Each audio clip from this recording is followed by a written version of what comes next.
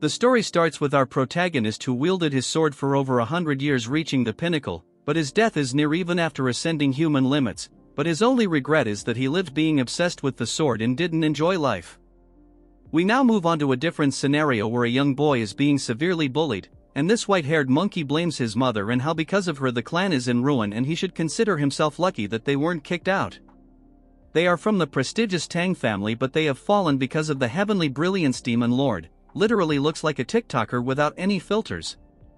They faced this guy when he came to take Tang Jai. After fighting with all their might they managed to win, but as a result they had used all their resources, causing the clan to walk the path of downfall. Moving to our bullied boy, this white hair monkey is still acting almighty. As our boy tries to retaliate, this monkey becomes more aggressive. This is our boy's daily life after his mother attracted the attention of the pervert and ruined the clan, which resulted in harsh words directed towards his mother. After entering the house his mother is all worried, but our Chad tells her that everything is fine, but she knows that the other are bullying him. He tells her not to worry and rushes into his room. She asks him if he has eaten. He tells her he doesn't have an appetite. On the bed our Tang Yeon-myeong knows that it's not his mother's fault, but there's not really anyone he can complain to, and raising his voice will only cause retaliation like his father that got assassinated. If they leave the family there is no one who will protect them, and wishes if his father was still around. The next day this group of rubbish start beating Yeon-myeong. Just wait till he own them, I promise it's satisfying. As the intensity of the beating increases, the girl, let's call her Red Dog, takes out a set of needles and wants to test poisons on Yeon-myeong before the clan leader competition. Moving on to Ugly Gorilla, he sits on top of Yeon-myeong and holds him down as this ugly Red Dog starts her experiments and finds it fun that Yeon-myeong is suffering and his skin and reacting. After a few hours it starts raining and Yeon-myeong thinks that if he closes his eyes he would be free, but there would be no one to protect his mother, and thinks if he was but stronger he would have taken care of them, and his wish was to get strong enough to protect his mother. That's when Yeon-myeong notices a glowing sword, but he didn't realize that it was here all this time. For some reason this sword feels familiar to him. After getting a hold of it Yeon-myeong realizes that it was his sword and he had trained for over 100 years. And showcases the ultimate sword he had created in his lifetime, but because he was so focused that even after reaching the pinnacle he can't stop his death, and wishes that if he gets a second life he could live a normal life. As he remembers his memories from his past life with his ultimate sword, he merges both his memories from his past and present life. The next morning his mother tells him to not go as he was very injured yesterday, but Yeon-myeong assures him that he will be okay. The white-haired monkey thinks Yeon-myeong is avoiding them. The hypocrite Ugly Gorilla tells him that if his mother doesn't want to see him in a sorry state he will come here. The monkey has decided he will beat him thoroughly even if he comes today. Wait a few seconds till our Chad own them. Yeon-myeong is here and the Red Dog falls from the tree pretending to be cute, but Yeon-myeong doesn't make a reaction. The monkey starts mocking Yeon-myeong and asks him why he looks unharmed. Yeon-myeong tells him that much won't hurt him, calling him by his name, shocking this mutz. They think Yeon-myeong has gone mad and the gorilla is ready to release his frustration. That's when Yeon-myeong starts calling them by their names, which offends this rabid dog, so she thinks of killing him or doubling the poison dosage. As gorilla tries to attack, Yeon-myeong grabs his head and buries his head in the ground, shocking the pathetic retards. As the fat gorilla gets knocked down, they start panicking as Yeon-myeong approaches them and tells them with these pathetic skills they want to compete. White monkey thinks Yeon-myeong is acting differently and charges towards him. Instead he grabs onto his hand and literally breaks it into pieces. According to Yeon-myeong, with these skills the clan leader's position is pretty much decided. Inside the hidden poison hall, it's where the clan leader resided and major family decisions were made, but because the clan leader's position has been vacant for a long time it has become the council room for the elders. They are discussing about the participants of the clan leader's position and if the Poison Phoenix's son will participate, as he hasn't announced his participation yet. Moving on to Yeon-myeong, he is dragging the Red Dog by her hair and the elders thinks of excluding him as he is being bullied and hasn't shown any retaliation. As Yeon-myeong drags the dog, the third elder tells him that although he is the son of the previous patriarch they cannot let someone unskilled participate that can lower the competition's level. Even if he is the patriarch's son currently he is nothing but a burden to the family. That's when Yeon-myeong barges into the room and the third elder warns him if he understand what he is doing right now. While our Chad tells him that he is aware, silencing the courtroom, then he shows the disfigured face of that Red Dog. What a Chad, he literally disfigured her face. Seeing this the elder is shocked and Yeon-myeong tells them that all this time he has suppressed himself but he has reached his limit so he won't endure it anymore. two dogs are barking how he can harm someone that's going to participate in the clan leaders competition. Yeon-myeong tells them that he is aware of the clan's rules and fight between participants is allowed. The third elder asks him if he is saying that he will participate in the competition, so what if he does, old hag? Yeon-myeong asks if that enough and tells him that ugly gorilla is buried in the ground and he has followed the clan's rules and repaid kindness twofold and revenge tenfold.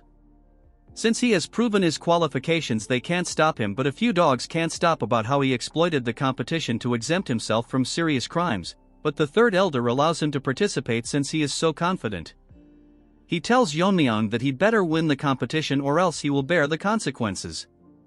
In the evening his mother tells him why he is participating in the clan leaders competition. Yeon-myeong tells her that it's necessary, and seeing his firm face his mother won't ask him how he learned those technique or how he overpowered those kids, but she wants to know if he is confident about being the clan leader, which he replies in a cute manner, making her cry as she is proud of him. Yeon-myeong wants to continue protecting his mother, and if anyone disrupts his peace he will eliminate them. A month has passed by and Yeon-myeong's uncle tells Jae-hae how it's dangerous and Yeon-myeong shouldn't participate in the competition, but his mother praises him about how incredible he is, while his uncle agrees to that part, but his attitude had changed a lot. It's all thanks to him and his family that has been protecting Yeon-myeong. Bro, come on, he was almost bullied to death. Since the situation escalated he had to intervene, and Yeon-myeong is currently doing closed-door training. All this time he has been enjoying his mother's meals and trying to fix his twisted chi veins, since he had already reached the peak once he can learn techniques anytime he wants. At the age of 12 his meridians aren't fully blocked, so he can easily regain his powers, so all he has to do is to eat well and grow properly. On the day of the competition he bids his mother farewell and leaves with his uncle. As he leaves she feels proud and thinks if his father was alive he would feel the same. Yeon-myeong came a bit early and his uncle is away due to the competition proceedings, that when a horde of dogs come barking telling Yeon-myeong how trash like him is participating with them, but as they think about disciplining Yeon-myeong he gets knocked out and they bark that Yeon-myeong used a hidden weapon, but after taking a second look it's a half-eaten rice cake. The group get enraged and decides to beat him up, but Yeon-myeong approaches them, tells them if they want to experience the pain. White Monkey faced firsthand. Hearing this they get nervous and all charge towards Yeon-myeong. What a bunch of losers. That's when Yeon-myeong's uncle notices a guy flying through the door and realizes it's a participant. He rushes to the scene to find all of them beaten to a pulp by Yeon-myeong as he eats rice cakes sitting on top of them. The elders are all enraged and can't believe so many participants are injured before the competition, so the Grand Elder thinks of modifying the competition rules. According to some participants, first they undergo 2 to 3 years of training, then they proceed to one-on-one duels. That's when both the girls realize that they both know confidential information. Pink Hair tells her that her father works in the general office. Before Black Hair could talk, Yeon-myeong's uncle tells them that he will oversee the competition. The competition will last 4 years. In the first year they will learn a practice suitable for them, then for the next 2 years they will be under the guidance of assigned warriors. As for the main competition, it will be a goo poison match. Shocking everyone as it is a method where 2 poisons are stored in a jar and only the more potent one survives. Basically it means that the competition will continue until only one person remains. They were supposed to have duels, but because there was numerous dropouts as such more incidents could occur, so they changed the method and everyone stares at Yeon-myeong. Then this old hag explains that this is not a child's game but a very important competition, that they will have to risk their lives. Look at their determined faces as this hag tells them that the winner will possess the entire Tang family. According to this hag, only a select few will survive, among them one of them is Yeon-myeong. At night on the Black Death Alliance territory, a mysterious man is discussing about the Tang clan and how they have been plotting recently. According to their spies, it was declared a few days ago when the future of the Tang clan left in carriages. Currently the state of their clan is such that their alliance leader can get rid of them anytime he wishes, but for now he is leaving them since he has some use. So this guy is thinking if anything happens to the kids it would leave a irreversible damage to the Tang family. Although they are weak, but they are still a clan to be wary about. So for now they have tracked them down and can easily kill them, but what if they kill them 4 years later at the climax of the tournament, which would be fatal, so for now they have decided to lurk in the shadows. According to them they have already planted a seed. As they walk to the competition venue, the supervisor tells them that they will be called by numbers instead of their names. Each group has 4 members and they are Group 7, the pink-hair girl is Yuri, the purple-haired one is Mirio, and the boy is Aijin. The last one is number 28, which is our Yeon-myeong. He seems lost as he was thinking for a moment. He scolds Yeon-myeong for sitting idle, but according to our chat he feels a presence and they are most likely being tailed. After following him they reach a cliff with nowhere to go. From inside the cliff a man asks for password, and after giving it to him a light glows bright and a new retard has arrived. We will call him Skinny Barbie and he will be assisting them in the competition. Even they were once one of the top 5 clans, but that mega pervert invaded them and their clan fell, but because of the support of the Tang clan they managed to survive, so in return they prevent external forces from intruding in this competition. The members are shocked by how complex the formation is, while Mirio thinks something is seriously wrong with Yeon-myeong, as he not concentrating at all. Even back in the carriage the guard told them to introduce themselves to each other as they will be staying together for 3 years. They introduce themselves to Yeon-myeong and praises his courage as he disfigured the face of that red dog whose grandfather is an elder. Yeon-myeong in a rude manner tells that if it is his responsibility that the match turned into a goo poison match. Yuri tells him it's not entirely his fault and Mirio wants to argue, but they ignore her as Yeon-myeong is making a face that seems like he is actually enjoying all this, so if Yeon-myeong does something she will not let it slide. That's when the rest stop and find out that the Skinny Barbie is missing and they can't find him. Mirio realizes that they are stuck into this formation and thinks if the Skinny Barbie himself got lost. As she is thinking many things at the same time, we move on to that ugly duck. He is bragging about how without the caster there's no way to escape. He finds the Tang family elder pathetic that they would hold an entire group for a single kid. As they promise to double the support if he gets rid of Yeon-myeong, all this guy cares about is his family, and what the Tang clan does is none of his concern. That's when he notices a change in the formation and Yeon-myeong literally ripped it apart. Seeing this he gets scared and Yeon-myeong talks like a retard and tells him that he probably made a mistake so he should be careful. Skinny Barbie thinks to himself that there are no flaws, so how did they manage to escape? They ask Yeon-myeong how he did it and basically our Chad cuts it. Mirio tells them to stop fighting and stay together with the instructor, but this little dog ran away.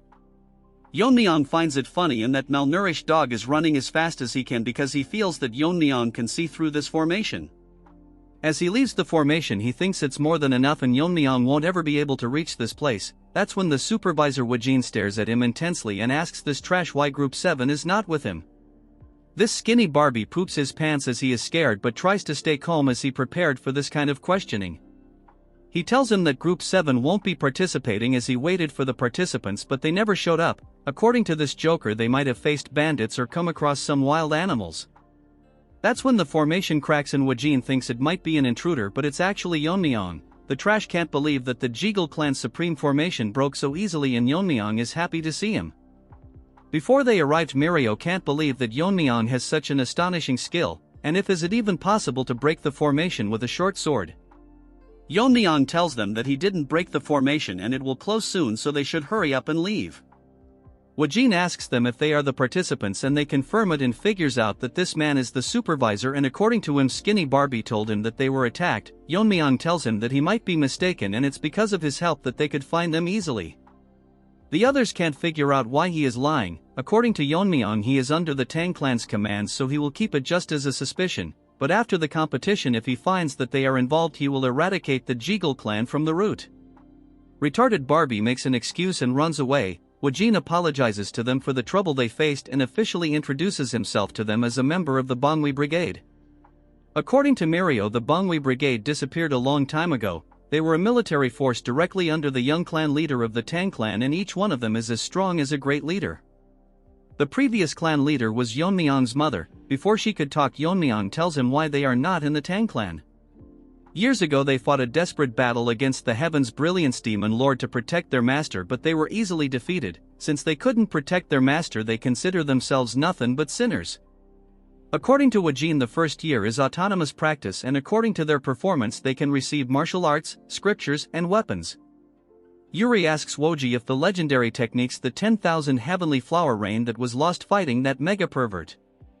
That technique is only granted to the one who becomes the young clan leader of the clan.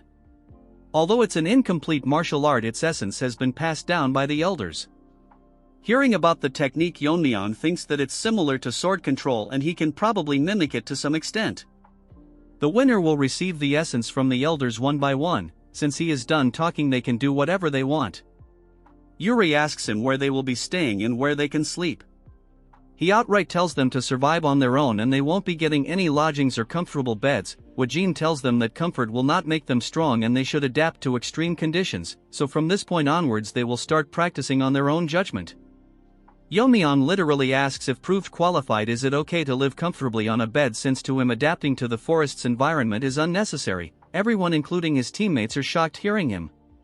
Woo-jin thinks how can someone be so arrogant, but if he is the one that broke the barrier it's best to verify his abilities. Yeon-myeong's teammates are telling him to stop spouting nonsense. Woo-jin tells him that if he can pass the test he can stay in the manor inside the formation, shocking his peers, but if he fails he has to bear the consequences.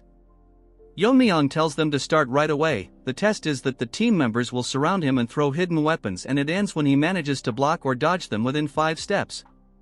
It will start the second Yeon-myeong blindfolds his eyes. As the members surround him, our group thinks if this is even possible. As they throw weapons from all sides towards Yeon-myeong, he counts them to be exactly 167 and takes out a dagger, and with a single exquisite slash Yeon-myeong manages to block them all, shocking everyone present on the scene. Woo-jin can't believe that he repelled all of them but realizes that he actually attracted all the weapons. Yeon-myeong asks him if he passed, but Woo-jin is in a shocked state. After coming to his senses he tells Yeon-myeong that he has passed the test so he can directly go to the manor. Mirio asks Yeon-myeong if he plans to leave his teammates behind. Guess what? He smiles at them and shouts about the meal they will give him. Mirio can't control her anger and Woo-jin thinks that the battle is already over before it even started. Yeon-myeong asks Woo-jin to make sure that every meal has meat included. In some place a pack of wolves are enjoying their meal, but soon they start coughing and get paralyzed, and from the top the trio launches a sneak attack. Using Ijin's poison-making skill they manage to hunt them down, and now they can finally eat. It's been 4 months and the first thing they encountered was a bear. Since they didn't find food they had to survive on grassroots and shed tears when they finally succeeded in hunting. They even managed to find a shelter. As Ijin starts the topic of Yeon-myeong, Mirio gets angry and tells him to shut up. She thinks that Yeon-myeong is loafing around, and once they go to the manor she will beat him to a pulp. As they were talking they realize that the meat is not in its place and Yuri gobbled up everything, so they beat her to a pulp. Inside the manor our Yeon-myeong is surrounded by squad members and they start attacking him, but Yeon-myeong kicks them to create distance and instantly disappears. Actually he is on top of them and plans to use a new technique. Yeon-myeong gets ready and throws 10 rings towards them simultaneously, but the attacks are not normal as they start hitting them one by one. Woo-jin can't believe that he can control them to the extent that it only nicked everyone's skin. Woo-jin asks him if he created this technique. Yeon-myeong agrees and tells him that he named the technique the Whirling Line Frenzy Dance. Woo-jin asks him that this technique will consume a lot of internal energy, so how can he manage it? Yeon-myeong tells him that he once asked manuals for eye techniques. Among the techniques there was Piercing Sky Eye and Current Flow's Eyes, but since Current Flow Eye was incomplete it was not recommended. Yeon-myeong tells him that he has mastered Current Flow Eyes, which is one of the oldest and most powerful techniques of the clan. He completed the art using the essence, and the technique allows him to shoot at the desired point with minimal internal energy. Woo-jin isn't surprised anymore after all he has seen. He tells Yeon-myeong that in 2 months the rest of his team will be here and they will face the same test he has undergone. All 3 of them have proven themselves, but they would only return after they have polished their skills. Hearing this, Yeon-myeong is actually happy and excited to meet them, but according to Woo-jin they use his face as target practice. In Yeon-myeong's past life his only connection was his master the Sword Ghost, but in this life he has friends and family and he wishes to see them soon. After 2 more months the trio is ready to enter the manor and Mirio is very excited to meet Yeon-myeong. Yuri wants to split his head and Ijin doesn't have anything to say. They are all fired up and start calling for Yeon-myeong, but since there isn't any response Mirio thinks if he ran away. Mirio turns back to see why Ijin is so quiet. It's actually because Yeon-myeong is with him. Seeing him they get shocked and Yeon-myeong asks them what they were going to do to his head. Yeon-myeong tells them they weren't serious about smashing head and they should instead show him how much they have improved. They tells Yeon-myeong that they are just joking. Mirio didn't even notice him before turning around even after their sense being sharpened after living in the forest. She can't figure out what he was doing all this time. Moreover Yeon-myeong has grown taller and becomes exceptionally handsome. Mirio thinks that something is wrong with her head after seeing only animals. Yeon-myeong praises that even from his perspective they have grown incredibly stronger, it's just that they looks less impressive because he is here. Moving on to the Jaegel family, they are holding a meeting and they are here to report on their groups. One of them tells him that Red Dog has grown exceptionally strong compared to others, but it's because she is burning with immense hostility towards someone. One of them says that they cannot exclude number 10 who passed the warrior's test in just a month. Skinny Barbie thinks they are impressive, but compared to Yeon-myeong they all seem quite ordinary. Not only did he break the formation, but when he spied during his training he saw skills that even a master couldn't perform. However, recruiting him is very risky. So he decides to not bring Yeon-myeong's name up, so they have decided to recruit number 2. Since her face was disfigured, it wouldn't be hard to win her heart. If she manages to win and become the young clan leader, they can engage her with his nephew, which will officially make the Jae-gal clan the external family of the Tang clan. This will give them the power to intervene in the Tang family, and slowly but steadily they will take control and merge the Tang clan with their main house. Since number 28 is dangerous if he survives this, Barbie thinks of adopting him and tempt him with the position of young clan leader of the Jae-gal family. What a mutt. Living in the manor, they have doubled their training, but nothing beats the comfort of having a bed. As for Ijin, he barged into the room swearing to kill Yeon-myeong. Ijin brags about the poison he had made, putting his whole soul into making it. Yeon-myeong picks it up and literally drinks the entire bowl. Ijin tells him to spit it out, but Yeon-myeong makes a huge burp as Ijin falls to the ground. Yeon-myeong seems to have gained a new power after consuming it and asks Ijin that the poison is weak and if he has anything better than this. Since he doesn't believe him, Yeon-myeong mocks his poison making skills and pisses him off, but whatever he makes, Yeon-myeong drinks it as if he is drinking booze. The poisons don't affect him anymore and Ijin thinks that he is immune to all poisons. According to Yeon-myeong, he is immune, but it's just the family's core technique, the poison refining madness.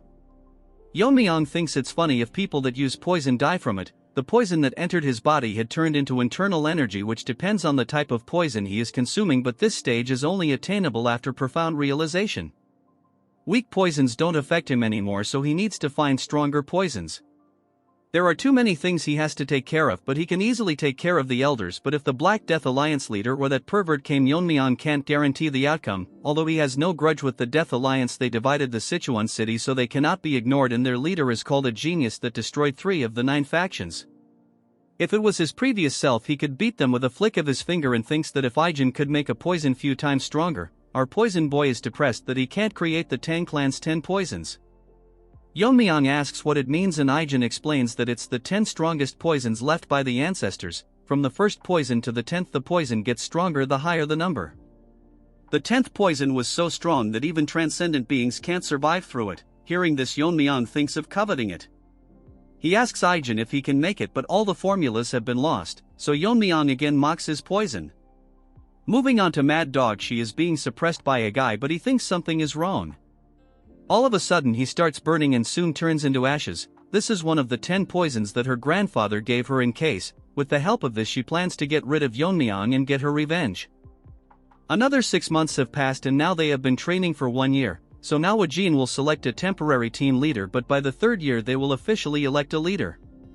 The leaders from each group will participate in the Gu Poison match. Since it's a life and death situation, it's best that the most outstanding member becomes the team leader. Yuri just got to know that not everyone has to participate in the Gu Poison match, so they decide to appoint Yeon-myeong not only as a team leader but a winning contender. Wajin appoints Yeon-myeong as the new temporary leader of the group. Since no one has any objection, he tells Yeon-myeong to come forward and collect the elixir called the Heavenly Heart Pill. This is a special pill that is made of rare herbs which can significantly increase internal energy depending on the user's level. The members are jealous why they are giving him such a precious item. This is because the clan has high expectations from the team leaders.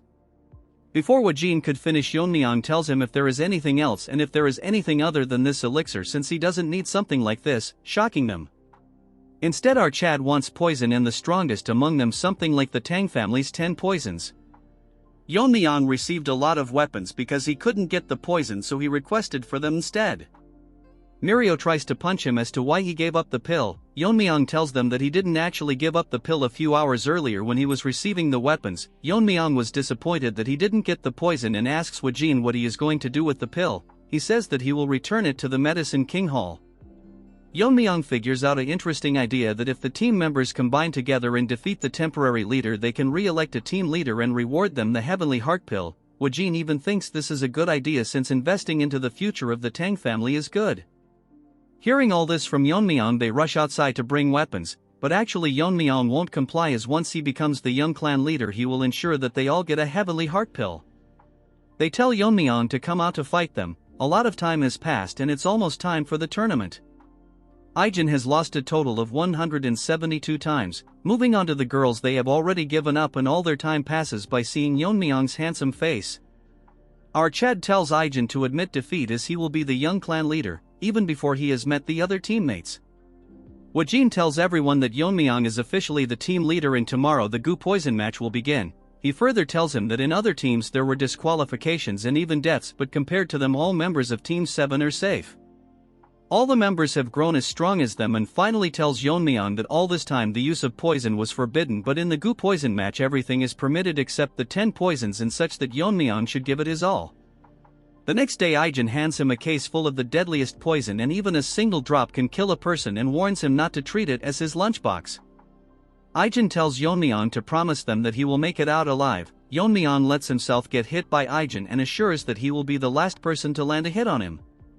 Moving on to Red Dog, she is ready for the battle. Previously the Jaegal family contacted her and offered to give her an advantageous position. She asks him in return what it is that they want. This rat tells her that their family has weakened a lot, so they would like to join forces with the Tang clan so they don't lose all their sovereignty. She tells him what he will do if she rejects him, so this sly rat tells her that he is here to build trust and asks her what it is that she wants. Her only dream is to kill Yeon-myeong and avenge herself. All the teams have appointed their leader, but we don't want to waste our time. Seeing the beautiful scenery, Yeon-myeong thinks this a perfect day for someone to die. Yeon-myeong finds the Gu match venue vast, but the skinny Barbie is peeking on Yeon-myeong.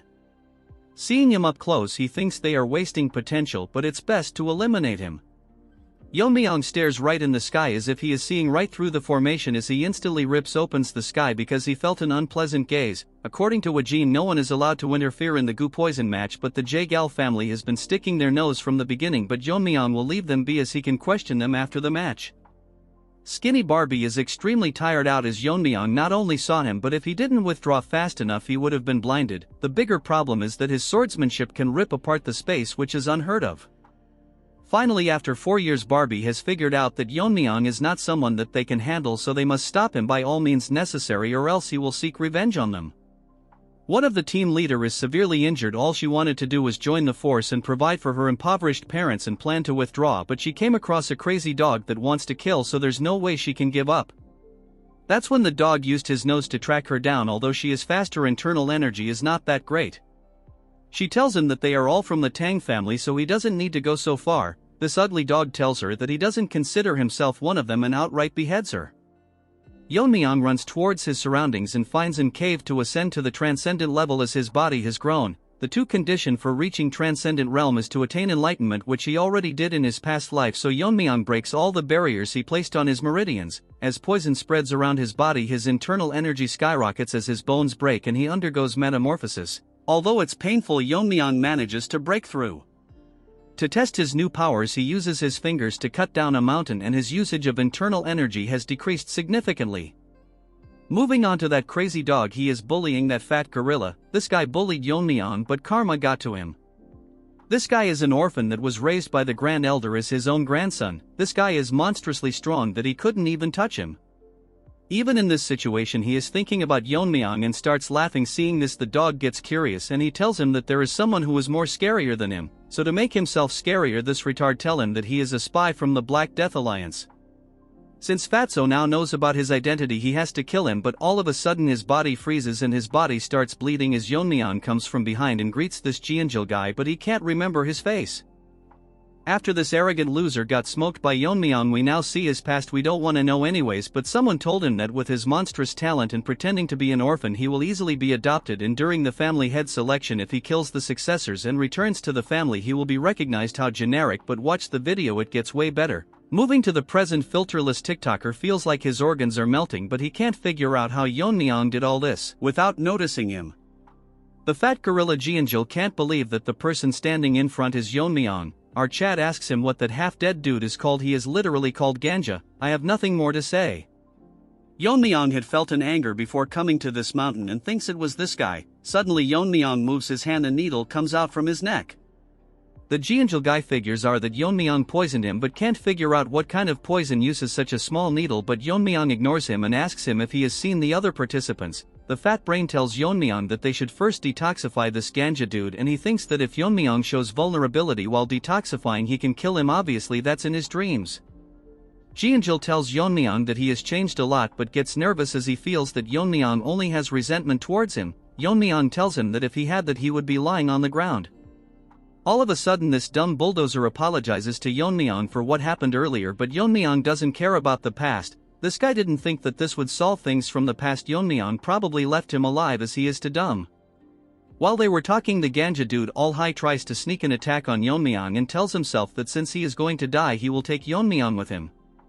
Dude thinks he is the protagonist and slashes at Yeon-myeong. All that leads to him cutting through an afterimage. Yeon-myeong gets behind him and tells him that he doesn't play with people who are about to die. Like a Chad, he grabs his shoulder and tells him to not retaliate or he won't have a body to bury, as he gets poisoned to death.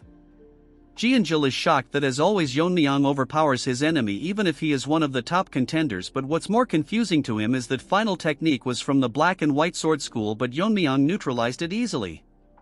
Yeon-myeong tells him that it's just him that's left, so how should they determine the victor?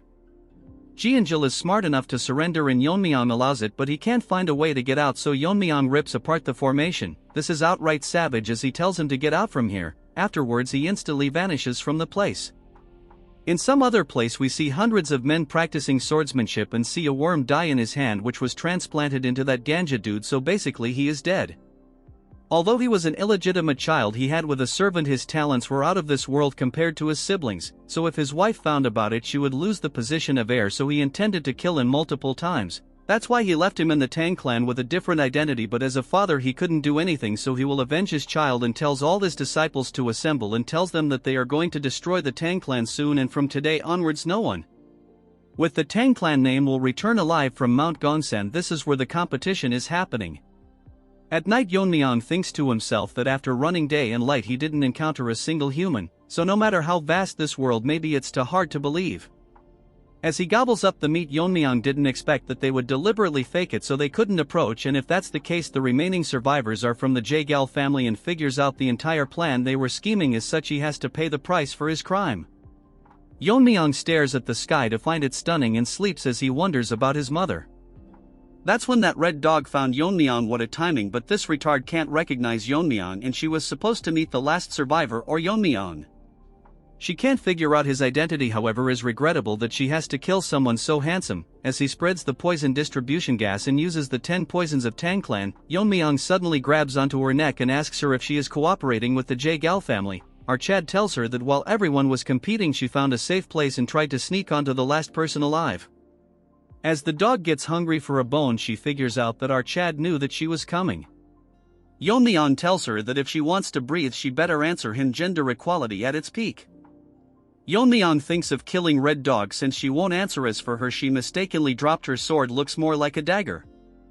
Our Chad figures out that she is Red Dog, but she can't figure out how he knows her name. Yeon-myeong is so merciless that he tells her that her personality didn't change one, so he should probably destroy her entire face.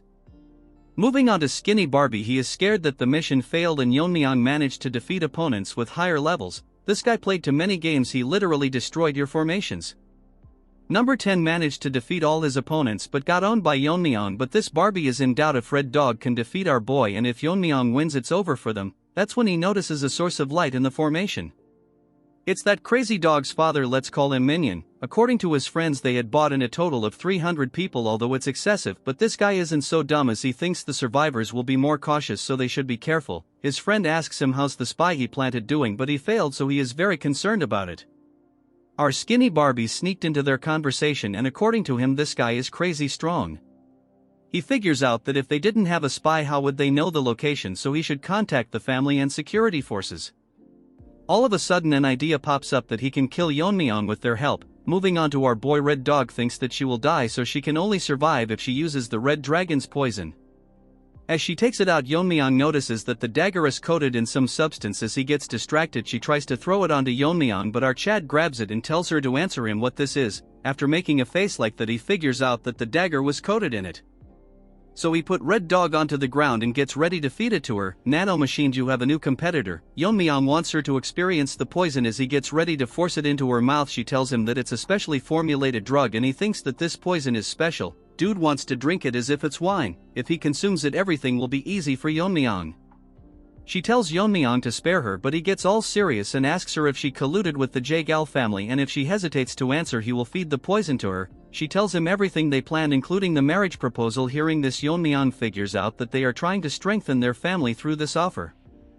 As he thinks of what to do with the Jagal family, he drinks the poison. Shocking red dog, these faces are so funny. She can't believe he is consuming one of the 10 poisons of Tang family and starts laughing as Yeon-myeong's face starts burning, and she literally goes crazy laughing like you guys who do the same hearing my lame jokes. She brags about how she is the only person who can neutralize this and whatnot. She can't understand why the grip strength hasn't decreased, but Yeon-myeong gets normal and finds it very spicy. What was this, a bottle of naga sauce? She thinks that it's absolutely impossible for someone to survive after consuming it, as it contains the blood of a legendary being and a single drop of his blood could kill 1,000. Before she finishes her speech, Yeon-myeong buries her head into the ground and kill her. Rest in peace, red dog, you will be remembered.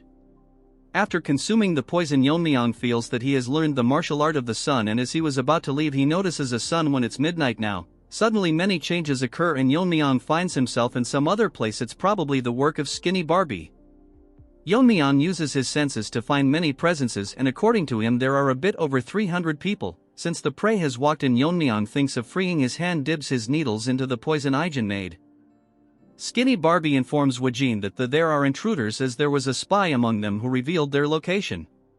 He then tells him that how there were over 300 troops led by the Dark Moon leader Mak Inhu, but we will still call him Minion. Wajin can't figure out why they are in Sichuan and how can they find this palace which is hidden by the 7-lock phantom formation. Our musclehead tells him that they should hurry up, but this skinny retard tells him that how they entered the inner world of where the poison match is happening, so they made it impossible to intervene, so they have no choice but to rely on the kids.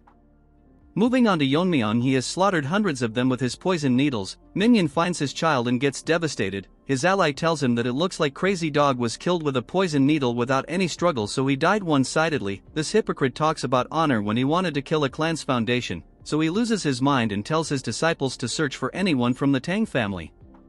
As all the groups gets dispatched, he swears to not leave anyone alive. Bro, this old loser is fighting some kids and acts high and mighty. The disciples talk to themselves about how the leader is acting weirdly, and the Tang family is not to be underestimated as they killed Ganja in a single strike. Unfortunately, as they were talking, one of them gets poisoned to death with the same poison needle. They get ready to battle, but soon notice that hundreds of poison needles are raining down from the sky as they all get poisoned to death. The poison Aegean made lethal enough for foot soldiers, as he uses his inner energy to call back all the needles. Man, this was sick, not gonna lie. A scout tell Minion that all the groups dispatched got annihilated and all of them were poisoned without any struggle and killed the same way. More scouts come and informs his the same thing, and now Minion is nervous and their number has significantly decreased. According to his friend, in an hour of searching they have already lost more than 100 of their men. As such, he figure out this was possibly done by one person. Minion is scared enough to pee in his pant and thinks without a doubt that it's the work of a master from the Tang family. Minion gathers up courage and leaves the command to his friend as he plans to face the enemy himself. His friend thinks in an hour or two the sun will set, and if they can't find the intruder before that they can get annihilated, as they are the only ones suffering, so he tells everyone that they will leave in an hour. But bad luck, Yeon-myeong is sitting in a tree waiting for them. But this monkey can't believe that he didn't feel a presence until he talked. He tells everyone to dodge but looks behind to see everyone dead as Yeon-myeong asks him if he is the leader. Even on high alert, he didn't sense Yeon-myeong coming down from the tree, but he is too young to be a master. Yeon-myeong uses his chi to call back all the needles. Dude is outright badass. This guy thinks he is Einstein as he tries to figure out how strong Yeon-myeong is, and what he did earlier was a technique and it probably consumes a lot of inner energy.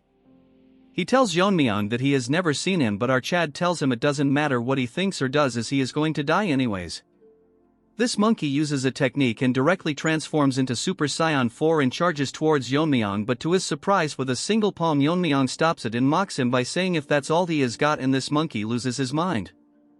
In a flashback we learn that once the Black Death Alliance took down one of the 9 factions, so this monkey willingly joined them, so as a reward the leader decides to refine the palm technique for him. His technique, Peak Shaking Palm, was renamed. This black leader thinks since he improved it should be called Heaven Quake Palm, but he can't believe such a technique was bested by a young kid. The poison Yeon-myeong drank was the fire dragon's venom. When mastered, as deadly as sword chi is filled with intent to cut down anything would be known as sword force. Similarly, venom chi filled with the intent to burn anything would be venomous force. As the Heaven Quake Palm slowly shatters and this monkey instantly burns to his death. As such, Yeon-myeong decides to name it the Fiery Venom Force. Then our Chad moves on to the remaining survivors and asks them who wants to die first, since he has no intention of leaving any of them alive. That's when the minion enters the scene, acting all strong as he gives his bold speech. He tells everyone to get into a formation and surround Yeon-myeong, but look at his face, guys. Surrounded by the enemy, the old man promises to avenge the dead. This reminds Yeon-myeong of the training he did with the Bangui Brightage. Last time he did the whirling chaos dance, so this time he will do something different as he disappears and their heads start flying left and right, but little minion can't figure out his movements as the enraged disciples charge towards him. Yeon-myeong destroys their sword mid-air and uses the broken sword particles infused with his chi. He recreates the 10,000 heavenly flower rain. Isn't this cool? As Yeon-myeong walks, dozens are getting shredded into pieces, and although it's not strong as the original, so Yeon-myeong names it Iron Shard Volley. Since everyone is dead and minion thinks Yeon-myeong is tired after killing this many disciples and gets ready to attack him and decides to use all the techniques the alliance leader bestowed upon him. As he uses all of his ultimate attacks, Yeon-myeong yawns and blocks all of his techniques. As such, Yeon-myeong has decided to be merciful and show him the silent sword technique. Minion can't believe that Yeon-myeong is able to handle the silent sword technique. Yeon-myeong tells him that it's rather a simple technique, shocking Minion's face. Yeon-myeong make that meme face and Minion thinks that it took him years to master this technique, but it's easy for him. Yeon-myeong tells him that he killed someone earlier who used the same technique, but he knows that they are all under the Black Death Alliance and knows that Lizard in the form of a human can improve any martial arts. That's why independent martial artists leave their former life to devote themselves to the Black Death Alliance. But Yeon-myeong is disappointed by the fact that this is a trivial technique that someone can easily imitate it. Minion got shocked too many times in a single chapter. Yeon-myeong is cruel enough to mock the leader and tells Minion that the lizard didn't have enough faith in him. Since he is so arrogant, Yeon-myeong will show him the actual power of this technique. As Yeon-myeong releases his chi, the dagger increases length. For those who have reached a transcendental level, they can manipulate it. As such, he uses Blade River, ripping apart this inner world in two. Damn, this looks cool. This minion can't believe that a human can use such a technique. Since Yeon-myeong is able to handle so much energy with ease, he must have reached the final stage, in other words the transcendent stage, but Yeon-myeong read his mind as the minion turns into a rat and runs away. Arched tells him that there is no point in running when he suddenly makes that meme face and thinks of using the Tang clan's technique. As the newly born rat runs, he thinks how it's possible for a kid to reach the final stage, that too from the fallen Tang clan. Yeon-myeong's ninja-like spinning blades start attacking him as the rat tries to stop them with his sword. More of them surround him, but this evolved rat managed to hold his ground, but slowly but steadily he gets injured and survives at the cost of an arm. This rat has so much trash in his head that he thinks he can survive, as Yeon-myeong must have wasted a lot of energy using this skill. Yeon-myeong enters the scene and using his chi on the rings, and they start spinning on the ground, shocking this retard, as the spinning blades surround him and the rat gets chopped into pieces. Yeon-myeong enjoyed this place a lot as he used multiple techniques and there's no one alive, so Yeon-myeong decides to leave this place. Arched forms energy around his dagger and thinks that he will fix the Elder and the Jae-gal clan and make each one of them pay. As Yeon-myeong rips open the formation, this never gets old. Moving to this skinny Barbie, it continues to lie to everyone about how they can't intervene to make the competition fair. What a liar. Everyone present can't believe his words, but in reality this ugly trash can enter the formation anytime he wants, but since he sealed it, no one can make it out of the competition alive. And according to his informants, the Dark and White clan leader is here with 300 of his disciples, which will be impossible for Yeon-myeong to handle. As this donkey covered in makeup talks nonsense again, he sees everyone making an happy reaction. Looking back, he sees Yeon-myeong staring right at him. Yeon-myeong's friends rush to hug him and he tells them that no one was able to hurt him. With a smile on his face, Yeon-myeong stares directly at the shocked skinny Barbie. Barbie cannot understand how it is possible that he is alive, and if the 300 soldiers were completely useless, he notices Yeon-myeong's glare and hides his face with a folding fan. The Jeonjil dude greets Yeon-myeong and he smirks at him, but Barbie is still in disbelief how he is able to cut through the 7 legendary formation of the Jae-gal clan, which even a master won't be able to do, and gets suspicious that Yeon-myeong is above a master. Yeon-myeong wants to immediately kill him, but he can't take chances until he becomes the head. So he first decides to take care of the Tang clan elders. As Yeon-myeong was about to explain to him what had happened, the surroundings suddenly started shaking and the entire formation starts breaking down.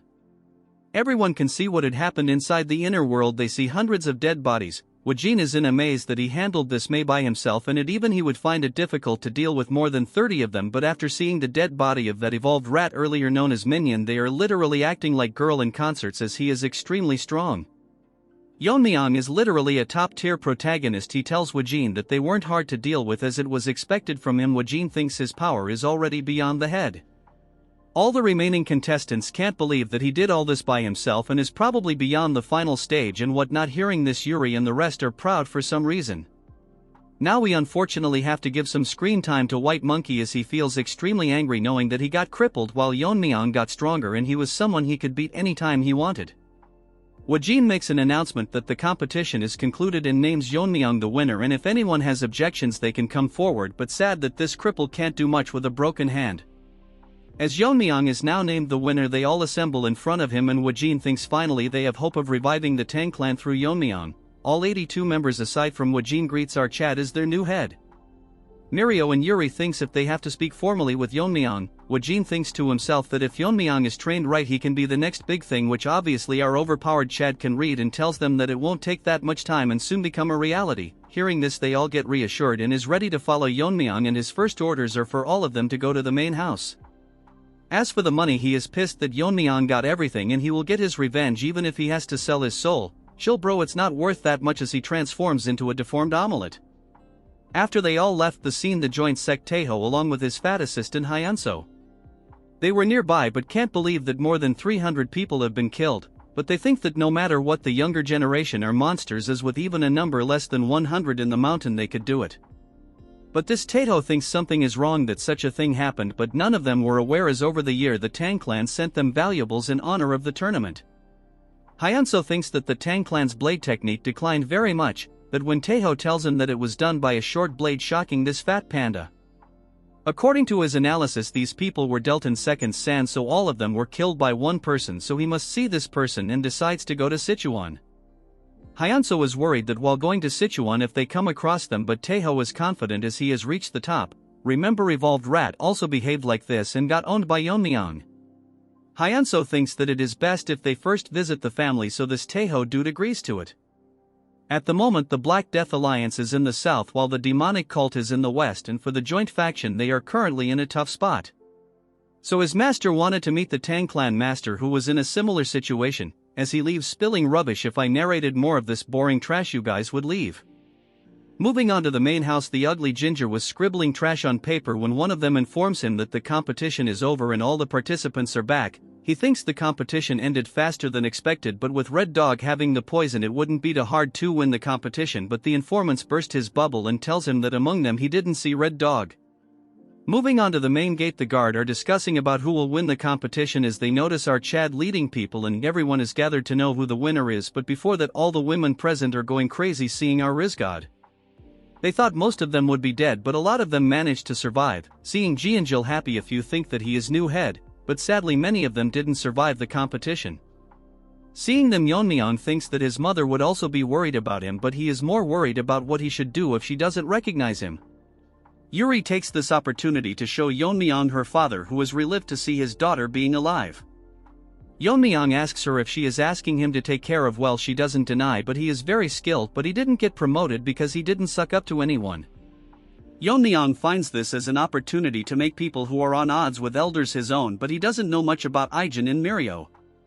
The current head of the Tang clan, let's call him Crippled Chicken, greets everyone, and this skinny Barbie starts smooth talking him, and this Crippled Chicken praises him how their formation helped the Tang family and they were comfortably able to host the competition, but little does he know that it broke. Since he is done greeting, he tells everyone to go meet the elders and the warriors are dismissed so they can rest. Woo-jin apologizes to them, but they will not go to the elders' house, shocking this to house animals. The chicken star questioning Woo-jin, but as the person of Yeon-myeong he tells him that as per the family rules they were supposed to visit the stealth and poison hall rather than the elders' house. This crippled chicken gets pissed and tells Woo-jin to disperse or else her will punish them for protesting, shocking everyone, and according to Woo-jin they are clearly showing that not to talk back to the elders. Yeon-myeong intervenes and asks him if there is anyone who has more power than the family head, and after asking for his identity Yeon-myeong tells him that he is the winner of the competition. This chicken goes back to its den and informs its masters that the winner is called Yeon-myeong. This ginger-faced can't accept that Yeon-myeong won the competition and thinks about how his grandchild can lose even after having the red dragon's poison. The Grand Elder is confused how his disciple that he personally recognized and before the competition he was sure that Yeon-myeong was not as strong as him, so he is growing every day as they speak. As these retards talk about what to do, they come to a conclusion that they should meet up with Yeon-myeong directly. The third elders asks Chicken why he didn't bring them here. Earlier Yeon-myeong told him that only the head can order the heir, and since that position is vacant it doesn't mean the elders can order in their place, as this crippled Chicken tells Yeon-myeong that he hasn't been officially declared the heir yet. Hearing this, Yeon-myeong releases his inner energy, almost making this chicken lay its eggs, and as such everyone will follow him to the poison and stealth department and wants this chicken to inform the elders that their reign is over. As the crippled chicken shakes in fear, he repeats the words Yeon-myeong told him. The elder gets so pissed he destroys a table and tells everyone that Yeon-myeong hasn't been selected as the official heir, so they can question his attitude and strip him of his qualifications, so they will go to the poison and stealth hall, and all elders assembles their private force. Since our Chad challenged the authorities of the elder and misbehaved, they will show him who the master of the Tang family is. Yeon-myeong's uncle can't believe that he won the competition. He felt his aura as a kid, but now it has surpassed him, and he thinks his sister would be happy hearing this. That's when an old monkey is shocked that Yeon-myeong won the competition. He is that white monkey's father, and 3 years ago he threatened Yeon-myeong that he would make him and his mother pay for what he did to his son's hand. Yeon-myeong loses his mind and tells him that he is here and is waiting for this old trash to demand compensation from him. Before he speaks, Yeon-myeong tells him to think carefully before speaking or he might cripple his son's other hand. Wajin is in awe after learning that Yeon-myeong is the son of the poison phoenix. Yeon-myeong tells him that what he wants to know our Chad will tell him once the time is right, because the Tang clan faced that TikToker, but he used so much filters that he managed to behead the Tang clan leader, making his soldier more courageous as they push forward disregarding their poison techniques. Wajin asked the help of the elder, but they rejected them as their fall would lead to the clan's downfall. If they helped even a bit, the damage would be greatly reduced, but after winning the battle they blamed it all onto Yeon-myeong's mother. So she must have faced a lot of difficulties raising Yeon-myeong. He tells the others that they must remember who the mother of their current master is. It's as if they have been given a second chance.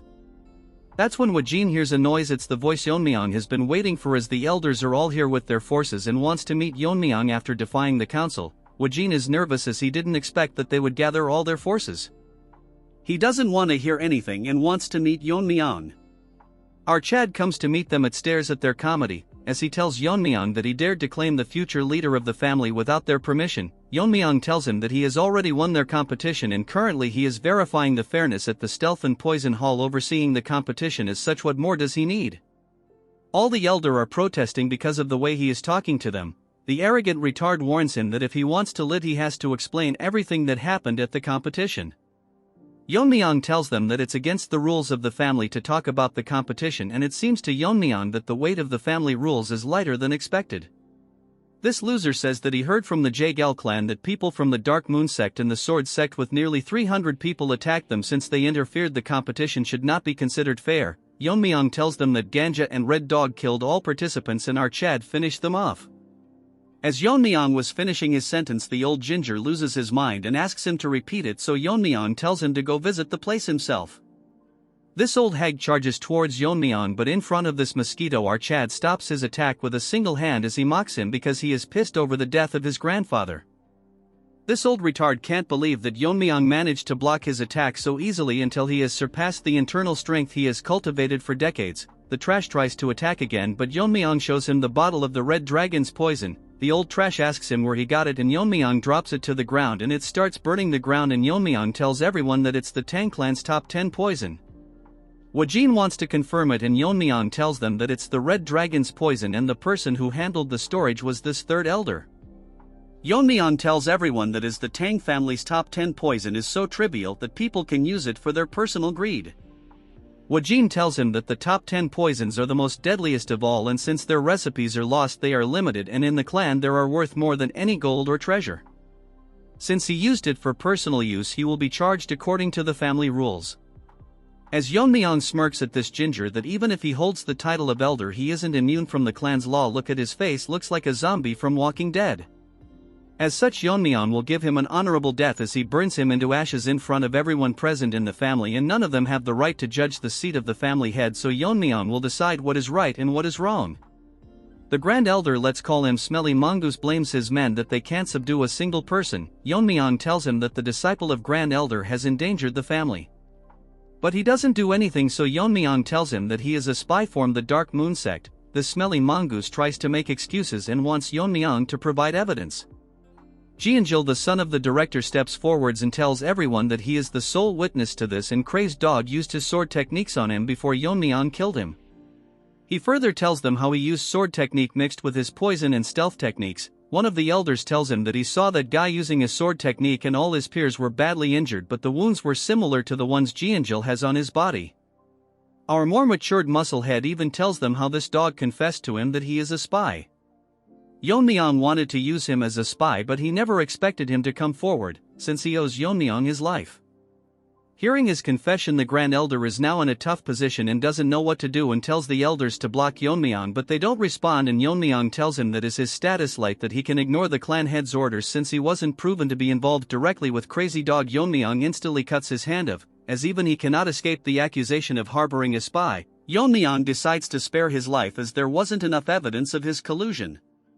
Yeon-myeong's swordsmanship was so fast that he couldn't see it, but this mongoose hit a poison, which is very strong, although it's not as strong as the top 10 poison. It's colorless and odorless. Yeon-myeong drinks poison as if it's a protein shake. Nevertheless, as the poison spreads in the air, this smelly trash thinks he has succeeded in his plan. Yeon-myeong notices that this loser spread a poison in the air, so our savage Chad chops his other hand as well. Obviously one dog is barking that Yeon-myeong has gone mad, since he said it with his own mouth that he would consider mercy. That when another elder tells him to look at the Grand Elder's severed hand.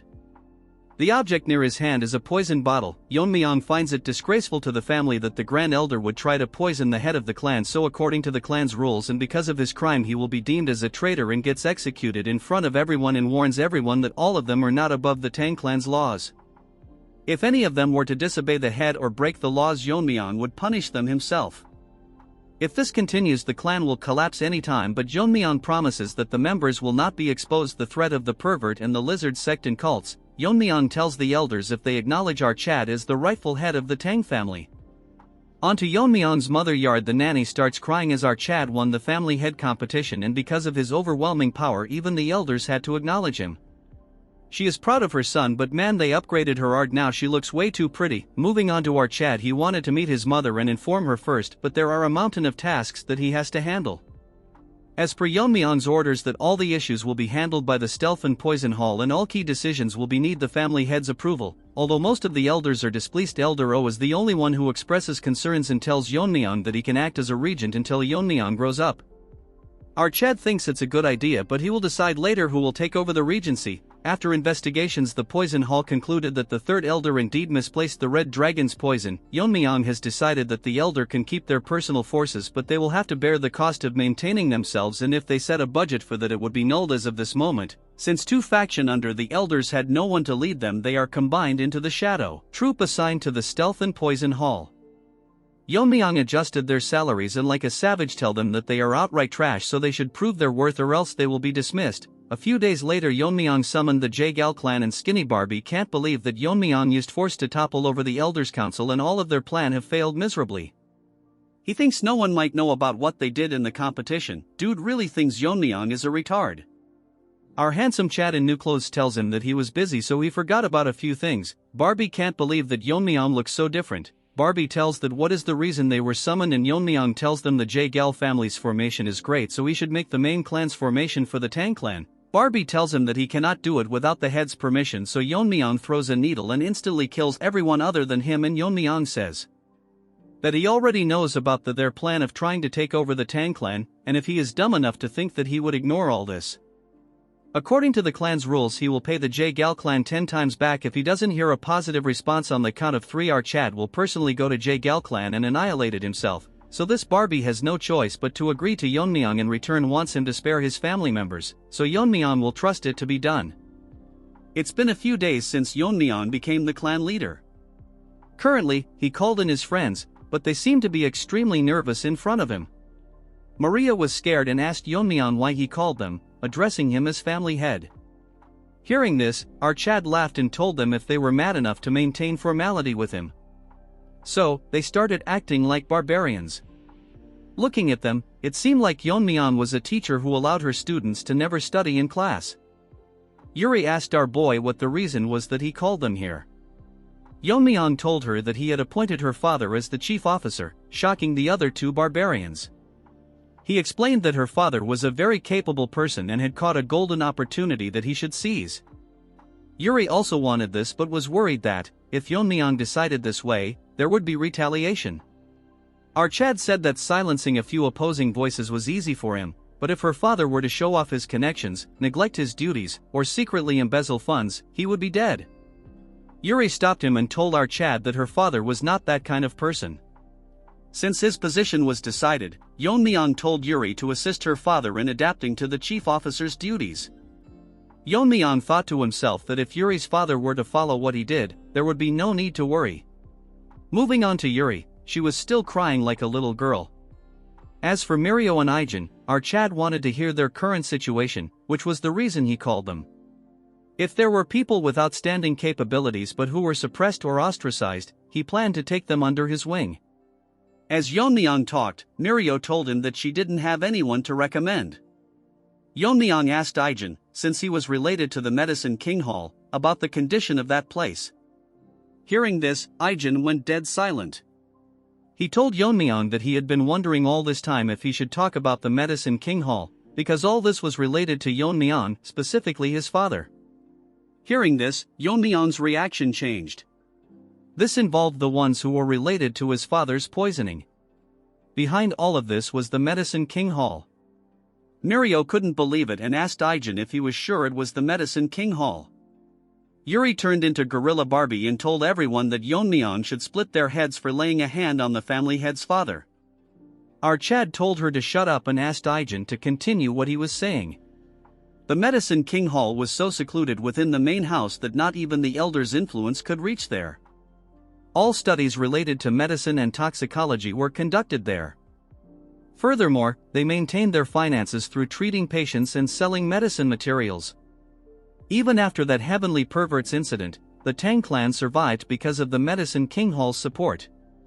They earned the funds necessary for the Tang clan's maintenance costs.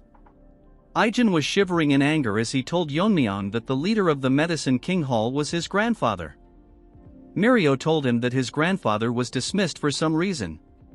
During his time as the leader, there was someone who visited the hall daily. It was Yeon-myeong's father.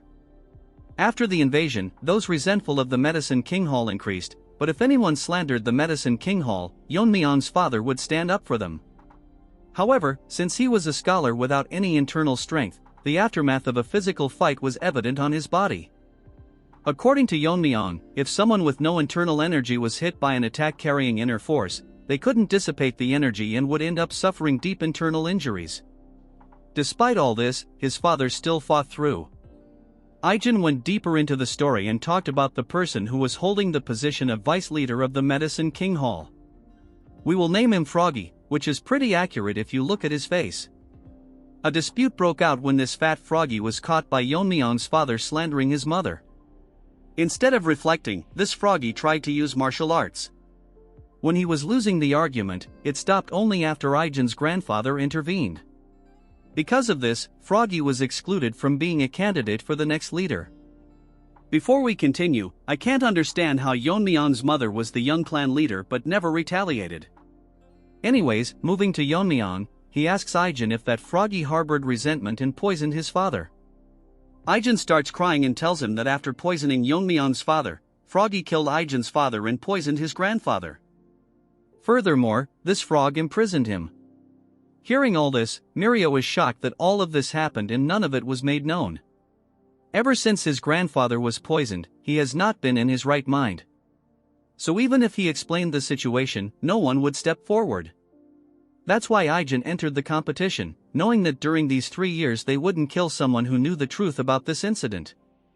As Ijin cries about wanting to see his grandfather's condition, he admits he is too afraid to go there.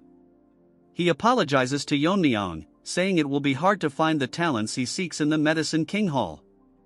Yeon-myeong asks Ijin why the vice leader is still keeping his grandfather alive and says it would be better to silence him by killing him.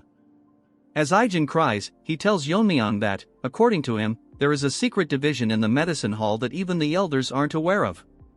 Inside, there is an inner pill made from a mythical creature that lives in lava.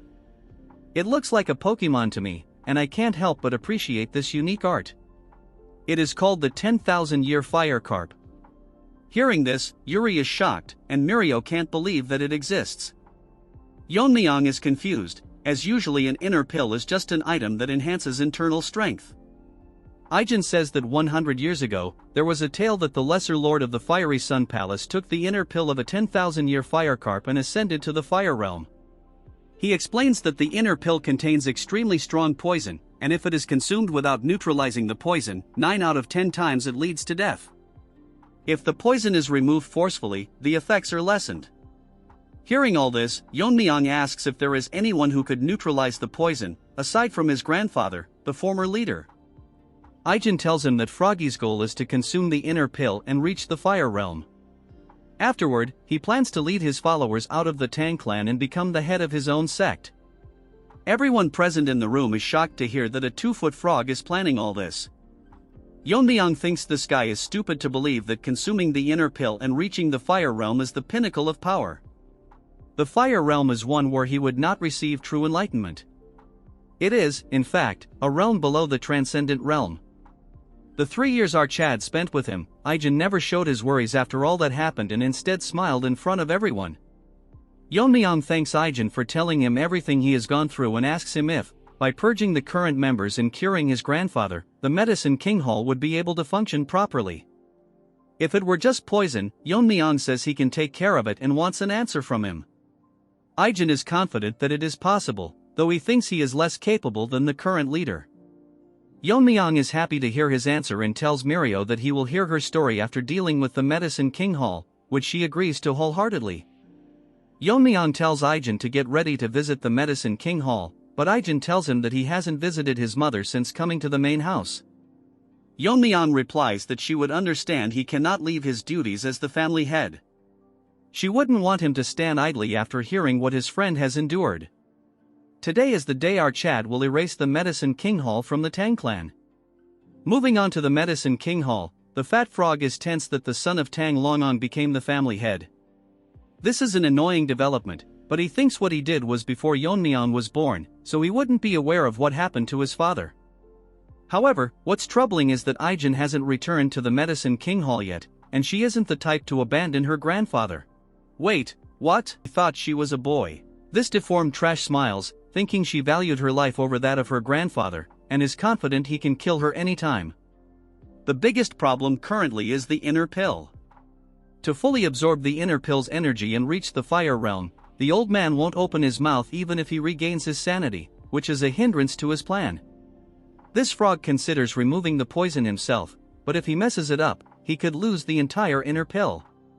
As he thinks of a better solution, an attendant knocks on Froggy's door and tells him the family head is here, shocking him to the point he wets his pants. Outside the hall, the Bungi Brigade is dragging and beating the people of the Medicine King Hall. Serves them right. The person leading the charge is our mega Chad, Yeon-myeong. Looking at his face, he's probably going to slaughter everyone. The tadpoles are shouting, asking if the intruders have forgotten where they are. Aijin tells Yeon-myeong that she searched everywhere but couldn't find her grandfather. She searched every nook and cranny, but there isn't a single trace of him. Losing her mind, she demands the toad tell her where he is kept, but they refuse to answer. Yeon-myeong orders Wayne, who instantly rips them into pieces. Now that is what you call badass. Everyone captured is shocked. Yeon-myeong tells them they can keep quiet, as he only needs one mouth to talk anyway. After the contest began, Froggy instructed them to imprison the former leader in a place called Nook. Hearing this, Aijin is outright shocked. Nook is a place made to isolate those suspected of being infectious. Due to its cold and damp environment, it worsens conditions, and it was eventually closed. Yeon-myeong decides to go there with Aijin and Ain, while ordering Wayne to clean up here and wait at the entrance. As they go inside, Yeon-myeong starts slaughtering everyone present. The tadpoles beg for mercy, but he doesn't stop. As they go down a narrow cave, Yeon-myeong thinks Snake is a fitting name for this place. After reaching the entrance, Aijin starts crying, wondering if they are too late. Yeon-myeong reassures her that he is still alive, as he has found him using his otherworldly senses. Upon finding the prison, Yeon-myeong tells Aijin to step aside and chops down the prison gate. His grandfather's condition has worsened, and they probably used the mountain subduing poison. Yeon-myeong tells her to calm down, reminding her that they came here to save her grandfather. Aijin informs our boy that, aside from the mountain subduing poison, they also used the Thunderbolt idiocy poison. This poison directly affects the brain and is meant to make one an idiot rather than kill them. While not particularly strong, it penetrates the brain, making antibodies ineffective. Without early intervention, there's no way to treat it. But to our Chad, this is an easy thing to handle. Yeon-myeong tells her to hold her grandfather down and places his hat on him. Our Chad injects his inner energy into the old man's body, and the poison-devouring frenzy begins to devour all the poison within him. Aijin notices her grandfather's hand moving. Yeon-myeong thinks it's best to just absorb the poison, as his poison-devouring frenzy has already devoured extreme poisons many times before. The old man's complexion starts improving, and when Yeon-myeong finishes devouring all the poison, he tells the old man to rise. The grandfather opens his eyes and sees his granddaughter. What's funny is that he initially misunderstands Yeon-myeong as his father. They explain everything to him, including the fact that Yeon-myeong is now the family head. Yeon-myeong is happy to have taken care of his father's old friend. The old man starts crying, moved that he was saved by a child who never even saw his father's face because of his fault. He speaks to the late Tang Yeon-myeong, saying that if he were alive, he would be proud of his son. Despite his age, he vows to devote himself to serving the family head. Our perfect protagonist hands him his coat and tells him he's here to arrange his position as the leader. Yeon-myeong tells him it's time to head out, as people are waiting to see him outside. That ugly frog is making even uglier faces, unable to believe the old man is standing firmly. Realizing that this was done by the family head, Froggy starts panicking. He thinks to himself that a direct confrontation would be bad, as Yeon-myeong slaughtered the elders without hesitation. This dumb frog tries to threaten Yeon-myeong, claiming that the Medicine King Hall is the one earning all the money for the clan and that without them, the clan would collapse. Yeon-myeong coldly thinks that Froggy doesn't understand the situation he's currently in. Turning even colder, he asks if that's enough for Froggy's last words. Our Chad asks the old man if he has anything to say. The old man ignores the frog entirely. Froggy tries to hop away, thinking he'll die if he stays here. But just as he moves, his body stops. He's been struck by a poison needle, expertly thrown by Aijin, proving she's more than qualified to replace him. As Froggy falls to his demise, Aijin calmly takes back her needle.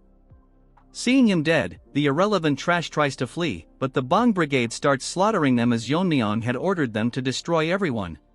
Everyone among the clan is shocked that the medicine hall is gone and everyone there was killed. A bunch of ugly TikTokers act as if they are some specialists talking about how the Tang clan survived thanks to the medicine hall.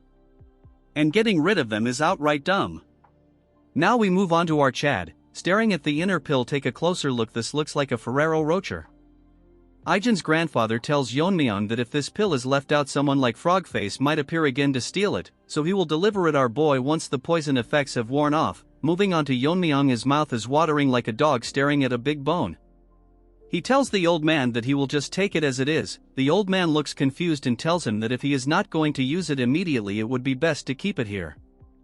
In the eyes of Yeon-myeong, the poison of this pill is so strong that it's viable to the naked eye, so there is no possibility that he will get rid of something so precious for you all. He is talking about the poison, not the pill. Yeon-myeong places his hand on top of the pill and starts absorbing the poison. As Yeon-myeong absorbs the poison, he thinks that the poison is extremely potent, which is expected of the inner pill of a spirit that lives in lava. Compared to the demonic fire dragon poison, this is nothing, so if an ordinary man were to took it in an unrefined state, the power of the poison might have burned them from the inside. More importantly, this is such a powerful poison, but compared to the 10 poisons it is nothing, so our Chad thinks it's best to look more into the 10 poisons. Looking at the pill after the refinement process, Yeon-myeong feels the power of the spirit and it is now ready for consumption. Yeon-myeong goes to his mother's new chambers and knocks on the door. As his mother gives him permission, our Chad enters to see his mother waiting for him. Dear artist, make a female protagonist on par with his mother. She never thought that she would be able to come to the main house again, and she is lucky to have a child like him. Yeon-myeong tells her that this place originally belonged to her, so of course she should be here. Yeon-myeong takes a closer look at her and thinks that although she is still pretty, however, it looks like she worried a lot about him all this time. She loses control of her emotions and runs towards our Chad, hugging him, and she is relieved that our Chad has safely returned. Yeon-myeong thinks to himself that in his past life all he could do is reflect on regretting until death came to his door, because he had no one to share his happiness even after reaching the end. Since his past life was full of regret, he plans to protect this life and live it to the fullest. Yeon-myeong asks her if she met the Bangwi Brigade. Earlier they came in to help her move things and started crying. Well, that was touching. She asks Yeon-myeong what's in his hand. Our Chad tells her that this is something he brought as a gift for her.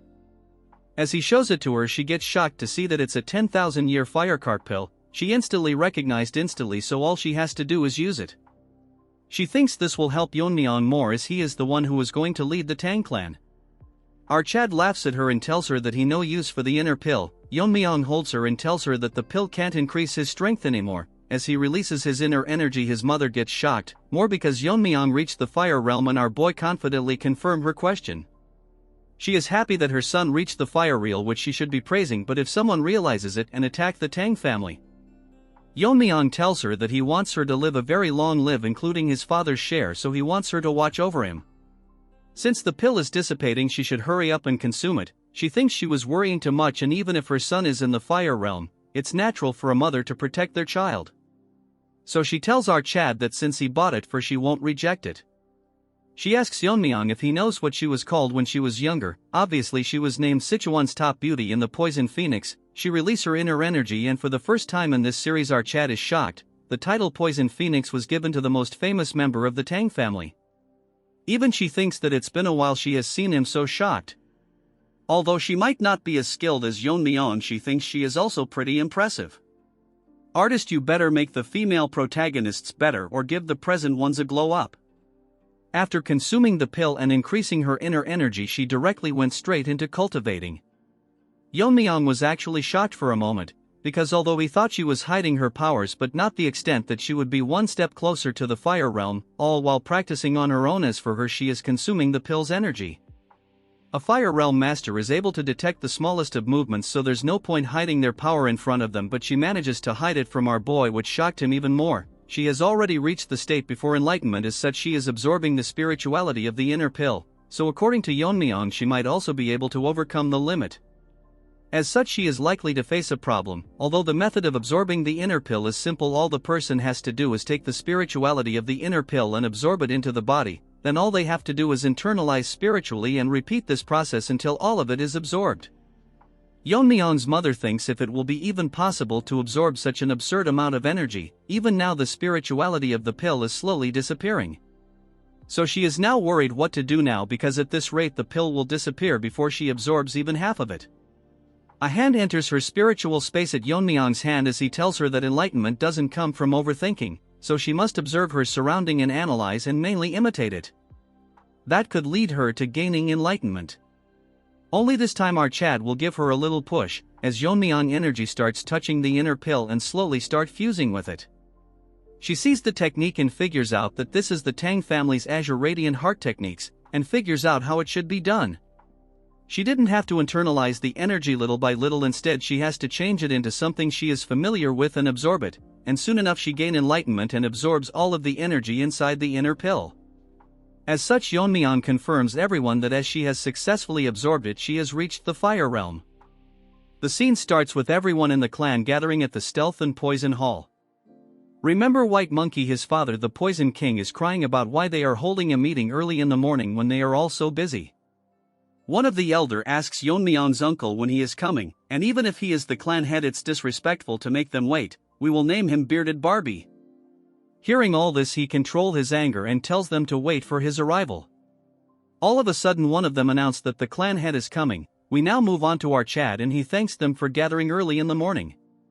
And today he is going to discuss something very important with them. Bearded Monkey is confused what is so important to call them all here. Yeon-myeong tells them he is going to hire a proxy head until he is of age. Hearing this, Bearded Barbie asks him who he is planning to appoint among the heads. Dude is living in his own dream, but as the Chad he is, Yeon-myeong tells him why does he think he will pick one of the elders. Shocking him, I cannot believe that this Bearded Barbie thought they would be temporary head after all they did to them. All of a sudden someone enters the meeting room. Yeon-myeong uncle looks at the entrance and gets shocked. As for the elders, they are pissing their pants because they can't believe she is here after decades. Yeon-myeong thinks she is the one who was most deserving of the position. After she was held responsible for the invasion, the Council of Elders dragged her down from the position of the head. She tells everyone that she has seen a lot of familiar faces and she will stop holding herself back. I am wondering how good they have to draw the female protagonist to match her beauty. She apologizes to everyone for being late.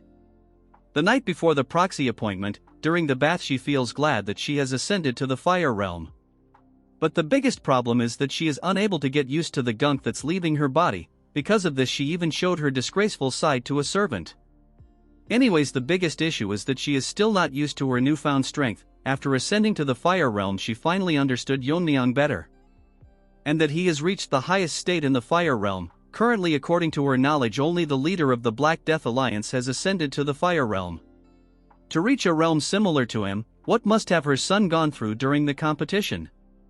She thinks that after the bath she will be able to talk a lot of things with her son for the first time in a while. Moving on to Yeon-myeong, he congratulates his mother for reaching the fire realm.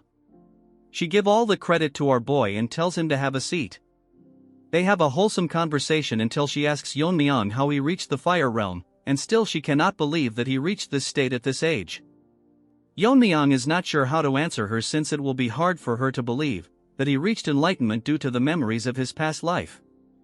Yeon-myeong thinks of using the competition as an excuse, telling her if she know about how one of the 10 poisons got smuggled out. She tells him she heard about it and the winner of the commutation was awarded the fire dragon poison. Guess what, he tells her that and she goes blank. While he wasn't lying. Moving on to our boy, he tells her that even after talking it he is fine. He was addicted to poisons during a battle, so he reached enlightenment from absorbing the poison, which helped him reach the fire realm. Hearing all of this, his mother cannot believe all of this, but after thinking she gets convinced, and Yeon-myeong is relieved that she accepted it so quickly. She changes the topic and asks Yeon-myeong that when she was bathing, the servant who was helping her told her that Yeon-myeong was getting rid of the Medicine King Hall. Yeon-myeong thinks it's best to be honest with her since it's also related to his father. Yeon-myeong explains to her what they did, and after a long conversation our Chad tells her everything. She had her suspicious and feels bad for Ijin as she had suffered so much. She requests Yeon-myeong and explains to him that she lived into the family as if she is dead because she was scared of losing her only child after losing her husband. However, she has had enough, and if he allows it she will protect him from now onwards, even if she is not as strong as him. Moving to the present, everyone is shocked to see her and cannot believe that she still looks the same. A few thinks that she probably ascended. Seeing her, Yeon-myeong uncle is very happy as he shouts and tells everyone to congratulate his mother, as she will be the new head of the Tang family. Bearded Barbie turns into a turd and cannot believe that she is being promoted to the head and not a proxy. She thanks everyone and tells them although she is the head, it's only temporary until the true head, her son, comes of age. Hearing her, Yeon-myeong uncle starts crying while the rest are releasing hot cake in their pant, especially that bearded Barbie. Since she is entrusted the position of the head, she plans on fixing the base of the Tang family that was ruined. Since then her actions were unconventional. The first thing she did is remove the name of the Medicine King Hall, which was collapsing, and renamed it. Tang Hoil, Ijin's grandfather, was appointed as the head surgeon while Ijin was appointed as the second in command. Moving on to Yuri's father, he was appointed as the general manager and was ordered to start a full-on investigation. He immediately found the elders' embezzlement books and recovered so much money that it was enough to sustain the clan's maintenance for the time being. Moving on to white-haired Monkey's father, he was removed from his position, along with most of the elders who embezzled the clan's money. Even for the people who were not elders but was related to embezzlement was removed from their posts. All of this changes happened in a matter of days, and thinks his mother is really an amazing person. While saying all this, our Chad is enjoying the beauty of the Tang family. Because of the involvement of his mother, the clan's internal problems were all solved. At first he wanted to live an ordinary life with his mother, but began to get surrounded by many things. There are now people who he calls friends, guards who follow and trusts him, and the hundreds of members of the Tang family. He has now so many people he has to protect. Our Chad looks so good, we demand a beautiful female protagonist. There was once a time when it was hard for him to keep his body healthy, since he was resentful that why he was even born. His goal is to grow stronger, that no one can harm the Tang family. Whether it's the Black Alliance or that pervert or whoever it may be, they will never be able to hurt the Tang clan. We now move on to the Black Alliance, where the lizard is thinking about the Tang clan when a woman tells him that the twin sword trash, the one who invaded the test, was defeated by the current head. This eyeless trash with ugly bangs elaborates how he was famous and well known for his strength, so she requests the leader to destroy the Tang clan.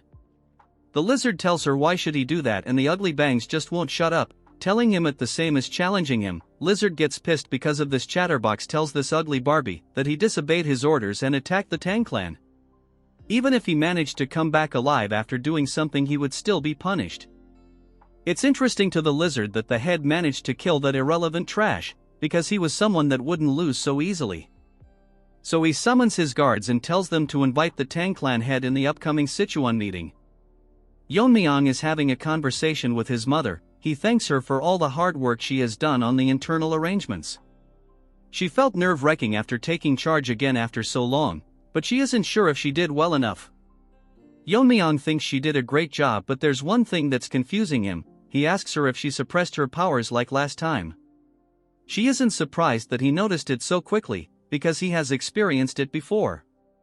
However, to Yeon-myeong this is still an impeccable suppression. He asks her since she has reached the fire realm, she doesn't need to hide her powers anymore.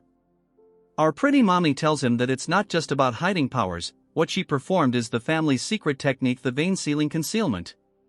She also hopes that Yeon-myeong will also learn to hide his abilities. Since she is pretty, we will let it slide. To explain this to our Chad, she has to explain him quite a long story. As the founder of the martial art and the ancestor of the Tang family, she has to tell Yeon-myeong about him. In a certain village in Sichuan, a plague broke out. Although most died of famine, in this case it was the opposite, as people were dying.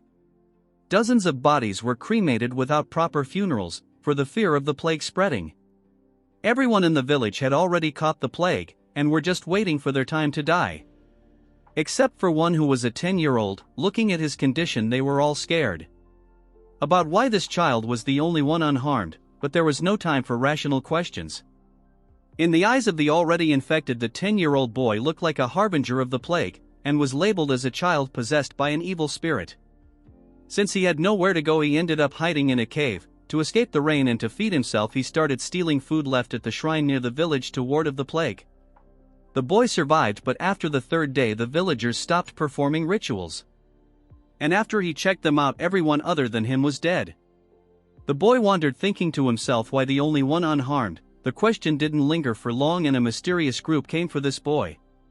And according to their leader, he was a child with the aptitude for poison. These bunch of people are the worst assassination group in the history of Murim, the poisonous Moon Shadow sect. They kidnapped children from all over the world and trained them as assassins, and fed them poison to prevent them from escaping. Furthermore, they administered the antidotes periodically.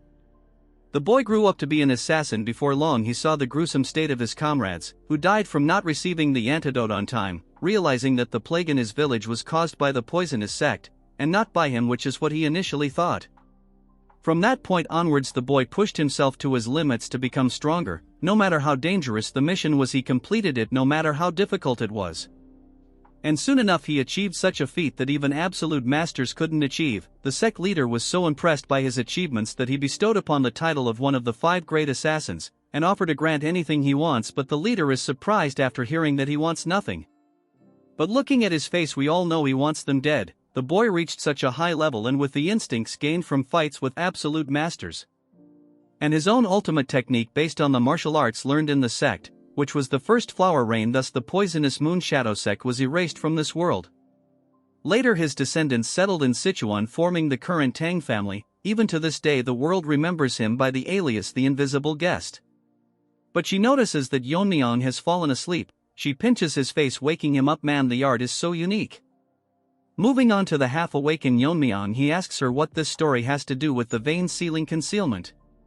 The poison sect had many masters in the fire realm, including the 5 great assassins and their overpowered sect leader, and proceeds to tell Yeon-myeong the secret of how he faced them alone. Our Chad asks her that wasn't it called the flower rain of the sky, and a very few could withstand such an attack where numbers are irrelevant. She tells him that what he said is half right, and the art is called the flower rain of the sky, but it is not actually a martial art for a hidden weapon, but a martial art that controls energy, shocking our Chad, and asks her to confirm if it really is a martial arts that control energy instead of hidden weapons. She tells him that the battles at the fire realm are clashes of energy, when the opponent attacks with energy, the person on the receiving end has to defend with energy. Since ordinary hidden weapons techniques can't penetrate the body protecting energy of a fiery master, Yeon-myeong thinks that it actually makes sense, since no matter how many hidden weapons there are, they will bounce off because of the body protecting energy. According to our boy energy counter energy, so if hundreds of hidden weapons enveloped in energy form a storm, even with body protection it would be impossible to handle hundreds of energy attacks. It's an ultimate attack made to battle against monsters of the fire realm, so it must be much more powerful than the whirling frenzy. But what confusing our Chad is that no matter how skilled a master is at maintaining the level of energy, it is almost impossible to maintain that much internal energy. His mother figures out what he is thinking. I am probably obsessed with his mother anyway. She tells her that the answer lies within the vein sealing concealment. The basic principle of the vein sealing concealment compresses all the internal energy flowing through the meridians and concentrated into one of the 12 main meridians, and then use true energy to block the flow of internal energy and seal it within meridian. That way internal energy doesn't flow and is encapsulated by true energy. These method can deceive the eyes of a fire realm master who can see the flow of the internal energy, but since he can't use the sealed internal energy immediately, his current powers will decrease. But with the accumulated experience and insights can be rebuilt easily. By repeating this process 12 times to seal the internal energy in all 12 meridians, the true energy protecting the internal energy intertwines, creating a new protective layer, which is the body protecting energy called Dragon Scale. Not only does it surpass the defense of the existing body protecting energy, its strength is comparable to the actual dragon scales. Yeon-myeong is confused why they have a poison called the fire dragon's poison, wondering if they have actually seen a dragon. Moreover, vein sealing is not just for defense. When he releases the internal energy sealed in the 12 meridians, he can use 10 times the original internal energy temporarily. It's as temporary because internal energy beyond the body's limit will naturally dissipate. So flower rain is a martial art that requires the release of vein sealing technique. Moreover, there were several key points passed down with the vein sealing concealment, but they were lost after the invasion of the Demon Lord. As for the key points passed down orally, were also lost when two elders suddenly died. Yeon-myeong laughs as he thinks he is responsible. But she believes that Yeon-myeong will complete the flower rain of the sky because she is his proud son. I think I will become Yeon-myeong's new dad. Jokes apart, hearing her compliment, Yeon-myeong becomes even more happy, telling her that since he is the son of the poison phoenix, there isn't anything he cannot master. Thus our Chad receives the vein sealing concealment from his mother. Yeon-myeong is thinking that after vein sealing, the best way to recover internal energy is by drinking poison. To others it might be dangerous, but to our addict it's like a miracle elixir to him, so there's no need to through the rebuilding process. So he should ask Ijin to make him some poison. When a guard informs him that Yeon-myeong's friend is here to see him, even after hearing that he was working, she insisted, as Mirio breaks into the room. All she needs is a makeover and she will be pretty. Yeon-myeong gets confused why she is out of breath, and she tells him that if this keeps up her sister will die, confusing our innocent-looking Chad. Yeon-myeong is shocked that Mirio's sister is dying, but she shouldn't have come here and instead gone to a doctor first. Mirio is crying, telling our Chad that she has already consulted several doctors, and it isn't something that medicine or medical techniques can fix. Yeon-myeong is literally dumbfounded, like you guys when you study. Anyways, he asks her then if she is suffering from internal injuries. Mirio starts crying and tells Yeon-myeong that her sister is suffering from the 9 severed meridians, which is a terminal condition. According to Yeon-myeong, there was a place alongside the Blazing Sun Palace. It was a peculiar sect that used terminal conditions. It was called the Northern Sea Ice Palace. As the name suggests, the martial artists of that place practiced ice arts, which were considered both a skill and a blessing for those born with extreme energy. However, those who didn't practice the ice arts suffered from terminal conditions, so Yeon-myeong figures out that they are the descendants from that sect. According to Mirio, they are descendants of their descendants. Long ago their descendants settled in Sichuan, and married into the Tang family, which was the most powerful family at that time. Learning ice arts can free one from terminal conditions, but this is the Sichuan Tang family, which deal with poisons and hidden weapons. So there are no practitioners of ice arts or related information here. The martial art of the Ice Palace has been passed down from distant ancestors, have been long lost. This condition is a hereditary condition that appears once every few decades, which is unfortunate. Yeon-myeong thinks there is a way out of this when Mirio tells him that they have reached her house, which is literally covered in ice. Going inside, Mirio starts crying because her conditions worsened since she left the house. Her sister has completely turned into ice. Moving on to Yeon-myeong, he thinks that the room is cold enough to freeze, which is more severe than he expected. Yeon-myeong tells Mirio to pay attention, and tells her that he cannot guarantee her sister's life. Hearing this, she gets so shocked that she is in disdain. Basically, she has been resisting the cold energy with her innate energy, but now she has reached her limit. She is currently in a state where she's blocking all consciousness and focusing all her energy on her veins. Mirio misunderstood Yeon-myeong and starts breaking down and sobs that there's no way to save her. Her reaction changes when Yeon-myeong tells her that there is a way to artificially release the cold from her body. However, if she cannot withstand the process or if he gets overwhelmed by the cold, Yeon-myeong thinks to himself that he is ready to help, but he cannot risk the life of a friend's family member's life. So he leaves the choice whether to go with it or not to Mirio. She thinks that she came to him after there was no options left, so she cannot give up without trying. And it's even dangerous for out Chad too, so she tells Yeon-myeong to save her sister, and Yeon-myeong is ready for the procedure. Moving to the next scene, Mirio is skeptical why they had to undress her sister. Yeon-myeong explains that the clothes get in the way of extracting yin energy, so there's no choice. And our Chad is ready to infuse energy directly into her head, removing the cold from the 9 meridian. Yeon-myeong has to do it one by one. He has managed to remove the cold from the glabella, but the cold is getting hard to bear. Next he has to move on to the heart, but to do that our Chad has to touch some weird place. But instead of overthinking it, he proceeds to extract the cold from the heart, but all of a sudden the intensity of the cold has increased so much that it is getting impossible for our Chad to hold it in, but the intensity doesn't decrease at all.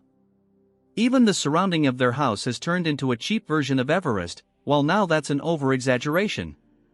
Mirio is scared because half of our Chad's body has turned into ice. Damn, this looks similar to the nanomachine arc. Yeon-myeong managed to extract the yin meridians, form the 6 meridians in the upper body. But now the cold has exceeded what Yeon-myeong's body can handle.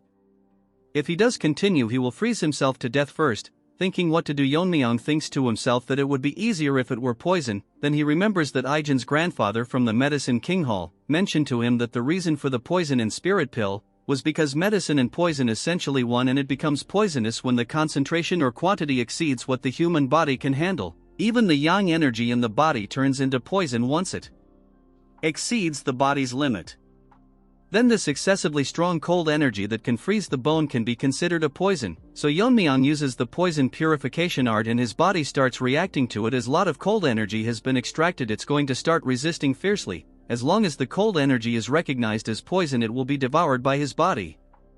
And as his start overwhelming the cold, now acting as a poison, the poison gets devoured. Moving on to our ice beauty, she is opening her eyes because the cold inside her body is dissipating. She wakes up to see Yeon-myeong hand on her stomach and gets embarrassed. All of a sudden she notices that a girl is sobbing. It's Mirio. She sees her and both of them starts crying.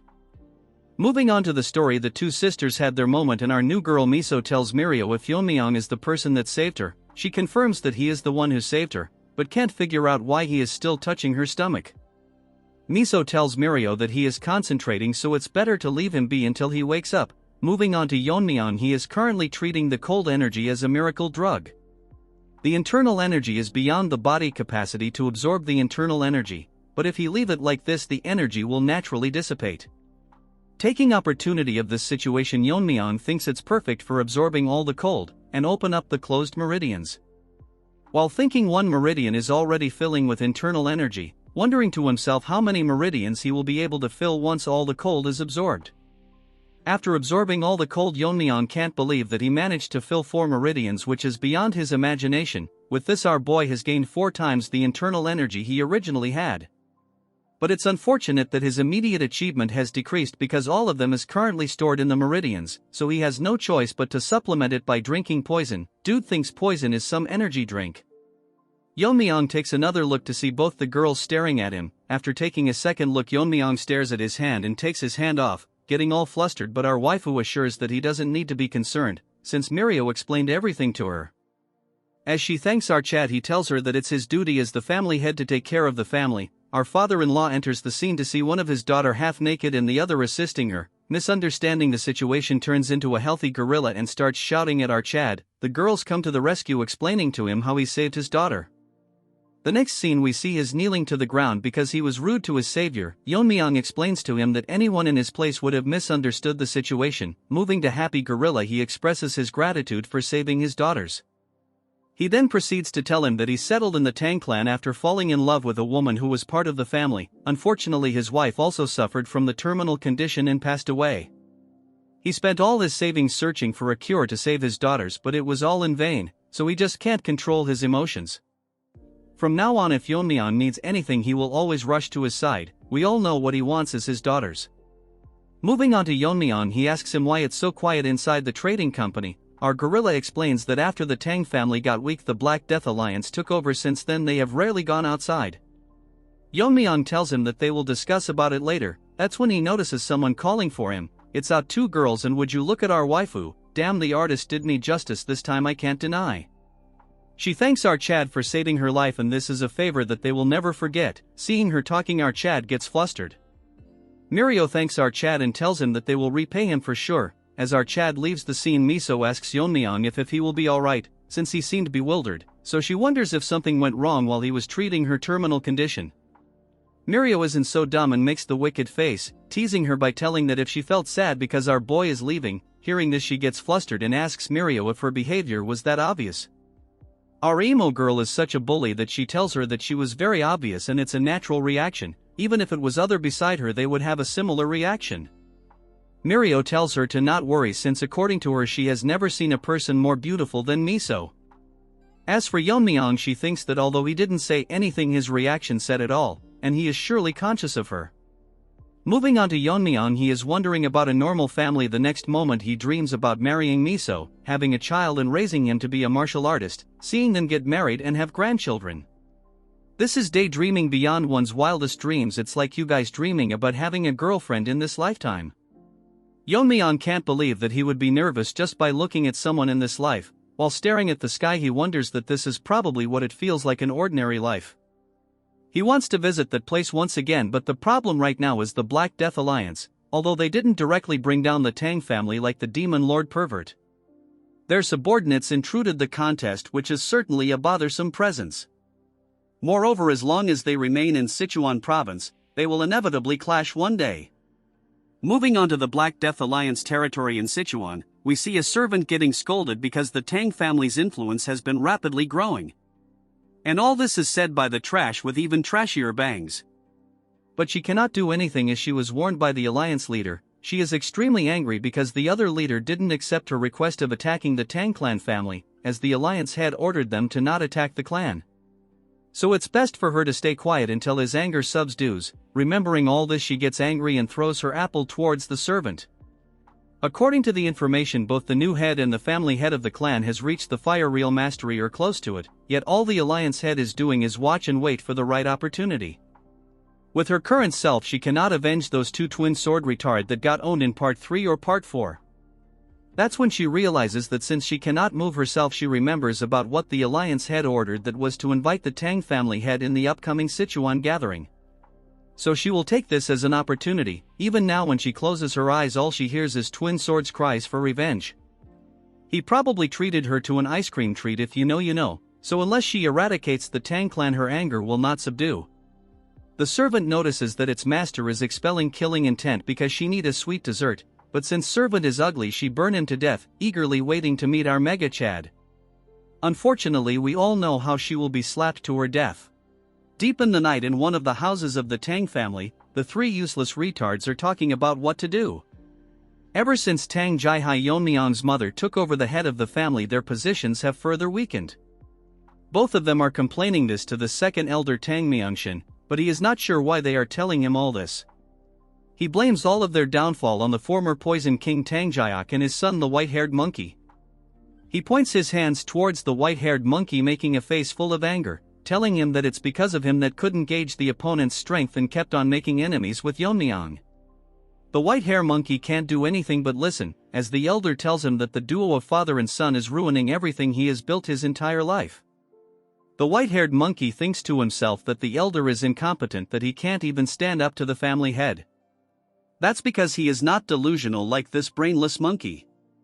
Hearing all the insults, he daydreams of healing his arm and take revenge on Yeon-myeong. I mean, there is a limit to how delusional someone can be. Tang Jiak asks the elder what plan the elder has, since like the other elders it's hard for them to maintain their forces. Hearing this, the elder clenches his hand and tells him that he is aware of their situation. He makes a face full of anger and tells them that it is best for them to leave the family. Moving to another place, a guard is telling Yeon-myeong that they have reached the warehouse where the Tang family stores the extreme and 10 poisons. As for Yeon-myeong, he is thinking in his mind to him and that this place was originally managed by the third elder, but due to his neglect it was transferred to Orchard along with the poison hall. The guards who are guarding the warehouse see Yeon-myeong and greet him, so Yeon-myeong thanks them for their hard work. One of them tells Yeon-myeong that before he goes inside he should take a pill. Seeing it, Yeon-myeong tells him what it is. The guard tells him that this is a poison-repelling pearl, which will block the toxic air inside the warehouse, and just holding it inside his mouth will filter most poison and keep them from invading the body. Yeon-myeong shocks the guard by telling him that he doesn't need it. Our Chad makes an excuse and tells him that since it has to be held in the mouth, many people including the third elder have probably held and sucked on it. The guard tells him that it's cleaned after every use so he can use it. Yeon-myeong tells him that it's not required since he can't get poisoned. The guard is adamant and Yeon-myeong gets very angry since poison is his main source of food. Dude was doing just his job but got a beating instead as Yeon-myeong orders the other guard to open the door for him. Going inside the warehouse, it is maintained very well with everything properly organized. Walking further into the room, the air is filled with extreme poison as Yeon-myeong thinks that organized, probably because this is where they store the 10 poisons. Yeon-myeong now knows why they were so worried before letting him in without the pill. If an ordinary person entered without the poison-repelling pill, they would have died instantly. Though Yeon-myeong's inner energy has decreased due to his meridians being sealed by the poison vein simulation technique, even the concentration of poison is increasing further down, but to someone like him who has mastered the poison refining heart technique, it is as pure as clean area. As Yeon-myeong breathes in the poison, his inner energy is increasing, but it is still not enough to make him use his martial arts like earlier. So Yeon-myeong is thinking hard and figure out that he should consume something equivalent to the 10 poisons. According to the family regulation, he can use the 10 poisons for consumption. He thinks that he can find the recipe and tell Ijin to make it for him. That's when he notices something on the wall. Yeon-myeong thinks something is strange, so he uses his inner energy to see that the airflow in the middle of the room is distorted, so it's more like a formation has been placed there. Our Chad decides to check it out, and after placing his hand on it, Yeon-myeong thinks that it's strange that there is a formation in the Tang family poison storage. The thing is that it doesn't seem to be done by the Jeagle family. To confirm his doubts, Yeon-myeong takes out his dagger and infuses it with his inner energy. He makes a strike and splits the formation in half, but he gets shocked to see what behind the formation. There is a long passage blocked by talisman with the word prohibited written on it. After carefully looking at them, Yeon-myeong figure out that this is not the work of the Jeagle family, but it was made by the magician's formation. According to Yeon-myeong, in his previous life his master has connections with several magicians. Like his master was obsessed with the sword, a magician is obsessed with sorcery, ultimately seeking master sorcery and transcend human limits to become immortals. Yeon-myeong had a bad memory where he was thrown into a formation created by a magician, in the form of training by his master. According to him, it was a place full of beasts whose names even he didn't know. Magicians are typically selfish and only engage in things that interest them, but that still doesn't answer his question why there is a formation in the Tang family. His master in his previous life told him that magicians are inherently selfish creatures, and are always obsessed with spirits and demon, only seeking immortality. Yeon-myeong asks him how he managed to have a relationship with them. He makes a straight face and tells him that he beat them every day for no reason, so they begged him to have a conversation. Moving to the present, Yeon-myeong thinks there is not anyone in this family like his master, so there is probably something in the Tang family that piques the interest of a magician. The poison is so strong that it is leaking out even after being sealed with hundreds of talismans, so inside there is something with incredible poison power. Yeon-myeong is glad because he originally intended to write down the recipes of the 10 poisons if he could, but this is more interesting currently. As our Chad goes further inside, a voice from the deepest end senses that someone has entered the seal. It's not an inconspicuous time and it is not aware how much time has passed, while that doesn't matter as long as our Chad releases him. At the end of the passage, Yeon-myeong finds a few of the 10 poisons that were said to be completely lost, but in reality it was hidden here all along.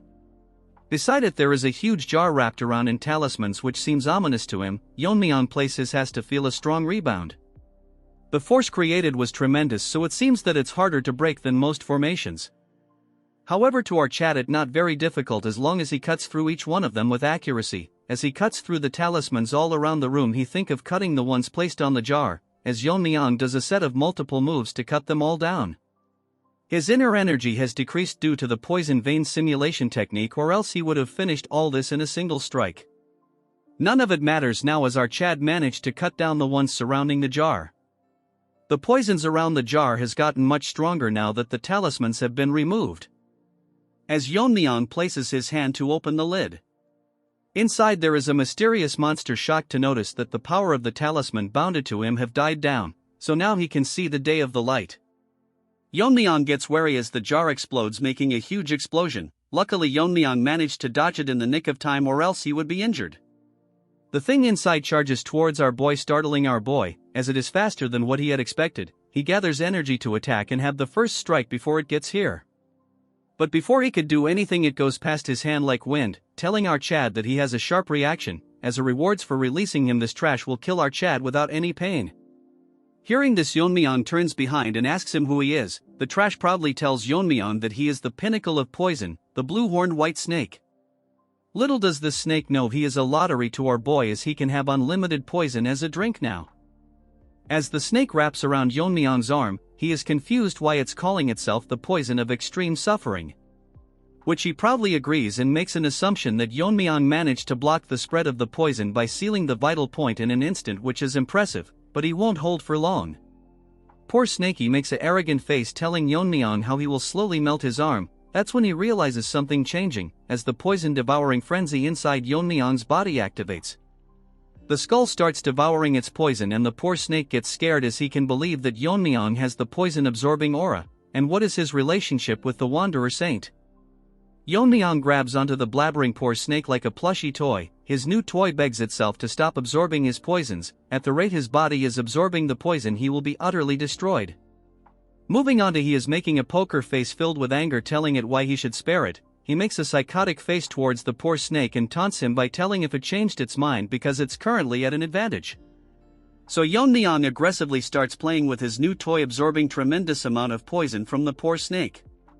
Beggar Snake thinks that Yeon-myeong is serious and he might actually die at this rate. So he offers Yeon-myeong a deal, and hearing this, our Chad gets flabbergasted as he stops absorbing the poison. Poor Snake tells him that he only wants to escape from this seal, and if he spares him, it will act as his guardian spirit. Hearing this, Yeon-myeong is confused, so it convinces him that it would be beneficial for him, and asks Yeon-myeong if his internal energy is increasing every moment with his poison. At a rate beyond the normal. According to Yeon-myeong, its poison is incomparable to the 10,000-year fire carpenter pill or the fire dragon's poison. It is so potent that by just absorbing it surpasses his previous internal energy. The poor snake is so desperate that it tells Yeon-myeong that if he becomes our Chad's guardian spirit, it can provide poison whenever he needs it, which is better than absorbing all of his poison now. Our Chad is heartless as he, with a poker face, tells the poor snake that he has no interest in keeping alive someone who was an enemy, so he can replenish the poison elsewhere. Hearing this, the poor snake starts crying and loses hope, telling Yeon-myeong that can't he just spare him once, since he lived in a jar for hundreds of years. Hearing this reminds Yeon-myeong of his past life. Then he activates the ultimate cute soul killer face, telling him that as a guardian spirit he is bound to obey him. The soul killer face is so strong that Yeon-myeong gets flabbergasted and loses to it, so Yeon-myeong will believe it just this once. Hearing this, the Snakey asks him if he is accepting him. Yeon-myeong confirms it and tells Snakey that if he tries anything funny he will destroy him on the spot. Snakey, all nervous, promises that he won't do anything. Moving back to Yeon-myeong, he asks Snakey what he needs to do to become its guardian spirit, since he doesn't know anything about spirit arts. Snakey tells Yeon-myeong that he doesn't need to do anything as extreme amount of energy releases from its body, and a bead moves towards Yeon-myeong as it tells him that this is a spirit binding seal. Just by holding the bead, his spirit will be bound with our Chad's soul, and that is how it will become our Chad's guardian spirit. Hearing the instructions, Yeon-myeong grabs onto the bead as it releases enormous amounts of energy. Outside the chambers, the guards are wondering why Yeon-myeong hasn't come out yet, so they start panicking, wondering if Yeon-myeong is in any trouble. One of the guard tells the other one that they need to go in and check, but guard number 2 tells him that they are not supposed to enter carelessly. Guard number 1 picks up the poison refining pill and puts it into its mouth, telling number 2 that they can worry about the punishment later, but they cannot let the future leaders suffer in a place like this. Number 2 closes his eyes and takes a deep breath, telling number 1 that he is as stubborn as always. He opens one of his eyes to see a very bright light exuding from the poison chambers. Number 1 thinks that something is happening inside and it's causing huge vibrations. As the light intensifies, number 1 and 2 starts panicking, calling for Yeon-myeong and if he is safe.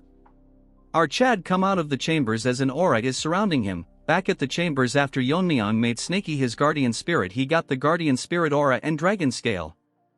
Unlike the usual guardian spirit aura, this one feels like a tangible outer layer, thanks to him absorbing the poison of our Snaky, which helped him fill all 12 meridians at the same time, so he considers himself lucky. Blood wanted to kill the snake a few minutes ago.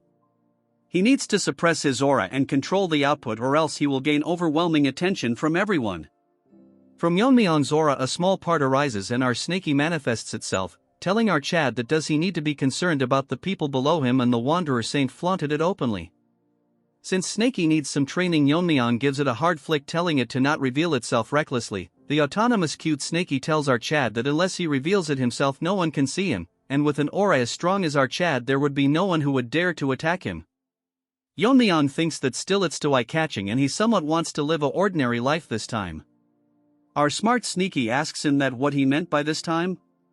And he is speaking as if he died and came back to life. Yeon-myeong doesn't make a reaction and Snaky asks him if there really is a way to do that. Yeon-myeong looks at it and asks him what he means. Snaky tells Yeon-myeong that there is a reason why he is given such power, just like his previous master the Wanderer Saint, and those with power are followed by destiny. Hearing this, Yeon-myeong asks Snaky if he was exploited back then. Hearing this, Snaky starts sweating, telling out Chad that his previous master was even more inflexible than him. The previous trash master worked Snaky to the bone until his dying days, then he summoned an exorcist to seal him in a jar, because he deemed our cute snake too dangerous. Yeon-myeong figured out how all this was connected to the exorcist, and he was a highly ranked spirit. As for Snaky, he is getting angry just thinking about him. Such a strong spirit is wanted by many exorcists, so the ancestor helps seal him. Yeon-myeong thinks if the ancestors is like his master, intimidating exorcists to get the job done.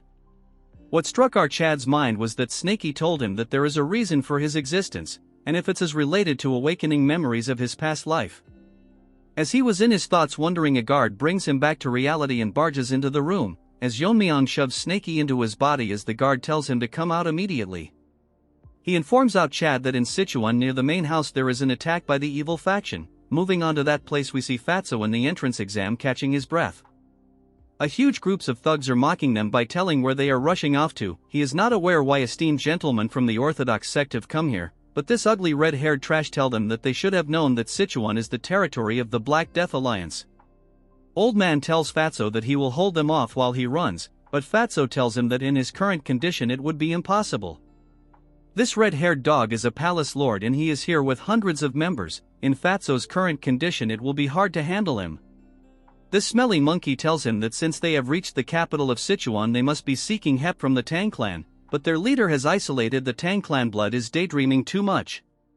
He tells them that he will capture and offer them to the leader and he might be granted the ultimate martial art, so they should be prepared to lose a limb. That's when our Chad enters the scene. The guards tell Yeon-myeong that the two people are martial artists from the Justice faction, so he figures out that their opponent is from the evil faction.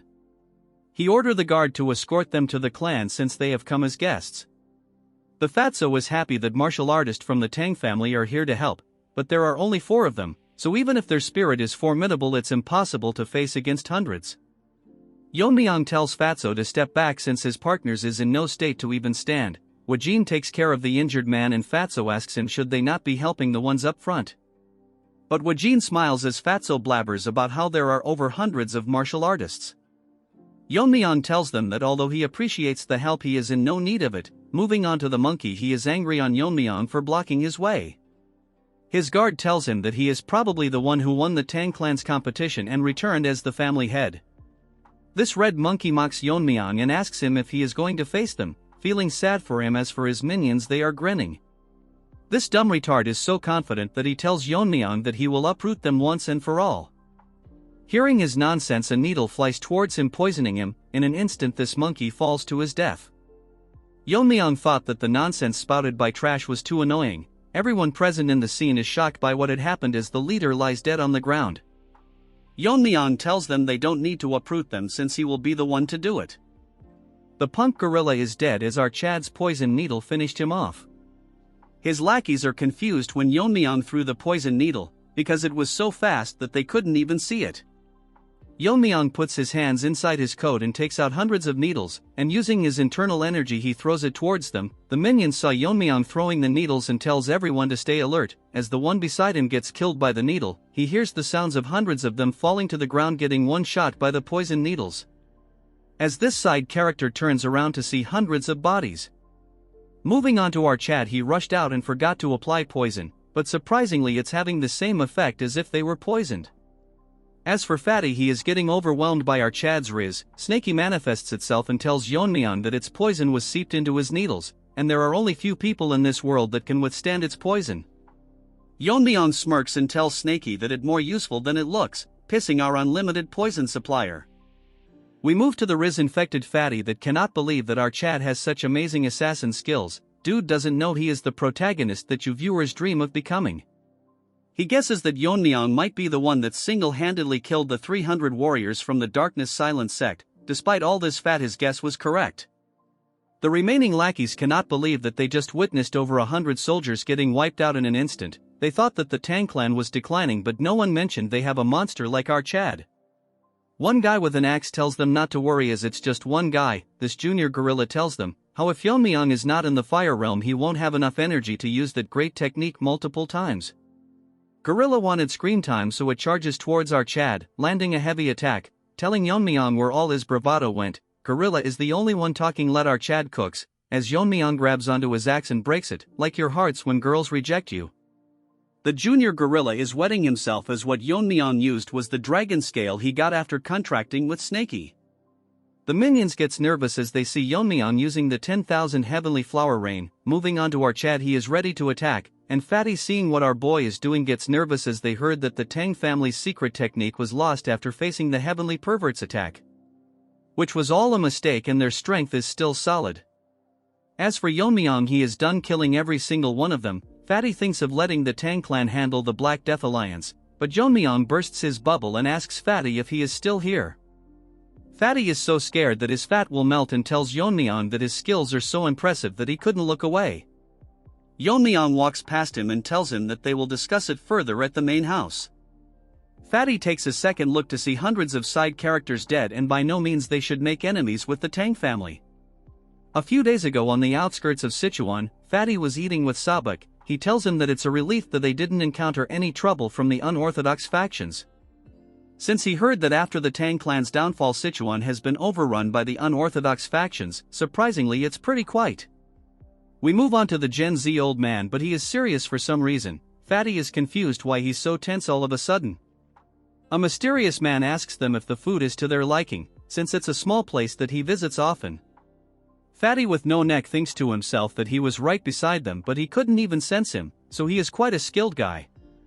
He asks the mysterious man who he is. Sabak tells him that it's the guy from the Yu family, shocking him because this guy is the Black Alliance leader, the crippled lizard. He asks them what brings the Taoists of the joint sect to his Sichuan. Dude thinks he is Gu Chanji from I Am a Fated Villain, but he is just a side character. Our arrogant Fatty is nervous as they came to this remote inn to avoid clashes, but because of their bad luck they came across the Alliance leader. Crippled Lizard asks Sabak if he has any business with the Alliance, since he has reached the Fire Realm. Sending him would mean it's serious. Old man tells Lizard that he has no business with the Alliance, and asks him if he came alone as he doesn't see any of his subordinates. The crippled Lizard talks as if he the main character, taunting him by telling old man if he thinks that he can take him down alone, and if that's what he wants he is willing to spar with him. Sabak gets pissed and tells Lizard that he has lived twice as long as him, but this savage lizard asks him if he is here to pay respect to him. Sabak gets so pissed that he releases his energy and tells him that in a battle between Fire Realm Masters the years of accumulated energy are crucial. And if Lizard is confident enough to handle the energy he has built with his sect techniques, Fatty thinks that Sabak is more hyped than usual, so he might actually start a fight here. All of a sudden both of them get shocked because the lizard releases his energy and tells them that he destroyed multiple sects with his own hands 10 years ago. The only reason that the joint sect survived was because they were far away from Sichuan. If a fight is what it will take him to understand this, he knows a place nearby for a quick spar. Fatty is smart to tell Sabak to not be impulsive and jump into a fight, but he wants to be a protagonist as well and show the crippled lizard that the martial arts of their sect is the best in the world.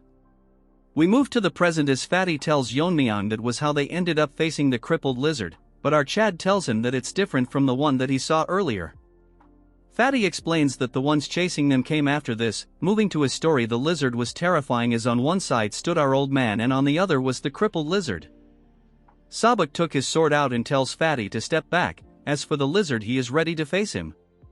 In an instant Sabak disappears rushing towards the lizard, attacking him, but he blocks it using his bare hands. Telling this old man that the sword technique is pretty decent, since it's powered by internal energy. Basically old man uses the resonance of the inner energy to drive out other energies. Fatty can't keep up with their speed and thinks this is what a fight between warriors who have reached the fire realm looks like. As they exchange swords, the crippled lizard managed to stop the old man's sword attack with his bare hands, mocking him by telling him how he bragged about his internal energy, but it's not up to the mark. This dumb old hag gets even more pissed and starts using the ultimate technique of the joint sect, releasing waves of enormous energy. Seeing this, the dumb Fatty thinks Sabak is overwhelming the crippled lizard but notices him smiling. In an instant, with multiple attacks at the same time, he blocks the old man's attacks. Sabak comes back to reality, realizing that the lizard is intentionally blocking all his attacks at the last moment. It's as if he is testing his, even though he is from the unorthodox side. Since that's the case, he will go all out, using the full power of his secret technique. As for the lizard, it managed to figure out his technique. The secret technique lands, it causes a huge explosion as strong as an atomic bomb. Fatty is shocked that Sabak used the secret technique of the clan. The old man gets up, showing our Fatty how he managed to defeat the alliance leader. Dude is literally in a dilemma that he is the protagonist. Fatty tells him that all of it is fine but they should leave soon. That's when the crippled lizard tells them that the technique requires more precision. The martial art is fitting for the joint sect, which is one of the major orthodox factions. He is unharmed and explained that the technique is using the internal energy amplification through intent. So even though it's called the demonic sword technique, it's basically a powerful internal martial art. Moving on to Fatty, he tells Sabak that what he is using is defiantly the sect's secret technique, however it's not the usual mixed energy. Lizard acts arrogant, telling them why they are surprised, since if one understands the principles it's easy. So it doesn't exclusively have to be a demonic technique. Sabak moves Fatty to the side as the lizard launches a tremendous attack filled with energy, telling them how he will rename the technique to the divine subduing energy. Can't wait for Yeon-myeong to face him. I think our Chad snake is enough for this lizard. Yeon-myeong confirms it from Fatty if the crippled lizard actually used the martial arts of the orthodox faction. Fatty puts his head down and tells our Chad that he adapted the martial art to his preference. Although the energy he gathered was different, the technique was undoubtedly the essence of the demonic sword art. What's surprising is that the power of the copied technique surpassed the original demonic sword technique. If old man didn't use the last bit of his internal energy to block the attack, they would be dead by now. Yeon-myeong is actually impressed because Sabak was definitely in the fire realm, so to comprehend his martial arts in just one duel is impressive. While thinking to himself, Fatty intervenes and tells Yeon-myeong that they have come to the Tang clan for one purpose. So he requests them to cooperate with them in the great martial arts competition of their sect. The Heavenly Demon Cult is a religious and militant group located in Xinjiang. They were once so strong that they could rival all the 9 great sects and other martial faction. After numerous fights in martial arts world, the orthodox faction is still not confident enough to confront them. The main reason behind it is because the entire faction moves at the command of one person, the sect leader. However, the situation took a change when the sect leader's son, the creepy pervert, emerged with innate martial talent and gained his own personal followers. Because there might be an unintended factional split, the pervert left the clan and led his followers with him, founding the Heaven's Brilliance Demon Cult. This is the reason that has weakened the elite ranks of the sect, making this the last opportunity to eradicate them, but they are worried about the Black Death Alliance to their south. So if they move to the north while their elites are out to take care of heavenly demon cult, they will suffer great losses. The martial power that our Chad displayed earlier was so strong that he could prevent the Black Death Alliance from moving north. So it's his humble request that while the Tang family stops the Black Death Alliance while they eradicate the heavenly demon divine cult. But what he hears shock him because our Chad isn't some loser, so, with a poker face he tells Fatty no. Fatty tells Sabak that their request was rejected. Yeon-myeong told him that he cannot this himself, so he will consult this with the family head in return. Fatty tells Old Hag what to do if they can't persuade them. Sabak tells them to wait for the time being. Fatty tells him that this is not the only problem, but the state of the Tang clan is quite different from what they expected. While they traveled here, they observed that building of the Tang family expanded, their martial prowess has increased greatly. Even the overall atmosphere among the clan members were great, which is completely opposite to the rumors that they were ruined by the mega-pervert emotionless loser. Sabak gets into character and tells Fatty that he noticed it, and figures out that there must be a driving force that revived the clan. So by any means necessary they must bring the Tang clan to their side. While discussing all this, Yuri and her father are here, these two over-smart delusional martial artist. He introduces himself as the head of general affairs of the Tang clan. By the orders of the family head he is here to bring them. After they reach the main house, both of them are shocked as mommy leader introduces herself and asks them if they came here to request cooperation against the heavenly demon cult. She tells them that currently she is the acting family head of the Tang clan. What surprised these two is that she is in the fire realm, which is probably why the Tang clan regained their strength. Although they cannot detect Yeon-myeong powers, but the acting head, our mommy queen, is undoubtedly in the fire realm. Fatty thinks he is the only smart one, telling our mommy that their sect is in urgent need of support, and since they are eradicating evil sects, isn't it right to help in the name of justice? So he requests her to reconsider, but our mommy doesn't respond. She asks Yeon-myeong that he refused them earlier and if he still thinks the same. Yeon-myeong's answers is still a no, shocking the two brain-dead retards, as Fatty asks him what his reason behind the rejection. Trying to convince our Chad that if they don't stop the evil sects the martial world might fall in chaos. Yeon-myeong with a stern face tell these two monkeys that it's understandable that the heavenly demon cult is dangerous, but the Black Death Alliance and the evil faction are separate issues. According to what Yeon-myeong learned from his investigation, the Black Death Alliance does not harass the common people, although they don't collect protection fees. In return they even eliminate the bandits, making them more like the orthodox factions. So in such circumstances they have no justification to attack them first, shocking Fatty, but the old man remained calm. Our Chad gets pissed as he asks them what they mean by acting in the name of justice. When the Black Death Alliance and the pervert and his cult invaded the Tang clan. Since no one from the orthodox faction came to help, literal hypocrites. Our Chad tells him that prioritizing the safety of their own sect is normal, so he can't blame them. But what they are doing is trying to seek help under the guise of eradicating the evil sects. Look at that lump of fat, it's about to leak himself. Fatty clenches his fist since he cannot lift his head because what our Chad is telling aren't wrong. They preach righteousness but only act when their own sects are threatened. The dumbfounded old man apologizes to Yeon-myeong for not considering the Tang clan's position. Fatty is shocked that usually in this case old man would be angry. Well, if he really got angry he would have to carry his body. He tells Yeon-myeong that he was short-sighted and it's natural to refuse when all they do is talk about their own benefits in the name of righteousness. He changes his term, telling our Chad that they are willing to pay a fair price, so now it's not a favor but a cooperation. Since this is the case, Yeon-myeong can't refuse them anymore. Hearing this, Fatty instantly tells them how they should discuss the forces they can deploy. But he gets stopped by our Chad as he transforms into a monster, telling them how much they are willing to pay. Look at him, guys. After they left the building done with their discussion, Fatty lost some weight because they will have to pay several years worth of sect maintenance. Old man thinks that if it can save their sect this is a small price to pay. He tells Fatty that he must be confident to offer such an amount, which Fatty agrees because their martial powers are impressive. Because they are close to the crippled lizard. As for Yeon-myeong, his power are hard to guess, which the Fatty can't believe because those at the fire realm can sense it. Since Yeon-myeong can do it, he is surely the strongest person he has come across. As our Chad overhears all this, getting impressed because the old man realized that he is hiding his powers. Mommy tells Yeon-myeong that it is not entirely about collecting money and there must be a reason why our Chad agreed to this. Yeon-myeong tells her that the Black Death Alliance good deeds to the Taoist, but he cannot trust them. Mommy tells Yeon-myeong that orders has been maintained in Sichuan after all the major sects fell. Yeon-myeong tells her that it's all because of that crippled lizard. The only reason they classified as an evil faction is because they didn't join the orthodox faction. They're more like bandits because they ignore righteousness and only pursue their personal gains. The current order in Sichuan is temporarily maintained by crippled lizard. If things go slightly wrong in their rule, they push out their business competitors and plant spies to invade or bring down other clans. So although their nature didn't change, the current order is only maintained by lizard. If he were to disappear one day, the evil faction under his would go crazy. Mommy finally understood his point, so she asks him what his current plan is. Hearing this, Yeon-myeong smiles and tells her that it's simple, so all they need to do is prevent them from going north. Mommy is not sure if they are strong enough to block the Death Alliance since she is not aware of Yeon-myeong's current strength.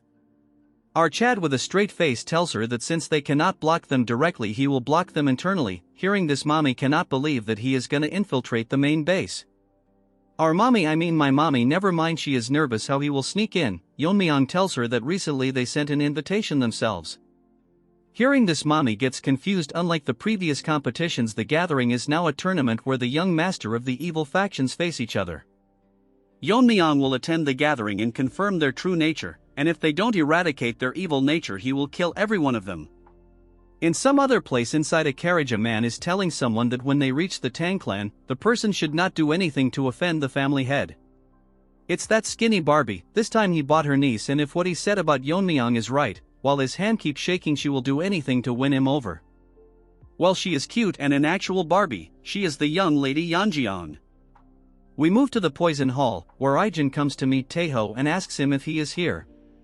Since she brought him his meal and herbal medicines, Sabek tells her to come inside. Someone tells me how she looks like a girl. She asks him how he is currently doing and the current situation of his internal energy. He tells her that thanks to her he is now much better. Making a face full of happiness, he tells Ijin all of this because of the medicine her grandfather provided. Hearing this, Ijin is delighted. When he first saw the medicine and the food, he was traumatized because not only did it contain herbs, but also poisonous plants. Look at his face, it looks like he is consuming turd freshly released. Now that was a disgusting remark. What he didn't expect is that after eating it, his power level went over 9,000 and he became a hairy version of Nappa. This even surprised Ijin's grandfather who made the medicine. Because of how fast he was recovering, that hot fresh turd was maybe good. If this goes on like this, he will soon recover enough to be able to return to his sect. Ijin is happy to hear. That's when Fatty tells them that it is very noisy outside and asks Ijin if something is happening. She tells him that it might be because the Jae-gal clan has arrived. Hearing this, Fatty is nervous and confused. The Jae-gal clan and the Tang family have had a close relationship for a long time. That's why they supported them during the recent contest. This time they are here to set up a defensive formation in their outer grounds. Fatty is contemplating about not knowing much about formations, but it will be very costly, and if the Jae-gal clan is well off. Instead of all this, dude should weigh himself first. Sabek asks her if the Tang clan is covering the cost. She directly tells him that the Jae-gal clan is covering for everything with a smile on her face. While the duo of Fat Monkey and Gen Z are confused, she tells them that according to the family head they were very cooperative. Sabek thinks they might have found the weakness of the Jae-gal clan. Now we move on to your favorite skinny Barbie. He is wetting himself from the thought of what our Chad might just do to him. Now we move on to the main hall. Bro, I don't want to move so much, already overworked by self. Anyways, the duo of uncle and niece are outside the main hall, as he asks Yeon-myeong if she will be able to leave a good impression on them, and she assures him. She is then move on to show her huge collection of clothes she brought. If you know can't get demonetized, and how there is not a man who will not fall for her beauty. Looking at her skinny, Barbie thinks that she resembles his sister who was called a beauty in Hubei, so capturing a young man's heart won't be too difficult. Someone tells me who the hell draws those mothers. They all look too good to be a side character. Over a decade ago, the pervert attacked the clan to claim his sister, and because of her sacrifice the clan barely managed to survive destruction.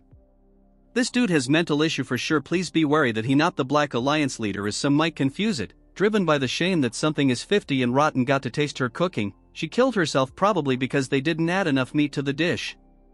So no matter what, he cannot allow such a tragedy to befall the family ever again. If she develops a strong relationship with the Tang clan, they can maintain their lineage. He looks at her and thinks that the future of their clan now solely depends on her. That's when Barbie hears a voice telling them that she heard the J-Gal clan was a great help to them. Both of them are shocked for some other reason, but I would only act this way if I can pair up with our mommy. Now they are even setting up a formation for them, and she as the family head is very grateful. Let's take 10 seconds to appreciate how good the goat mommy looks like. Skinny Barbie figures out that, if she is the family head, then she is most likely our Chad's mother. Like mother like son, they are both blessed with beauty. I care to differ, the real protagonist is the mother, no debate. He was overwhelmed by her presence that he forgot to greet her, so Skinny Barbie introduces himself and apologizes for not being aware of her ascension. But since she is a queen, she gracefully tells him that he was not here when she ascended, which is understandable. She tells him that they had a long journey, so it's sufficient to rest before they should start their work. Hearing this, Barbie in a respectful manner thanks her for their consideration. She asks who the lady beside him is. In a nervous manner he tells her that she is his niece, that he brought to strengthen the bond between the clans. He asks her to greet the family head, but while she is dazed, not listening anything that he is saying, because she got rizzed by our Chad's good look. Dude should thank his mother for that. While she was daydreaming, our Barbie tells him her to pay attention. She gets into character and introduces herself, and she apologizes to Mommy for her late greeting, and congratulates her for becoming the family head. Mommy thinks that she is a very polite child and tells her that in a few years men will be heartbroken over her. Hearing this, she gets shy, taking this as a compliment. Mommy proudly tells her that she was also famous in her youth and she resembles him. If only she was real, never mind. She tells Mommy that she is still so beautiful that when she first saw her, she thought our Mommy was our Chad's sister. In her mind she thinks that our Mommy is a kind woman and compliments her. I completely agree with her in this case. Mommy tells her that since she is the same age as Yeon-myeong, she will get along with him. She starts acting as tears falls from her eye, telling Mommy that no one from her family has even shown her so much affection. In her mind, what she is thinking is if our Chad is also reaction to her story. But gets shocked when she sees our Chad lost in his thoughts. Barbie cannot believe that he ignored such a sorrowful story. Usually men would be tripping over her themselves, but she is confused if he is not interested in her. Moving on to our Chad, he is literally dreaming about our ice waifu. New sister was 6 chapters late. Barbie thinks that he has failed once again, but Yeon-myeong cannot accept that she got rejected since it's a first for her. Mommy tells Yeon-myeong to pay attention as she pulls his cheeks, but Yeon-myeong is determined to impress him. Don't hate her, she is a great character, you will know later on. Now we move on to the Black Death Alliance territory, where everyone is talking about the Tang clan's head. A little girl is running while they say how our Chad is not on good terms with them. On one of the meeting halls, the elders are talking about the budget needed for the gathering, and the second page includes the list of participants. A man is biting a branch to look cool, tells them that it is sufficient reporting for today. He is the leader of the Sin demonic lords. He congratulates the red-haired goblin for handling all this, since it was mostly done by the Void Immortal Hall. She tells him it's nothing, as she is doing her duty as the servant of the leader. The other thinks that the alliance leader threw away the report and went out. Old man tells Masked Man that he has always been a free spirit. That's when someone enters the room and everyone gets shocked seeing the entity. As for that goblin, she was sweating as it's a little girl telling them that she want to go to Sichuan for the gathering this time. She gets on top of her uncle as she asks her what has happened, as she thought it was troublesome last time. She tells him she heard rumors and asks him if the Tang clan family head will be participating. Which is the right information, so she acts cheesy, telling him that all the women in the area are lovesick over him, so she wonders how handsome he is. If the rumors are true, she will most likely make him her husband. Leaf-eating uncle thinks that if her father knew this he would be shocked, as goblin hears their conversation. And the topic is angering her, but she really can do anything. Blood should visit a hairstylist first, but then she make a smirk, probably wants trap our Chad using cute girl as an excuse.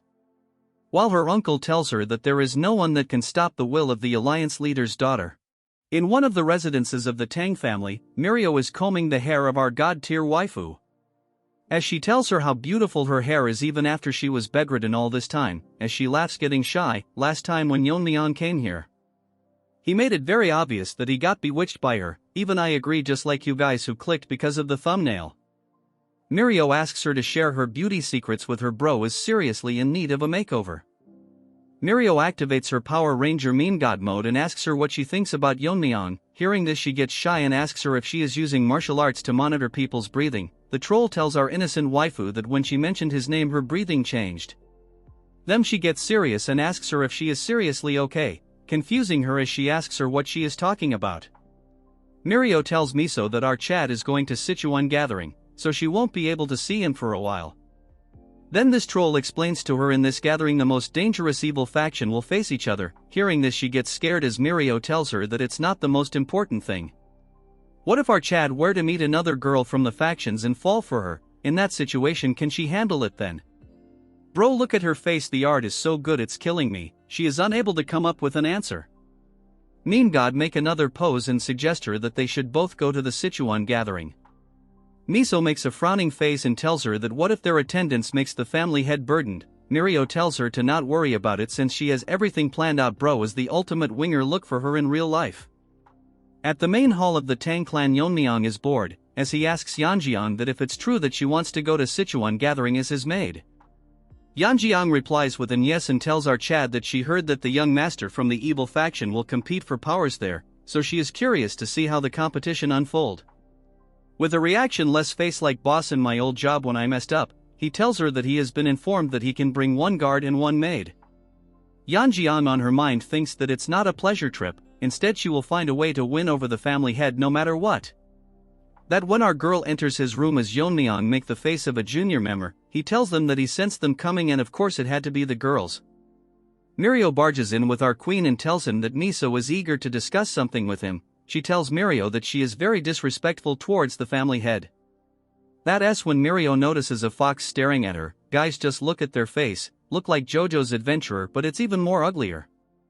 Mirio asks who she is and Yeon-myeong does the same. Yeon-myeong asks Miso what she is currently doing here, as Mirio was about to tell him when Yeon-myeong is making a face similar to that cat from Pokemon.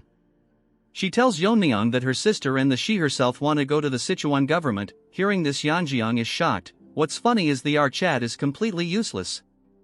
What they plan to do is Mirio become his guard and Miso will accompany them as his maid, since he can only be accompanied by one guard and one maid.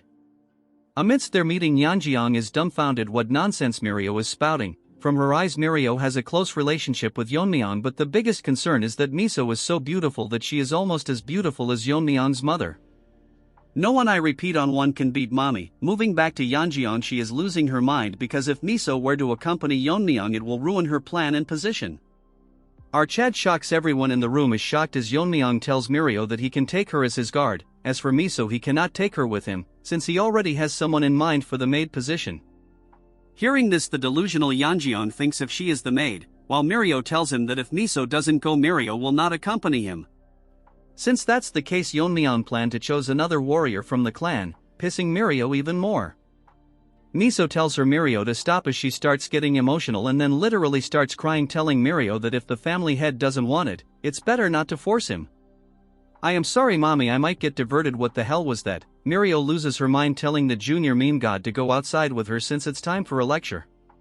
To Mirio, he is an amazing person not just because of his martial art but also because of his judgment and decisiveness. Then as she is his senior when it comes to posting memes, she shows him his true face, telling him how he can be so cluelessness, making it obvious why she is acting like this. She wants to know why Mirio cannot go, and if he doesn't have feeling for her, it's like he is pushing away an opportunity right in front of him. Yeon-myeong shocks her by telling her that it's not a pleasure trip but it could instantly turn into a battlefield, since he doesn't know what might happen during the confrontation with the evil factions. If Mirio were to come along, she might get exposed to a danger that he can't protect her from. Mirio is scared as he tells her who would be responsible if she were to get in trouble. What's more troublesome is that they are going to the Black Death Alliance territory, so he might even have to face their leader. Considering she is still in her recovery phase and is not fully strong yet, it would be hard for her to handle. Moving back to Mirio, she thinks what he said is right, so she has no choice but to agree to her. Yeon-myeong thanks her for understanding his situation. Bro is like the ultra-rare protagonist who is almost perfect. Dude is not a simp unlike others. Mirio sweats as she tells him that she is still going as Yeon-myeong, but our troll asks her that she told everyone that she wouldn't be going either. She gets pissed, telling her that she cannot let a fox guard the hen house. She is talking about Yeon-myeong. As for Yeon-myeong, he cannot talk over his boss. As for the Pokemon kitten waifu, she thinks that someone is talking about her.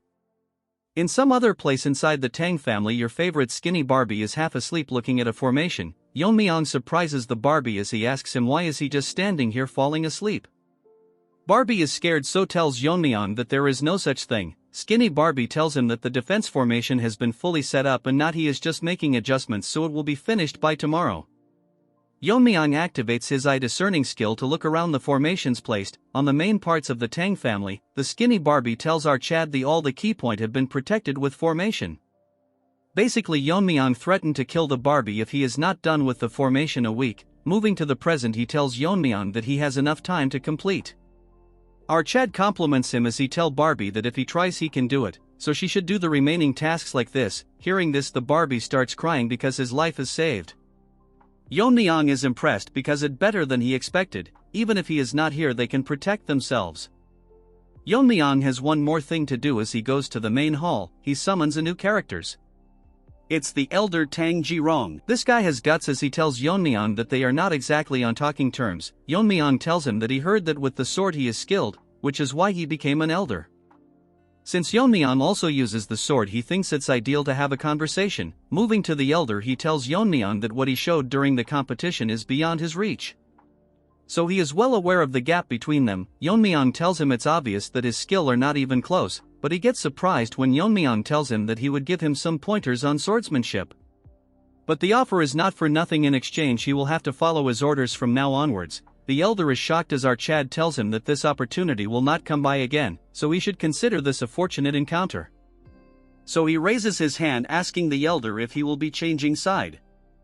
The two dandies are done lazing off. Now they will take their leave, thanking them for their hospitality. Fatty thanks them for joining them in their cause, and on behalf of their sect he extends his gratitude. Sabak also thanks them because all his internal injuries have completely healed, and if the Tang clan ever needs help he will come running back. Mommy is back at the scene, as she is grateful for their words. They are going to send some elders and warriors to aid in their campaign against the demonic sect. They bluntly said all the trash the clan was harboring. Sabak puts out his hand telling her that he will send the payment as soon as they return to their sect. He shake hand with mommy. I mean my newlywed wife. Old man should keep his hands off. He then moves on to my son, I mean Yeon-myeong. This hand-shaking pervert wants to shake hands with our Chad to express gratitude. Because if it weren't for him they wouldn't have made it out alive. As they shake hand, this was tells our Mega Chad that he possesses martial powers beyond his years. And before long he might surpass him. What nonsense is this ant talking about? Anyways, he gets owned by the overwhelming powers suppressed by our Chad, making him feel like the ant he is. Bro popped his pants. Just look at his face as he starts sweating. Fatty notices a change in his outlook and tells him why his face has turned pale and if he is alright. Since Ant has to stay all strong and whatnot, he tells him that it's because he is reluctant to leave. With a shivering voice he tells Fatty that they should go back to their sect. What he saw was not an illusion, but it's hard to believe that a human can possess such power. It might just be a guess, but Gen Z uncle thinks that the rise of the Tang clan might not be because of the family head but our Chad Yeon-myeong. As they leave, my wife tells everyone that the motto of the clan is that they will repay kindness twofold and grudges tenfolds. This is the rules that the main family values loyalty above all. Since they have agreed to assist the Fatsos' sect, they must face the battle together. And because of the vigor and beauty of my wife they get pumped up. I married her. In this episode's jokes apart, the group of pigs that are still in the clan are having a hard time contemplating the situation they are in. From the look of it, these losers will try to kill Yeon-myeong or cause a problem for the Tang clan. With everything set in place, she wishes them good fortune in their battle. Later that day, Ijin hand over our Chad a full stock of energy drinks, I mean the fiery poison. Ijin is curious why he always carries this poison only, since there are many other poisons. Yeon-myeong tells her that it's because she is familiar with it and there's no poison like it. Basically what he means is that this is Yeon-myeong's favorite flavor. He bids her farewell since his companions are waiting. She is chilled because it's him, but he gotta make it out alive. Out of nowhere, Snaky manifests itself, getting curious as it is hard to believe if he is really as young as he says. Yeon-myeong asks it what's with a question like this out of the blue. Snaky explains that it is hard to believe that someone his age could possess such martial prowess. Now Snaky starts blabbering nonsense how our Chad has surpassed many veteran martial artists who have roamed the martial world for decades.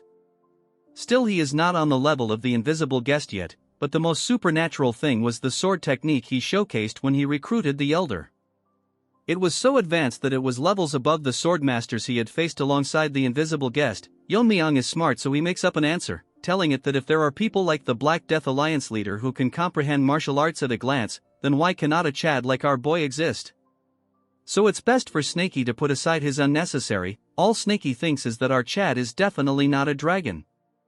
Afterwards he goes to the main hall, where his group of side characters are waiting while Mirio asks Yeon-myeong where he went.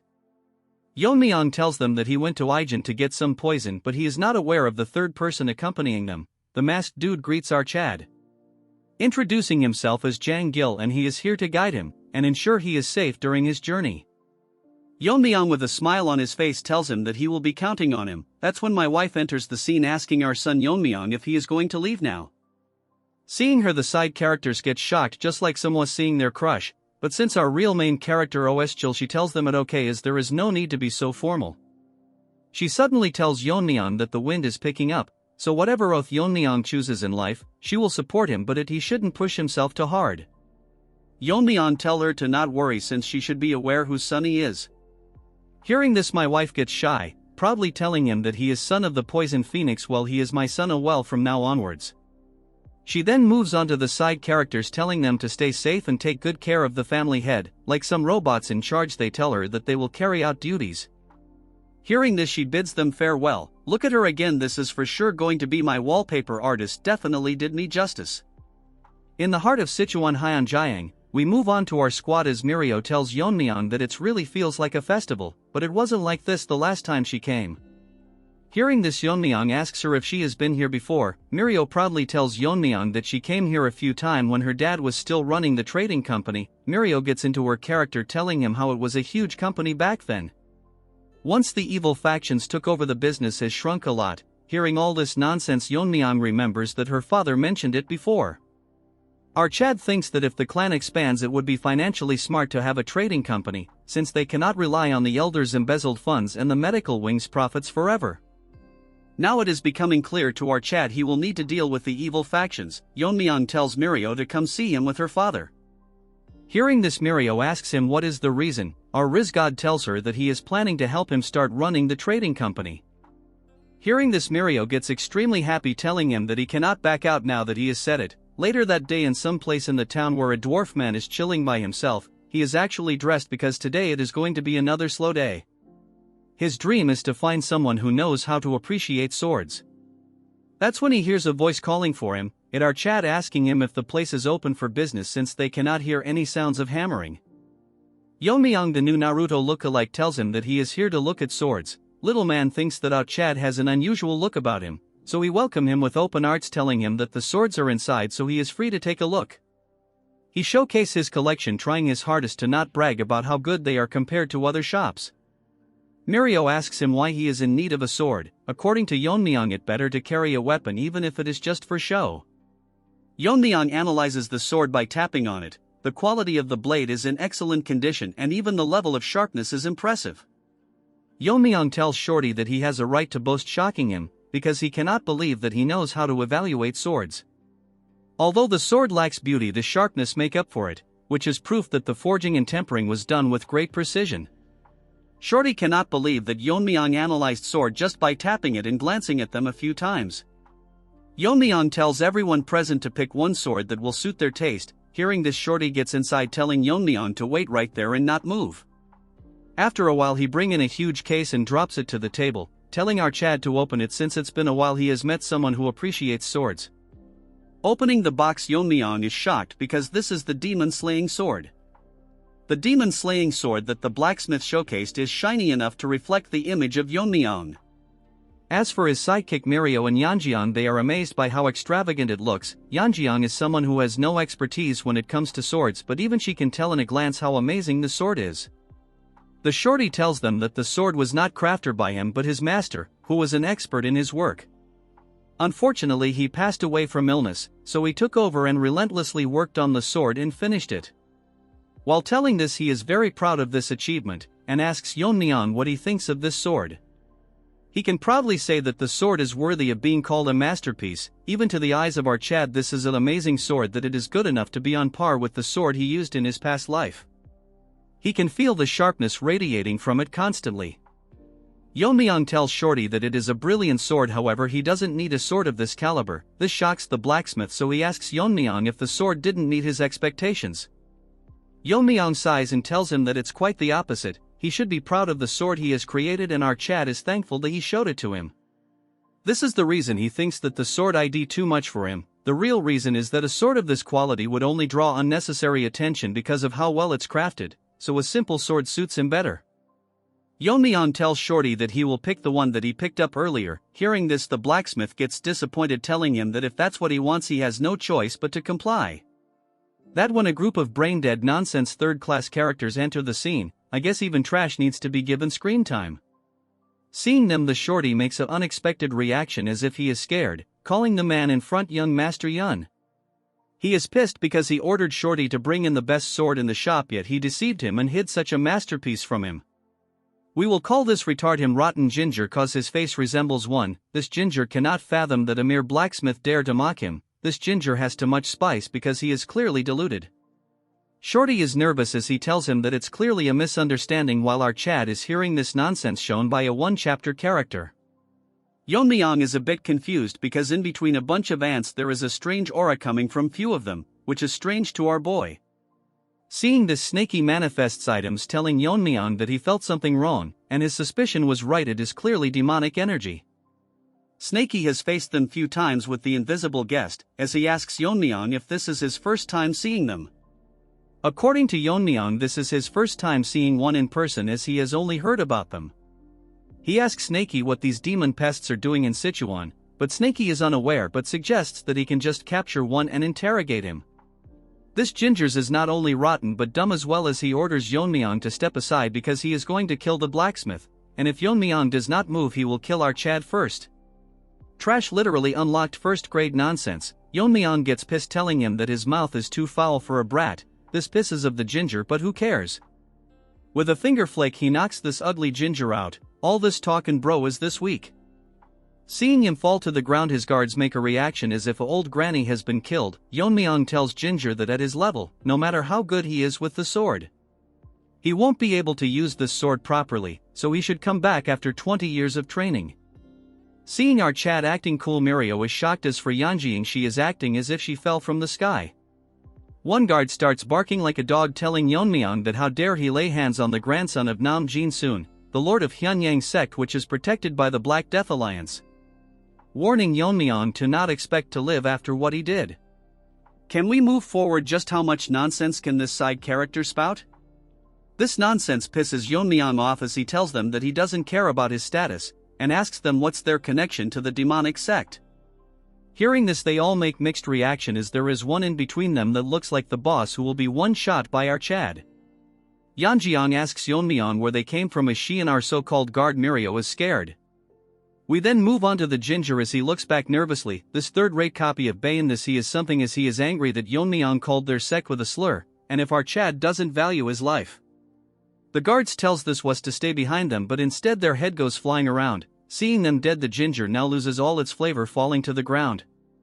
Many demonic soldiers pop up from the ground as the leader tells them that from now onward they, the Heavenly Moon Brigade, will be taking care of this ginger. The rest of his previous guards gets killed. The ugly punk is amazed by the fact that Yeon-myeong saw through their concealment that was perfect.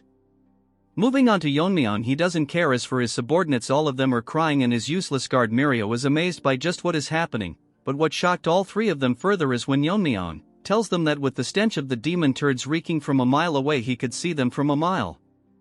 Yeon-myeong should switch professions and become a roaster, since he tells him that if he was trying to hide his identity, the least he should do is cover his face properly. Mirio thinks that he has gone crazy to roast someone on their looks. As for the bald head, he is holding himself from attacking, telling Yeon-myeong that even after seeing every one of them getting killed he still doesn't feel the sense of urgency. Yeon-myeong asks Shorty to lend him a sword, and he takes a hold of the masterpiece, as Yeon-myeong tells him that if it's urgency he is talking about, it's them that should worry about it instead. Our roaster Yeon-myeong tells them that from where he is standing, them and the ones they killed are all same to him. This pisses Bald Head so much that he orders his minions to escort the young master, as he is seriously going to kill out Chad. Yeon-myeong wasn't wrong when he called him ugly dude. Looks like the fresh turd my dog just released while I was writing this script.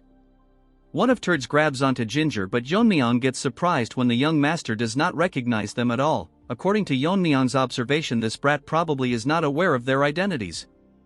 That's when a voice curses our Chad. It's that ugly fart that is pissed and attacks our Chad for ignoring him. With no reaction, his face, Yeon-myeong blocks his attack, and because of the strong exchange of sword, a mini explosion occurs. Ugly fart thought that he was faster, but still he got knocked back, as he stares at our Chad, who was unfazed even after the exchange of their swords. All of a sudden his world starts spinning and he thinks of counterattacking, only to find himself dead, while all his subordinates watches his head rolling around. Mirio and Yeonjeong are shocked to witness what just happened. Ginger has almost turned into a paste. While Yeon-myeong is standing in front of the headless body, bro has immaculate drip. According to Yeon-myeong, after swinging the sword, he can definitely feel that it is a masterpiece. The weight distribution between the hilt and blade is near perfect, and it's razor sharp without a drop of blood staining it. He tells Shorty that it is truly a masterpiece, and he is who carried his legacy as someone amazing as well. Hearing this, Shorty starts to tear up. In a flashback we can see Senior Shorty making this sword, telling Junior Shorty that every valuable object will eventually find its rightful owner, so the sword he is crafting will find its master someday. So no matter what happens, he must give this sword to the person who can appreciate its worth. Looking at out Chad, he thinks that he has finally found its rightful owner. Moving on to Yeon-myeong, he asks them if any of them wants more, and suggests them to all attack at once. The next moment this group of nonsense charges towards our Chad, telling him to not underestimate them. Yeon-myeong smiles at them and with a single slash he rips through half of them, then like dancing in water with a set of extremely delicate and fast movements he kills them all with single consecutive strikes. Seeing this, Ginger has decides to turn back into a human. Shorty is also short of words. The girls are shocked and Mirio is getting tired from being surprised, and it's amusing that she was not aware when our Chad learned swordsmanship. In some other place where someone is walking with his two legs, this is the nonsense most narrators use to make the video unnecessary long. The person who is walking thought to himself that everything is going smoothly and effortlessly. This pizza face thinks to himself that the losers from the Black Death Alliance, these bastards, is completely unaware that he is from the heavenly demon divine cult. By the way, he is the second son-in-law of Black Death Alliance Hyunso, Nam Jin Soon, but we will call him Pizza Face. Blood is so delusional that he thinks about how his son has the talent befitting the bloodline of the Yun family. This Pizza Face with no sauce is so proud that he thinks that among his peers there is no one who can match him. He clenches his fist in delusion, confident in his pimp son that in the Sichuan assembly, if he can showcase his amazing strength and get into the Black Death Alliance leadership, it will be the first step towards weakening their powers. What a joke! As he smiles, he thinks that by the time they realize what's happening, the demonic path will already have arrived in Sichuan. This Pizza Face is delusional like you guys. In case of you guys you dream about having a girlfriend. A one-armed ant breaks into his pipeless delusion. Pizza Face asks him isn't he one of the member of the Heavenly Moon Brigade who was supposed to guard his son. The one-handed ant tells him that his young master is being attacked by an unknown entity. Hearing this, Pizza Face starts melting, about to lose his mind. We now move on to our Chad, who is busy chopping these trash-like vegetables, showcasing his drip. Showing his cooking to the side characters, they are all dumbfounded, especially Mirio, as she thinks that who is going to take care of this mess. Wondering to herself that if she brought her sister she would have likely passed away for sure. She asks Yeon-myeong why he let one of them escape as he can bring in reinforcements, but Yeon-myeong tells her that he knew that already and purposely let him go. He points his sword towards Junior Pizza Face, telling her that an idiot like him who was not even aware of the demo cult, so there must be someone who hired those ants to protect him. Junior tells Yeon-myeong that he is misunderstanding and he is not from the demon cult, he does not even know who they are. Yeon-myeong stops his blabbering, telling him to shut up as soon he will figure everything out, when the guys are coming here right now.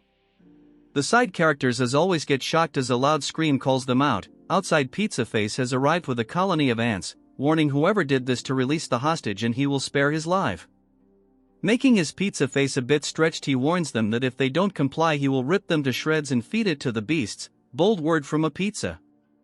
Yeon-myeong enters the scene with Junior Pizza Face and places his masterpiece pizza cutter on his neck, telling Senior Pizza what he can do about this. Shocking obsessed side characters are again shocked, thinking who the villain is right now, considering the way Yeon-myeong is behaving.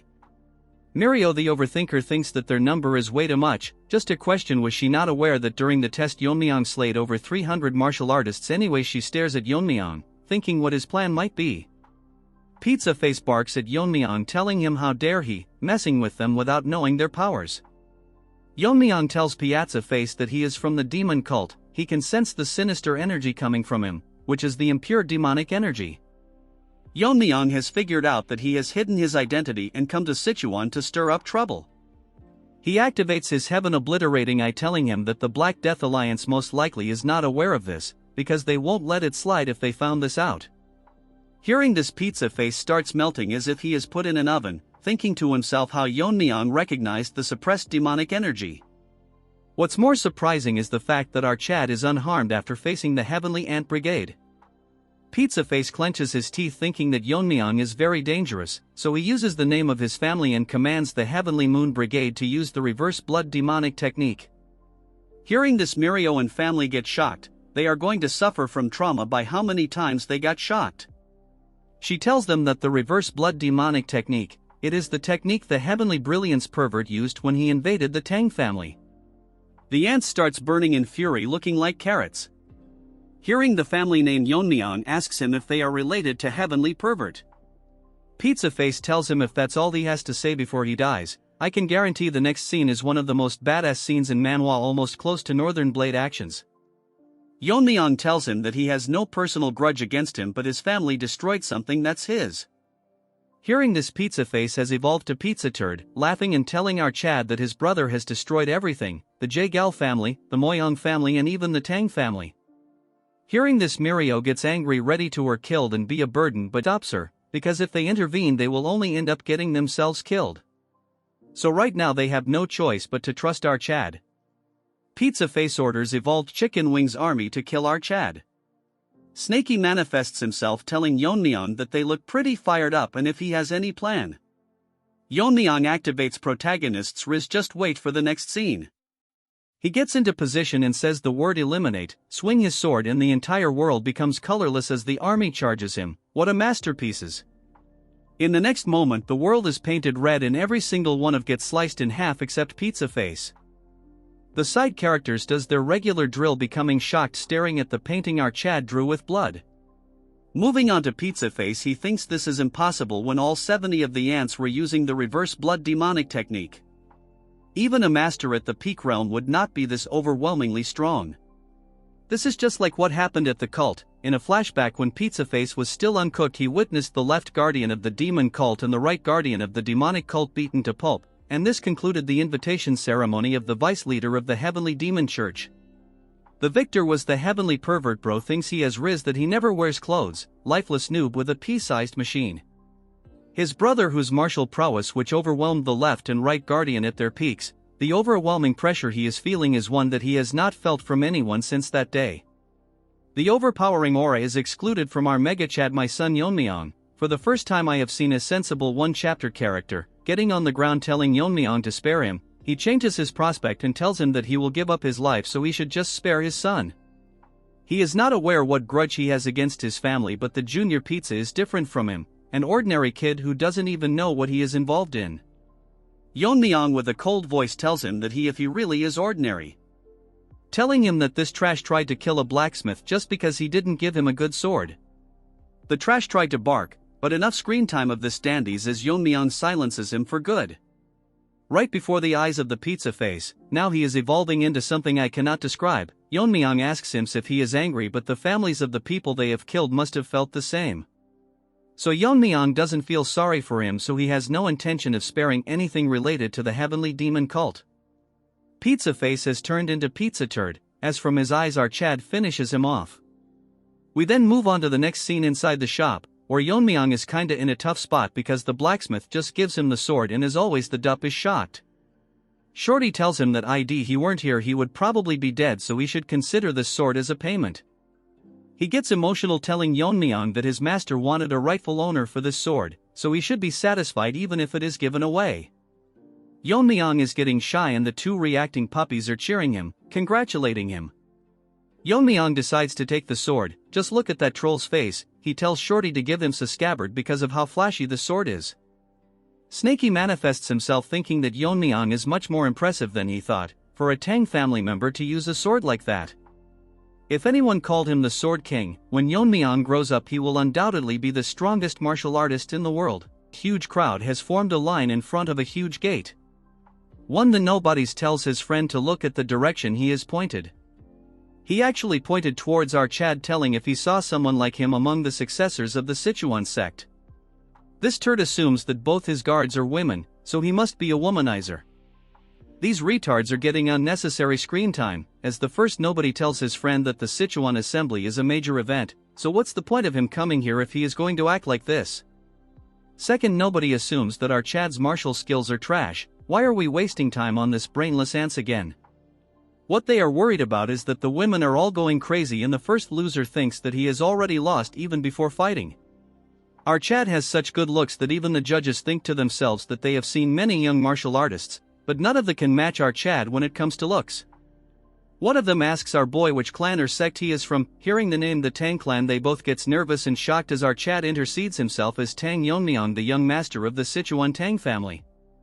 We now move on to some other place where the half-naked turd that is set on killing our Chad. She is informed that Yeon-myeong has registered his name on the participant list early this morning, and then he went straight to his quarters. She smirks, thinking to herself that it's alright for our Chad to rest for now since she will kill our Chad and avenge our grudge. In a flashback we see her on the ground crying while holding a book in her hand. The R where she is now is a frequent hangout for bandits and they at people who are alone. Thankfully she was saved by senior aunt. This was the first time she met him. She was surviving as the concubine of a high-ranking military office, but she was nothing more than a plaything. The one day this old hag died suddenly in an accident, this ugly trash had an hobby of collecting martial art manuals. Wanting a new life she grabbed one of them and ran away. That is how she ended up meeting gray-haired gorilla.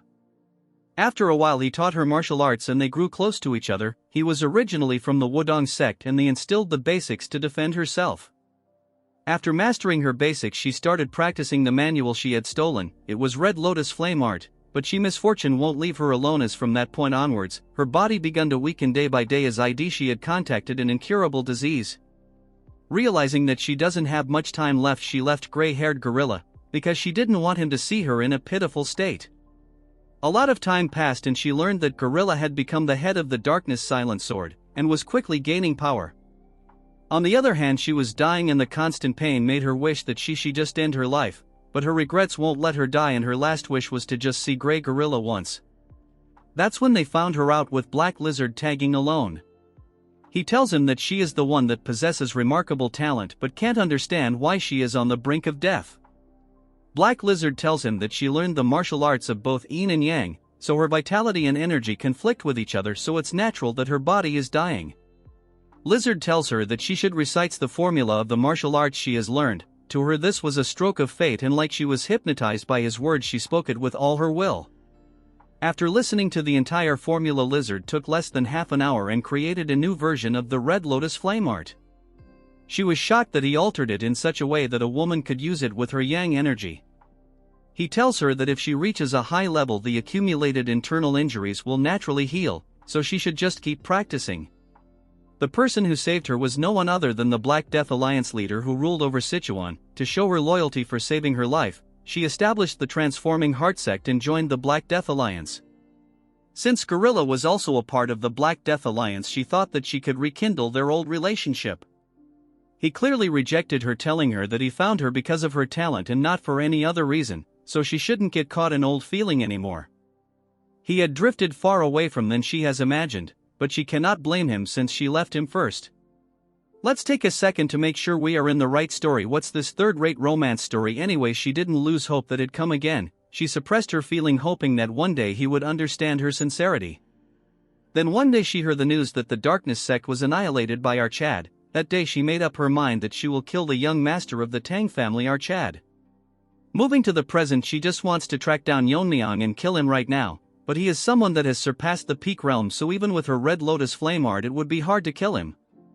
She smirks, holding herself a little longer as she has made a plan at the upcoming Sichuan assembly, which he will never be able to escape. She falls on her bed making an ugly face, waiting for the destruction of our Chad. Her story was sad, but now she can die since she has half the chapter for herself.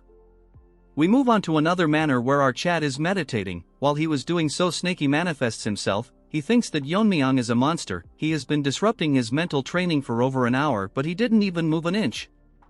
It is hard to believe that it is the focus of a kid. He would believe that if it was an old master who had rejuvenated. He cannot figure out what exactly he is doing. In his mind realm, he is currently facing his master in a one-on-one duel. They both get ready to attack, positioning their sword into a similar stance. They both attack at the same time using the skill eliminates as a huge explosion occurs because of their class of swords.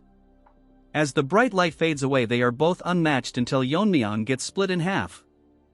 Yeon-myeong expected this, that it is impossible to full manifest the eliminate technique with the green heart poison technique. Even though he cut down 70 people with the eliminate technique, it was only a degraded version that couldn't display even half of its powers. If it was in its full powers, it would have split the entire area in half. In his past life, he used a mental technique called the destructive force. Only by mastering this he can truly unleash the power of the eliminate technique. Destructive force has a nature that weakens the body, causing ordinary people to die suddenly, but only Yeon-myeong and his master were born with the talent to control power, were capable of using the technique. Now that he has reached the peak realm and his body has become stronger, if he mastered destructive force he could quickly gain the martial prowess of his past life. Yeon-myeong wonders to himself that he has become too attached to the sword, making him question this. Although the technique is degraded, he still managed to manifest the essence of eliminate with his current strength. The reason that it is so weak is because the current mental technique doesn't align with his swordsmanship. He thinks that he can modify the green heart poison technique to align with his swordsmanship. Yeon-myeong suddenly wakes up to see his face marked and our troll is drawing on his face. Yeon-myeong tells her to stop, but she won't. Mirio gets shocked, asking Yeon-myeong if he was sleeping, which Yeon-myeong doesn't agree, asking her if they are ready. Mirio says they have been waiting for him. Hearing this, Yeon-myeong tells them to head out. Yeon-myeong asks Mirio how long she is going to treat Yeon-myeong like her friend. Mirio tells her why would she care when Yeon-myeong himself can't say anything. Then they both start fighting with each other, making Yeon-myeong fall in a tough spot. Yeon-myeong tells her that Yeon-myeong is not wrong. Hearing this, Mirio gets pissed, asking him if he is siding with her. But that doesn't mean she has to tiptoe around those guys from the unorthodox sections. They both agree on this, and Yeon-myeong tells her that there's no need to worry about dignity in front of a pile of corpses. But before all this, she attacked Yeon-myeong. No, now she has to pay her back tenfolds. At the heart of the Black Death Alliance, people are waiting for the competition to commence. With music being played by women who all look the same, guest artist became lazy. Then we move on the horrible bangs women. She explains the rules of the Sichuan Assembly. It's basically a place where one either takes or loses their interest. I will keep it short. This disposable character got too much screen time already. Power struggles are sorted in this competition, and by the tradition even life and death duels are permissible. Little Shoddy and Old Man Rabbit are excited. I named him Rabbit cause he looks like a nice guy. The stakes are all written in a contract that's sealed and the winner will claim it. These rights are granted for 5 years, and anyone challenges the outcome, the main sect will validate the results. If someone were to break the rules, it will be considered an insult to the alliance. As such, they will pay an appropriate price. Hearing this, the nobodies get shocked. The author should give these disposables less screen time. We have yet to see our Chad. She concludes the explanation and then tells everyone that in this year's assembly they are being graced by the distinguished swordsman, who is the sword of the 9 rings, our branch-eating rabbit. Hearing this, everyone is shocked, and nobody spouts out that the sword of the 9 rings is one of the 6 Grand Masters, which is the strongest force in the Black Death Alliance. Fatty beside Yeon-myeong is amazed to meet Rabbit, since it's been a dream to meet him once. We now move on to our main Chad. What surprises Yeon-myeong is that Rabbit has reached the Fire Realm. Rabbit introduces himself and tells them that he has come to the assembly with the leader's daughter Yeon-hui. He expects to see good performance from all of them. As such, Horrible Bangs announces that Rabbit will oversee every life and death duels. If there is anyone that seeks a life and death permission, they must first ask for the master's permission. As she was about to end the speech, and nobody raises his hand, asking for Rabbit's permission, challenging our Mega Chad to a duel. Life and death duel. Blood thinks just anyone can fight him. Bro should be grateful that he is a 1-chapter character. Anyways, we will call him Nobody Number 1. He is the son of that gray-haired gorilla. From his appearance and that he is carrying 2 swords, Rabbit figure out that he is from the Great Darkness Silent Sword sect. Rabbit thinks to himself that it is probably revenge that he is after, but it would be difficult since he heard that Yeon-myeong is the one who defeated gray-haired gorilla, who was quite strong in the alliance. Nobody number 1 greets Rabbit as the successor of the Darkness Silent Sword sect. He wants to avenge his father who was killed by the young family head of the Tang clan. Hearing this nonsense, Mirio gets pissed because since they were the ones to attack them first, Yeon-myeong tells her to keep quiet or they will hear her. Since he is determined, Rabbit allows the duel and tells Yeon-myeong to step on the stage. They both get onto the stage in the same time, and as they come face to face to kill one another, it is now confirmed that he is one chapter character. While everyone looks at Yeon-myeong, instead of talking about his skills and strength, all the women are bothered about his looks, including the clan leader's daughter. Rabbit, seeing her reaction, thinks that she is practically glowing with excitement. He thinks that it will be quite a disappointment if Yeon-myeong loses the duel. Blood must realize that even without plot armor he can one-shot him. He states that no one except the combatants, their guards or attendants, can interfere in the life and death duel. Moreover, there are no restrictions on attack methods and they are free to ignore the opponent's surrender since it is a life and death duel, asking both of them if they are ready. Lifeless nobody in our chat agree to the conditions. Since they both represent their sex, they are permitted to have their guards and attendants present. Rabbit asks Yeon-myeong if he will not bring his gurs with him. Yeon-myeong with his straight face tells him that he bought a guards but instructed them to not interfere, because it's whether one person or 3 it won't change the outcome. Hearing this, nobody number 1, number 2 and 3 all get pissed. They are uglier than by dog's feet. Hearing this, Rabbit finds it quite bold as he announces the fight to start. All 3 nobodies take out their sword but Yeon-myeong remains unfazed. With some gestures, nobody 1 instructs his lackeys. They pretend to be some copy character of Black Myth Wukong, since these retards looks like monkeys. The sword energy they were excluding makes everyone shocked, because it is the signature dark sword energy of the great silent sword sex master. As Trash gets ready, nobles 1 and 2 charge towards our Chad with their ugly face. His plan is that his men will grab his attention, and the moment he finds an opening he plans to tear our Chad Yeon-myeong with his trash martial art technique. But he gets shocked for some reason, because instead of attacking our Chad, they both crash to the ground, silencing everyone as they stare at what has happened, including the Rabbit and horrible bangs. They can't figure out what happened and why they collapsed, until they notice that they got feathered needles stuck in their necks. Rabbit is surprised because the needles were so fast that it was hard even for him to see. Yeon-myeong opens his mouth and asks him how long he is going to stay in a stance since he is getting bored. Hearing this, nobody number 1 gets so pissed that he tells Yeon-myeong that he is going to kill him. He pushes his feet forward and charges so fast that the ground breaks, charging with 2 swords ready to one-shot our Chad. As he slashes, his sword disappears, shocking the disposable character. He notices that Yeon-myeong is standing behind him, telling him that among the people who attacked the Tang clan during the competition, there were 2 people who used sword energies like him. Yeon-myeong injects a needle on high and tells him that one of them was his father, the previous head, and the other was the spy. But compared to them he falls far short of either of them. Hearing this, he starts crying as rage boils inside him. Don't tell me he is going to turn Super Saiyan Broly. As Yeon-myeong was leaving, thinking to himself that they were the one that started this, but they all blabber about taking revenge. Moving to the useless crowd, they cannot believe that the battle ended so fast. One of them thinks that the skill gap is really big, or the successor of the Darkness clan is just lacking. Nobody is enraged, not because he cannot avenge his father, because he is weaker than his stepbrother.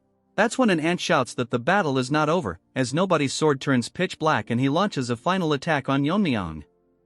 This surprises our Chad, and nobody will prove that he is better than his stepbrother and survive one more chapter. But Yeon-myeong breaks his bubble as he grabs onto the sword with his bare hands, shocking the nobody who wanted a bit more screen time. With his fist he shatters the sword into pieces, shocking Rabbit and his niece with the ugly bangs about to cry.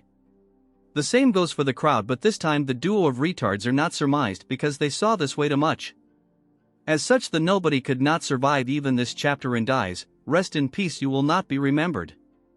Yeon-myeong intended to take it easy on him, but it surprised him that even after being hit by his poison needle, that numbs hearing and paralyzes the body, and exhibits such a skill while facing his death. Rabbit attracts Yeon-myeong's attention as he finds it remarkable that our Chad showed him a blade technique at a crucial time like this. He heard that the Tang clan trains their hands to handle sharp weapons or wear gloves, but he didn't expect them to block a sword energy with his bare hands. If Blood saw Yeon-myeong's sword skill, he would beg to be his disciple. Yeon-myeong thinks to himself that he blocked it because of the dragon scale armor, but there is no need to reveal it, so he tells him that the clan has that sort of thing. Rabbits find it a fine display and acknowledges the fight, announcing our Chad as the winner. Additionally, he is free to continue more duels or stop if he chooses. Like the Chad he is, Yeon-myeong tells him that he will continue. However, he shocks the rabbit by asking him if the Sword of Nine Rings permits. It wouldn't matter if everyone under the Black Death Alliance attacks him at once, the result will be same either way. Just to make it clear, he is not only talking about the participants but everyone under the alliance. We move on to the stage where our Chad is standing on the arena with the overconfident nobody lying dead on the ground. One loser from the crowd tells Yeon-myeong that he has gone crazy to ask them all to come at him at once. Another ugly rat tells Yeon-myeong that he is getting too arrogant just because he defeated one opponent, he is acting all high and mighty. These retards are dumb enough to tell our chat that Yeon-myeong is not someone special, as he is the young family head of a fallen clan, and these ants will show our Chad what real power is. Delusional is the only word I will say. That when a voice grabs the attention of Yeon-myeong, as it's the ugly bangs that tells Yeon-myeong that although life and death duels are permitted, the Sichuan assembly is not a brawl for street thugs. Chick should first fix her hair then talk big. She says how this is an official event where representatives of each sect showcase their martial skills. So as the organizers of this year's assembly, they cannot allow Yeon-myeong to ignore the rules and act on his own whims. Just how did this one chapter character survive at least 4 to 5 chapters? Rabbit intervenes, telling her that there is no need to be this strict, as he is curious to see how far our bold Yeon-myeong can go, but considering the spirit of the Sichuan assembly, if things were to go south he will step in to stop it. Since she cannot disobey her superiors, she make a face as if she will break her teeth, as announces that since the Grand Master allows it she will not say anything. Rabbit tells Yeon-myeong that the Tang family's assassination techies are specialized for large-scale destruction, so a large disorganized attack will only cause confusion. So he will limit the number of participants on the combined attack to 3, and Yeon-myeong may choose his opponents. If these conditions are unsatisfactory, he can speak now. Yeon-myeong with a smirk turns around to tell Rabbit that he accepts all his terms. A few moments later, Rabbit is shocked. Blood went from a Chad to a cat. He made the wrong judgment because he thought that after facing Yeon-myeong for a few rounds, the participants would figure out how to counter his feathered needles and gradually break through the assassination techniques, giving them a chance to win. But it was all a dream, as in less than an hour over half of the third participants lost their lives. What's surprising to him is that Yeon-myeong only used his feathered needles and the blade catching technique, yet none of the challengers could even put up a fight. He is now concerned because, judging by Yeon-myeong's internal energy, she should not be so strong, but he cannot understand how there is such an overwhelming skill difference.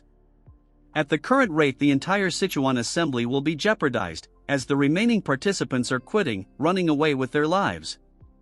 That's when another one-chapter character gets introduced, as everyone is running this trash stands as if he is some overpowered protagonist. Entering the arena with a loud stomp that shatters the ground, garnering the attention of the running participants as well as Rabbit and the 2 trolls. The is from the Rising Phoenix sect and challenges our Chad. He tells the others that there is no need for the others to step in, as his guards and he himself is enough for Yeon-myeong. Big talks coming out from a mummy.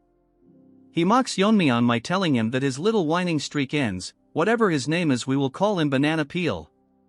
Rabbit is impressed that instead of running away like the others, he is stepping up to challenge our Chad, which was expected from the Rising Phoenix sect. Rabbit asks Yeon-myeong if he has any objection or he wants to continue the life and death duel. Yeon-myeong says that he has none, but thinks to himself that this Banana Peel has a very unusual body, that even in his past life he never saw something like this. Since Yeon-myeong accepted the terms, the life and death battle will continue. Without wasting any time, Yeon-myeong throws his needles at super fast speed. The 2 frog-like guards uses their body to block the needles. Yeon-myeong notices that instead of dying, the needles break after colliding with their body. Senior troll Mirio gets shocked that the feathered needles bounced off, that when Yeon-myeong notices that their skin has dried and cracked like a tree bark. Disgusting to think they copied one of my favorite character, Groot, into a third-rate villain. Rabbit thinks to himself that the withered tree divine art causes the practitioner's body to wither like an old tree. In exchange, their skin becomes as hard as a bark and tough enough to withstand even sword energy.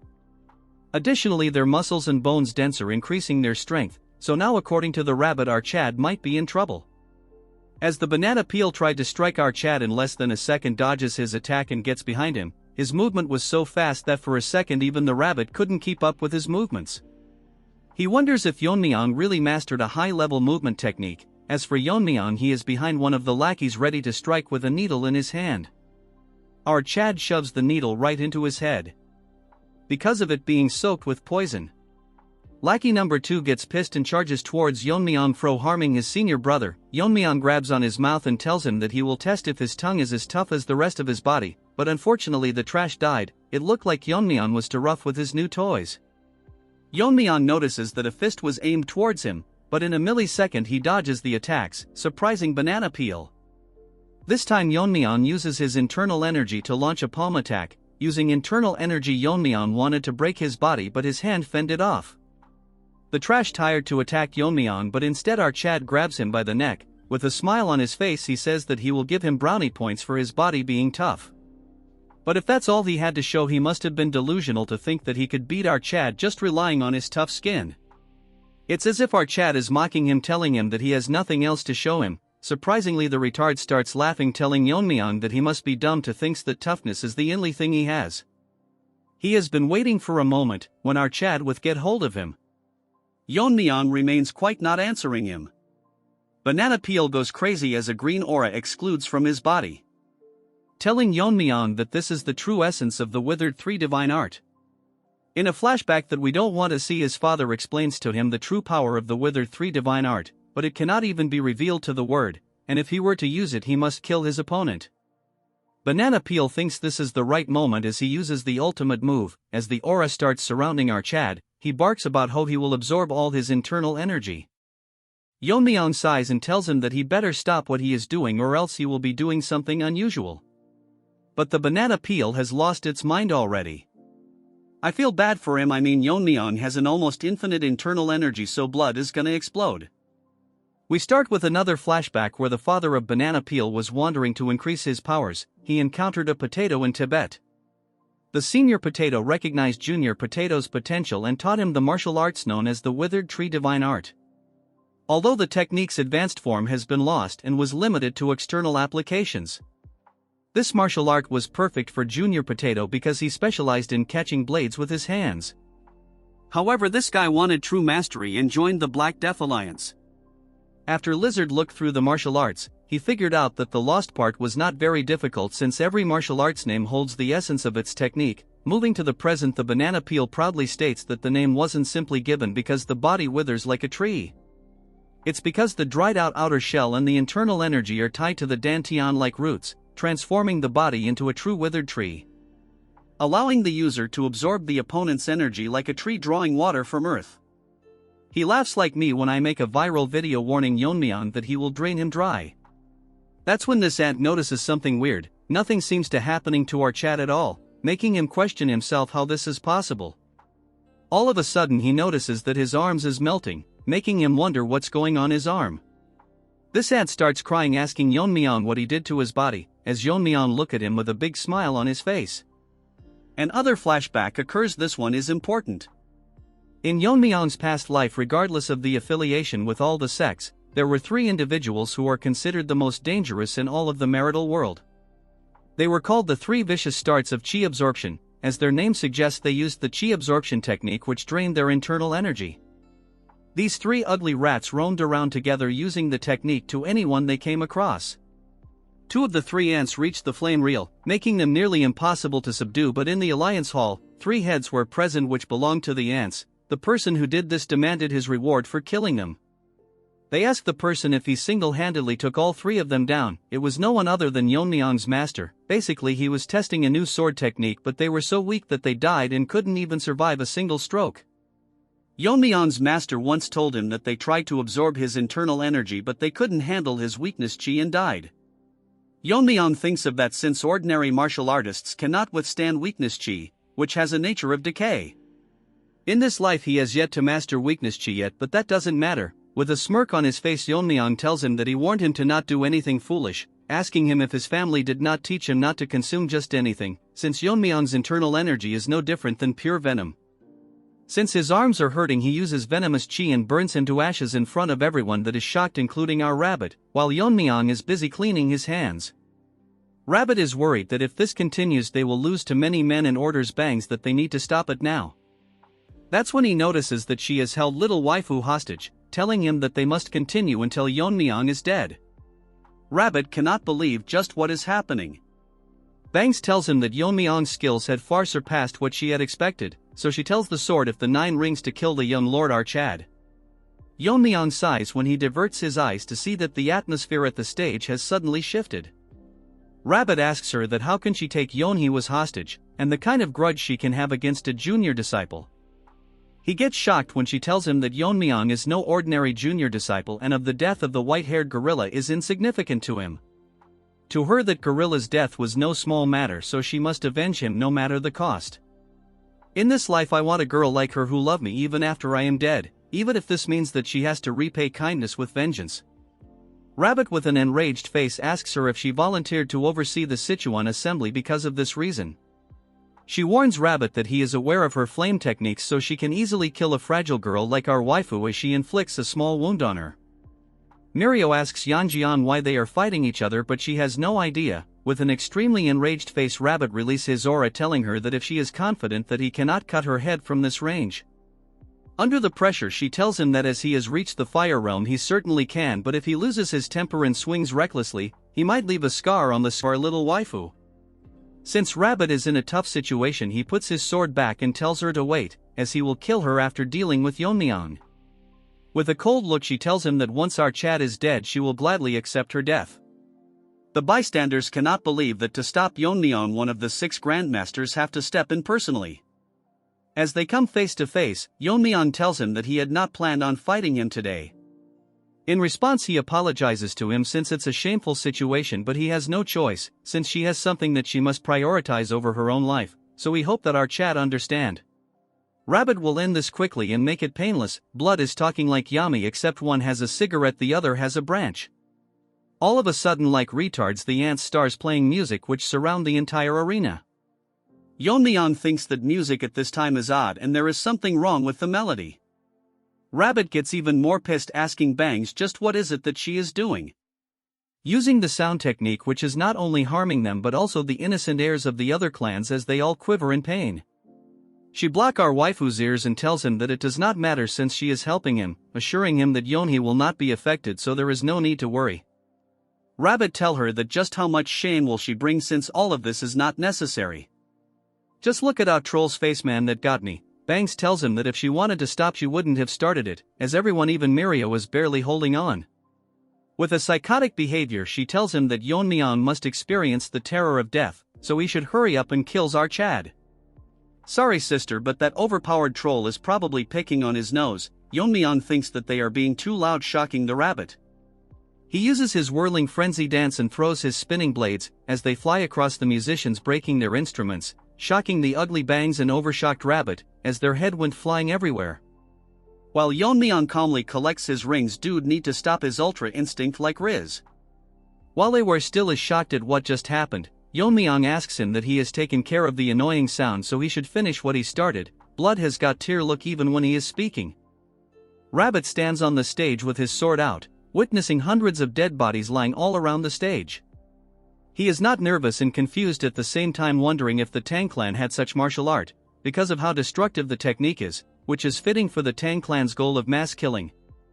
And such a technique was easily demonstrated by Archad. This delusional Rabbit thinks that if Yeon-myeong continues to grow like this he will certainly pass his level, as he thinks if it is really necessary to kill a prodigy like Yeon-myeong, Archad is pulling out his sword which stuns him.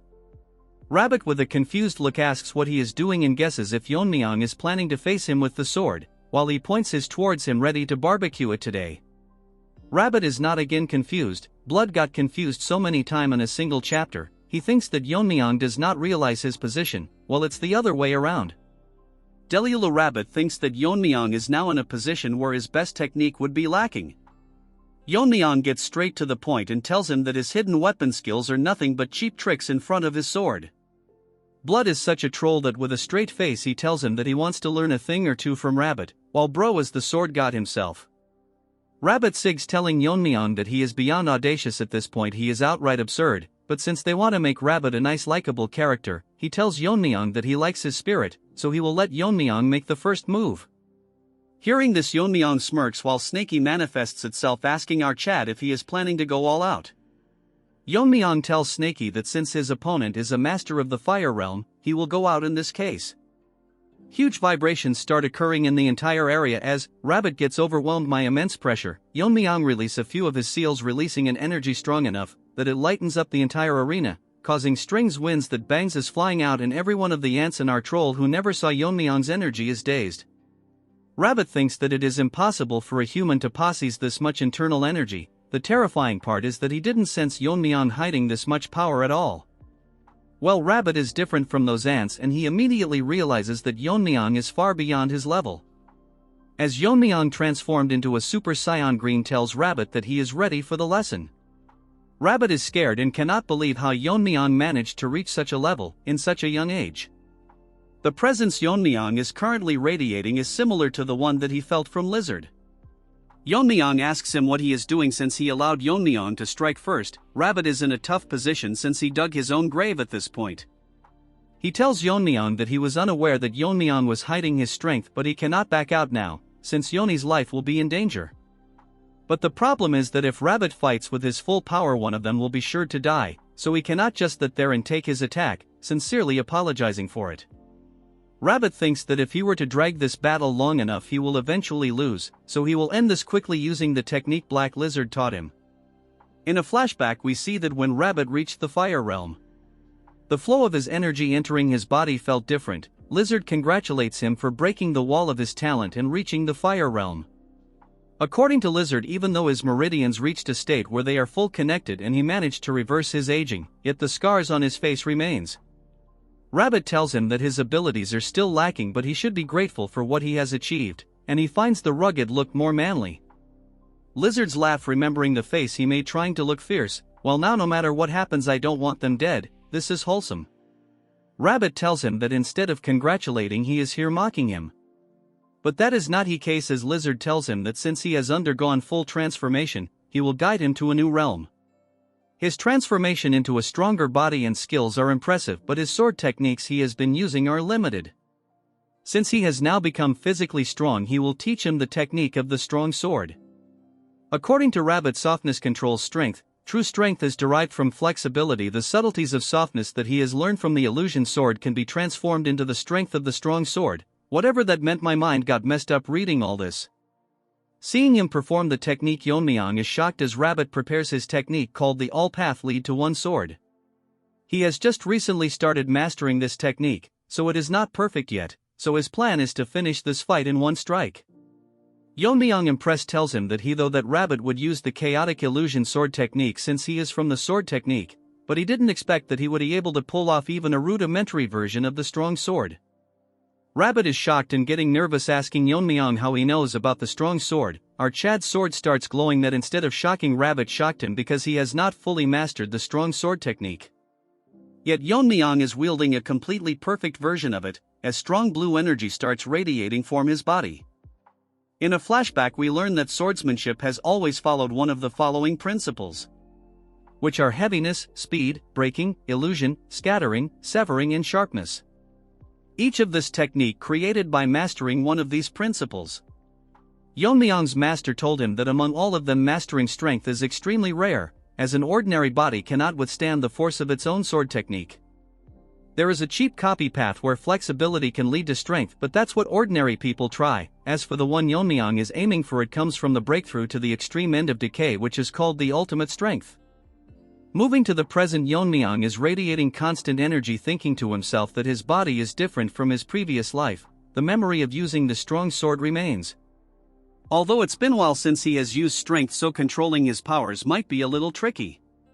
So Rabbit must brace himself, while Rabbit is now in a tough position. Hearing this, all the nobodies, bangs, and our trolls are shocked. All their purpose is to get killed or get shocked. As they both charges towards each other, swinging both of their sword enveloped with sword energy. As the battle continues from the manors, the elders can sense powerful aura from the direction of the gathering. One old beggar thinks that one of the 6 grandmasters released his energy to inspire the young prodigies. But Senior Tree thinks that it's too much inspiration, that he can feel the energy from this far away. Beggar tells Tree that it's none of their business what happens, since the assembly should last at least 10 days. Tree tells everyone to keep their cups down since the energy is intensifying. All of a sudden, a huge power blast to the sky, literally releasing energy waves. In some other corner of Sichuan, Lizard was chilling by himself when he notices the energy waves concerned what his brother is up to. At the arena, as they both continue their battle, Rabbit drops his plant and spits out blood. Realizing that he died in a single exchange of swords, rest in peace Rabbit, you will be remembered. Even in his dying moment he is concerned about the safety of Yeon-hee. Witnessing what has just happened, Bangs is out of words. The people that were in the main clan all rush into the arena to figure out just what had happened. They get shocked when they see that Rabbit, who was the Sword of 9 Rings, was defeated, as he coldly stands with his broken sword. Since these people are unaware of just what has happened, they ask Bangs for an explanation. The psycho starts barking that our Chad, the young head of the Tang family, killed Rabbit. As more people enter the arena, they figure out that the Tang clan is the one that annihilated the Silent Sword sect and the Heaven and Earth sect. The biggest problem, however, is that Yeon-myeong doesn't even look like an adult yet. He managed to kill one of the 6 grandmasters. The crazy bitch has gone mad as she tells everyone that Rabbit was killed trying to protect Yeon-hee, so if they cannot avenge Rabbit or protect Yeon-hee, the sect leader will be seriously angry. Hearing this, all of their faces turn serious as they all get nervous. Psycho Bangs orders them to kill the young family head this instant. All of them think that something is off about what she said, but what she said is the truth, then all their lives are at stake. As they all charge at our Chad, one of them tells other that since Yeon-myeong defeated the Sword of the 9 Rings, it won't be easy to defeat him, so they all charge towards him all at once. Mirio gets shocked just by the sheer number of attackers. As for Yeon-myeong, she is tired of being scared and shocked. As thousands of them charge towards Yeon-myeong, he puts back his sword, telling the dead Rabbit that if it was not for the tricks Bangs played, this would not have happened, which is unfortunate. His swordsmanship was impressive, but the outcome was already decided by the difference in the refinement of their skills. Still, he earned our Chad's respect because he died without letting go of his sword, which is the death of a true swordsman. Our Chad takes his sword and tells him that although he was his enemy, in honor of such a great swordsman, our Chad will make sure that his journey to the afterlife will not be boring. The trashy Bangs agitates the bunch by telling them that Yeon-myeong is holding Rabbit's sword.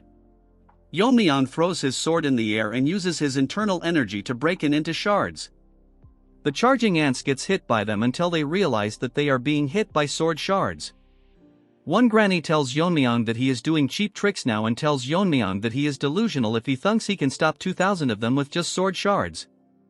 Well, Blood is the one using cheap tricks since they are literally ganging up on our boy. Yeon-myeong tells them to deal with such ants, it is more than enough, telling that even though they are tiny fragments there is no need to be scared. As he splits her in half, in a matter of few seconds these ants are getting chopped by vegetables. Using Yeon-myeong's internal energy, he is using a cheap version of the 10,000 flower rain, as a tornado of sword shards surround him. The dead Tree and Muram Albert Einstein are panicking, telling everyone that his must be the Tang family's secret technique. As the assault continues and bodies flying everywhere, a guy tells everyone that this must be the 10,000 flower rain. Hearing this, Woodface cannot believe that a technique that was long lost resurfaced again. Snakey manifests itself and tells Yeon-myeong that they are dumb to think that this is the 10,000 heavenly flower rain, as they have never even seen it with their own eyes. Yeon-myeong calls for Mirio, while Yeon-myeong is making sneak peeks. Our Chad tells her that he will keep them from getting near her, but if a few slips through she has to handle it. Mirio, sweating like a dog in heat, tells Yeon-myeong that she must keep her urn as his bodyguard and assures him to not worry as she won't get in her way.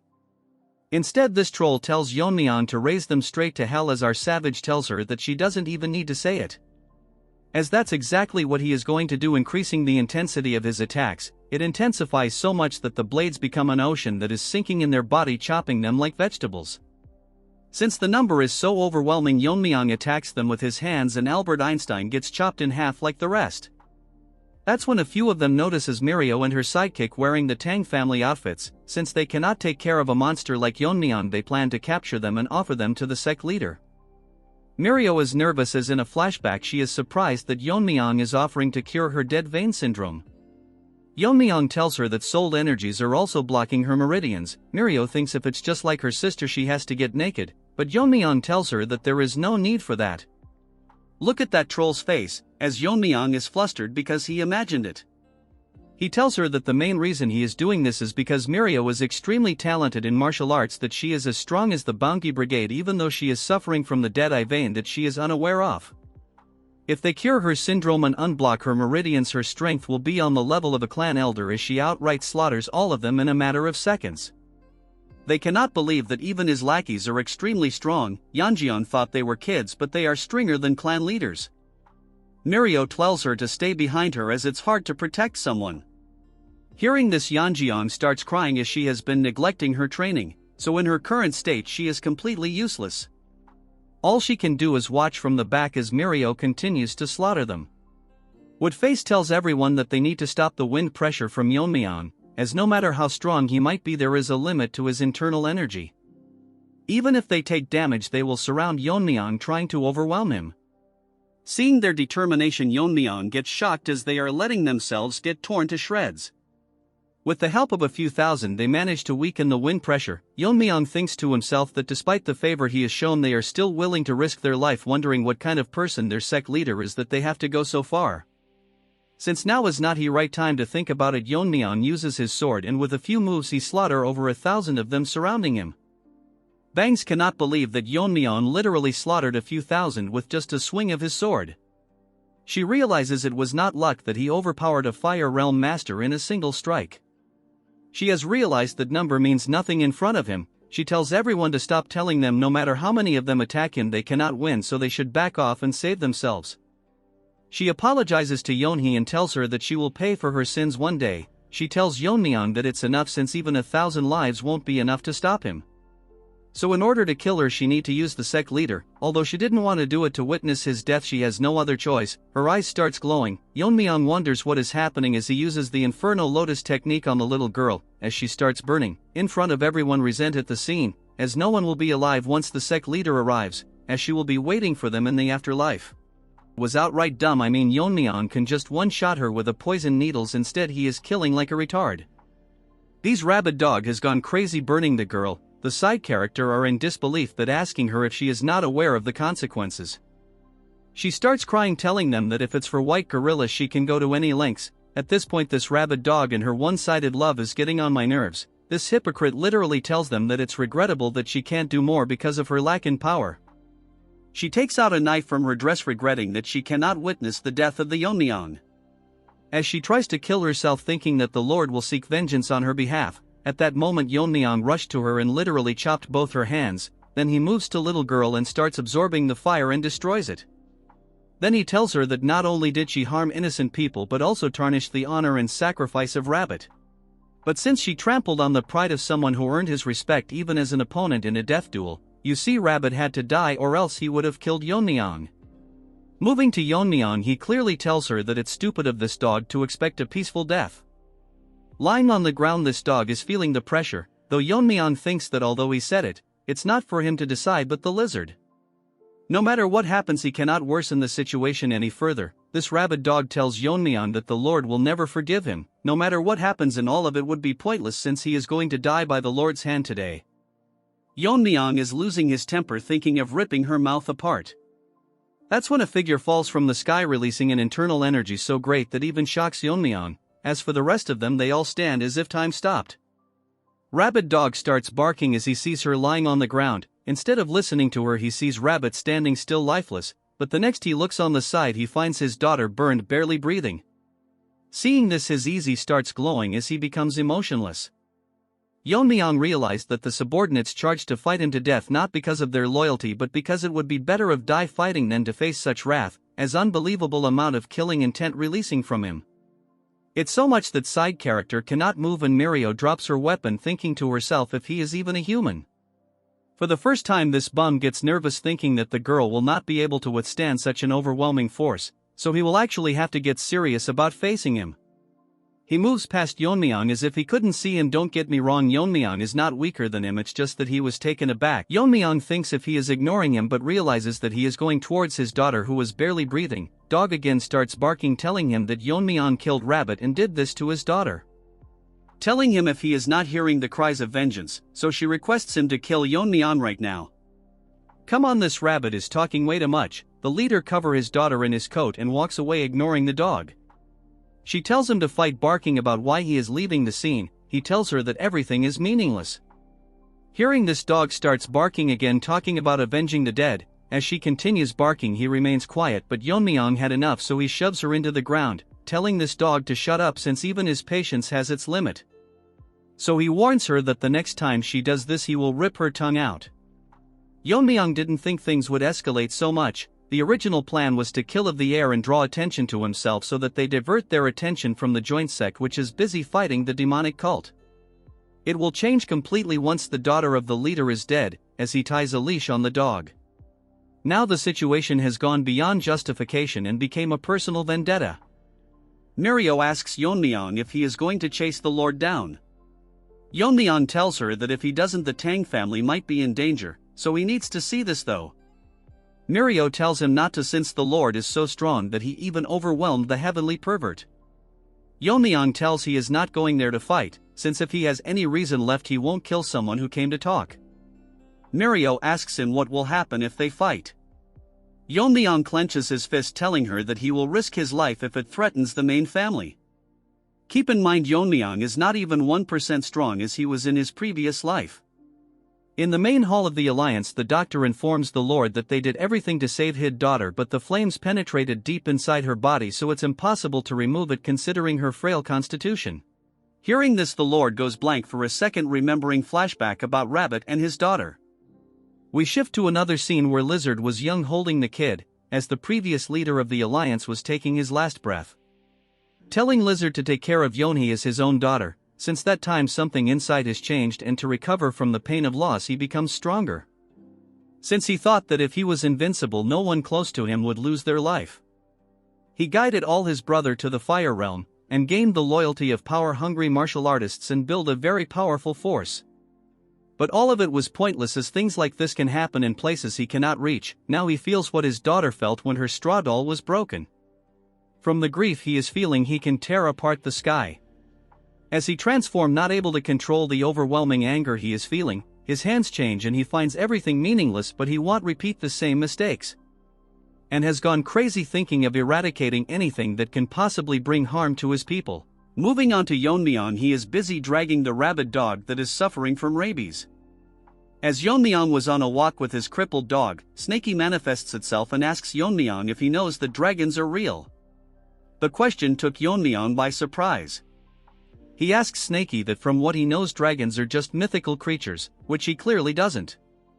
Usually it is a name given to prodigies who cause an uproar in the martial world. Snakey tells him that he is not talking about some human nicknames but in species that's known as dragons. By surprise, as he asks Snakey what he is trying to imply, Snakey tells him that what he is trying to say is that the Black Death Alliance leader is not a human, but he is someone that he would call a dragon. The art has improved again and Snakey looks crazy majestic. Yeon-myeong makes a face similar to Mirio, asking what the hell it is saying. Snakey then starts to explain in detail. He tells Yeon-myeong that dragons don't start out in their full form. They are born when the energy of the heaven and earth comes together, taking the shape of a human child. As they live through experiences, they transform into a true dragon. Most adult dragons sleep for hundreds of years, but when they wake up they cause chaos. They are so strong that they can easily destroy nation with a simple release of their energy blast. Yeon-myeong asks him what proof does he have that the Alliance leader is a dragon, since he might be saying this because of his overwhelming presence, which sounds more like a baseless speculation. Even Snakey is tired of this retard that he asks him if he that delusional, because Snakey is a supernatural being and yet he still denies the existence of dragons. He asks Yeon-myeong if he remembers that he once served the Tang family as a familiar. Snakey asks him what makes him think that the ancestor kept him around.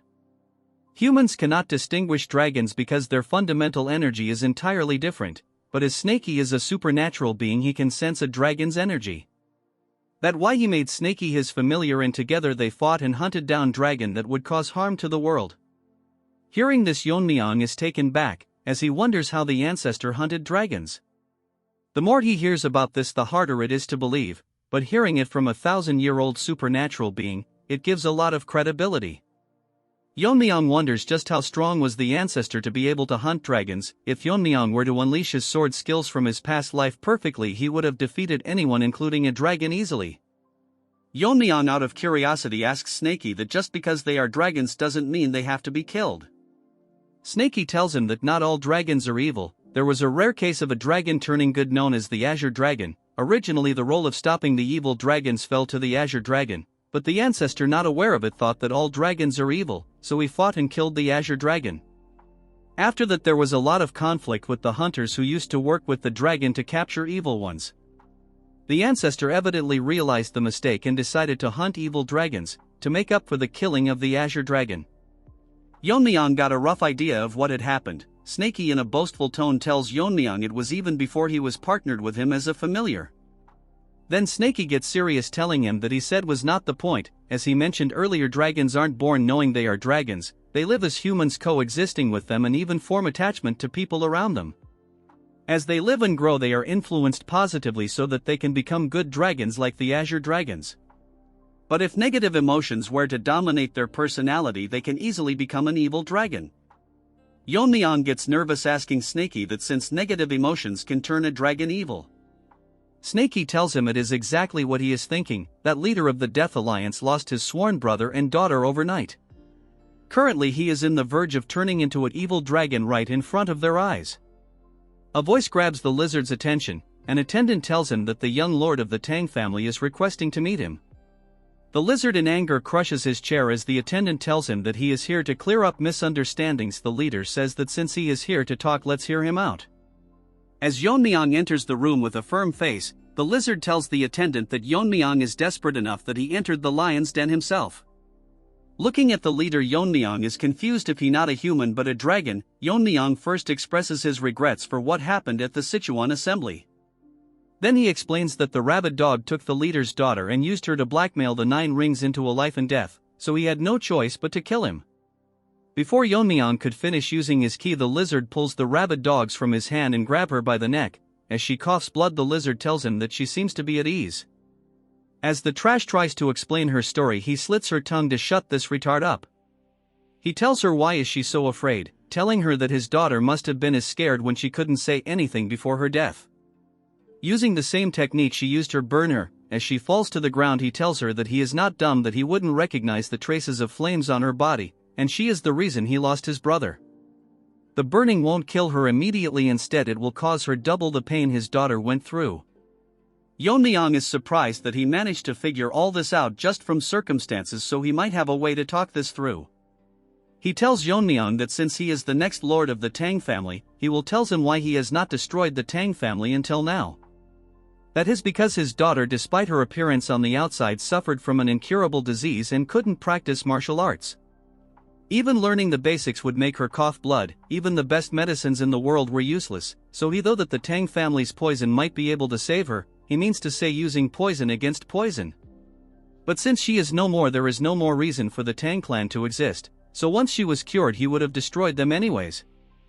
Yeon-myeong tells him that he is still not backing down, and all of this will prove that he is just getting played by the roasted barbecue dog. He sighs and tells him that if he thinks that he was being manipulated, but it was Yeon-myeong who brought her here to try and dodge his wrath.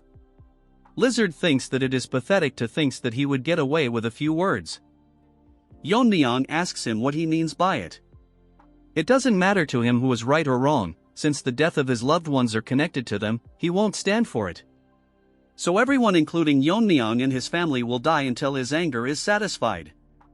From now onwards it will not be a punishment by the alliance but a personal revenge, starting with the Tang family.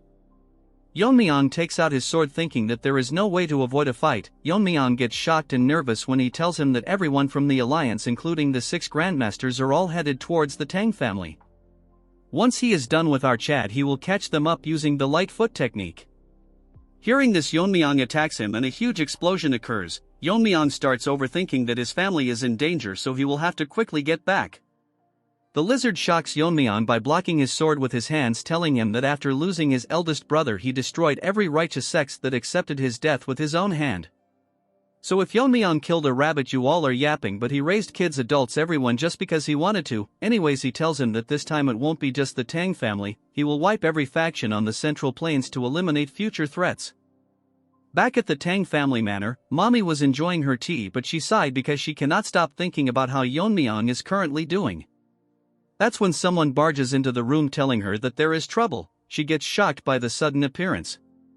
It's no one other than Woo Jin. He is gasping as if he rushed with all his might, telling her that they are currently under attack. Hearing this, Mommy gets alerted as her eyes become more focused. Woo Jin explains that a huge number of Black Death Alliance warriors have invaded the Tang family and currently they are trying their best to hold them back. Hearing the mention of the Black Death Alliance, Mommy is worried if Yeon-myeong is okay, but now she has to deal with the invaders first. Back at the main hall of the Alliance, Yeon-myeong is landing multiple sword strikes in a single second towards the lizard. Yeon-myeong finds it hard to believe, but he is using lethal moves in every single strike using his strong sword, as he lands a very strong strike.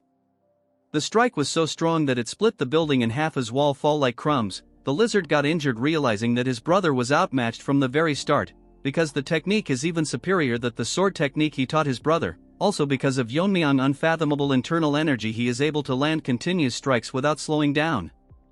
Yeon-myeong is surprised that the lizard managed to block every single one of his strikes, and even now he is trying to analyze and measure the power of his sword techniques. Since that is the case, Yeon-myeong thinks of moving at the speed that his eyes won't be able to react, as Yeon-myeong lands a few more blows, but the lizard is effortlessly blocking them. Using his palm techniques, as Yeon-myeong changes his grip holding the sword in a different way, the lizard observes the change, while Yeon-myeong is focused, landing multiple lethal strikes with greater intensity.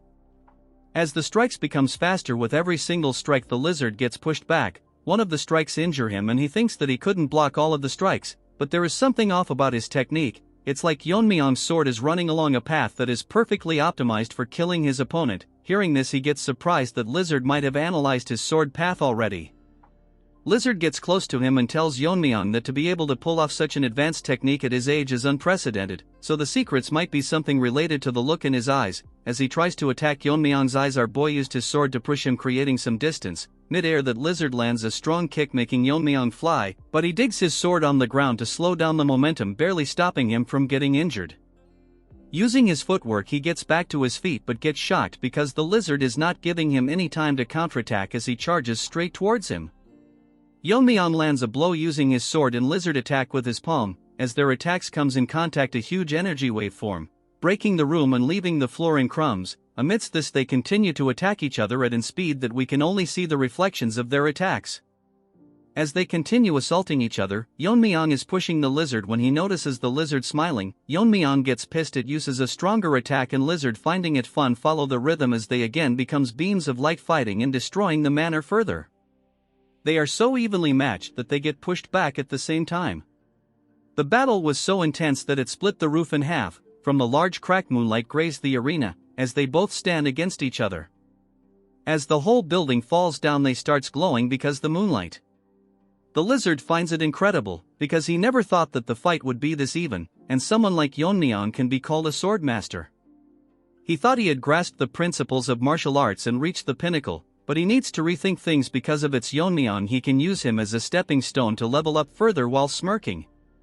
Moving on to Yeon-myeong, he is in a tight position because the lizard is the real deal. Even under such relentless pressure, he is respond to all of his attack and even studying them closely. It's as if he has found something interesting and he is slowly starting to enjoy this. The problem is that the longer this fight drags on, the more it will work against him, so he will have to end this quickly. Yeon-myeong tried using the venomous azure light technique, but it's still not able to use his sword skills properly. He has been holding him back, suing the strong sword, but it's straining his sword. Yeon-myeong thinks it's a miracle that the sword lasted this long, but he has no idea it can hold till the end. Lizard closes the distance, grabbing Yeon-myeong's face and tells him that he is arrogant enough to look away from him. As he uses the Black Death Palm technique, seriously hurts Yeon-myeong as our Chad spits blood, but he manages to block the relentless palms by putting his sword in between the attacks and launch a strike. The looks in his eyes shows that if he is not serious, he might die. Yeon-myeong splits something but gets surprised as Lizard used the coat of camouflage to escape the attack. From behind the coat, he tells Yeon-myeong that recently he had quite the enlightening experience. He aims his finger towards Yeon-myeong as it makes Yeon-myeong very nervous. The lizard uses the subduing righteous divine art that he copied from the Gen Z monkey. For a second the arena remained calm, but the next second it creates an extremely strong explosion. Lizard tells Yeon-myeong that even he won't be able to withstand the subduing divine's art, since it's a martial arts based on the supreme method of amplifying true energy. But all of a sudden Lizard starts breaking character as he realizes that the amplified energy is gradually fading. From the cluster on energy, 2 long strikes creates rifts, engulfing the energy in an instant. The strikes was so strong that the entire filled with its energy as Lizard cannot believe what just happened. Yeon-myeong flying in the sky uses a simple strikes, but this time the sword was so lethal that the Lizard was taken aback, as the sword strike razed the ground. The Lizard gets seriously injured, unable to figure out what sword technique he is using. Yeon-myeong falls to the ground, laughing to himself because at the brink of dying he finally figured a way out to unleash a part of his original sword technique. As the Lizard is still surprised by what happened, Yeon-myeong tells him that he wanted to use him as a stepping stone to reach a higher level, but it won't be happening today since he is going to die here today. Moving to Yeon-myeong, the last strike he landed was so strong that it split multiple mountains in half. While holding the sword, Yeon-myeong reflects that he thought of this method on the fly, but luckily it worked for him. Essentially, if he can reach a state of mastery where he is able to imbue powerful intent to alter objects of nature, then, according to theory, he might be able to change the energy of his true energy. The reason he is unable to use his true sword skill from his previous life is that it causes overwhelming strain on his body, which leads to complications. However, if he can turn the iron essence within the force into poison, he could unleash a part of his true sword technique, as his body is able to absorb every kind of poison. This part is very important for the future, so keep it in mind. Because of this technique, he is able to unleash a part of his skill without worrying about his blood vessels deteriorating. While discussing all this, Yeon-myeong is overwhelming the Lizard. The Lizard, growing frustrated, grits his teeth tightly and asks Yeon-myeong if he really thinks he will die. Yeon-myeong notices something different and becomes more cautious as the Lizard sits on the ground, releasing energy strong enough to shatter the ground, causing Yeon-myeong to lose his balance. Shocked, Yeon-myeong's face fills with surprise. Now quite injured, the Lizard speaks to Yeon-myeong in a menacing tone, saying, "How dare you stand before me?" With energy radiating from him after destroying the ground, the Lizard leaps into the sky, releasing black energy from his hand and launching dark, black moves aimed at Yeon-myeong. Yeon-myeong lands multiple sword strikes, dodging the attacks and gradually getting closer to the Lizard. As he approaches, the Lizard makes a cheap move. Rubble from the destroyed arena blocks Yeon-myeong's vision. Overwhelmed by the rubble and the intense energy, Yeon-myeong realizes he can't get closer every time. Out of the dust, the Lizard charges toward Yeon-myeong, wielding dark energy and a sword-like skill aimed at him. Yeon-myeong blocks the first strike with his sword, but it's so powerful that he has to give his all just to stay steady. The force of the strike sends him airborne. He manages to land on his feet, but without allowing him a break, the Lizard charges forward with lethal intent. Preparing his palm to end the fight immediately, the Lizard launches a powerful strike. Yeon-myeong, seeing the attack, realizes that if he can't counter it, he will lose his life. As they exchange moves, the scene darkens, and huge explosions erupt from the impact of their attacks. Yeon-myeong manages to block the strike as the Lizard's palm is obstructed by the sun. The Lizard taunts Yeon-myeong, claiming he'll die today and that the Tang family will perish. Exhausted but unfazed, Yeon-myeong laughs, which shocks the Lizard. With a grin, Yeon-myeong tells the Lizard that he's underestimating his family. They are not weak. As the young lord, Yeon-myeong has trained them thoroughly, and the factions are now on equal footing. Mommy is serious as she launches her poison blades, and Yeon-myeong tells the Lizard that he is not the only one with masters from the fire realm. The poison needles slice through their targets like butter, and with fierce determination, she commands everyone to fight with their lives on the line until the young lord returns. Motivated by their leader's words, they charge toward the enemy with intent to kill. Returning to Yeon-myeong, he boldly declares that the Tang family won't fall today. Instead, it will be the Lizard who perishes. Yeon-myeong absorbs a great deal of pain, releasing a sword strike strong enough to move the Lizard's palm and immobilize him. Shock is evident in the Lizard's eyes as Yeon-myeong, now empowered by accumulated poison, charges toward him, his sword radiating energy. As he closes in for a fatal strike, the Lizard, realizing the danger, goes berserk, barely managing to counter the attack with his arm. In fury, the Lizard accuses Yeon-myeong, claiming that it was because of him his brother died and dismissing his daughter's death as an issue of the evil sect. Lizard, with his false sense of justice, charges toward Yeon-myeong, landing a strong blow as Yeon-myeong is taken aback by his words. The palm attack is so powerful that Yeon-myeong crashes to the other end of the arena, causing a huge explosion as he spits blood from his mouth because of the fatal blow. Snaky manifests, urging Yeon-myeong to snap out of it and focus on the fight.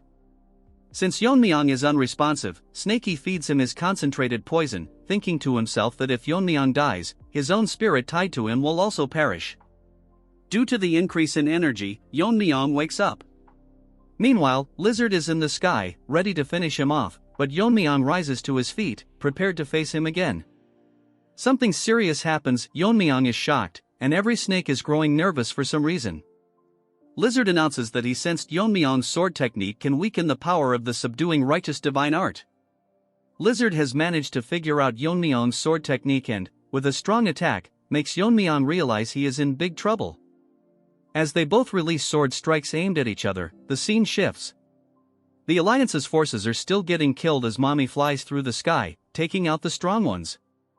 They're currently in a tight spot because, even with half of the Tang family warriors deployed to support the joint sect, the enemies within her range clearly outnumber them by more than twice. On top of that, a man is slicing through the Tang family members.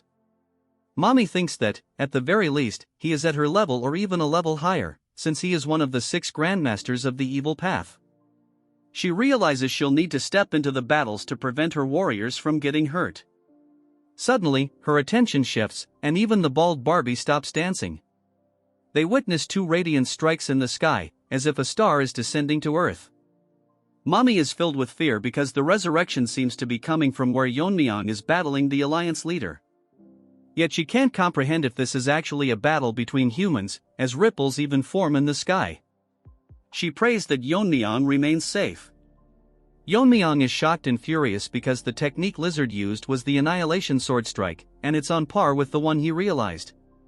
Even though Lizard is not human and his body can withstand the weakening effect of his sword strike, Yeon-myeong reflects that Lizard was able to recreate his sword strike in the middle of the battle as he flies in the sky, ready to destroy everything. Lizard tells him that battling strong opponents gives him a rush, and he managed to figure out Yeon-myeong's sword technique from his sword. But he says it's all meaningless, even if Yeon-myeong masters the principles of martial arts or invents new techniques, because there's no point if everyone he cares for dies. The Lizard has gone completely mad as he forces himself onto a dragon. Yeon-myeong is both enchanted and infused with energy as Lizard declares that he'll use his powers to kill everyone and become the new law. Bro got too much screen time, and now he's deluded. As Lizard flies in the sky, releasing endless killing intent, he tells Yeon-myeong he will be the new ruler of this world. Enough yapping from this third-rate Frisia, he won't survive the next chapter for sure. With the calm scenery, it's basically the calm before the storm. As I said, the sky turns as bright as the sun, forming a star with the collision of 2 sword strikes. As their battle intensifies, the destruction they are causing is devastating. Lizard managed to overwhelming Yeon-myeong, as currently he has the upper hand. Yeon-myeong getting pushed back barely hold his ground as his sword starts breaking down, by the Lizard who is grabbing it by the hand. All of a sudden Yeon-myeong loses his grip and gets swayed, giving the Lizard the opportunity to throw him right through a mountain. The impact was so great that it made a hole on the mountain, and it shows that Yeon-myeong is clearly hurt. But our boy is not ready for what's going to happen to him, as Lizard literally uses the subduing righteous divine art as a dragon's breath. Bro is deluded thinking himself to be a dragon already, look more like a mountain goat. The breath aimed towards Yeon-myeong lands a direct hit on the mountain. Yeon-myeong is surprised that crazed Lizard is not even the realm of martial master anymore, instead, it is in a realm above him. If he was even a second late he would have lost his life, as we see the mountain split in half by the burp Lizard aimed towards Yeon-myeong. Yeon-myeong grips his teeth, getting his mind in place because that fake burp threw him off for a moment, so he need to counterattack quickly. That's when he realizes that Lizard is missing.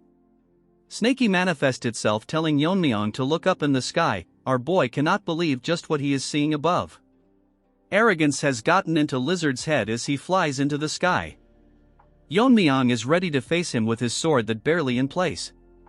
Lizard manifests 2 dark snakes on his palm, and tells Yeon-myeong that this is his venomous martial arts, the Black Palm technique. This the legacy his brother left him, but originally it was a crude martial art that even calling it third-rate would be generous. As this mountain goat flies his snake and tells him that it makes sense, that it was trash since it was created by a low life from an evil sect who has never learned proper martial art. I mean, dude is literally berating his brother. If they didn't fight, dude would eventually end the Tang clan someday. As the snakes flies inside the murky cloud, Lizard says proudly that he modified the technique again and again, turning it into a technique worthy of his name. All while Yeon-myeong and Snakey are blankly listening to him and his speech. The murky clouds turn bright for a second. The next moment the snakes pierce through the sky as a dark figure descends. Yeon-myeong is shocked and what the hell is going on? The snakes now engulfing the entire area charge towards Yeon-myeong. Our boy thinks that humans who have transcends could do something like this. Basically he did meet one since our boy was stuck in the mountain. Mountain Goat tells Yeon-myeong that this is the Black Snake Palm, which is his ultimate technique. Yeon-myeong is in a tough situation as he starts sweating, while Lizard is ready to see if Yeon-myeong can withstand it. Snakey warns Yeon-myeong that even for him, if he were to take the attack straight on, it would rip his body to shreds.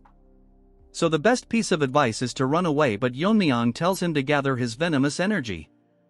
Snakey gets shocked for a second and then proceeds to tell Yeon-myeong that he has gone mad to take that attack directly. But Yeon-myeong tells him that if that strike were to hit the ground it will shake the entire terrain. He tells that countless people in Sichuan can die, so there is no choice but to break through it. Yeon-myeong tells him that he has a way, so he should just pass him the venomous energy. Snakey is confused where Yeon-myeong is getting his baseless confidence from.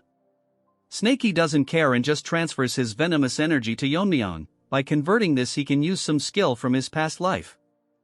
Yeon-myeong thinks that if the snake flying is technique then he can counter it with his true power, but to neutralize something this overwhelming, just using annihilation won't be enough, so he will need to use a stronger technique, and in a single strike he will pierce the core and take down the lizard altogether. But he is not sure if his body can withstand it, and last but not least his sword that might break any time.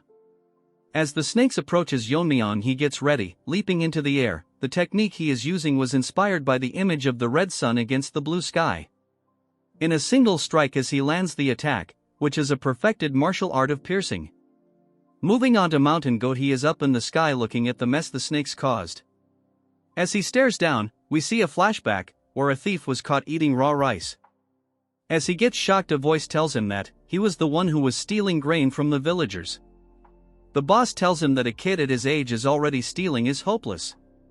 That's when Rabbit tells him to take a look at his condition. After taking a second look he sees that the boy is malnourished. As he hides behind the log staring at each other, they don't know what to say. Rabbit tells him that at this rate people will think that the Black Death Alliance is a foster home. Old Man sighs and tells the kid that he is eating in the wrong manner, as he gets surprised. Kind Old Man tells him that he doesn't need to steal and can fill his stomach all he wants. Such a nice guy, and Lizard called him a third-rate loser, wants him dead now no matter what. Old Man asked for his name and we move on to the present, as Lizard tells to himself that he had no name, but Old Man made him a part of his family, giving him a name.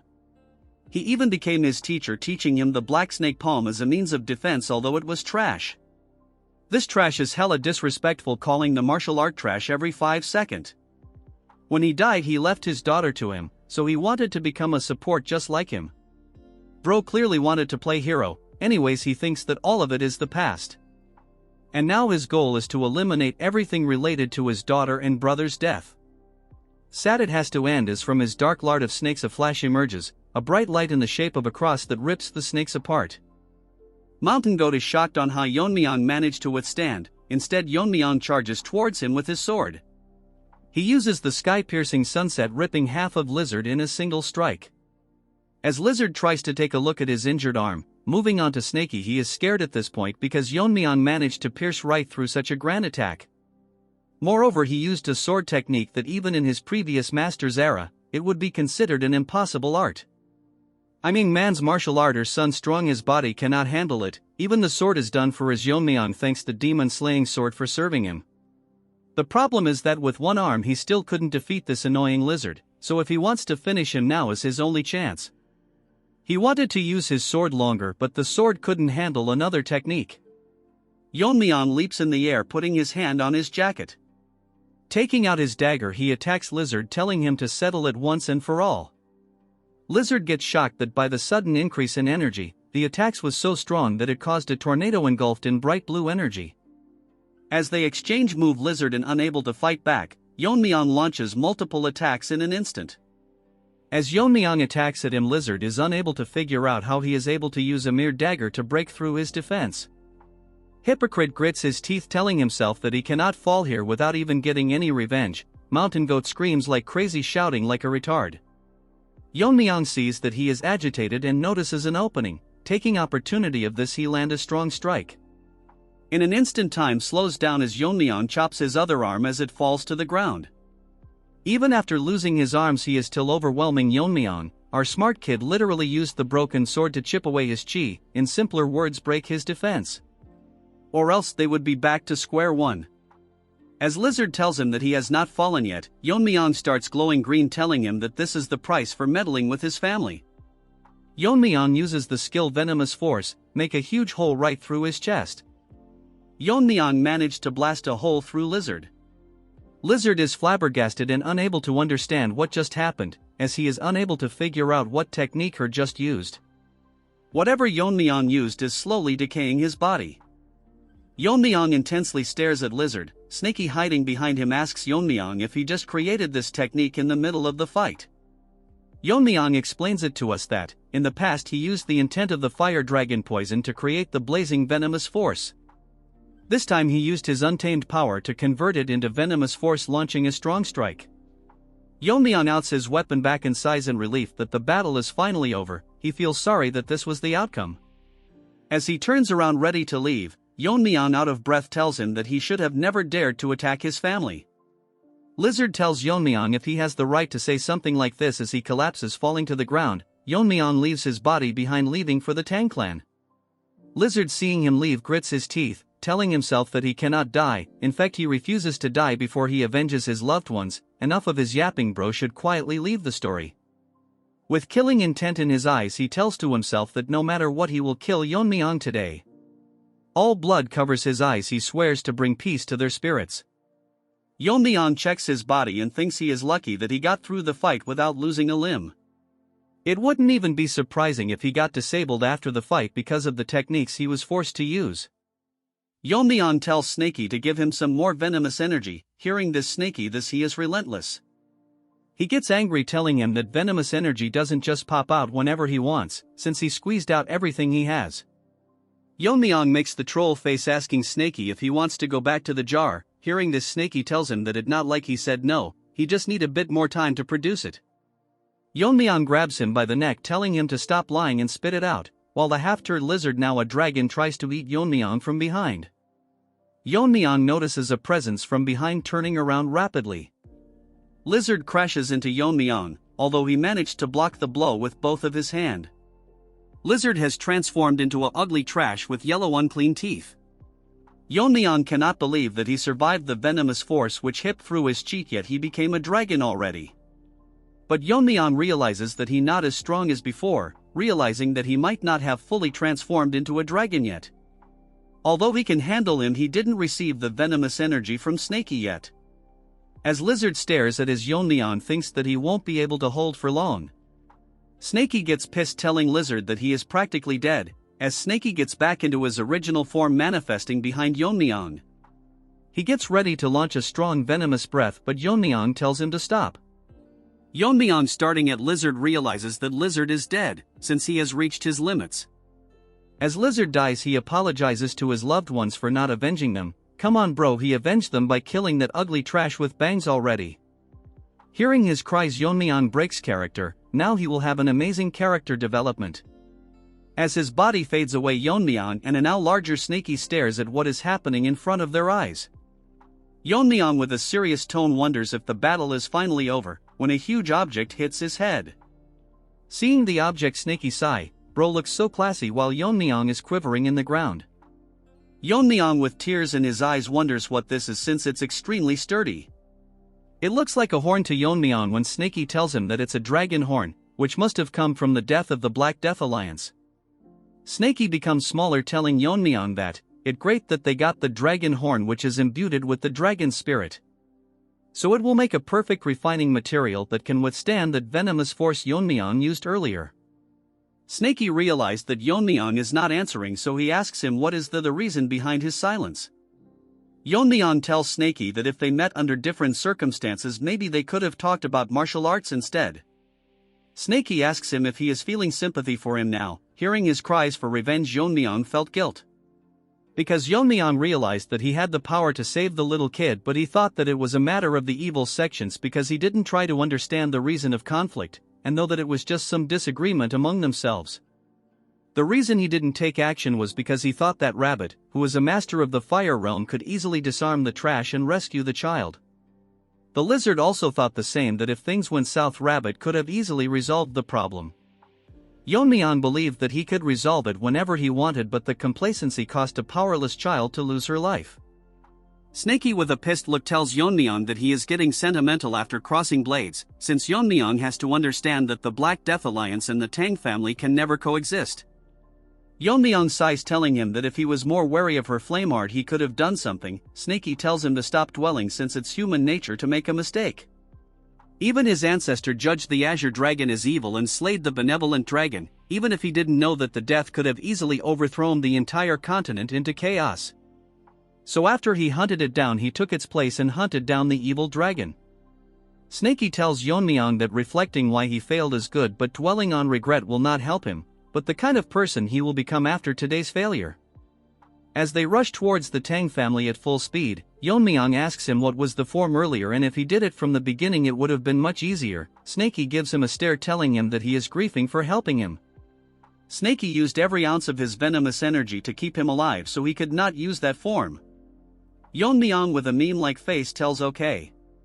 Hearing this, Snakey call his ungrateful, telling him that he should at least say thank you for all the trouble. Yeon-myeong tells Snakey thank you. Hearing this, Snakey gets shocked for a second, his face turning normal. Yeon-myeong tells him that when he briefly lost consciousness after the Alliance leader's attack, at that time Snakey used his venomous energy on him. Without him he would have taken a fatal wound right there, so he wanted to thank him properly later, but instead he ended up interrogating him. So he thanks him for all the help. Hearing this, Snakey blushes, thinking to himself that though Yeon-myeong was a rigid, inflexible guy. Because his previous owner told him that he shouldn't expect gratitude for doing what's, since he is a tool and his only job is to distinguish between them. Snakey asks him if he gotten soft from all the beating. Yeon-myeong asks him if he want to go back inside the jar, and Snakey tells him that he is just joking. Moving to the Tang family, hundreds of dead bodies are on the ground. Meanwhile, Mommy is facing this bald Pokemon.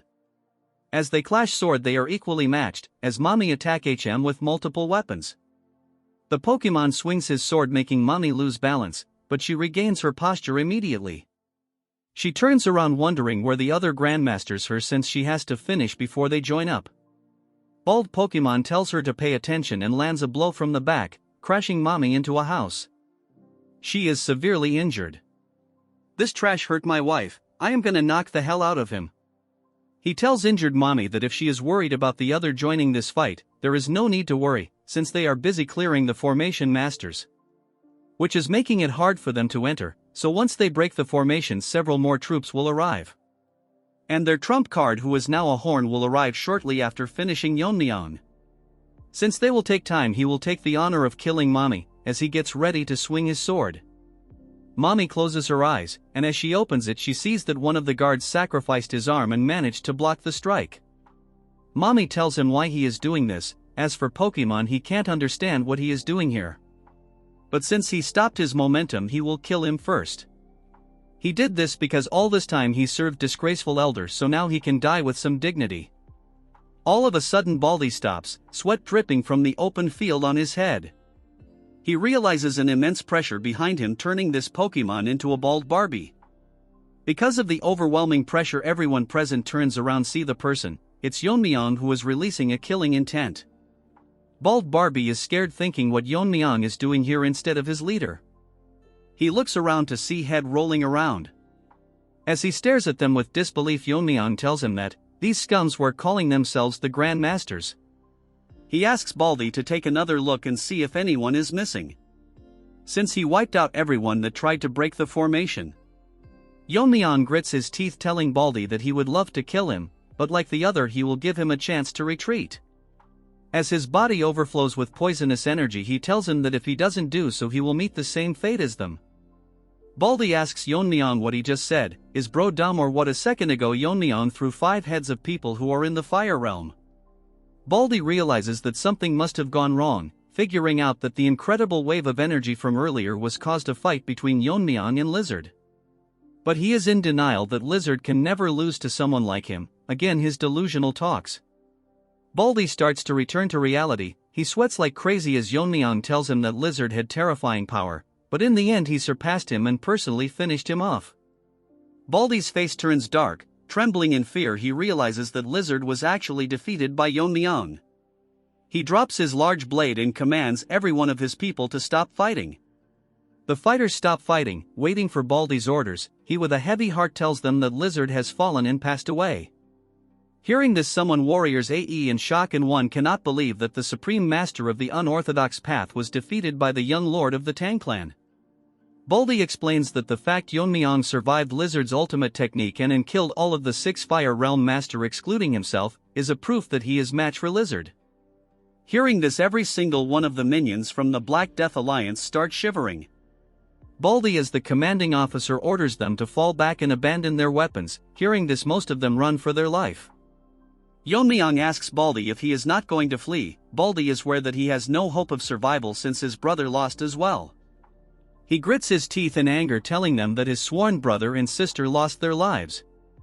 So even if he is sure to lose, it's his duty to draw his blade. Yeon-myeong hearing this respects his decision and takes out his dagger, telling Baldy to start his attack at once. Baldy remember that he has no point in existing, all his loved ones are dead. I wanted to support this guy but he hurt my wife, so no sympathy for him. Baldy raged uses his everything to attack Yeon-myeong, Mommy and everyone from the Baongi brigade stand still and rips apart Baldy in an instant, the strike so fast that no one could understand what had happened. With this, the reign of the rulers of Sichuan came to an end, in a single day by the hand of a single person. A few hours later at the main hall, Yeon-myeong summons the guard that lost his arm. He asks him how he is feeling after losing an arm. The one-handed guy tells him that he was trained to use both of his hands interchangeable, so it doesn't bother him too much. Yeon-myeong understands the situation but tells him that it's not the reason he called him here for, but because he heard that he lost his arm trying to save his mother. So Yeon-myeong wanted to thank him properly for that. One arm tells Yeon-myeong that he did this because it's his duty as a martial artist of the Tang clan, and he sought no rewards. Yeon-myeong sighs, telling him that it was impressive, although they have not been in the best of terms. But merits must be rewarded. Yeon-myeong asks him if he has ever thought about learning the sword. Hearing this, the one-armed guy starts shivering, as Yeon-myeong explains to him that it must be difficult with one arm to throw daggers or handle poisons. So Yeon-myeong decided to teach him a left-handed sword technique. Yeon-myeong assures him that if he follows his guidance it is guaranteed that he will become stronger than when he had both arms. The crippled guy thanks for this opportunity, but Yeon-myeong tells him that he is the one indebted to him. For now there is work that needs to be taken care of, so once he is recovered Yeon-myeong will start teaching him. As the Tang family is surrounded by the formation created Manhwa Gal clan, Skinny Barbie is exhausted because he had to hold that many people on his own. He starts crying because it is a hassle, and that blames Yeon-myeong for it. But Barbie starts crying the moment he hears Yeon-myeong's voice from behind. Barbie tries to pretend, telling Yeon-myeong that he is so glad that Yeon-myeong managed to return safely. Yeon-myeong tells him to stop the formalities. Barbie starts crying and apologizes because he misspoke earlier, but he didn't get scolded because Mirio and Yeonjeong said that he worked tirelessly to maintain the formation and hold back the enemies. Barbie closes his eyes appreciating himself, but in reality he wanted to run away, but Yeonjeong forced him. She told him that in the time of crisis he should be focusing on solidifying alliances. Even Mirio went outside despite her fatigue to buy time for them. Barbie tells Yeonjeong that if what they said is true and Yeon-myeong is facing Lizard, his chance of survival are very slim, but Yeonjeong shut him up, telling him that she believes in Yeon-myeong. Our Chad is now more emotional person thanks him and tells him that they will support the Gal clan's recovery. Hearing this, Barbie gets stunned, thanking Yeon-myeong. As our boy takes his leave he tells them that he will take care of things from here on. Barbie is stunned to hear such warm words from Yeon-myeong, and it seems like his personality has taken a big turn. Before leaving, Yeon-myeong tells him that next time if he thinks about deserting them during a crisis he will face repercussion. Hearing this, Barbie's fake beard falls to the ground. Yeon-myeong thinks to himself that he has resolved most of the matters, but there is one important thing left. 2 days later, the squad accompanied by Yeon-myeong enters the Black Death Alliance fortress. Woo-jin is shocked to see that a place like this existed beneath the fortress. With the treasure that is left here, the Tang clan can easily survive for decades. The treasure are so much that they look like ants in front of it. Woo-jin figure out why the alliance never expanded beyond Sichuan, because Lizard, who ruled over the unorthodox sects, did seek expansion because he had everything he wanted in Sichuan. Yeon-myeong thinks that when recruiting followers he likely demanded treasures collateral for martial arts. But according to Yeon-myeong, he was not greedy, it was because too many people wanted his guidance, as such treasure was likely the bare minimum. Yeon-myeong orders Woo-jin to take care of this place and move all the treasure to the main family. As Woo-jin agrees to it, Yeon-myeong decides to go deeper. Inside he finds a library, but there is not a single book in sight. Yeon-myeong finds some books with snake sign on it. Yeon-myeong picks up one of them and thinks that it might be one of Lizard's martial arts. As Yeon-myeong reads it through, Lizard states that he learned after living in Sichuan that he should repay kindness twice over and grudges tenfold, so he destroyed the Azure Fortress sect. He not only destroyed those who tried to raise against them, but he also studied their martial art to counter them, just to humiliate and mock them for the martial art them once stood by. The other manuals contain all the counter techniques of the martial art. Yeon-myeong is astonished that Lizard managed to dismantle all of them in just few manuals. The current place they are in was once the fortress of the Azure sect. But due to simple arrogance, Lizard destroyed everything and just kept his martial arts. After the battle with the Black Death Alliance, the Tang family started restoring order to the chaotic Sichuan. Meanwhile, a war broke out in Qinhui between the demonic cult which seek to advance into the Central Plains. The only one that tried to stop is the Kunlun sect, and currently they are having a ferocious encounter with them. They are currently being led by one of the elders, known by the name Demon Immortal Gakun, but we will call him Scarred Face. He is a master of the fire reel, known for his ruthless techniques, and he is currently acting as a cornerstone in holding back the demonic cult. However, the demonic cult has an endless number of forces, so much so that they can rival the 9 sects combined. Look at this turd, he looks like a retarded version of All Might from My Hero Academia. We will call him Frog from now onwards. Because of their large number, they were turning the tide on the Kunlun sect until Gen Z arrived with reinforcements along with the Tang clan. Look at Fatty, he really need to go to the toilet. Because of the strong masters from the joint sect and fire reel masters, they had no choice but to retreat temporarily. The united force of Gen Z, Uncle and Scarred Face from Kunlun was so strong that the balance of the war began to shift in favor of the righteous factions. But something had to happen since things were going too smoothly. One of the elders from the Tang clan betrayed them, poisoning the ones that went against their idea of betraying. As Snoop Dogg was poisoned, he tells the elder that he is worse than the weed he smokes.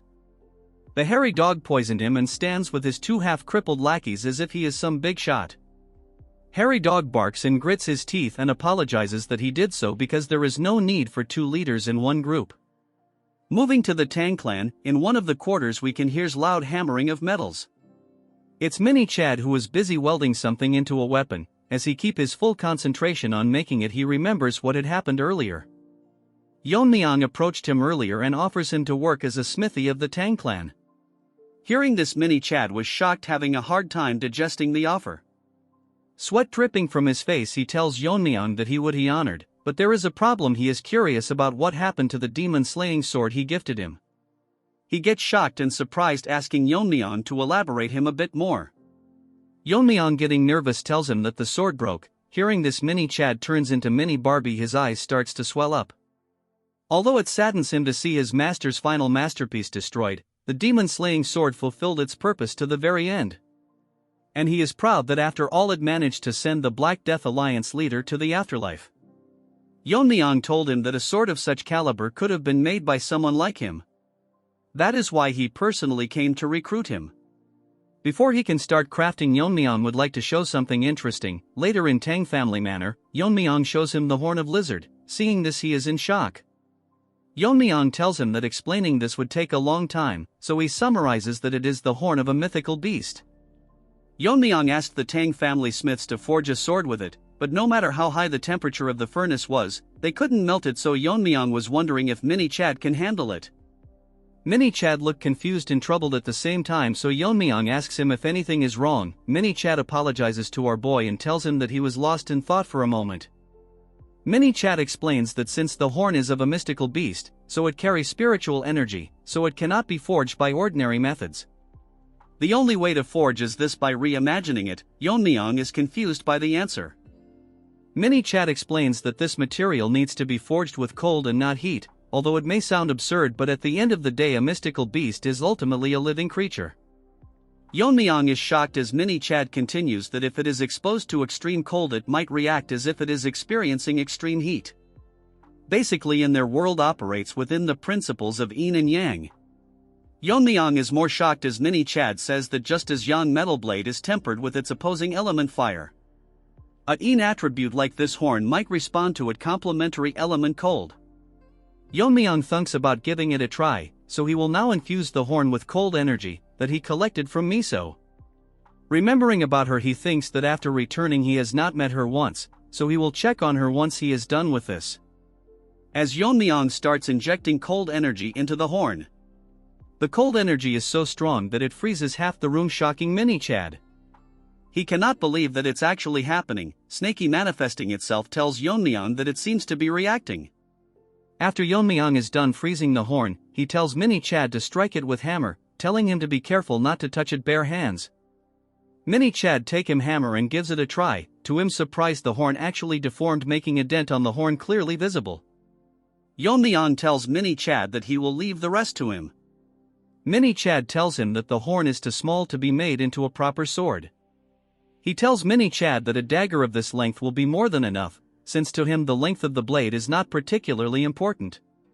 Moving to the present as Mini-Chad hammer the horn with dedication, he thinks that the demon-slaying sword has served its purpose.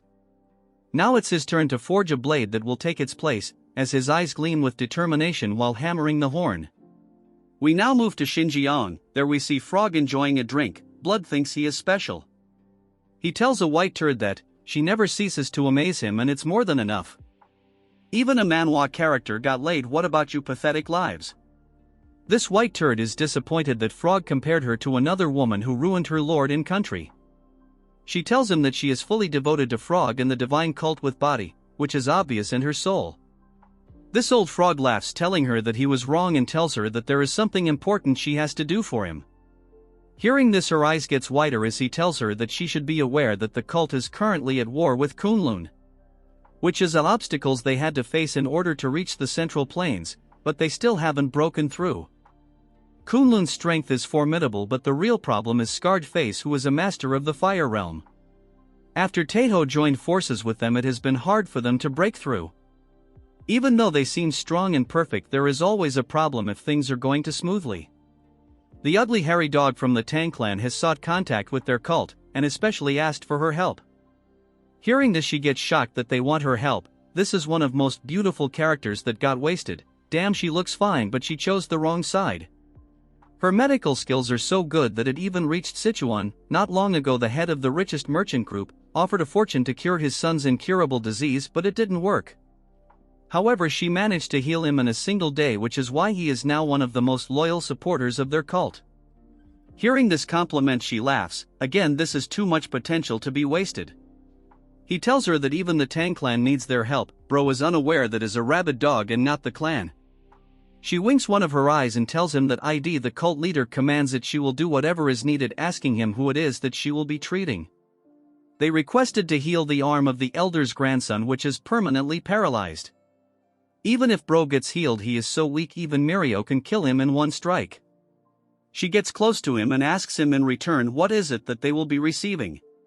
She gets shocked when he tells her that they will be offering the 10 poisons of the Tang family, which can even kill Fire Realm masters. But she gets serious and asks him if that's all they are offering, and he agreed to it. Frog elaborates that he agreed not because of the poison. He plans to use them kill the 2 Fire Realm masters currently opposing them, as he excludes an evil smile, telling her that by killing them he will have a secure path to the Central Plains. Yeon-myeong is gonna one-shot him, mark my words. At the main house of the Jaegal family in Hubei, someone sits on a chair with dead bodies lying everywhere. He says that there is no safe place even in the Central Plains, even though they were under Wodong's territory they were way too careless. As this guy battered in blood drink alcohol, he tells someone across the room that he heard that the Black Death Alliance leader is dead. What shocked him is that the one who defeated him belonged to the Tang family. His guide, who was wearing an eye patch, tells him that according to this intel, the person who killed him extremely skilled in poison, hidden weapon, and he could wield swordsmanship effortlessly wielding sword force. This blue-eyed pervert tells him that this wouldn't be enough to defeat the alliance leader, so our Chad probably reached the level where he can use the strong sword techniques like him. Every cannon fodder wants screen time just because his eyes are blue blood thinks he is the Gojo Satoru. He puts his cup down thinking that he might have overestimated the alliance leader. He finds the death pitiful. He wanted to be the one to kill him. Delusional lizard in his dragon form would one-shot him any day. Although his dream of killing him failed, at least the troublesome foe that he had to inevitably clash with someday is now eliminated. Now this pervert thinks that he has rested enough, so he will start his killing spree again. He asks his dog about the Myeong clan's location. He says that it has been confirmed that they have been growing their power while disguised as a merchant guild. The dog shuts up all of a sudden, getting more focused. He tells pervert that something is approaching their way. The pervert thinks that they are quite fast. Judging by the aura, he thinks it the backup forces of Wodong. He tells dog to take care of the Myeong clan and he will be the one handling the Wodong forces. At the night he stares at the bright moon, shouting that the era of the demon-ruled world will begin. Moving to the Tang residence, Yeon-myeong is sweating hard practicing her martial arts. As she performs the martial arts with perfection, moonlight grazes her fan, radiating in divine aura. Okay, that sounded chessy. She thinks that all of her muscles are about to snap, but she will go on no matter what happens. She forced her uncle to teach the clan's martial art to her. As she trained with persistence, she remembers how tough it was to convince him. At the Sichuan assembly, all she could do was just watch, so she felt a deep sense of helplessness. The character development is cooking. She continues to feel pain practicing the martial art. She thinks to herself that she never wants to experience it again. As she prepares to practice one last time, someone enters the scene calling for out girl. It's Barbie, but his face is grim. Yeon-myeong, seeing his face, asks him that he was supposed to be bussed today, so what is he doing here? He puts his hand on her shoulder, telling her to stay strong about what he is going to tell her. She gets nervous, asking him what it is he is talking about. The shock shocks her to the brink. Her world turns around as she learns that the Jaegal family no longer exists. Tears falls from her eyes as she cannot believe what just happened. Barbie explains that the pervert who had previously wiped out 3 of the 5 great families, with his appearance in Hubei, the scene has shifted dramatically. The Wudong Swordmaster tried to stop pervert, who launched a surprise attack on Jaegal family. Pervert warned Wudong that if they go in his way, the Wudong itself would be erased before sunset. So all they could do was stand by as the Jaegal clan was annihilated. Yeon-myeong cannot believe that no one could stop the pervert as he read the letters. He tells Yeon-myeong and Barbie that he knows about the tragedy that happened. Barbie says that Yeon-myeong's decision was correct. If they fled from the Black Death Alliance, then they would have been completely wiped out.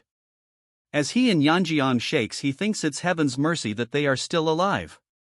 As Barbie breaks character, tears dripping from his eyes, that the fact their clan doesn't exist anymore is painful. Yeon-myeong remains quiet and finally speaks, telling him that they have not lost everything, shocking Barbie. He elaborates that they are members from the Jaegal clan and the Tang clan, and if they are alive, it's possible to rebuild the family, so Yeon-myeong is gonna get another wife. He tells Barbie that he is yet to fulfill his promise and keep his word, so he will do everything in his power to help rebuild the Jaegal family as quickly as possible. Yeon-myeong tells him that he doesn't need to be a liar and lose hope either. Barbie agrees to him. Yeon-myeong thinks that there is something going on, that everyone is causing sudden movements, so he decides to prepare on their side too. A guard enters the room, telling Yeon-myeong that a guest from Wodong's sect has come requesting to see him. Hearing this, Yeon-myeong gets pissed, unable to control her anger. Yeon-myeong thinks what the Wodong sect is doing in a time like this, allowing him to enter. He tells them that they are grieving deeply, so they should rest for now, since Yeon-myeong will hear what he has to say. Yeon-myeong wonders if the guest from Wodong is a visitor or a troublemaker, which he will figure out. As the nobody enters the room, introducing himself, he says that he is here to ask for the Tang clan's support. Nobody asks Yeon-myeong if he is aware of the chaos that is happening in Hubei. Yeon-myeong tells him that he has heard something about the pervert resuming his activities. Nobody says that in a short time pervert wiped out the Jae-gal clan and the Myeong clan. Amidst all this they learn that Yeon-myeong managed to annihilate the Black Death Alliance. This retard tells V that as a martial artist of the righteous sect, he requests Yeon-myeong to use his strength for the greater good. So they want Yeon-myeong to lend his strength to drive out the pervert. Yeon-myeong tells him that he doesn't like the attitude of people who come begging, so he will refuse the offer. Hearing this, the nobody is dumbfounded, not able to understand his answer. He asks Yeon-myeong for the reason and tells him that the Tang family also suffered great losses because of the pervert. Then he play the victim card, telling Yeon-myeong that by the rules of their family they repay grudges tenfolds. Yeon-myeong tells him to mind his words, as he releases killing intent, telling him that the Wudong clan that stood by while his clan was annihilated dare invoke family principles to him. Because of the killing intent, nobody realized that he was a side character. Yeon-myeong sighs, telling him that he has no intention of watching idle while the pervert continues his rampage. However, even under Wudong protection, the Jae-gal family was wiped, as they avoided direct confrontation with the pervert and let the rampage go on. Hearing this, nobody starts sweating at a loss of words. Yeon-myeong says that he is hypocrite for throwing his family's principles back to him, which is unpleasing. Nobody remains silent. They in a scared tone says that the current state of the righteous sect is a complete mess. In the past, the martial alliance base in Wuhan has collapsed. Taking advantage of this, the Heaven's Brilliance Force took its place. Now a demonic faction is openly operating in the heart of the Central Plains. A critical factor in this was the simultaneous attacks. While Lizard annihilated the 3 of the 5 great alliances, pervert bullied the martial alliance. Yeon-myeong thinks of himself that even now the righteous sects are focused on guarding their own territories, so even if they manage to drive out the pervert, there will be no one to manage the disarrayed righteous forces without a central leadership. Without a common enemy, they will just fight among themselves. Yeon-myeong sighs, thinking himself that the Murim alliance is worse than the Black Death Alliance. That's when an idea pops out. He thinks that he can manage the righteous sect himself. Yeon-myeong tells nobody that they must re-establish a central leadership to replace the fallen alliance. Nobody gets overexcited, thinking that it's a good idea that he will cooperate with them. Yeon-myeong gets up, telling him that not now, since he will have to assist to the joint sect in attacking the demon cult. However, someone will need to watch over them if something bad were to happen. Before nobody could finish, Yeon-myeong says that in the center of Sichuan they will establish a new martial alliance. After Yeon-myeong declared the formation of a new alliance, the creation of the second Murim alliance progressed swiftly. Under Barbie's leadership, the buildings were constructed with remarkable speed and flawless precision. Even before the public announcement, the general administration Swifts had strategically purchased land, causing property prices in Sichuan to skyrocket. Witnessing this, they laughed heartily, like infants delighted by a bottle of milk. A few days later, the Second Righteous Faction Alliance was officially established and named the Righteous Heaven Alliance. Shortly after its founding, the Righteous Heaven Alliance began an extensive recruitment campaign, sending letters inviting heroes from across the world to join them in Sichuan. Yeon-myeong is stunned to find an enormous crowd gathered to join the alliance. Barbie bows, confirming the validity of Yeon-myeong's growing reputation as they stand before thousands eagerly awaiting the young lord's address. Yeon-myeong had not anticipated such rapid escalation. Barbie explains that even the 6 sects and the 3 noble families, along with smaller sects, have arrived, drawn by Yeon-myeong's fame. He elaborates that Yeon-myeong is the renowned young lord who restored the fallen Tang clan and expelled the Black Death Alliance, solidifying Sichuan as the heart of his influence. What's more surprising is that they've even given Yeon-myeong a title. When he asks what it is, Barbie reveals it to be the Venomous Sword Dragon. Although slightly embarrassed, Yeon-myeong admits to himself that the title suits him well. Barbie suggests it's time for Yeon-myeong to officially declare himself the leader of the alliance, pointing out that no one would object since he founded the Righteous Heaven Alliance.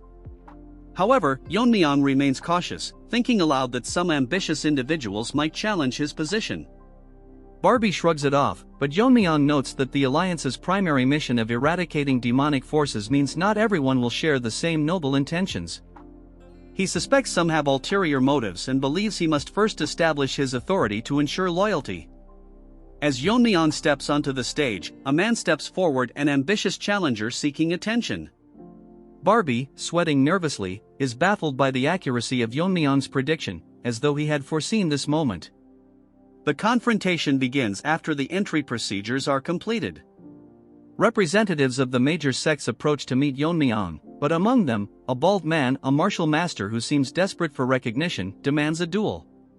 The challenger, eager for the spotlight, claims that while Yeon-myeong is remarkable for his age, no one has witnessed him defeating the leader of the Black Death Alliance. To prove his worth, the challenger insists on a duel, even putting the leadership position on the line. Barbie observes the situation with disdain, recognizing the challenger's true intentions. In an era of relentless conflict due to the rising demonic forces, Sichuan, once free of invasions under the Black Death Alliance leader's control, has now become unclaimed territory. This power vacuum makes Sichuan a prize for anyone ambitious enough to claim it. Barbie realizes that whoever secures the leadership of the Righteous Heaven Alliance will inherit not only the legacy of the Black Death Alliance but also the loyalty of countless disciples and sects within the region. It's no wonder someone would risk challenging Yeon-myeong for such a reward, though Barbie hopes the duel will teach them their limits. The bald martial master introduces himself but shall henceforth be known as Bald Turd. He arrogantly tells Yeon-myeong to treat the duel as a genuine fight, mockingly addressing him as the venomous sword dragon. Bald Turd goads Yeon-myeong further, instructing him to use all his skills, poisons, hidden weapons, and martial arts so that he won't have any regrets after the duel. Yeon-myeong humbles the bald challenger with a calm yet sharp reply, expressing his gratitude for the challenger's concern but declaring that he will only use his sword in this duel. He reasons that employing poison could lead to unnecessary accidents. The bald man's face twists in irritation, clearly displeased with Yeon-myeong's nonchalant response. Barbie steps forward to begin the match, asking both participants if they are ready. With both nodding in confirmation, Barbie announces the duel as a match between the bald challenger and Yeon-myeong, the young lord of the Tang family, famously known as the venomous sword dragon, with the position of the Righteous Heaven Alliance's leader hanging in the balance. The bald challenger, oozing overconfidence, warns Yeon-myeong that accidents can happen during a duel. He acknowledges Yeon-myeong's exceptional progress for his age but accuses him of being overly arrogant. With a heavy stomp on the ground, the challenger demonstrates his power, causing the ground beneath him to crack. The audience is stunned as the bald man's body radiates an intense aura. His junior followers murmur in awe, realizing that he is using the pinnacle of Shaolin martial arts. One spectator explains that this isn't an ordinary indestructible Vajra body but the ultimate martial art created by the first founder of Shaolin, a technique that has never been defeated. The bald man's voice booms as he taunts Yeon-myeong, claiming that his poison, weapons, and martial arts will never penetrate the indestructible Vajra body. He declares this duel as a challenge for Yeon-myeong to surrender his leadership, but his bravado only amuses Yeon-myeong, who inwardly laughs, surprised that such a test would come so soon. The scene shifts to a flashback in the main hall of the Tang family. Yeon-myeong discusses the alliance headquarters with the family accountant, confirming that he plans to establish it on Mount Chonseon since the Black Death Alliance's collapse has left the land vacant and ideal. The accountant suggests purchasing all the surrounding lands to solidify their position. Suddenly, Mini Chad bursts into the room, apologizing for the interruption but unable to contain his excitement. He presents Yeon-myeong with a box, revealing a dagger with an exquisite, radiant luster. Barbie is stunned, and an elder of the Tang family praises the craftsmanship. When Yeon-myeong asks if the dagger has been named, Mini Chad excitedly explains that its brilliance and cold aura inspired him to call it White Snow Dragon Fong. As Yeon-myeong holds the dagger, it radiates a pure white energy, a reflection of its power and precision. Returning to the duel, the crowd's skepticism grows as they mock Yeon-myeong for relying on a mere dagger to face the legendary indestructible Vajra body. The bald challenger, enraged by what he perceives as stubborn arrogance, charges at Yeon-myeong with his massive body, determined to teach the young lord a lesson. Their clash sends shockwaves rippling across the arena. The spectators gasp at the sheer force of the collision, with some commenting that even martial artists in the fire realm would struggle to endure such power. However, their astonishment turns to disbelief when Yeon-myeong effortlessly blocks the attack with a single hand. The bald man's confidence falters as he realizes his immense power has been stopped cold. Yeon-myeong, analyzing his opponent's technique, notes that the bald man's inner energy flow feels slightly different, more auspicious than typical Shaolin martial arts. Drawing upon the Tang family's records, Yeon-myeong recalls that to dismantle a sect's martial arts, one must disrupt its foundational principles. Shaolin techniques, rooted in the smooth flow of energy, can be neutralized by breaking that flow. With a calm yet decisive strike from the white snow dragon Fong, Yeon-myeong disrupts the bald man's energy, effortlessly deflecting his attack. The bald man stumbles back, his confidence shaken. Yeon-myeong doesn't stop there. He launches a series of precise strikes, each aimed at breaking the bald man's armor and energy flow. The indestructible Vajra body, hailed as unbeatable, begins to crack under the relentless assault. The crowd watches in stunned silence, unable to believe that Yeon-myeong's dagger is overpowering such a legendary technique. Even the bald man himself is left in shock as his defenses crumble. One observer in the crowd, his eyes narrowed in scrutiny, recognizes the elegance in Yeon-myeong's swordsmanship and begins to suspect its origin. Meanwhile, the challenger's resolve is completely broken as he falls to his knees, acknowledging Yeon-myeong's superiority. The crowd erupts into whispers, with some finally admitting that the rumors of Yeon-myeong defeating the Black Death Alliance's leader weren't exaggerated. The mysterious observer's gaze lingers on Yeon-myeong, his thoughts filled with questions about the young lord's true power. As the duel concludes, Yeon-myeong stands victorious, his strength and authority undeniable, leaving no room for doubt about his right to lead the Righteous Heaven Alliance. Under the tranquil moonlight at the Righteous Alliance headquarters, Yeon-myeong gazed up at the stars, his demeanor exuding a sense of feigned calm and introspection. The serene night was interrupted by a familiar voice. Turning around, Yeon-myeong saw Barbie approaching. Feeling a tinge of awkwardness, Yeon-myeong admitted that being addressed as Lord of the Alliance instead of Young Lord felt rather strange. Barbie smiled and reassured him that he had proven his worth before countless martial artists, solidifying his status. He encouraged Yeon-myeong to get used to the title, as it was now a part of his identity.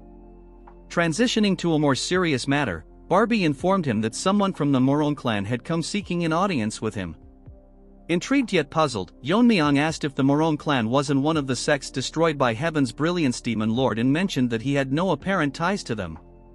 Barbie, thoughtful for a moment, explained that the individual had insisted on meeting Yeon-myeong urgently, leaving behind a cryptic message that mentioned sword ghost, Herculean body, and force technique. The mention of these terms caused Yeon-myeong's eyes to widen in shock. Without hesitation, he agreed to the meeting, sensing an urgency behind the visitor's request. Later, in the quiet of his room, Yeon-myeong met the visitor, a red-haired man who introduced himself as Morong Hui. Hui's demeanor was both respectful and determined as he explained that he had come to ask a question, even at the risk of offending Yeon-myeong. With careful words, Hui remarked that the swordsmanship Yeon-myeong displayed during his duel bore an uncanny resemblance to the techniques of the Sword Ghost, a legendary swordsman hailed as the greatest of his time, 2 centuries ago. Hui questioned how someone from the Tang clan could wield such extraordinary techniques.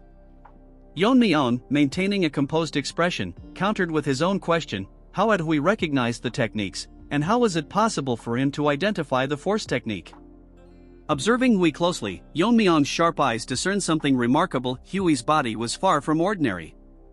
It was clear that no average human could have attempted such cultivation without significant risk. Hui, astonished by Yeon-myeong's insight, confessed that Yeon-myeong's mastery of these techniques confirmed his connection to the Sword Ghost. Hui then delved into the history of the Sword Ghost, revealing a truth that left Yeon-myeong stunned. The Sword Ghost, he explained, was once a member of the Morong clan. Born as the illegitimate son of the clan's leader, he endured years of ridicule and neglect. Yet, despite his hardships, he demonstrated unparalleled talent, mastering all of the clan's sword techniques before turning 20. His brilliance caused discord within the clan, as it disrupted the line of succession.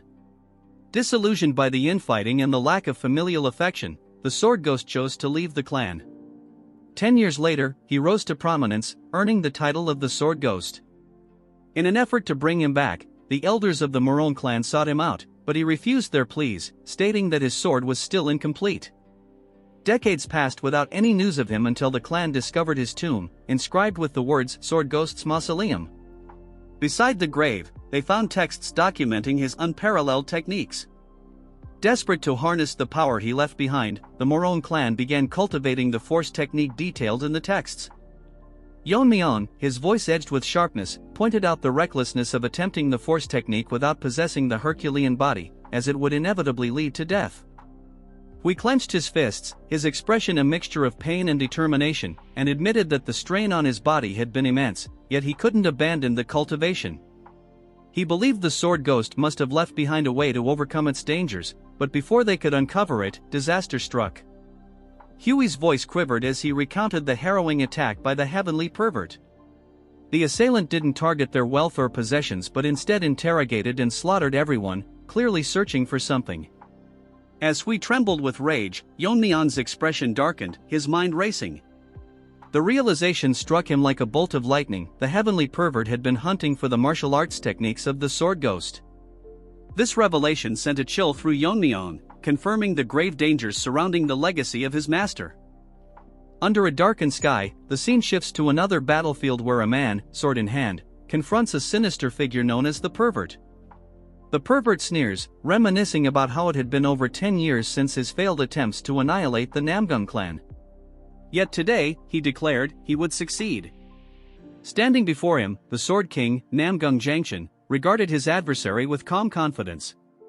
"The defeat you suffered that day must have left a deep wound," he remarked, noting that the pervert was now wielding a sword.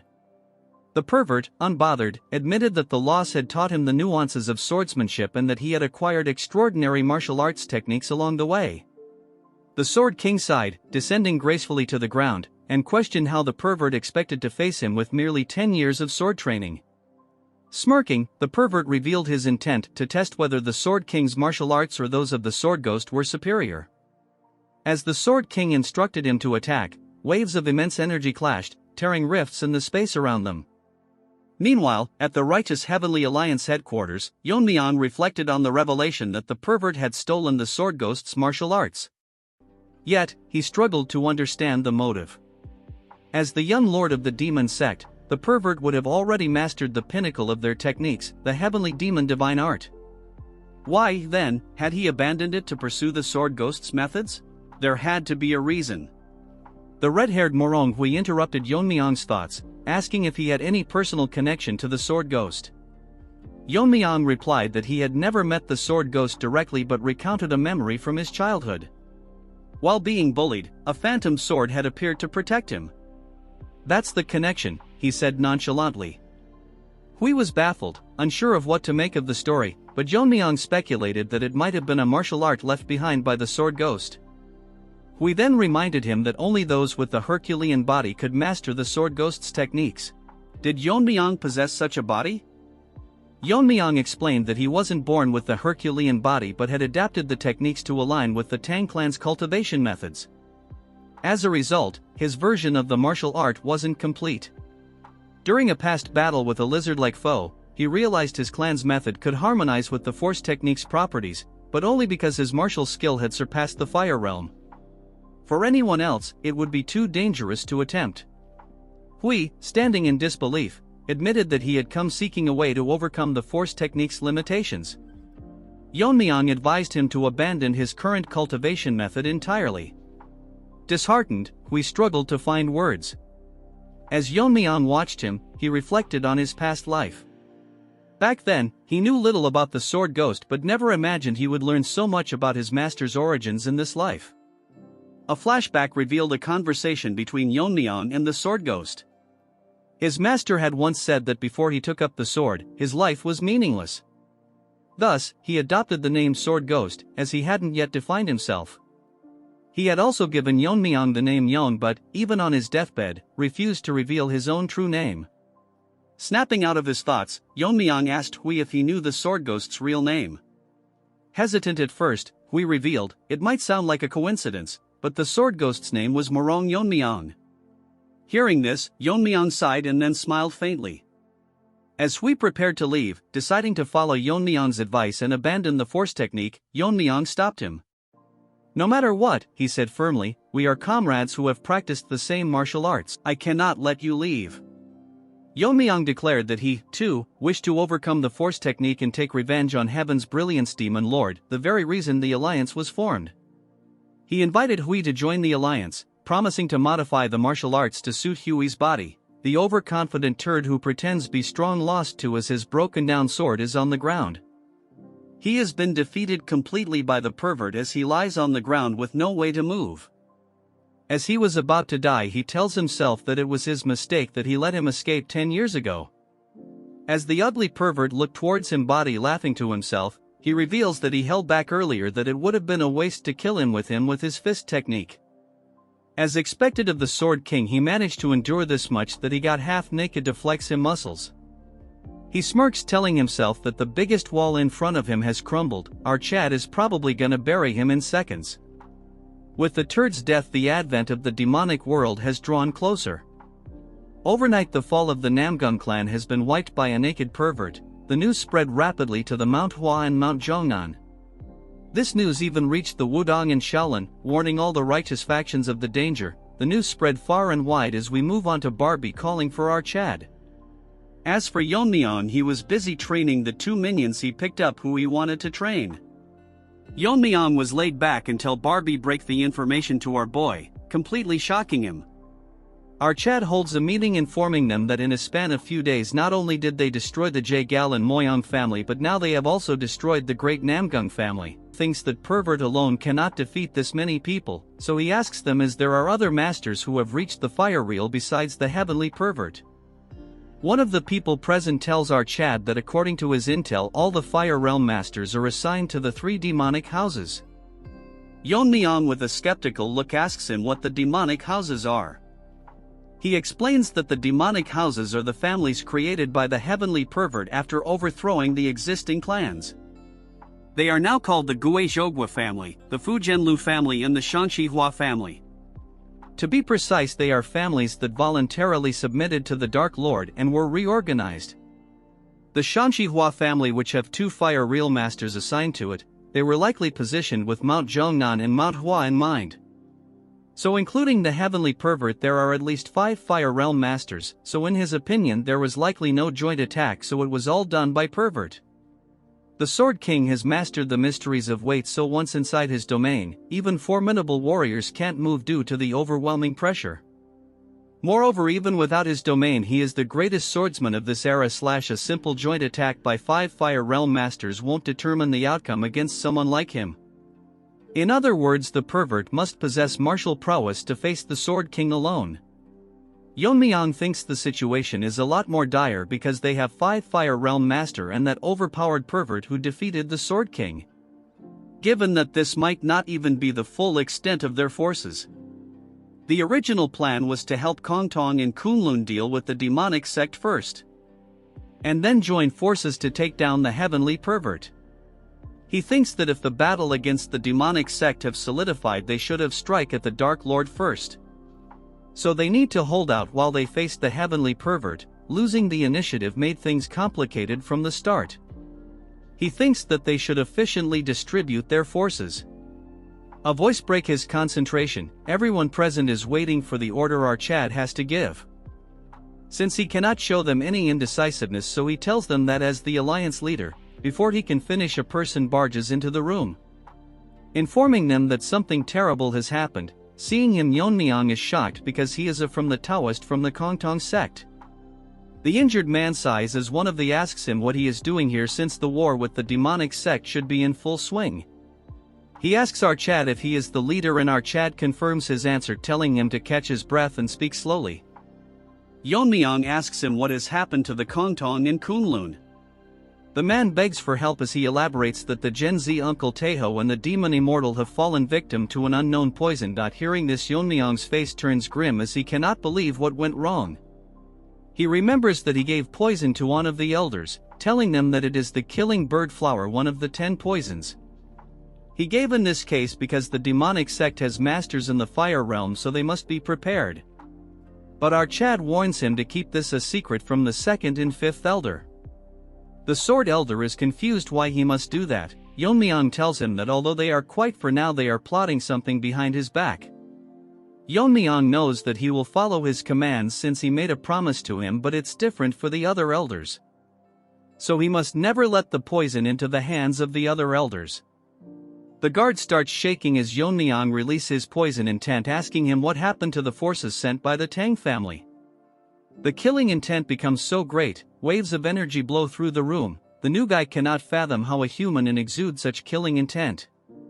Snaky manifests itself, telling our Chad that his killing intent is too thick. If it goes on, he might suffocate everyone present. As everyone catches their breath, he suggests he rein it down a bit and listen to the situation first. He apologizes and asks him to elaborate the situation to him. The man, nervous because of the sudden shift in attitude, starts explaining. Since some mountain with a complicated name is a rugged place for ambushes, the Tang family was assigned to guard the rear. They lost contact with the Tang family and went to check, only to find the Tang forces completely wiped out. They suspect it was a sudden attack by someone at the Fire Realm. As Yeon-myeong controls himself, Snaky tells him to keep himself together and listen to the whole story. As our Chad grips his fist, he is still not convinced, so we can just listen to him for now. He asks the messenger how the demon immortal and Taeho got poisoned. After the Tang family forces were wiped out, the demonic sect launched their offense, which included the left and right envoys who are masters of the Fire Realm. To stop them, there was the demon immortal Taeho, who personally entered the battlefield. The battle between them was evenly matched as they fought fearlessly. To be precise, because of the demon subduing power of Taeho, they were gaining the upper hand, pushing back the demonic turds. But at the moment a variable appeared. Yeon-myeong wonders what that might be. As they were having an intense battle, someone had intervened, and the two of them got poisoned by one of the 10 poisons of the Tang family. The person who did this to them called himself the Poison Demon. Even this white-haired gorilla will get a few chapter a cannon fodder, dreaming big because of some limited poison. This part starts an underground facility of the Heavenly Demon Cult, shortly before the full-scale war between Kunlun, the joined sect, and the demonic cult. The white-haired cripple, now a mummy, is chained. He thinks to himself where he is. He thought he was going to get his arm treated, since these demonic turds made conditions with his grandfather, but they might be up to something shady. Just look at the way he is tied to the wall. All of a sudden he notices something. The white-haired girl is happy that the kid woke up, trying hard to remember his name. She introduces herself as the demon healer who will be treating her, and she goes by the name Soyeon. This name reminds me of something only cultural people know.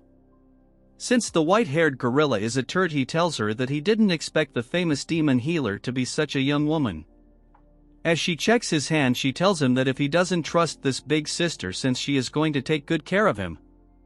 All the veins in his hand are completely wrecked, so most conventional methods won't even make a dent. She asks him if he's seriously pissed off the person who did this to him. Remembering about the incident, he blames Yeon-myeong about how he should be the one having the grudge. Since our Chad stole his position that was rightfully his, and once he fixes his arm, this delusional ant will kill someone who was at pinnacle of martial arts. She tells him that it won't work, so she need to cut it off. She can reconnect his veins and connect his pathways so he can regain his martial arts, but his aptitude is too low. So rather than fixing it poorly, letting her cut it off will make him much stronger. This Barbie starts crying and thinks that he cannot give up after coming this far, so he asks her if there is any other way. She tells him that there is a way, but he will have to learn demonic arts and could get a normal arm. It will even improve his lacking aptitude. He thinks that it would be odd for a member of the righteous Tang clan to learn demonic art, but he asks her it is true that he can learn demonic arts, it will heal his arms. She smirks, telling him that it's not just any martial art but conditional if he learns the immortal demonic art. She explains that if he masters this art, he will gain incredible regenerative ability that will allow him to regrow even if his head is cut off. With the help of it, regenerating his arm is easy, and his physical aptitude will also improve significantly. However, the problem is that the immortal art is not something just anyone in the cult can learn, so just taking out 2 experts with 10 poison doesn't cut it as payment.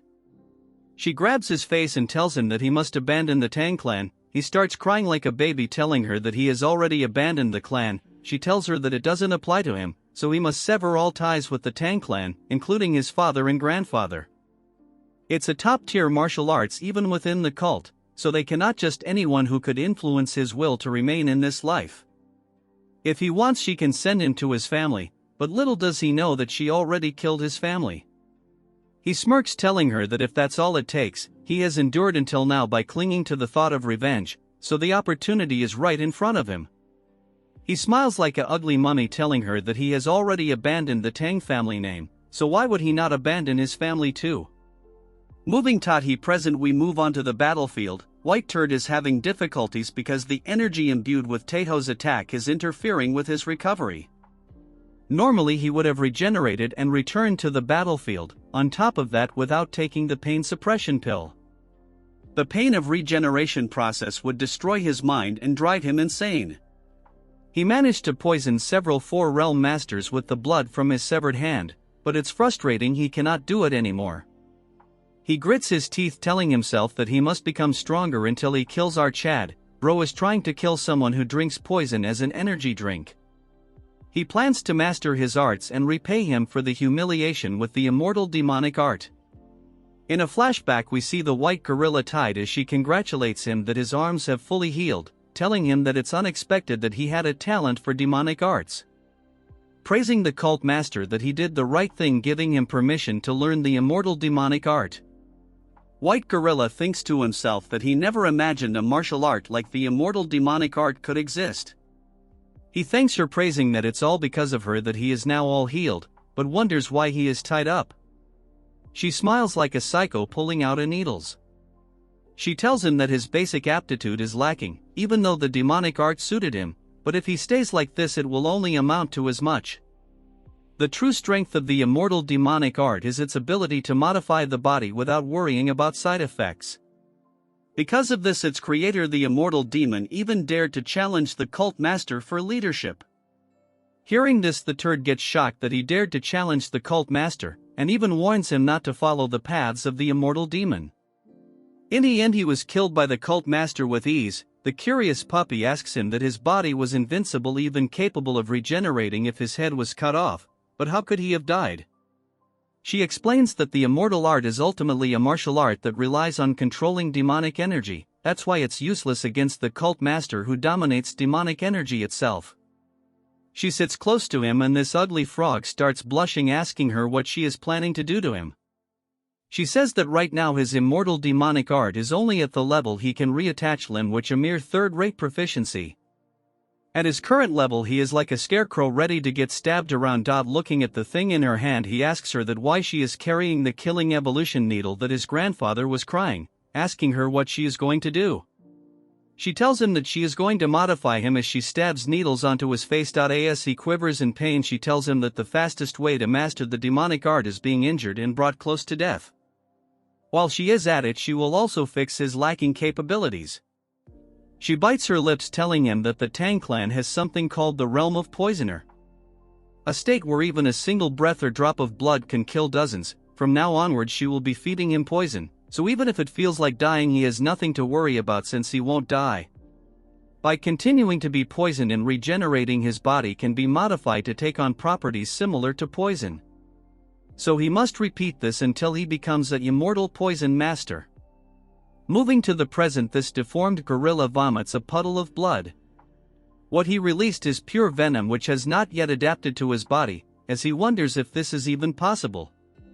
Every time he vomits blood his insides twist and he can never get used to it. A attendant grabs his attention as he turns around, asking him what it is that he wants. He says that they have managed to capture some of them fleeing who are from the joint sect and Kunlun members. Asking him what to do with him, this ugly mutt tells him that Kunlun and the joint sect are doomed to annihilation anyways, so there is no place back for them even if they are released. He orders him to kill them and leave no hope for those who stands against them. Moving to another scene, we see our Fire Realm Masters and a small group carried by Fatty. They are being chased by the demonic cult, and if they gets caught they are doomed. Fatso thinks that the Poison Master changed the tide of this battle. The messenger they sent to Sichuan better not be late. That's when he notices someone ahead. The figure disappears instantly, as the other guy asks Fatso why he stopped. As they turn around, the guard says he will buy them some time, so they should keep running. As Fatso was crying, Yeon-myeong greets him, telling him that it's been a while since they last met. In a flash, without wasting any time out, Chad uses sword energy. In an instant he runs through them, killing them before anyone could even react. Taeho cries, realizing that our Chad has come, stand among the dead body, wondering if Fatso is doing alright. After taking a closer look at them, Yeon-myeong comes to the conclusion that both of their conditions are not good. He must take immediate action. Fortunately, besides poisoning, there are no other external injuries, so he can handle it at his level. As time is of the essence, he must start the detoxification right away. Fatso cries, telling Yeon-myeong that he is fortunate that the young sect master came to assist him. But for that reason, he tells him that he must hold them off until detoxification is complete. Fatso is shocked because the people who are leading them are the Fire Realm Masters of the demonic sect. Looking at them, Yeon-myeong thinks that they must be the Fire Realm Masters of the demonic cult. Yeon-myeong says that he needs half a minute to detoxify them, so they must buy him some time. Hearing this, the old granny tells them that the support from the Tang clan has arrived. She gets ready, telling him that they will not give them any time for detoxification.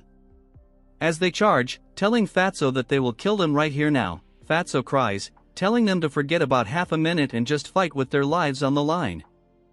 Yeon-myeong is not dumb as he says that he will leave it to Baldy.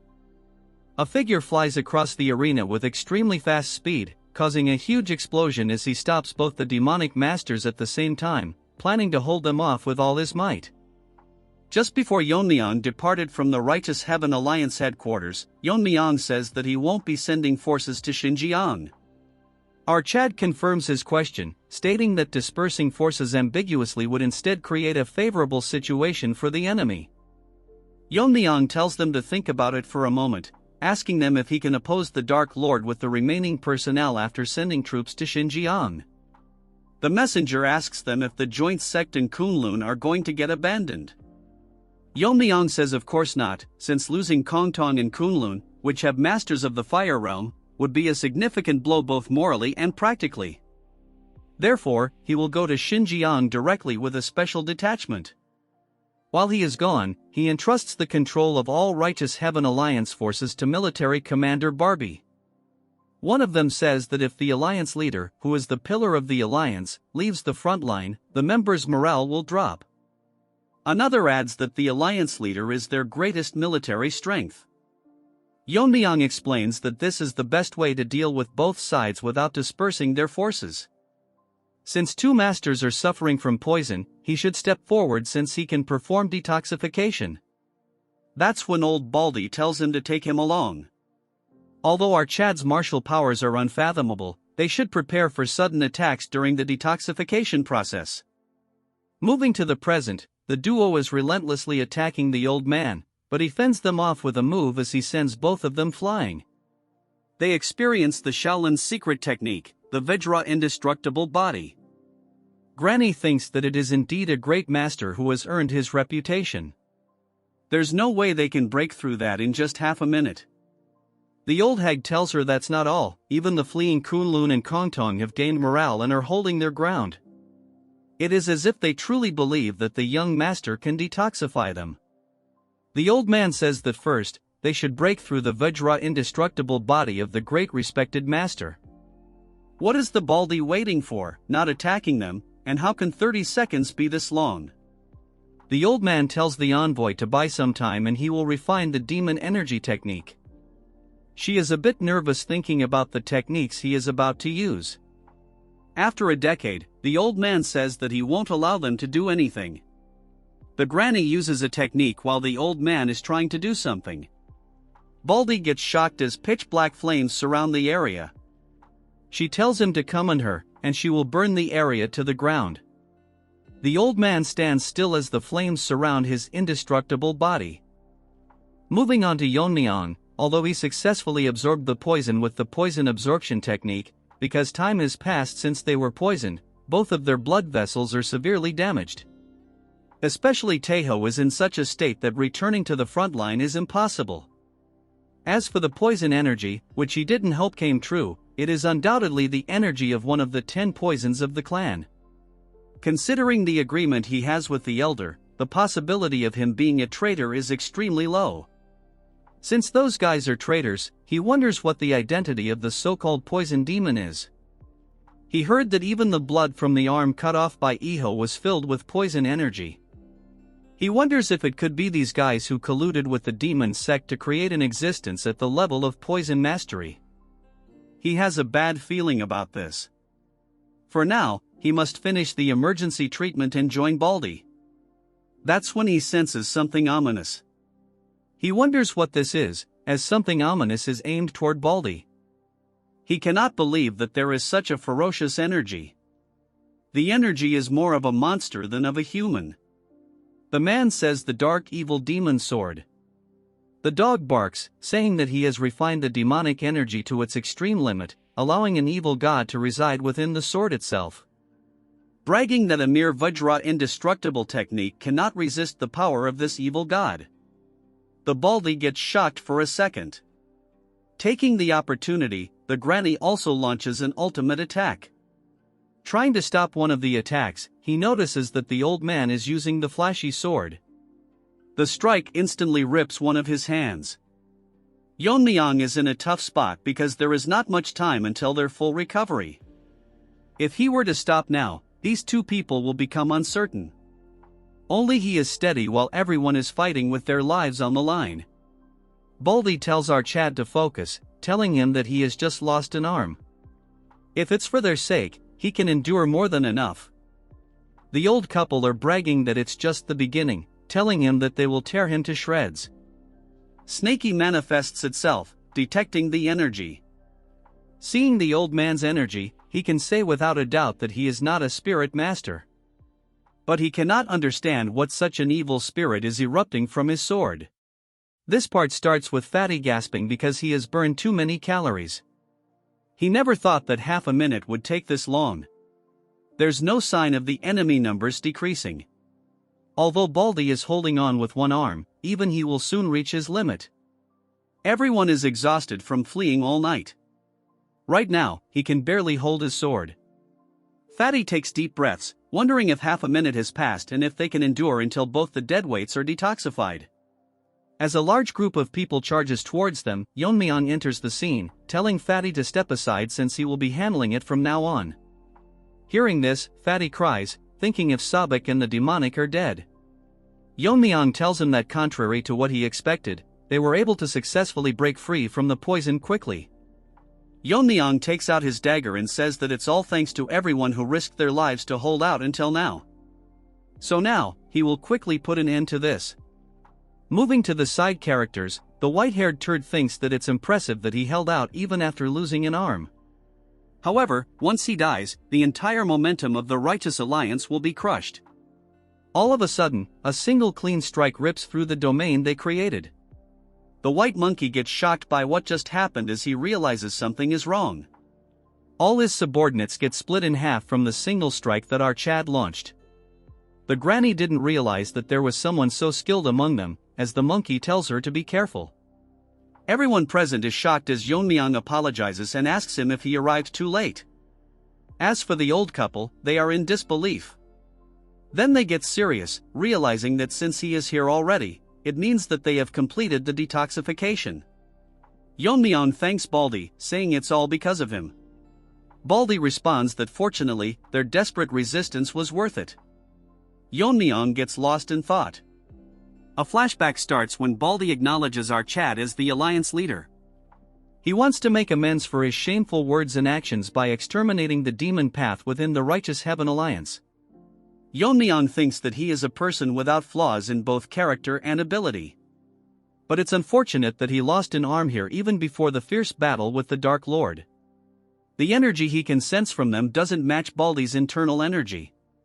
If that's the case, they must have something that can neutralize Shaolin's Buddhist secret techniques. Our Chad gets angry because he thinks that he might have judged too quickly by only looking at their energy. He had promised himself not to make such misjudgments again. Yeon-myeong tells everyone that the loss is great. Hearing this, the oldies cannot understand what he means.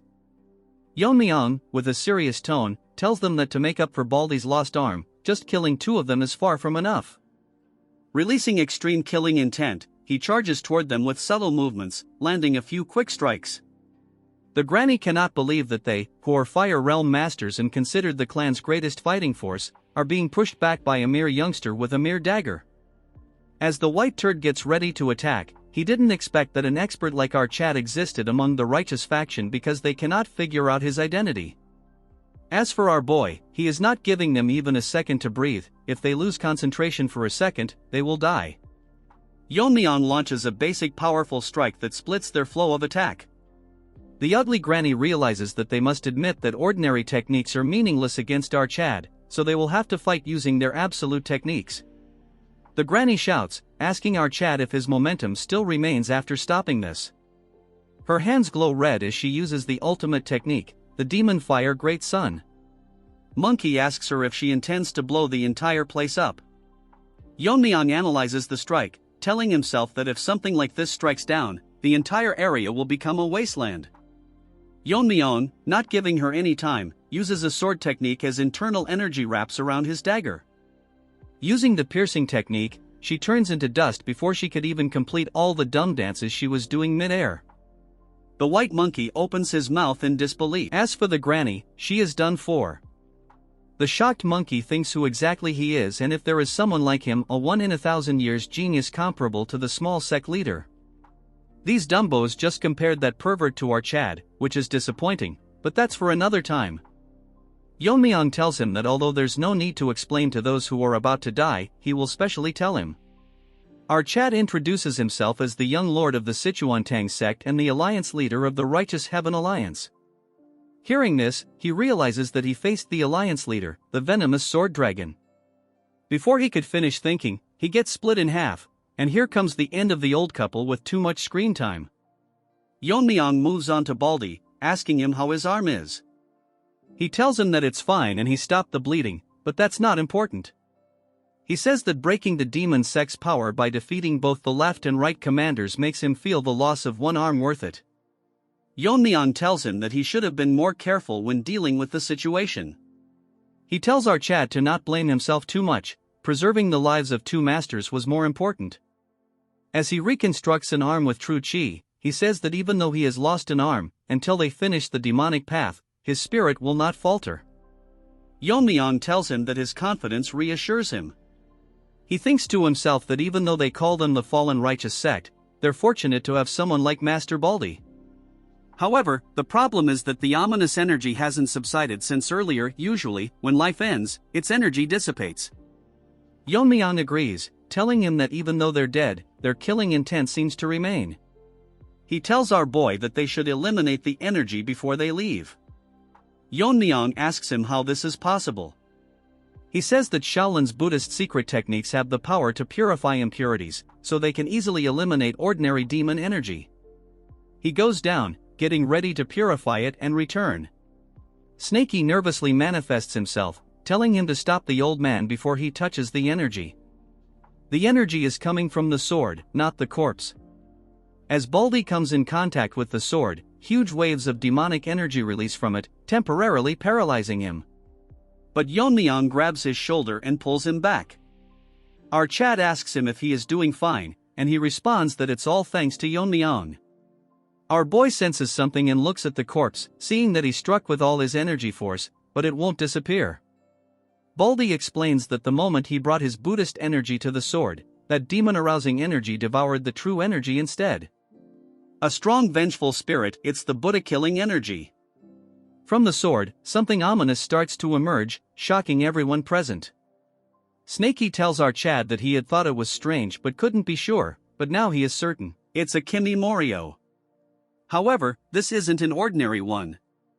A normal Kimimorio is born from a single grudge accumulated over a long time. This one was created by binding hundreds or thousands of grudges and sealing them into the sword. In other words, it's an artificially created Kimimorio. Except for our Chad and the Tang clan ancestor, shaman practitioners handle Kimimorios as familiar spirits. Even though shaman practitioners were forbidden from forcefully creating Kimimorios. However, occasionally there were those who broke the taboo and created Kimimorios by binding grudges. So what he means is that someone in the demon sect is continuing the shaman practitioner's lineage. Moreover, it is someone who breaks taboos and uses any means necessary that are against heaven. This concludes this part. Make sure to like and subscribe for another part.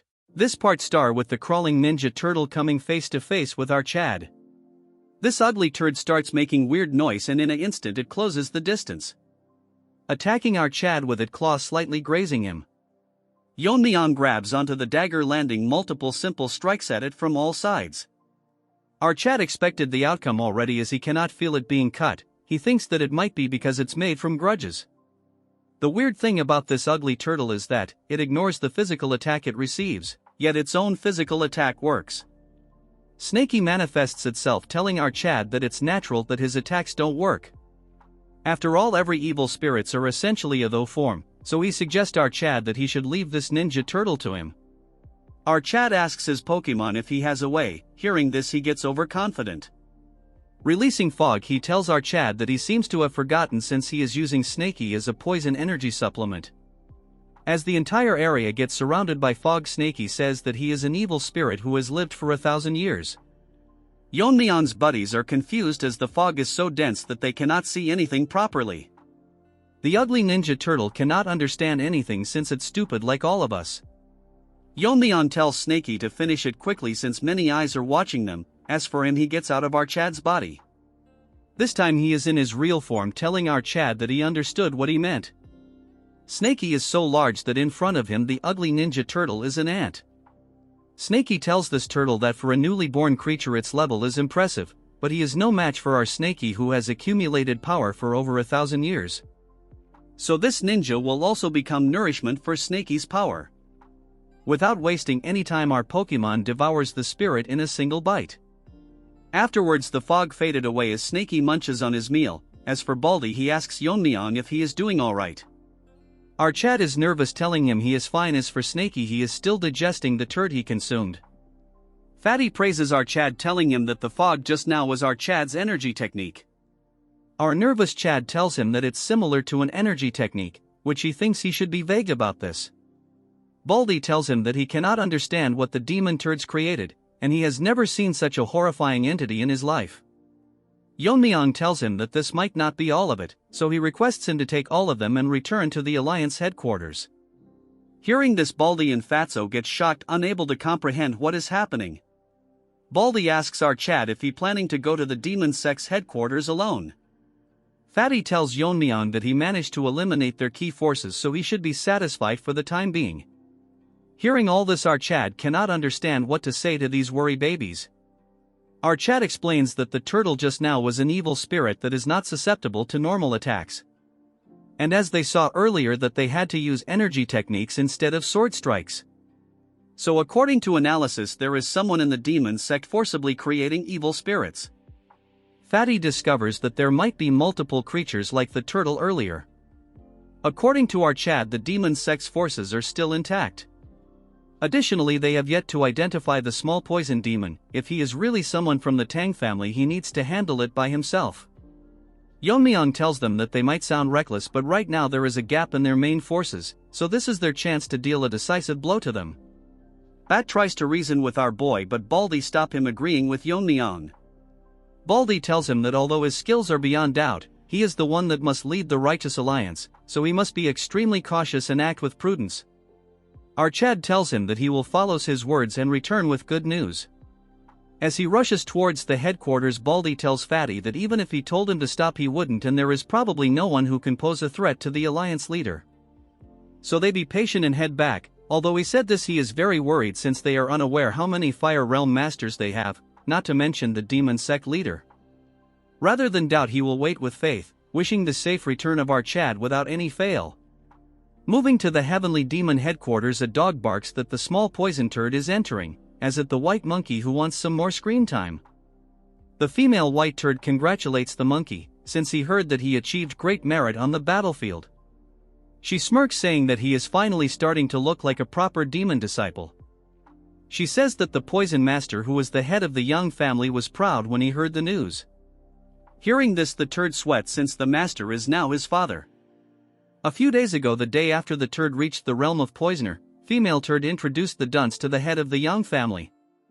He has been supporting the demon sect and will guer his status from now onwards. The monkey introduces himself as Tang Muchan and expresses his gratitude for protecting his status. This ugly turd tells monkey that since he abandoned the Tang family, he cannot use that name anymore. He intends to adopt him as a son, so from now onwards he will be called Yang Muchan.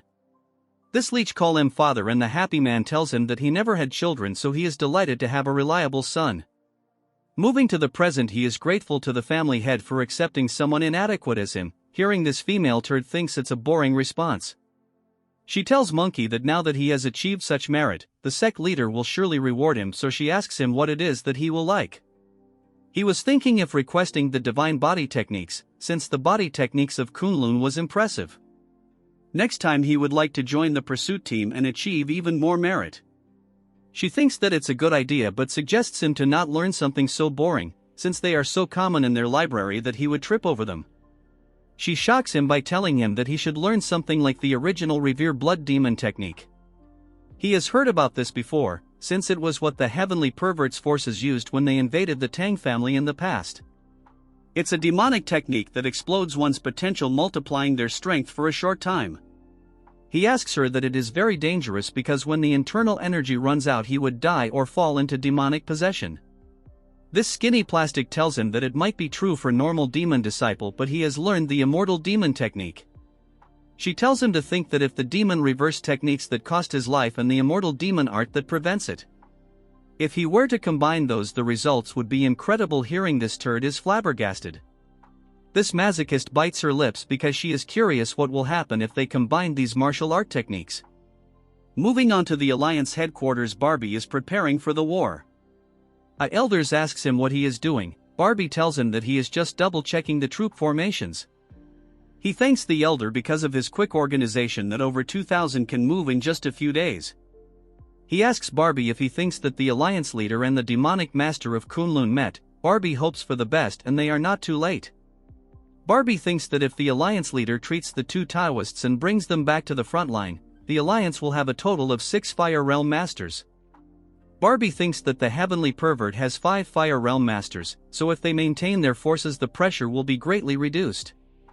Until our Chad join the Alliance, they should just keep the Heavenly Pervert in check while preserving their strength. However, he didn't know that not only would a considerable amount of time pass before reuniting with our Chad, but he would return after doing something earth-shattering, at the Demon Sect's headquarters, exceeding all expectations. This part starts at the Heavenly Demon headquarters. Inside, the White Monkey is getting praised by the White Turd. He tells Monkey that he has made great contributions by cooperating with the left and rigged envoys. Because of his help, their advance into the Central Plains has come one step closer. Sitting on a shari exuding pure demonic energy, this white-haired turd tells him that for such great service he will be rewarded accordingly. So he asks him what it is that he desires. The monkey is having a breakdown because this is his first private audience with the sect leader, and he is different from what he expected. He is sweating like crazy because the pressure of his demonic aura, even unconsciously released, is overwhelming. With a stuttering voice he tells him that he wants the true version of the reverse blood demon technique. Hearing this, the turd is taken aback. He reports if he wants the true version of the reverse blood demon technique. After thinking for a while, he sleeps on his bed, telling him that it can't be a coincidence that you, possessing the immortal demon technique, are seeking the reverse blood demon technique. So the female turd must have told him that with an immortal body he might be able to ignore the backlash of the technique. The old hag smirks, telling him that curiosity and mischievousness are the charm of the female turd. Getting straight to the point, he tells him that there is no such thing as the true version of the reverse blood technique. Hearing this, White Monkey's world falls apart. The leader begins to elaborate, telling him that from the start, it's a technique that uses some acupoints to circulate demonic energy and explode one's latent power. If he risks death like the immortal demon and uses all the acupoints, that itself becomes the true version. The dumb monkey tells him that from what he has learned so far, it can't be true. Before he can finish, he notices something strange. He is unable to move his body no matter what.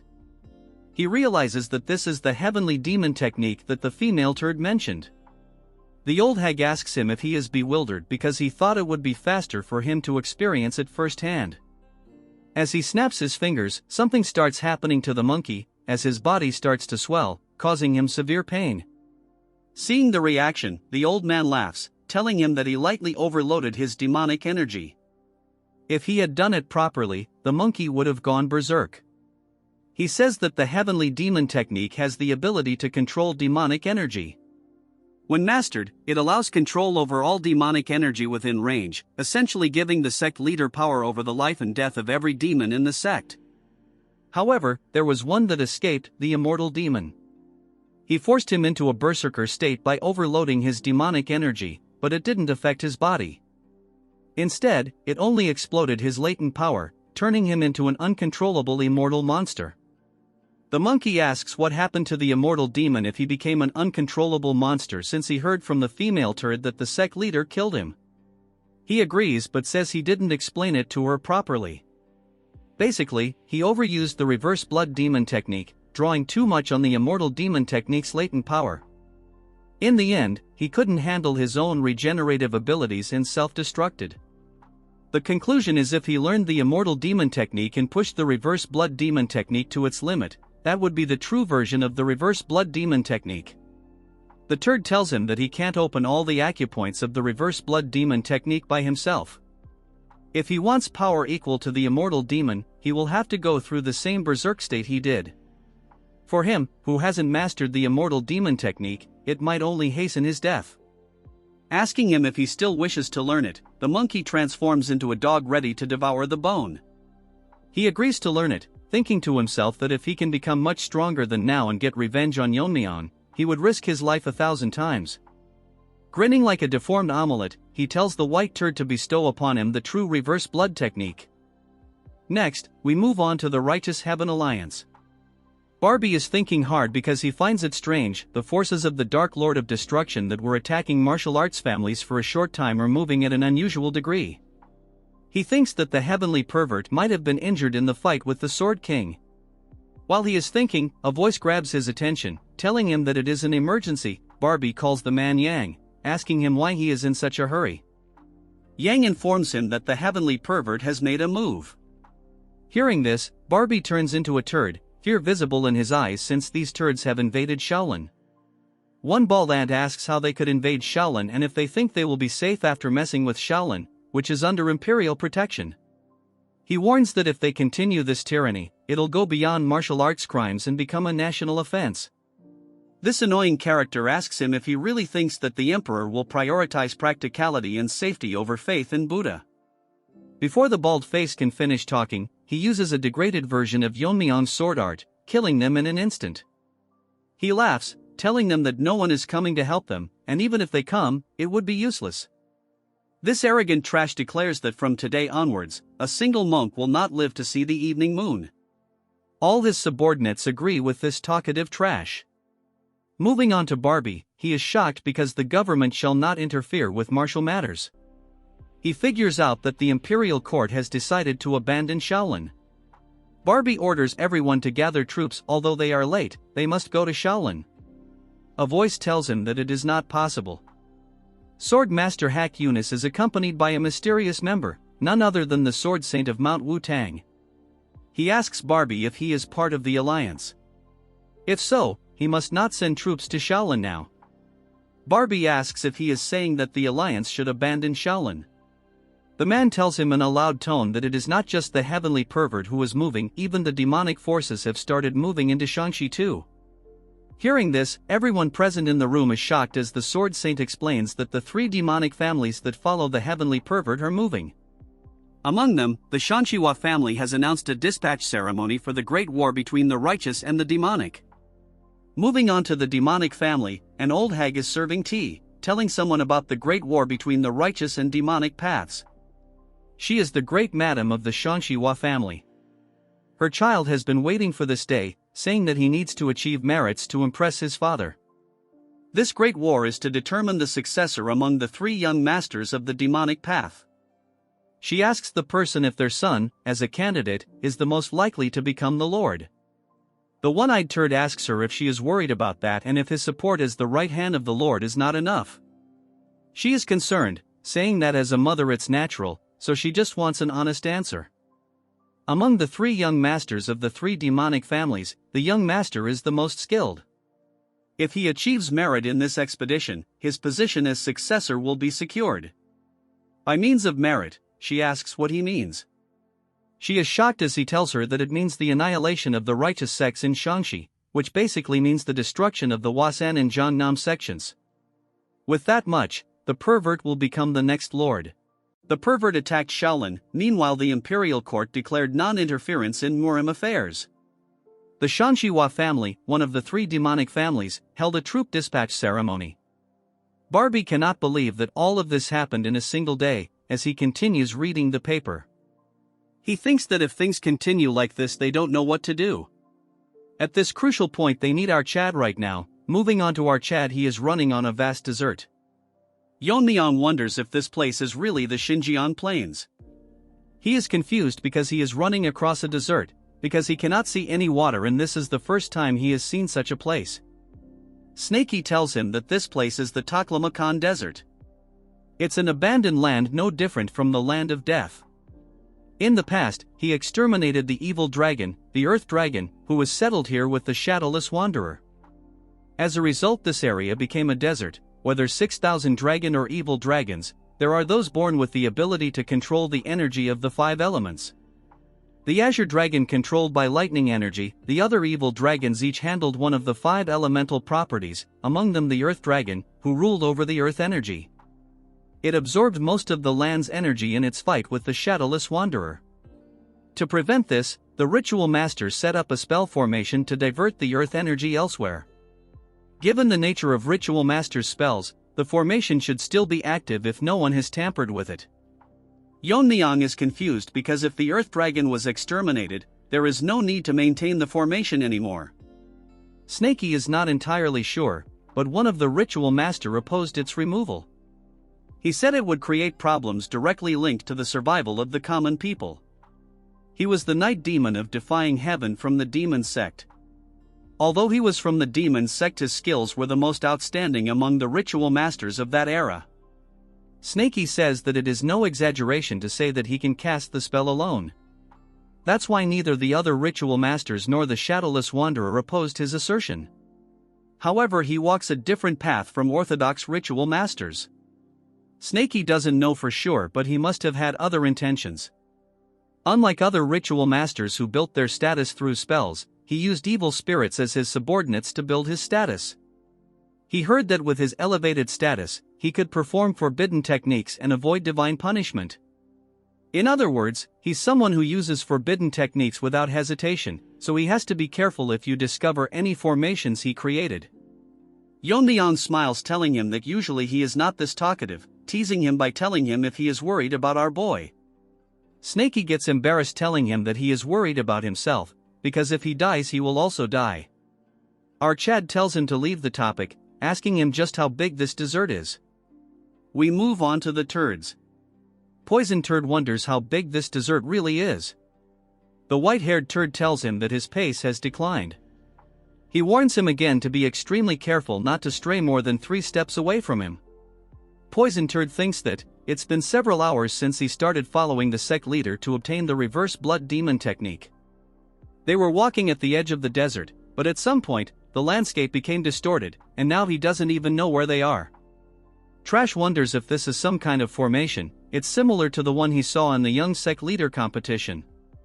All of a sudden the turd tell him that they are here. He gets shocked to see that they have come across a huge gate. He cannot fathom that there is such a large door in the middle of the desert. The leader tells him that it's too soon to be surprised. He pulls out a talisman marking the door. Flames engulf the door and it's open. From inside, extreme pressure releases, causing the ant to get squashed. He gets surprised to see that beyond the door the space is completely different. Moreover, when he was studying poisons at the Tang family, he saw most common plants. But here sees unfamiliar plants everywhere that he has never seen before in his life. The leader tells him that this is his secret training ground. Hundreds of years ago, the first sect leader created this place from his mental imagery. Only the blood descendants of the first sect leader have the authority to open and close the door to this place. In other words, he can train here without any interruptions. So he tells him to dedicate himself to training here. If he reaches the fire realm after the left and right envoys, their sect's strength will increase even further.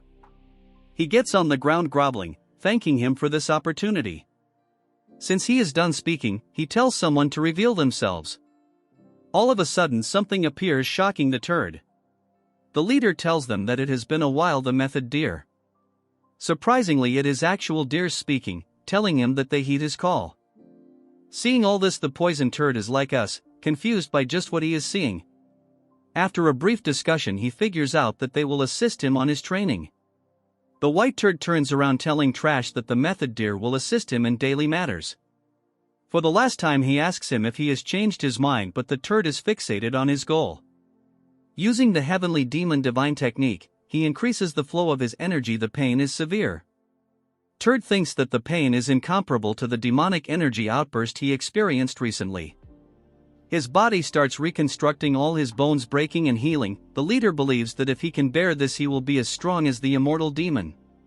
Leaving this turd, he takes his leave, sealing the door. Moving back to Yeon-myeong, they come across the reverse dragon sealing formation Earth. Seeing this, Snakey is shocked because it's a very powerful formation created to eliminate the Earth Dragon. Yeon-myeong detects something strange beneath the killing formation. Snakey is impressed that he can sense it since there are more than a few thousand evil spirits underneath. Snakey figures out that they are absorbing the remaining Earth Dragon.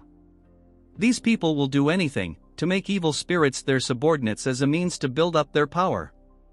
Yeon-myeong is shocked because there are more than 1,000 spirits, which is troublesome. He thinks if he should deal with them before fighting the demon sect. But if they are immune to physical attacks like that one from before, it would be quite troublesome to handle them. That's when he sees that he has a hungry dog in the shape of a snake as it continues to drool. He asks Yeon-myeong if he can have his food. Chad tells him it's fine. Snakey asks him again. Yeon-myeong says that he is not a ritual master, so he doesn't know much about evil spirits and demons. He is more suitable to deal with them, and at his level, it shouldn't be difficult. Snakey understands, but he didn't expect that Chad would agree so easily. Yeon-myeong tells him that it's settled. His energy and body are already strained from traveling across this vast desert. He needs a day to rest before clashing with the demon sect. So he will allow his to manifest, but tells him to finish it as soon as possible.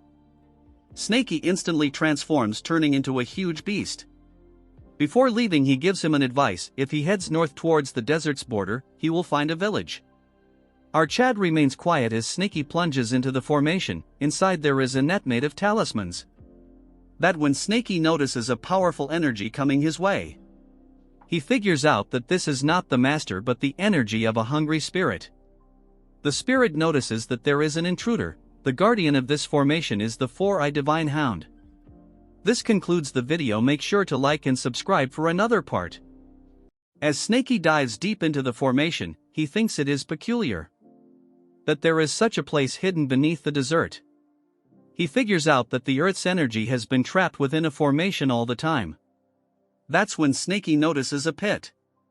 Taking a closer look, he senses enormous energy, so this pit is where all the evil spirits are sealed. He thinks that if he can absorb these, his caliber would increase greatly. That's when he gets shocked, realizing that something dangerous is coming his way. In a flash, something large break out of the pit, telling Snakey how dare he set foot in this place. This four-eyed rat doesn't know how he discovered this place, but any intruders will be eliminated. As this ugly dog howl trying to intimidate the giant monster, Snakey looks at the trash and realizes that this trashy dog possesses top-tier caliber. Multi-eyed rat looks at Snakey and say that he looks familiar. He asks Snakey that he is probably one of the subordinates of the invincible guest. Hearing this, Snakey asks if he is aware of him. Trash tells him that he saw Snakey with the invisible guest when he was active. He had, though, that Snakey died with him. This turd dug his own grave as he tells Snakey what his purpose for coming here, calling him a mere tool. Hearing this, Snakey is having a hard time controlling his anger that he called him a tool. He instantly wraps around this rabid dog, increasing his size, telling him that a mere gatekeeper for a small fry has the guts to call him a tool. As Snakey becomes as big as him, a fierce fight begins. Keep in mind that Snakey in his prime form can one-shot that lizard from earlier parts. The scene shift to the northeast side of desert where a small town is located. Followed Snakey's instructions and discovered this place. But it is very surprising that there is a village like this near such a desert. Fortunately, he found a modest place to rest. He wonders how Snakey is doing since he is currently doing the cleanup, but the clash with the evil spirit will start again. Chad cannot rely on him all alone, since the essence of evil spirits is resentments imbued with grudges. If he can imbue his swords with an intent stronger than that of resentment, he can cut them down.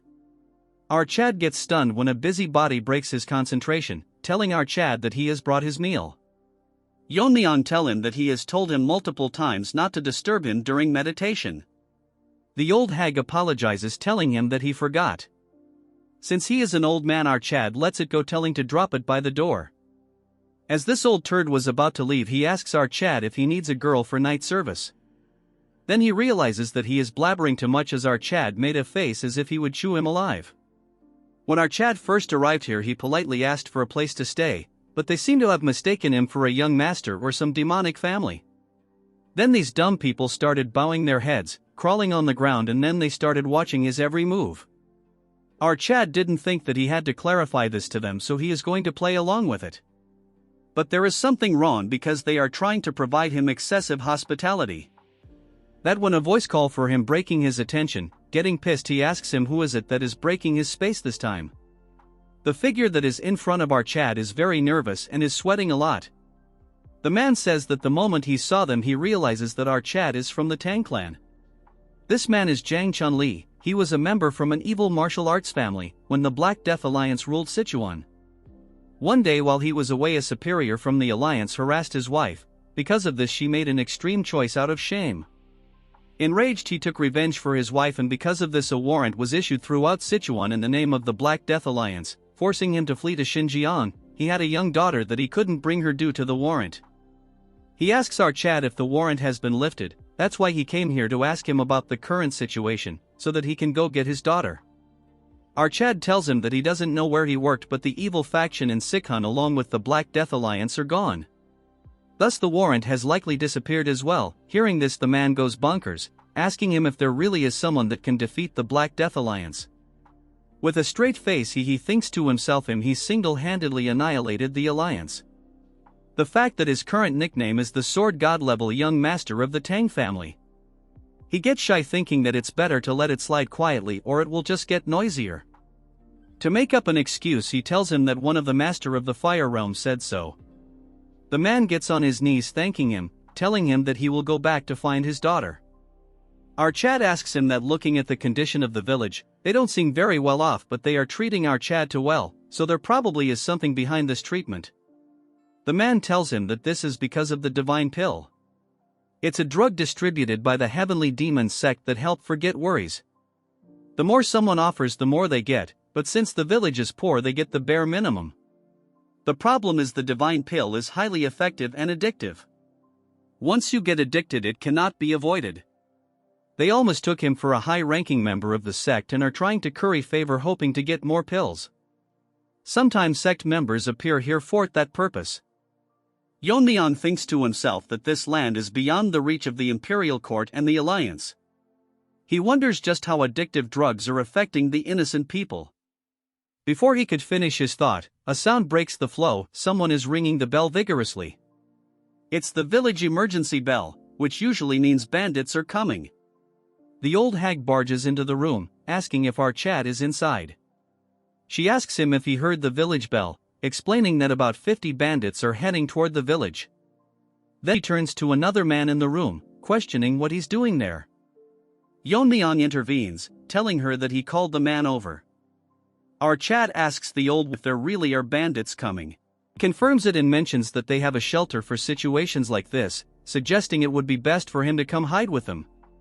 With an angry look, Archad responds, saying that he isn't someone who gets scared by mere bandits. The old starts shaking, insisting didn't mean it that way. Without wasting any time, he tells her to guide him toward the bandits. As he approaches the group, the bandit leader notices 4 figures who don't look like villagers and demands to know where they're from. Archad remains silent as a flashback takes us earlier when one of the attendants advised him. The attendant told him that if he ever fights bandits, he should claim to be from the Yang family, a sect known for researching poisons in medicines. Recalling this advice, Archad declares himself as a young master of the poison master Yang family.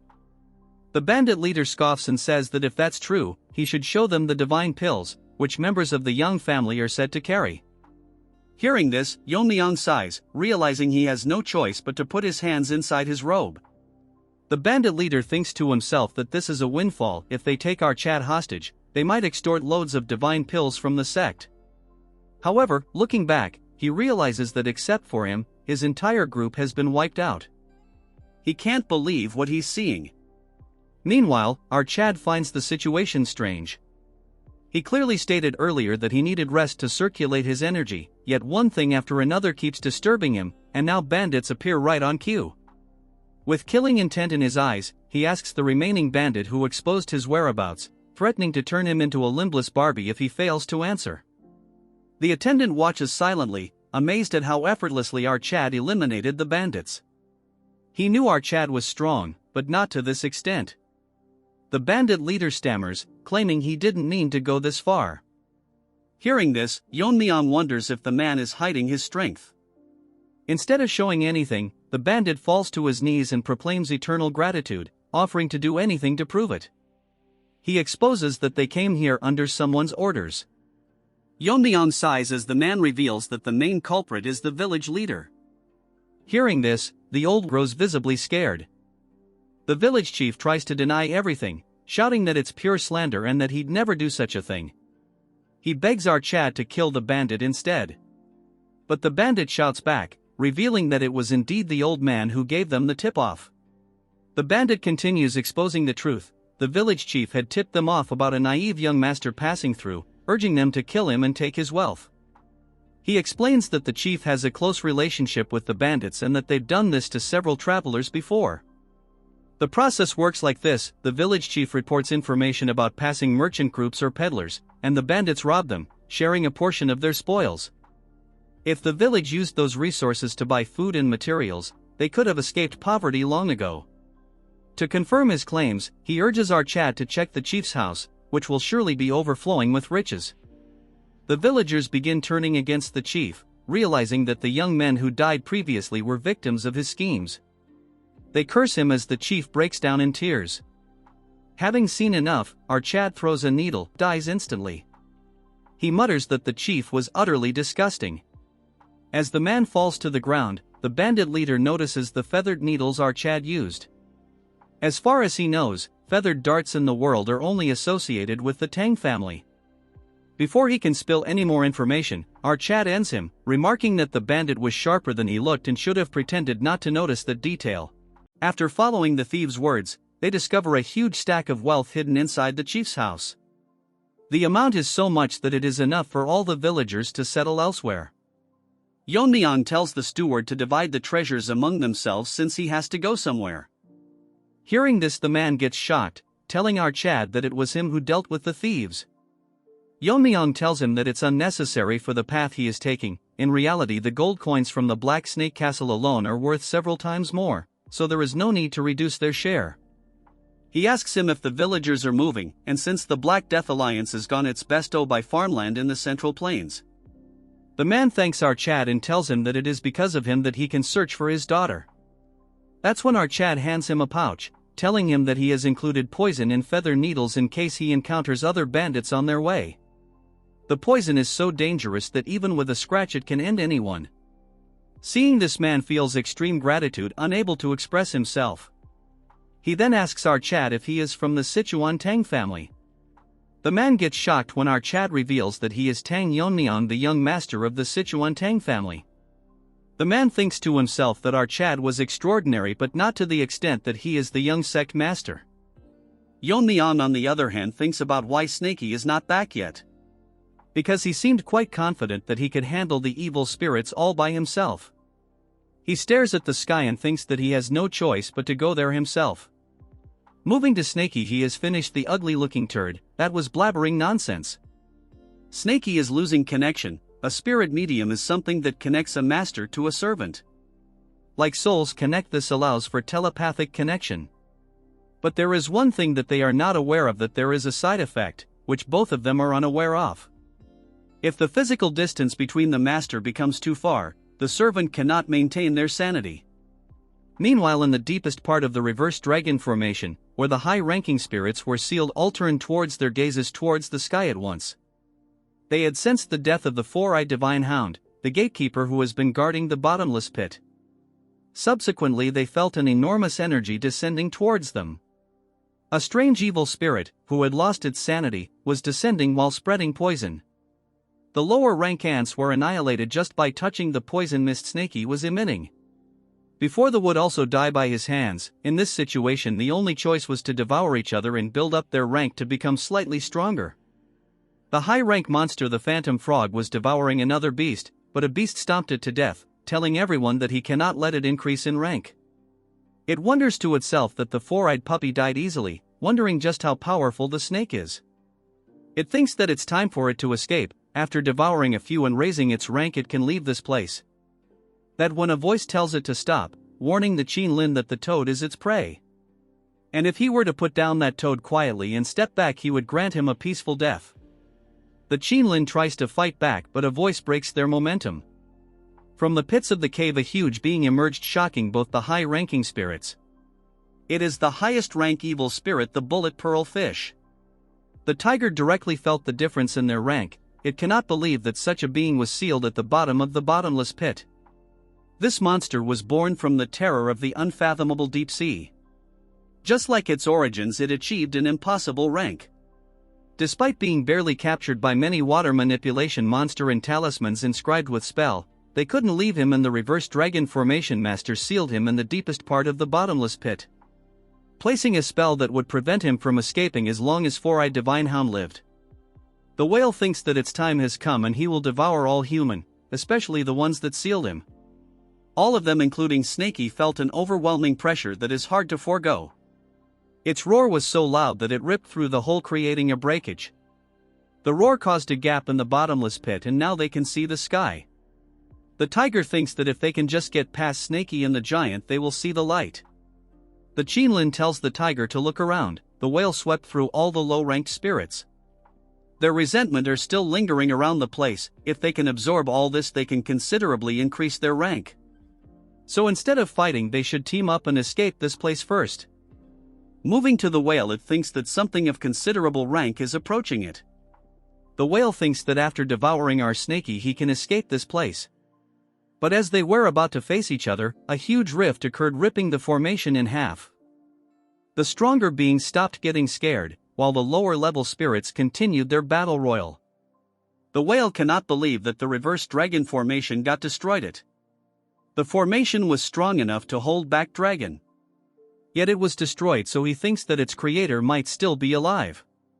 It starts shaking until it saw the figure. Unlike what it had thought, the being that split through the formation was the venomous poison dragon, the young master of the Tang family. With a cold gaze he asks Snakey why he is not done yet.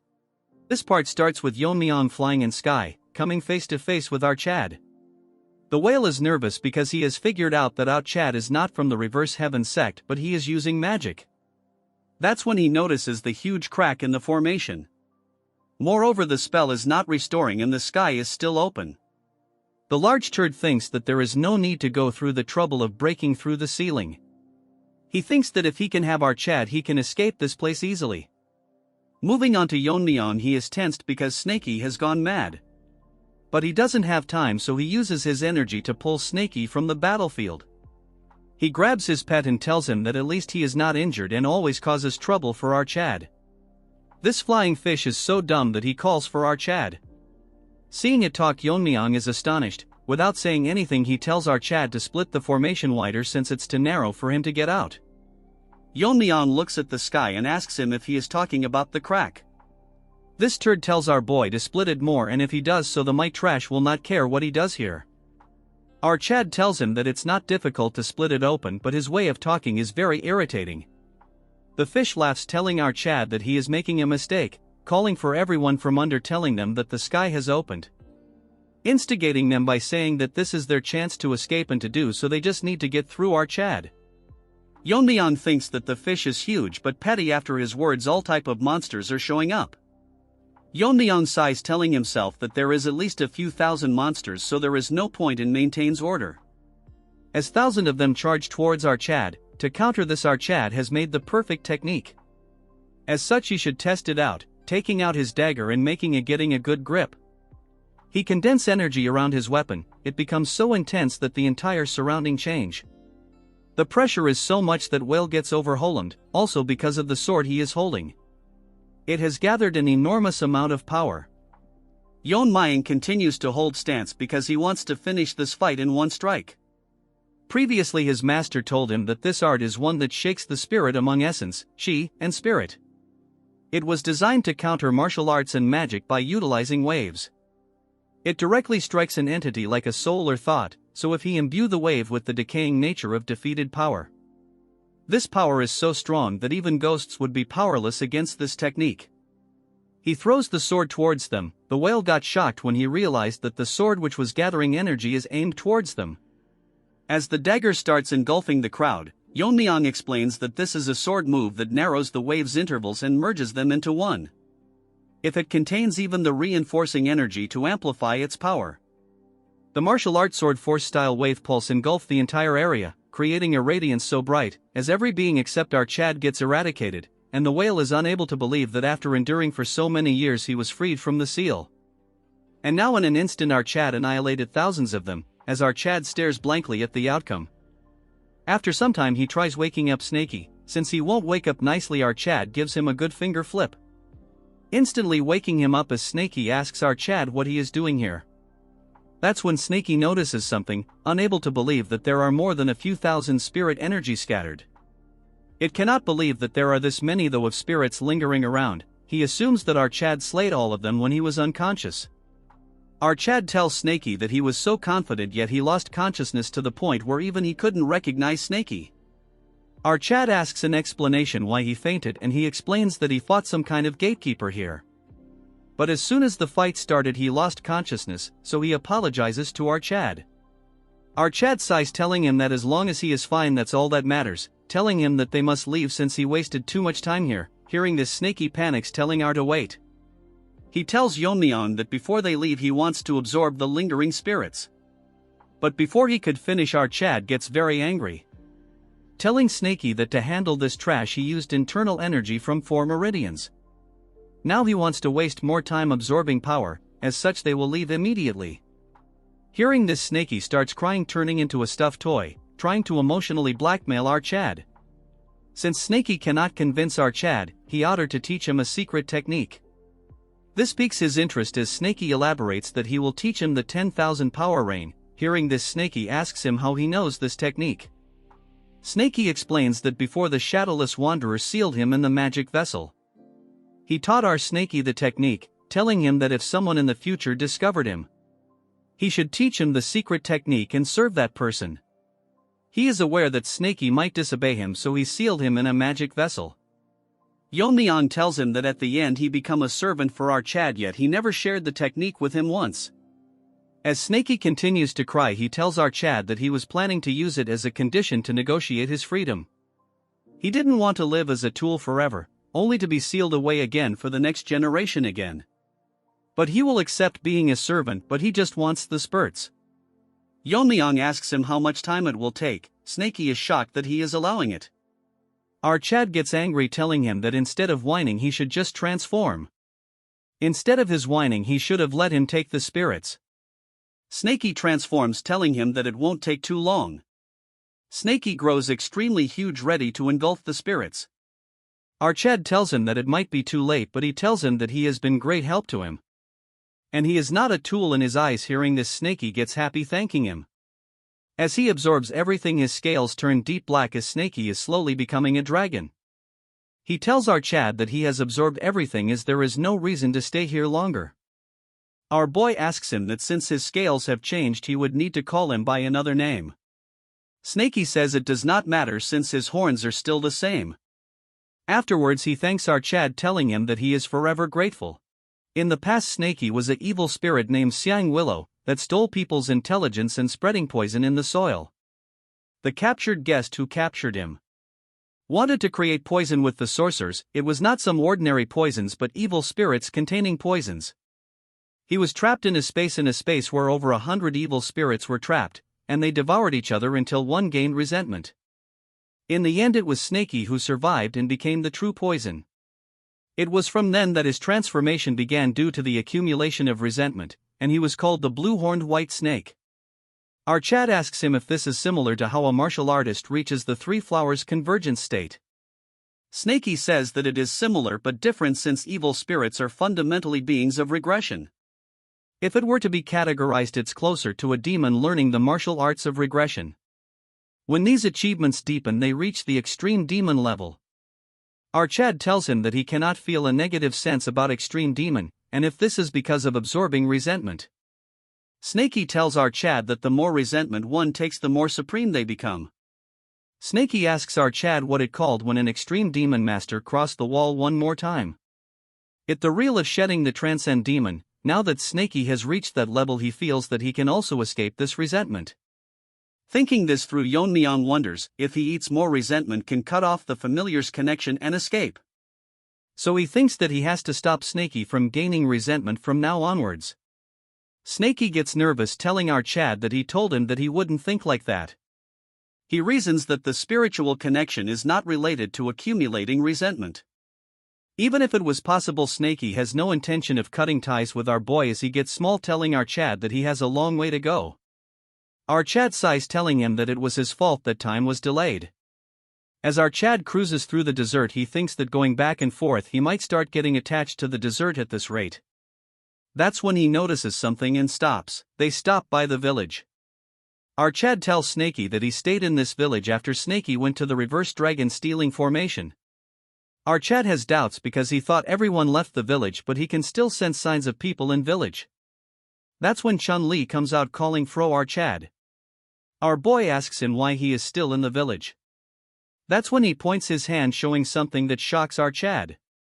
Everyone in the village passed away, as the man explains that after our Chad left. One by one they started foaming and lost their lives. The younger ones barely survived, but the rest passed away. Hearing this, our Chad asks him what the reason might be behind this.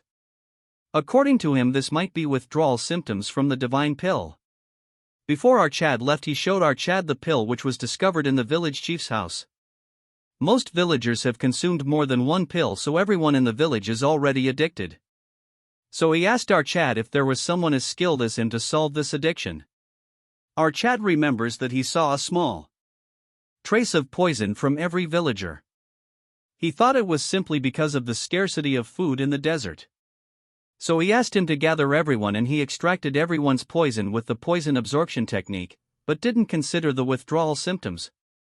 Snaky thinks that it is a malicious item. The poison itself is not harmful, but it disrupts the sense not to kill. Moreover, attempting to detoxify this is even worse. Hearing this, our Chad gets shocked. Snaky explains what might happen when numb senses return. With the pain they never knew before, even the slightest touch would feel like a burn due to heightened sensitivity. The poison is dangerous because one can either die slowly, or if detoxified they will die from symptoms after detoxification. That's when Snaky starts getting shocked because he didn't know our Chad could make such a face. Our Chad gets stoic, wondering that someone's goodwill returned as one's death. Our Chad orders the man to take the survivors and go to the Tang family, then head to medicine hall and show the dive pills to Yijin. She can certainly resolve the pill's symptoms, and once he reaches there he should say our boy's name. Our Chad flies from the village, leaving the man behind. He heard from the man that the Yang family is behind all this, so once he arrives at the main base he will at first annihilate them first. Moving on to the Yang family, all of them are busy producing the divine pills. One of them tells the makers that they need to finish preparations before the arrival of the family head. After some time this minion arrives, telling him that they have worked hard, wanting updates on the pill production. The man assures that they are almost done with the production. The leader thinks that only good things are happening with him. The increased demand for the pill have gained the leader's trust. Even his adopted son is performing well since he took down 2 Fire Realm masters. Currently, their family status is inferior compared to families with left and right envoys. If they continue achieving like this, the Poison Master Yang family will become the leading demonic family. The production masters asks how crippled Monkey is doing. The leader proudly says that he is currently receiving direct teachings from the sect leader, as such the leader should be pleased. But the leader wonders why he is asking such a question. The man says that it is because it's been quite some time since the young master last took the Pian pill. Hearing this, the man gets shocked because the Pian pill is a painkiller that blocks sensations T0 suppress pain. The divine pill was created by diluting and partially modifying Pin pill. As the original source, it certainly has potent pain-suppressing effects. The leader wonders that monkey cannot suppress pain without Pin pill. That's the key reason for adopting him. He wonders if he found something to replace the pain. He says that he will have a talk with the poison master. That's when he hears a sudden noise. It increased, creating strong vibrations. A man barges into the room saying that an intruder has appeared. He comes out and shouts who has the guts to attack them, only to see all the guards dead. Our Chad says he has been roaming all day to find the faces of trash like him, who created divine pills to ruin lives of innocent people. With a deadly look he asks the man if he is head of the clan. This way longer than you guys had expected, but here we go. The man looks down to see an angry Yeon-myeong staring right at him. Surrounding him are bodies of guards all killed instantly. He notices that the uniform with the character for the Righteous Alliance is here, but cannot understand why. Our Chad with a cold stare tells him that they are trash that spread drugs to common people, ruining their lives, so he has come to annihilate them today. Hearing this, the Barbie starts sweating. The man then sighs, telling our Chad that this is absurd considering the commoners belongs to their sect and it's none of his business what happens outside the Central Plains. Moreover, the power of life and death of the commoners under their sect solely belong to their sect leader. So he has no right to annihilate their clan, since they haven't done any harm to the Central Plains. Taking out his dagger, our Chad tells him that the war with Kunlun was aimed to expand their influence towards creating a new demonic order. In that process, these pills play a big role. Just one pill and they cannot escape, becoming dependent on the pill. Eventually they will submit to the demon sect. As his dagger transforms into a huge sword, he says that he will not let such filth enter the Central Plains as the leader of the Righteous Alliance. Hearing this, the trash gets shocked, realizing that they are facing the dark poison sword dragon Tang Yeon-myeong. The distance between the Central Plain and this place is vast, yet rumors still manage to spread that the leader of the Black Death Alliance who ruled Sichuan had fallen to the dark sword poison dragon of the Tang family. The surprising news of a new Righteous Alliance, the Righteous Alliance, being formed in Sichuan with that dark poison sword dragon as its core, reached this place, but it didn't cause too much spark, because the heavenly pervert and the dark lord of destruction were on the move. So they judged that no matter how strong the righteous forces in the Central Plains became, they couldn't affect Xinjiang immediately. But he cannot understand what he is doing here currently. Then he starts sweating, realizing that if he is here, that means he came across the left and right envoys. Hearing that, our Chad figures out he is taking about the left and right weaklings, then like a savage says that he killed them since there is none reason to spare a demon expert trying to kill alliance members. Before this Barbie could blabber more nonsense, our Chad says that this where they stop talking. Because no matter how much they stall, the result of annihilation won't change. That's when our Chad notices a shift in demonic energy. A considerable amount of demonic energy is approaching, so it's most likely reinforcements. The turd says that the other families is coming to support them since he stirred up trouble. It's impressive that he came here alone and even killed the left and right envoys. He takes out a few pills as he taunts our Chad, telling him that surely their paths have never crossed, but he will make this place his grave. Throwing the pills towards our boy, they cause many explosions. Our Chad thinks it's dumb because poison is useless against him. But something does affect him, causing our Chad to feel severe pain. Snaky manifests itself, asking what is happening and if the mysterious mist is behind it. Snaky thinks that because of his poison refining madness nothing affects him, realizing it might be something else. Barbie says that it is the Beyond Pill, a painkiller that their family produces. Since our Chad is from the Tang clan, he should be used to poisons, but this pill is not one, since it's completely harmless to humans as they act as medicine. It actually refines and sharpens your senses, which is why you're feeling dizzy. The Barbie notices that the reinforcements have arrived, the elite members of the demon sect. As the ants flock together, one of them says that from now onwards they will handle the rest. Since our Chad is still affected by the medicine, the turd thanks everyone for coming despite their busy schedules. He has captured the leader of the Righteous Alliance and no less. They thinks it shocking because they heard he is dealing with the Dark Lord of Destruction forces. No matter the reason, the Barbie thinks if it's better to capture him and verify. Before they arrived, he even made him inhale the Beyond Pill. Normally it stops pain, but since his body is healthy, it's causing sensory issues. That when something happens to our Chad and his eyes start glowing, as they all charge towards him, our Chad starts laughing. It's as if time has stopped around him. All of a sudden our Chad disappears, shocking them. That's when one of them notices that our Chad is flying in the sky. His eyes are glowing as he smirks at them. The trash gets shocked that not only did he overcome the pill, he is even using martial arts afterwards. Our Chad doesn't know just what he used, but the flow he can currently see has been amplified several times. As he takes out his needles, he thinks that right now he can perform martial arts that he has only imagined. Spinning in the air like a fan, he throws the needles. The turds cannot believe that someone can move like this mid-air. Flying across the entire place, our Chad continues throwing needles. After throwing the needles, the flow is visible to his current eyes, and spread them in an instant as if spinning. They get shocked out of words when they see that the sky has turned green and like shooting stars the needles are coming down. In an instant every one of the reinforcements gets killed. The leader cannot fathom just what he witnesses. It was like a rain of death falling. Yeon-myeong gets down, telling him that he came here to punish them, but didn't expect a reward like this. The man cannot understand how on earth is this considered a reward. Our Chad smiles, telling him that this is where the show begins. The Nirvana pill that hit our Chad is a painkiller that leads the user into a world without pain. If overused, it sharpens the senses excessively, damaging the nervous system as a side effect. But however, no matter how good a medicine is, exceeding the proper dosage turns it into poison. The poison cleansing light chi absorbed the excess Nirvana pill, and the effects of the Nirvana pill settled into Yeon-myeong's body, adjusted T0 the maximum level he could handle. As a result, the effect that appeared on our Chad was a heightened state of clarity. In other words, it had the effect of a stimulant. This mysterious feeling is similar to the time he had omnipotence in his past life.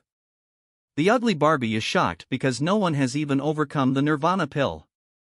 Our Chad doesn't care if no one has ever done it or not. He thinks to himself that he might not be able to try it now.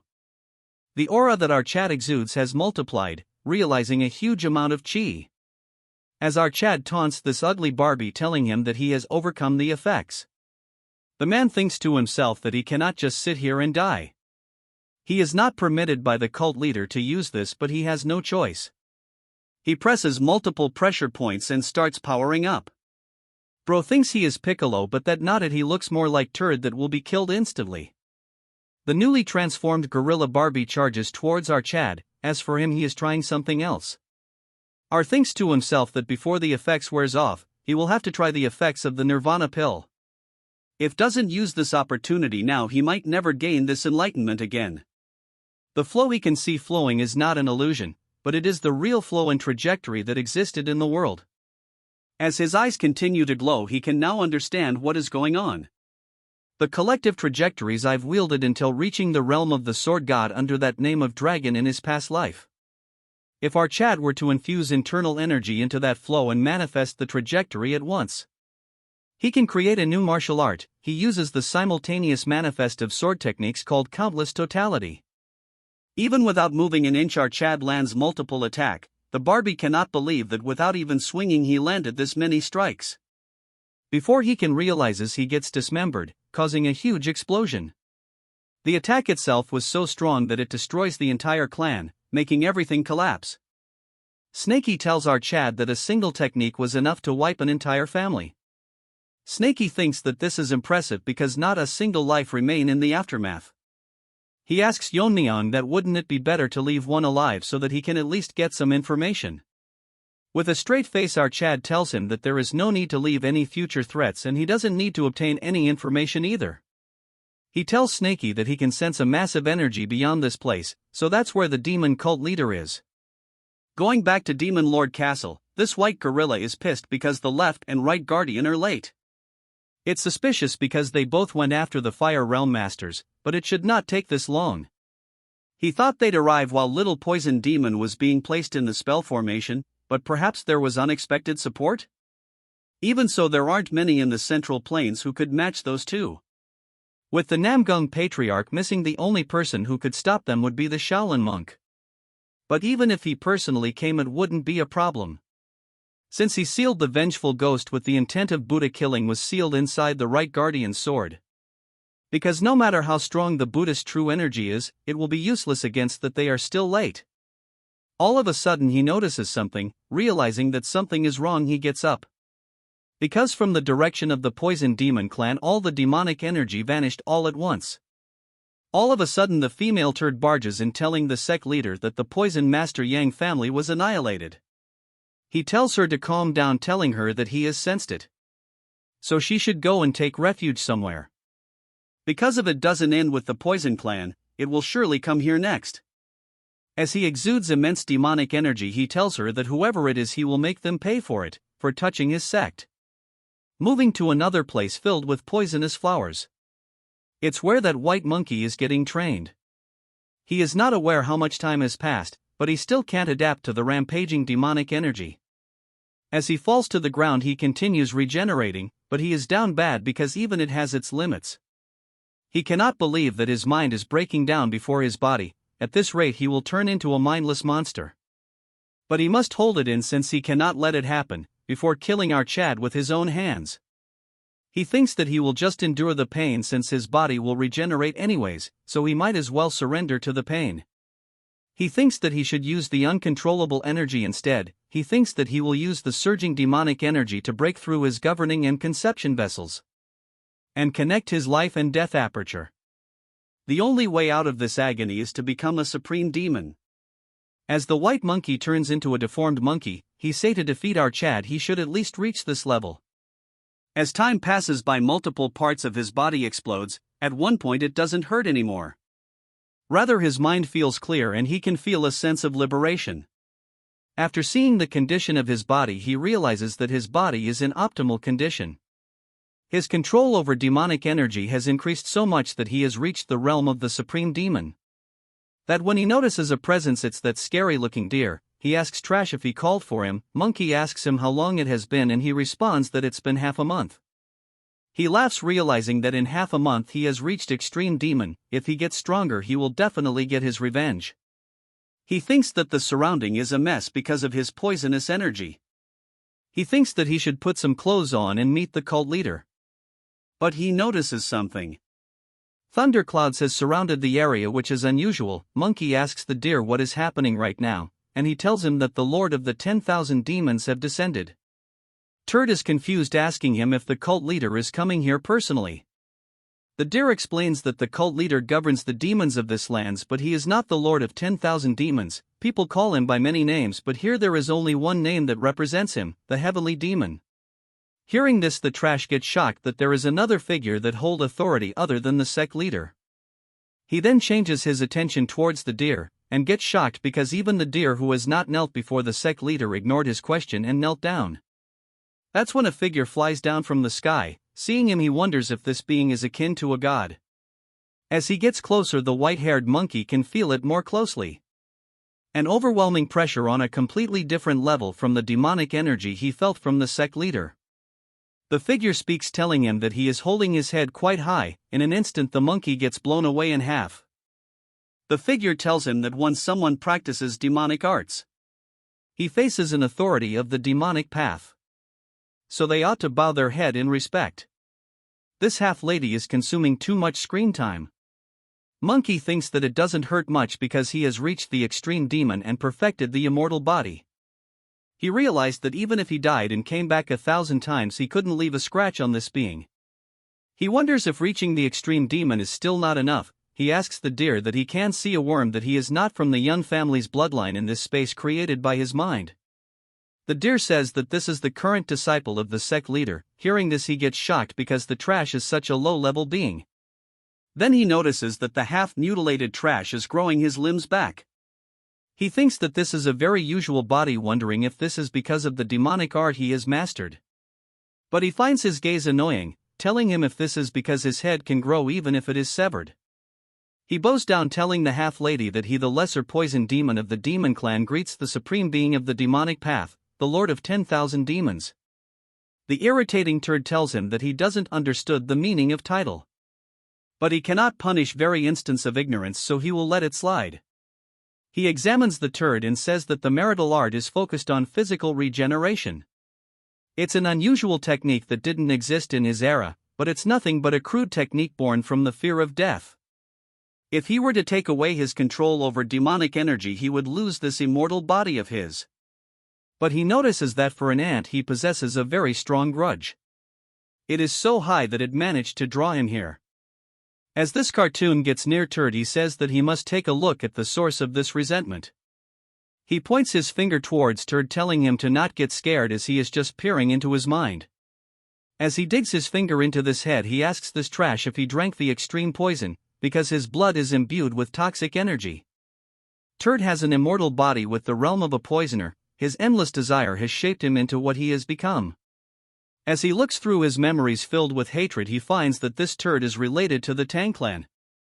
He gets shocked when he realizes that he is a descendant of the Wanderless warrior.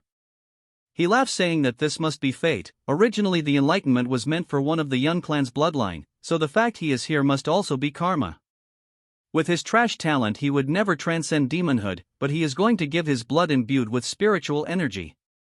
So from now on, even if his body turns into 1,000 pierces, he will not die. As his body starts overflowing with intense energy. We move outside the door as in a matter of seconds the door bursts open. The trash couldn't understand what happened, he can now sense energy. From the direction of the clan he can sense too powerful energy, realizing that his detection has improved a lot. One of the energy is the sect leader's, the other one is familiar, and he guesses it might be our Chad.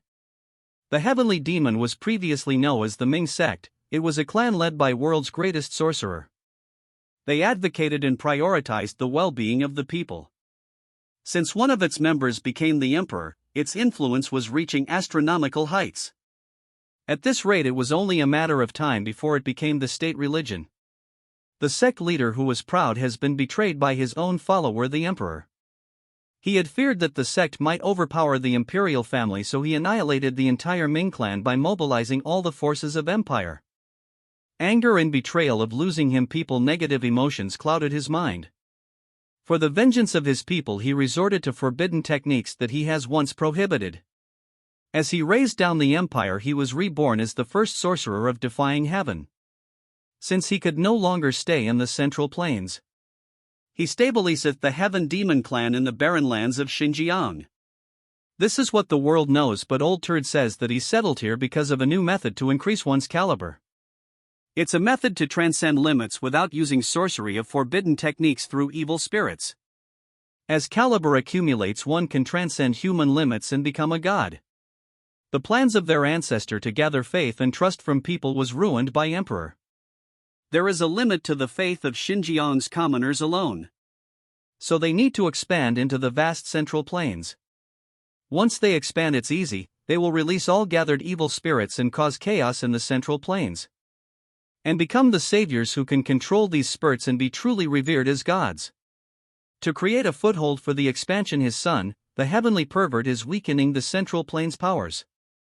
It's bad luck that they were about to defeat Kotong and Kunlun, but something unfortunate happened. As our Chad has entered the premises, he asks our Chad what the noble leader of the Righteous Alliance has come alone to eliminate evil. Yeon-myeong tells him that he saw more than enough reason to destroy them all. So he plans to send him to join the left and right envoys. The old Turd cannot believe that he managed to defeat them. Our Chad says that since he has so many doubts, he will demonstrate it to him. Using the destruction sword technique, he thinks to himself the opponent is the leader of the demon sect, so he won't go down easily. Surprisingly, he managed to block the strike using a single talisman. Snaky manifests itself, telling our Chad that the demonic energy he sensed from him and the talisman proves that he is a sorcerer of the defying heaven. So this fight will be completely different from the martial artists has faced before. The old Turd says that he was bound to face him one day, so he will show our Chad the way a sorcerer fights. The ugly-looking Pokemon master summoned the three-headed one-footed eagle. As our Chad and Snaky remands quite, something huge covers the sky. It's an cool-looking eagle with weird body parts. Snaky is surprised to see that the Turd has such a strong subordinate. Its current strength is comparable to his current self. The eagle asks that beside our Chad there is something, and he says that he is aware that it's an evil spirit. It's surprising because despite it not being a sorcerer, he is keeping it like a familiar. He orders the eagle to capture Snaky and he abides to it. Snakey tells our Chad to focus on the old man while he takes the head of this disabled bird. As Snakey aggressively charges towards the bird, a huge fight breaks in. Our Chad thinks that Snakey is testing his new powers, so this much should be fine. The old man turd says that since he is from the Tang family, the snake must be the blue-horned white snake, but for some reason he became black. Since he bought such a snake, he must face our Chad seriously summoning another Pokemon. Our Chad gets alert but cannot understand because nothing happening. From the ground something break through, grabbing our Chad, as this overweight sumo wrestler grabs our Chad, telling him that no matter what happens he won't let him harm that turd. With a huge force he throws our Chad like a cricket ball. Seeing this, Snakey gets worried. Taking advantage of this, the disabled chicken grabs Chicken, asking him if it is time to be distracted, all while burying him into the ground. Telling Snakey to hold still. As he is pinned to the ground, the old turd says that the Ghost King is the strongest evil spirit in his possession. It is also the guardian of the divine sect, bound to the Yun family's bloodline for generations. This turd tells our Cha that he should be honored since he is the first person to see this being in hundreds of years. Old turd orders sumo wrestler to finish our Chad, agreeing to it. This turd summons a huge sword, striking our Chad with this huge sword he raises down the ground. Snakey gets nervous as a voice tells him that he is taking it easy and Snakey should focus on his own fight. The turd gets nervous and soon enough our head deflects his attack. Witnessing this, the old man is shocked that our Chad blocked its attack. When they clashed, our Chad figured out that this turd was artificially created using thousands of formations. On top of that, all of them are high level. To break high down a ripple would be better, but that might hurt Snakey since the attack range is too big. So he thinks of compressing the ripples and extremely limit the range. Using this new attack combined with continuous strikes, he blasts multiple part of its body. The turd cannot believe that our Chad didn't use any spellcraft, yet the Ghost King took damage. He cannot fathom where someone like our Chad came from. He looks at the other side and sees Snakey overpowering the chicken. It's probably because he gained its composure after confirming the safety of our Chad. As for our Chad, he has completely annihilated the fat turd. Our Chad tells him that it is too easy, asking him if he has any tricks up his sleeve. The man thinks that defeating the Ghost King is impressive, but it's such a low-level talent, which shows how young he is. A purple aura surrounds him as he tell our Had that he is naive if he thinks that he was doing nothing when he was fighting the Ghost King. Our Chad is shocked because he vanished in an instant. It's not some divine technique, it's as if his very presence has disappeared. That's when our Chad notices that there is something wrong with Snakey as he starts screaming. The turd is doing something to bind him, but he still cannot feel his presence. He tells the bird that it getting beaten is disgraceful and the eagle has no excuse for it. The man takes out his prehistoric pokeball and takes back his eagle because if he dies it will be a critical blow to their strength. The turd says that the loss is quite significant, but making Snakey his subordinate will make up for it. Snakey tells him to shut up since he doesn't know him. He smiles, telling him that since his ancestor helped the invisible guest capture the Earth Dragon. In this case he is indebted to their sect. Snakey thinks it's pathetic that they are holding a grudge for 1,000 years across generations. If he really wanted to make him his subordinate, but that's not the main problem. He should look around as our Chad is about to strike him down. The man pulls out another talisman before the attack lands. As the strike lands, our Chad thinks that the attack didn't land properly. As the smoke settles, he sees multiple coffin, moreover they managed to block his sword. Then he realizes that it was not the coffin, what is inside them is capable of blocking his sword strikes. The old turd says that the Ghost King might be his strongest evil spirit, but it was not his best card, but he had no plan to play this hand right now. The bodies are that of 3 Fire Realm Master and Extreme Demon Master who has existed since their ancestors' time. Their total number comes to 30 and this is his trump card. Yeon-myeong is shocked when he learns that this is a technique to awaken and control corpses of past masters, turning them into Jiangshi. This old turd says that this is the Great Extreme Demon Revival technique. It's an onslaught of about 30 masters. As they start getting active, turd says that even though they are corpses it's hard even for him the caster to control their movements. As one of them attacks our Chad, it splits the battlefield in half. Our Chad managed to dodge it easily, flying into the air. But from behind multiple more of them charge towards our Chad. As our Chad attacks them, the 3 of them together block the attack as our Chad falls one of the roofs. Without giving him any time to rest, multiple more of them attack him. As our Chad continues to parry their attacks non-stop, he finds it surprising that a one-handed mud is generating this much force. Yeon-myeong wonders if they cannot feel pain, then figures are that it's natural since they are not alive. Our Chad tries a new trick, grabbing one of them by their hand. He uses the decay poison technique. Moving on to the old turd. He tells Snaky that the golden 5 elements binding talisman.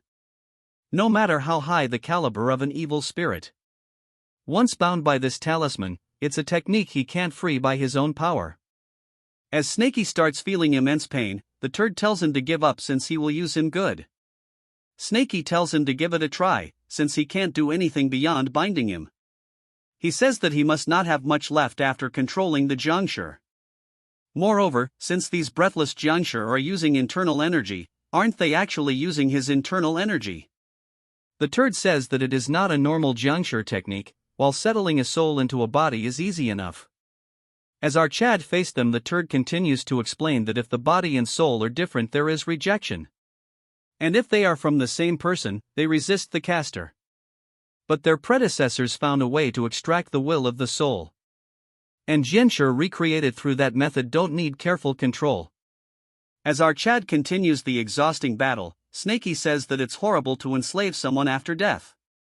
Even so, they cannot breathe. Turd says that he is correct, however, their sect continued researching and finally found a method. It's supplying demonic energy through energy absorption using talismans. In other words, absorbing others' demonic energy and storing it in the talisman. As our Chad is getting exhausted, Snaky asks him if this is even possible.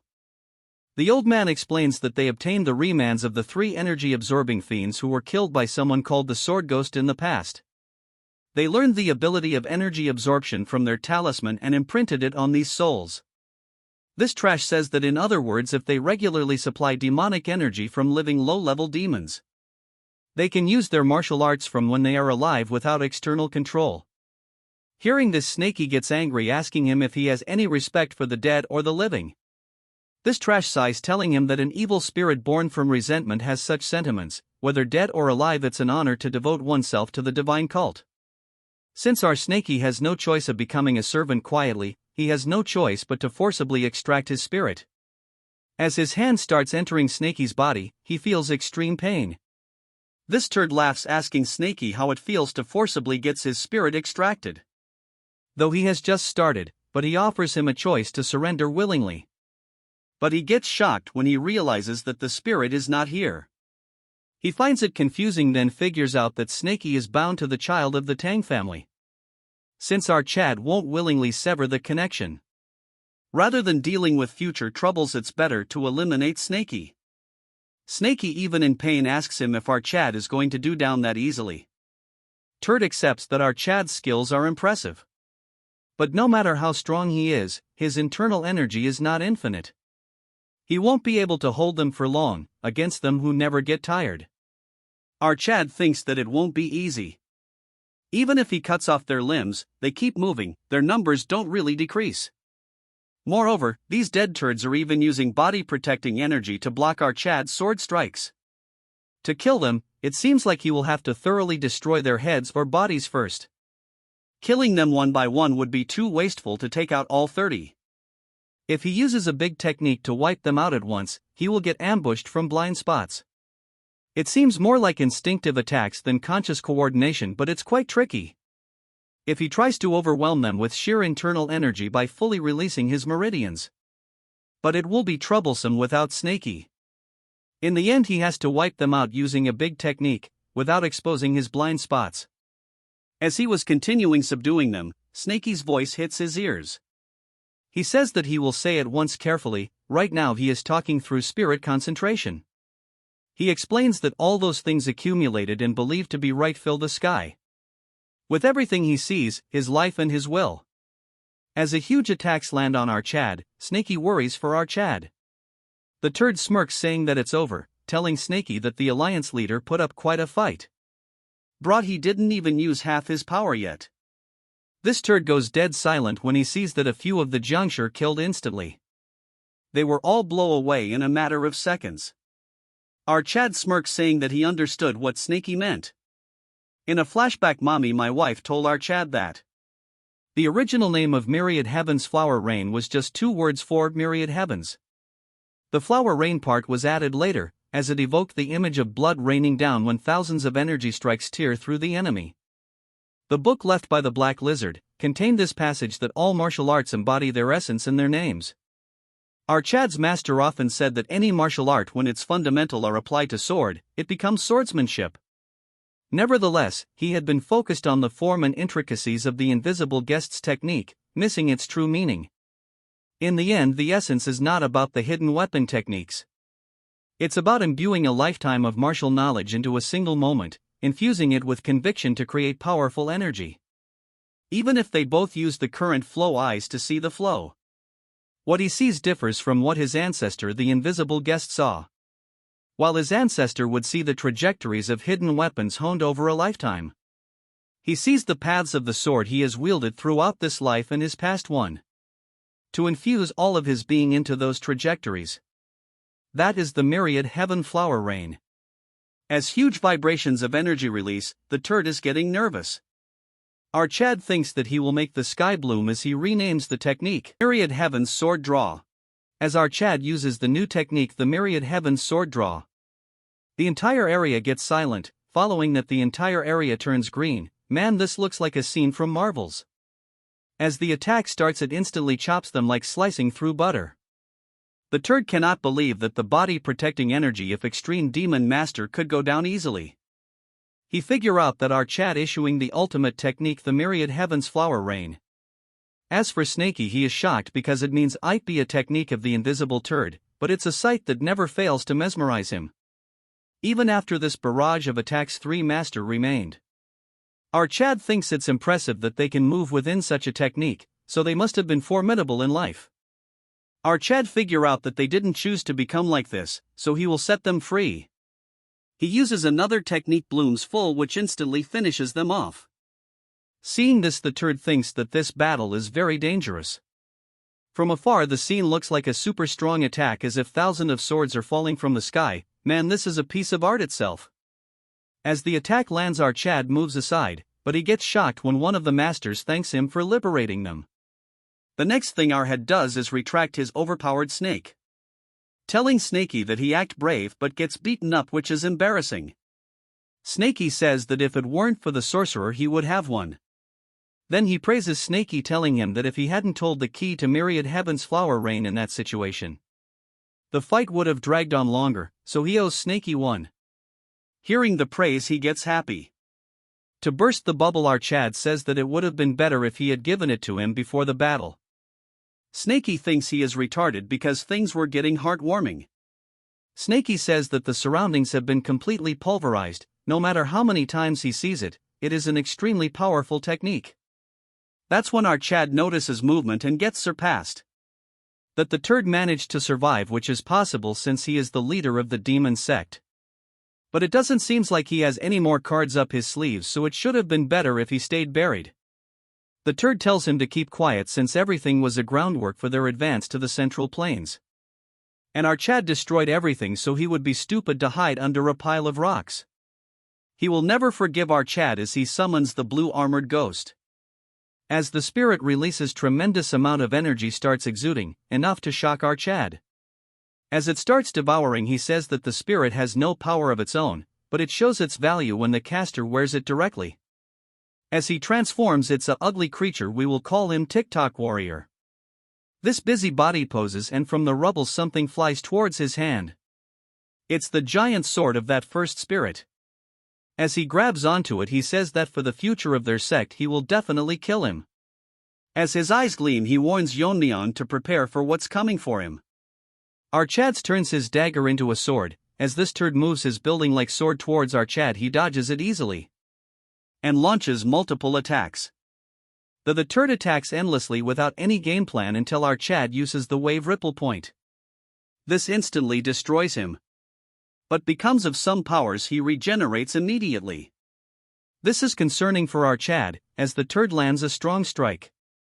Although our Chad blocks the attack, Snaky tells him that the harness is abnormally high. The regeneration is so fast it's not giving him enough time to seep in poison. But since the old faggot is a turd, he is now gonna explain this overpowered ability. So this goes like this: the turd says that as long as his internal energy doesn't exhaust, this blue-armored ghost spirit will endlessly regenerate. And then says that unlike our Chad, who has depleted a lot of his energy in the previous fight, the turds gets pushed back as this retard explained the shortcoming of his attack.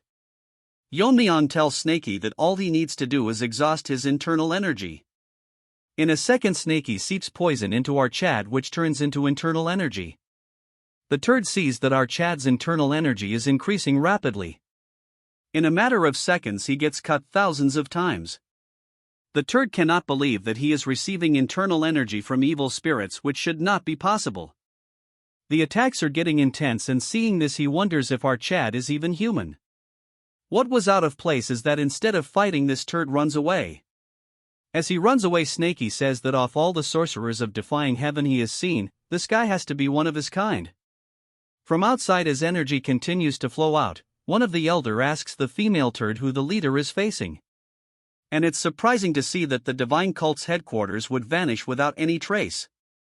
She says that she doesn't know, all the leader told her was to gather the demon elders and wait at the foot of Tianshan. She wonders to herself if it's really going to be okay, the demon elders, whose strength 5 second only to the sect leader and the left and right envoys. She thought bringing them would be enough to drive out the intruders. But what she says before her eyes made her realizes that what she witnesses was beyond anything a human can do. The elders are hesitant to because they are aware that interfering would mean certain death.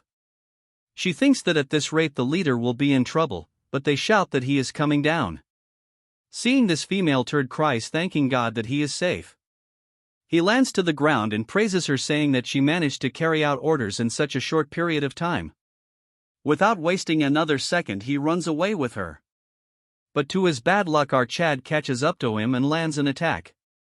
As he blocks it, the elders are surprised that the leader was fighting a young brat all this time.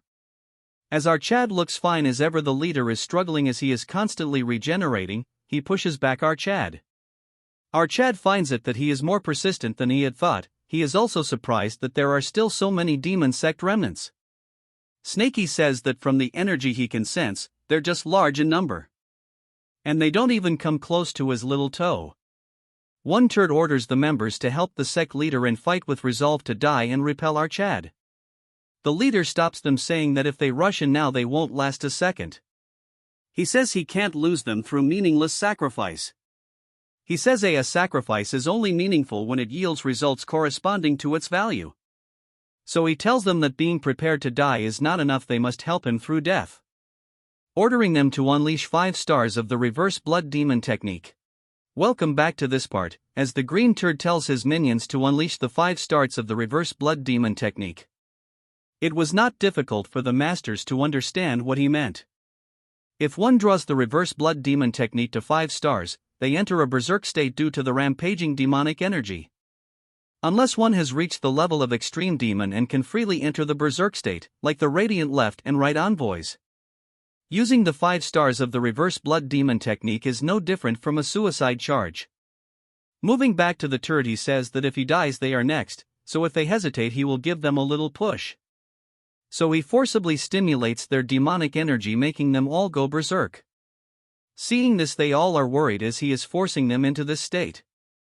All of them wonder if they truly wish for all of them to sacrifice their lives.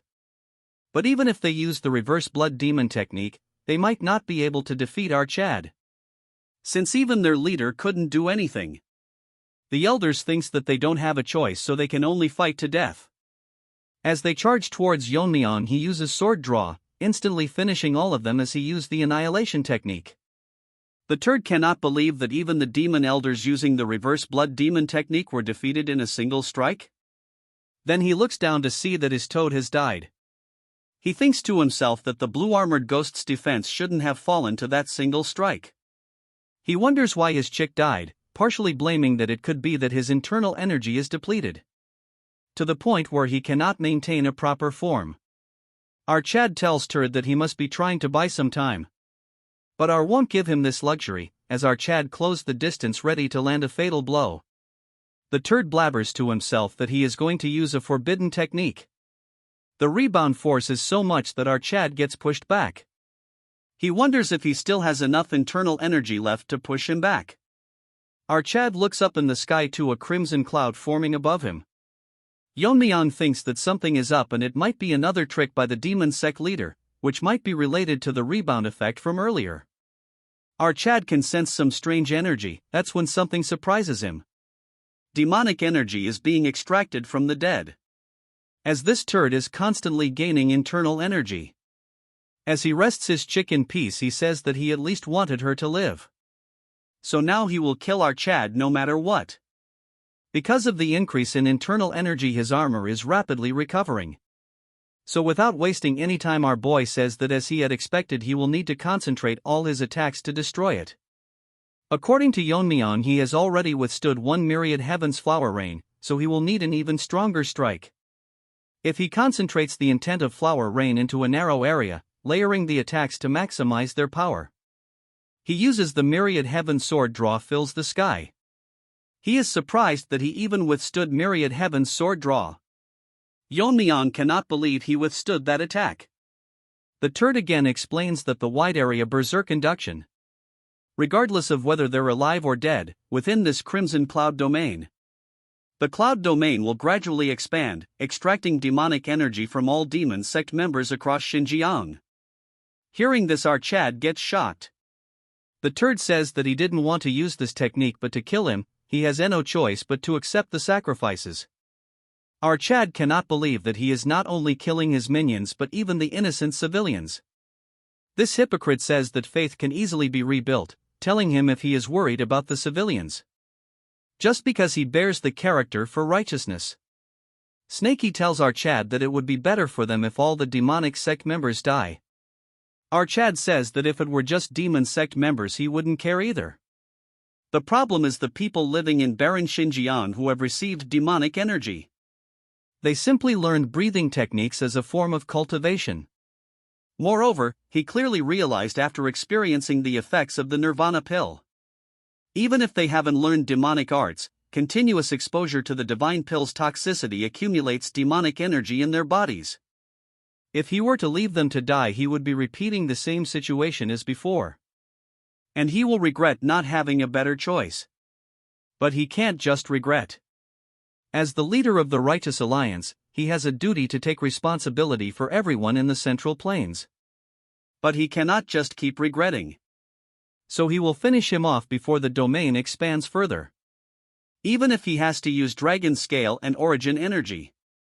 Snaky tells him that it will not be necessary. If what he says is true, they just need T0 prevent that cloud from expanding. Yeon-myeong asks him if there is any way. Snaky says that when it comes to sorcery rather than martial arts, he is far more knowledgeable than him. Besides, he cannot let him die when they are connected by a spirit link. Snaky thinks to himself that he has been influenced by hanging around our Chad. As he flies to the sky, he tells him to draw the attention so that he won't come towards him. He will handle the spell. Meanwhile, the turd wonders just what is Snaky getting close to that spell technique. But our Chad attacks him, not letting go of his attention.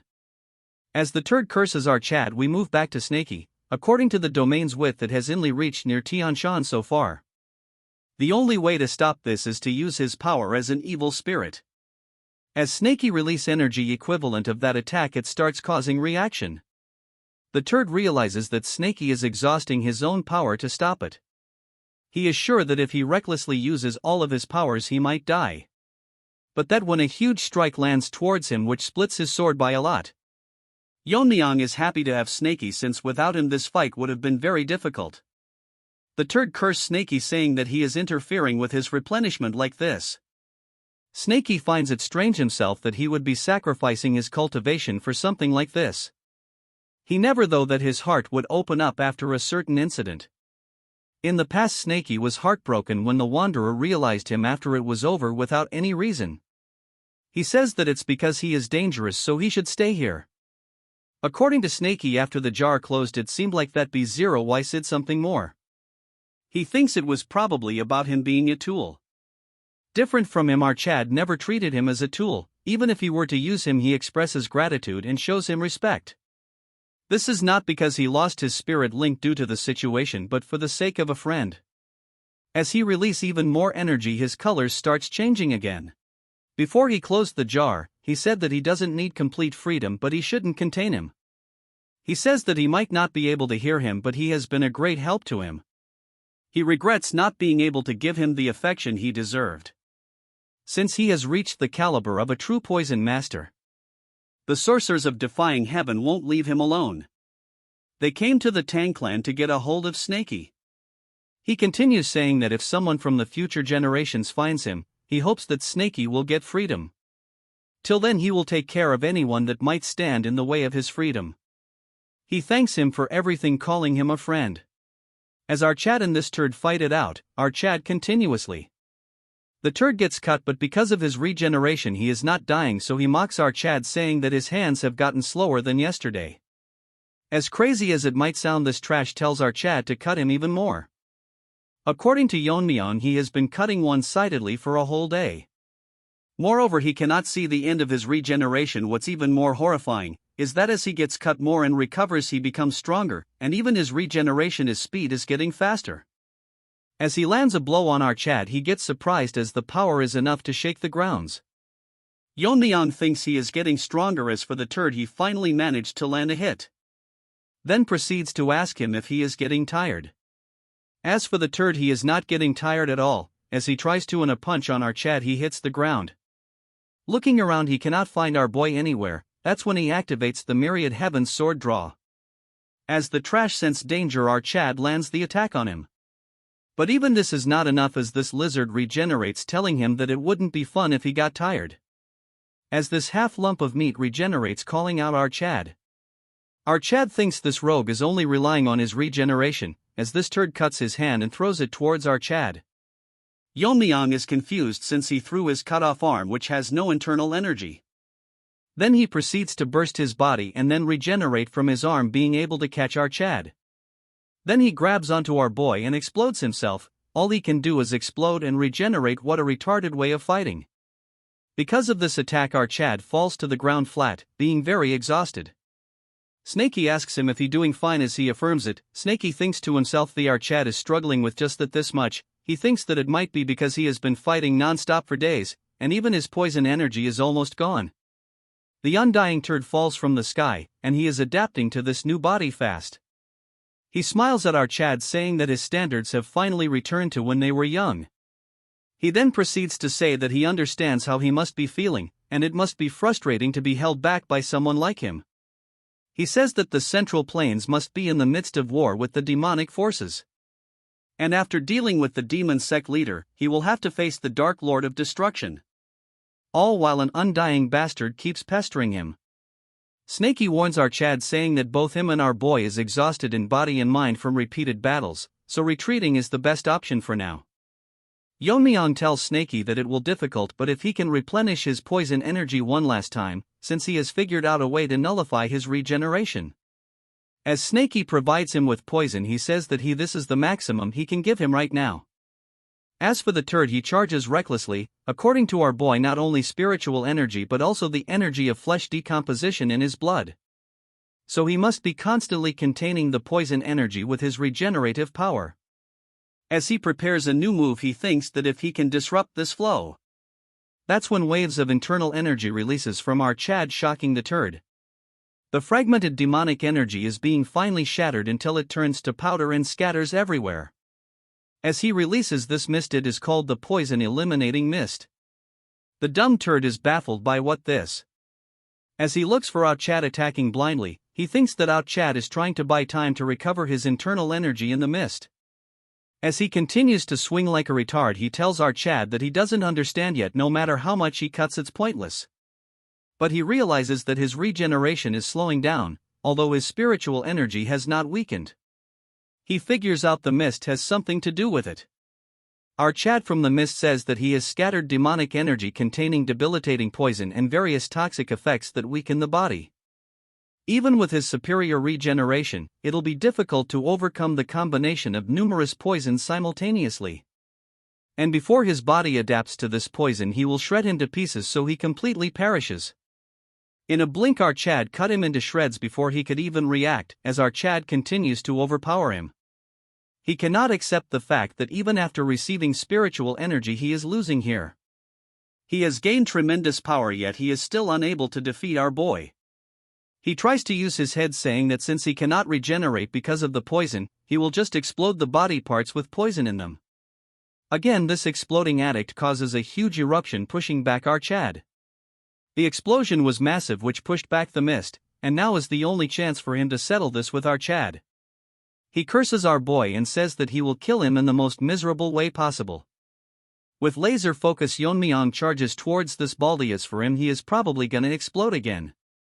As they were about to face each other, and Figure intervenes, getting their attention, the demonic leader, and he was still alive.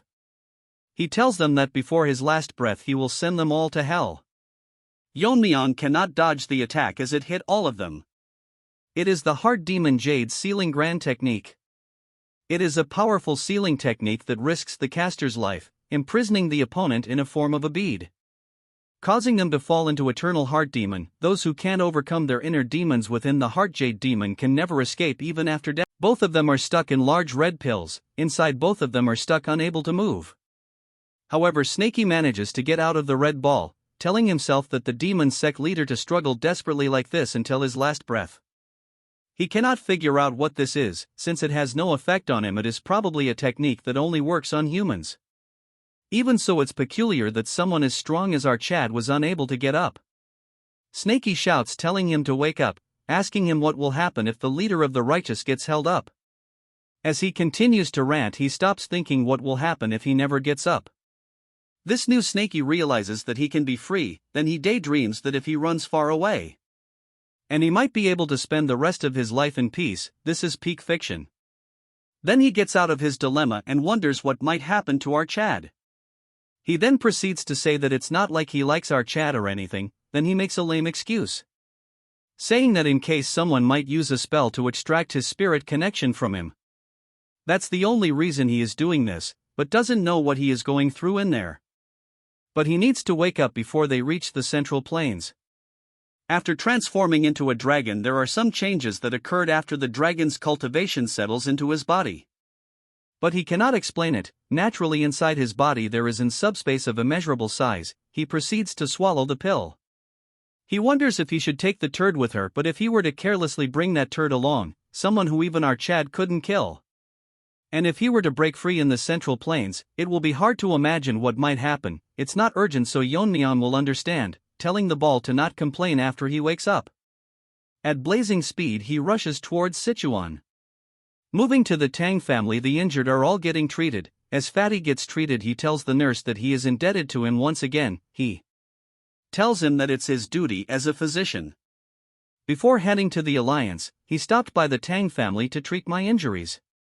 The Tang family had kindly provided access to the medical ward in treatment. However, when she heard that Yeon-myeong headed straight for the demon sect's headquarters, she couldn't hide her worry, as he wonders that no matter how great the Alliance leader is, to his parents he's just a child to worry about. Moving to the poison hall, she is worried that our Chad is going through late puberty.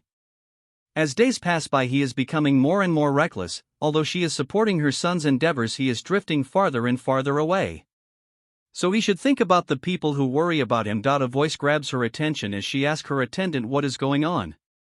He says that she has a visitor and he should let them in. It's our waifu, as she greets the family head. She is aura farming, as even the attendant thinks that she is extremely pretty. She introduces herself as for my wife. She is shocked to know that our Chad has a connection with her.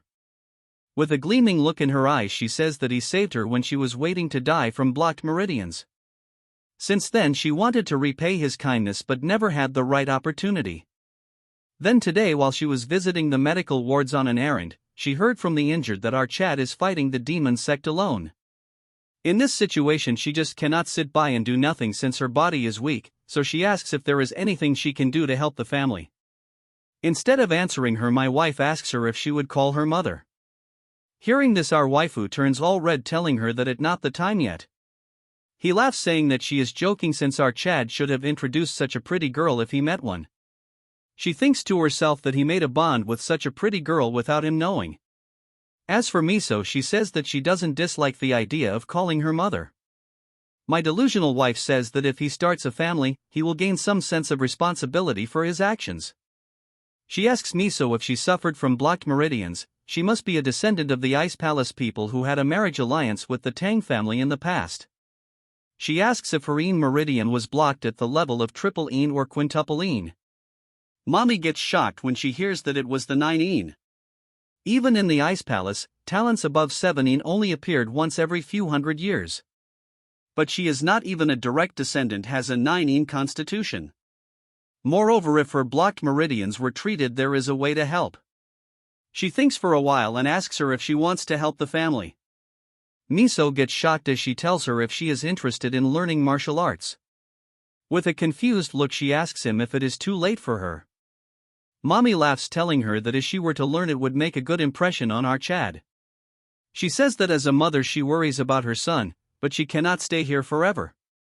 When he becomes the family head, he will need more people by his side. People who can protect and represent the family whenever he steps up, like today. If she is willing, she will teach her martial arts by herself if that is her choice. Miso thinks for a while and then agrees to her. In her mind, she says that she cannot let a potential daughter-in-law slip away. She says that her training will start from tomorrow when a guard barges into her room telling her that there is urgent news. She asks him what all this commotion is about, and he says that the heavenly pervert has attacked Shaolin, and as a result it was destroyed. Moving to the medical hall, everyone is shocked because they cannot believe old man Baldy is drinking tea with a non-existent hand using void grasp technique. He laughs, saying that he might have drawn unnecessary attention. He asks Ljian how Taeho and that angry gorilla are doing. He says not to worry too much, their damaged meridians have settled back in place, so they should regain consciousness soon. He says that it's a relief, so he should take good care of them until then. He thinks that it is a peaceful rest, enough to forget about the war with the demonic forces for a moment. But they are at the Sichuan province where the Righteous Alliance is located, and one of the very few places the demonic forces haven't reached yet. He hopes that the other master regain consciousness as soon as possible, since it is unsettling to be in such a comfortable place while in a raging war. Aijin asks him if he is aware when Yeon-myeong will be coming back. Baldy, hearing him call by his real name, says that it seems he is very close with the alliance leader. With a smile on her face, she says that they were from the same group. As Mommy walks into the room, he says that they must be comrades who has been through life and death together. Although he agrees, but our Chad overpowered them all. He says that he is very modest, since who would not boast about having such friends. Why wife call for them, as he asks her why she has a serious look on her face. She says that urgent news just arrived, so he should remain as calm as possible. She says that Shaolin has been annihilated by the Dark Lord of Destruction's attack, along with nearby secular sections. He drops the cup, telling my wife that the joke has gone too far. He cannot understand how Shaolin, which has stood for 1,000 years, has been destroyed in a few days. Moreover, Shaolin is the birthplace of Zen Buddhism, supported by the imperial court.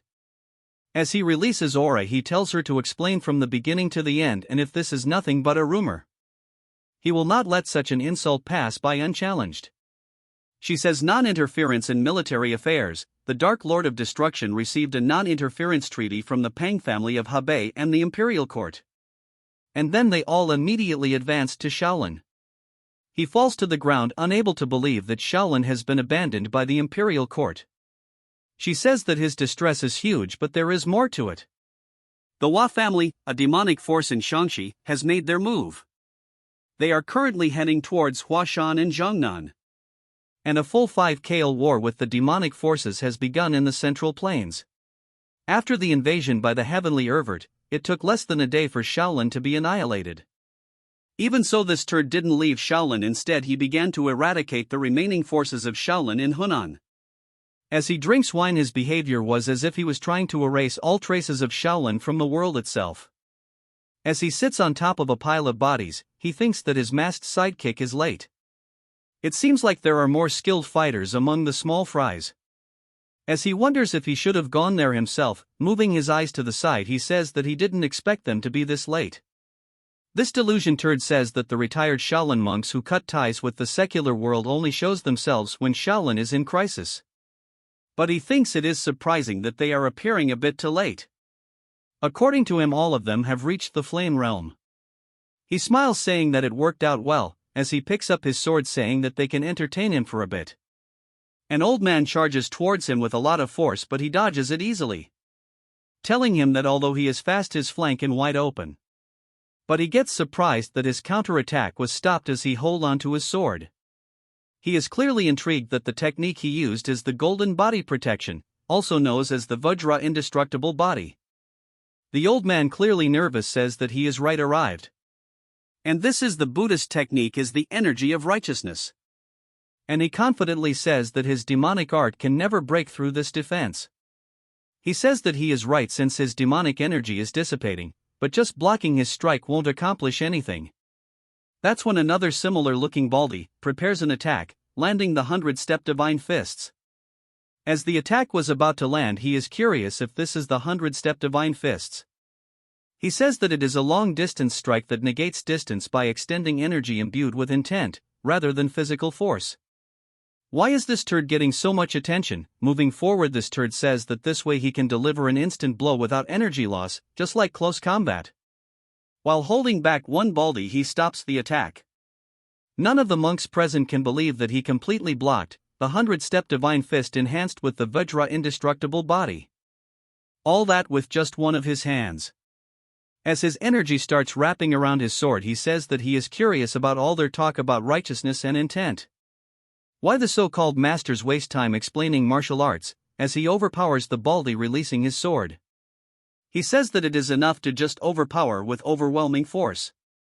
As more monks join, he says that they are negating distance by imbuing intent, which is similar to infusing a lot of energy and slashing.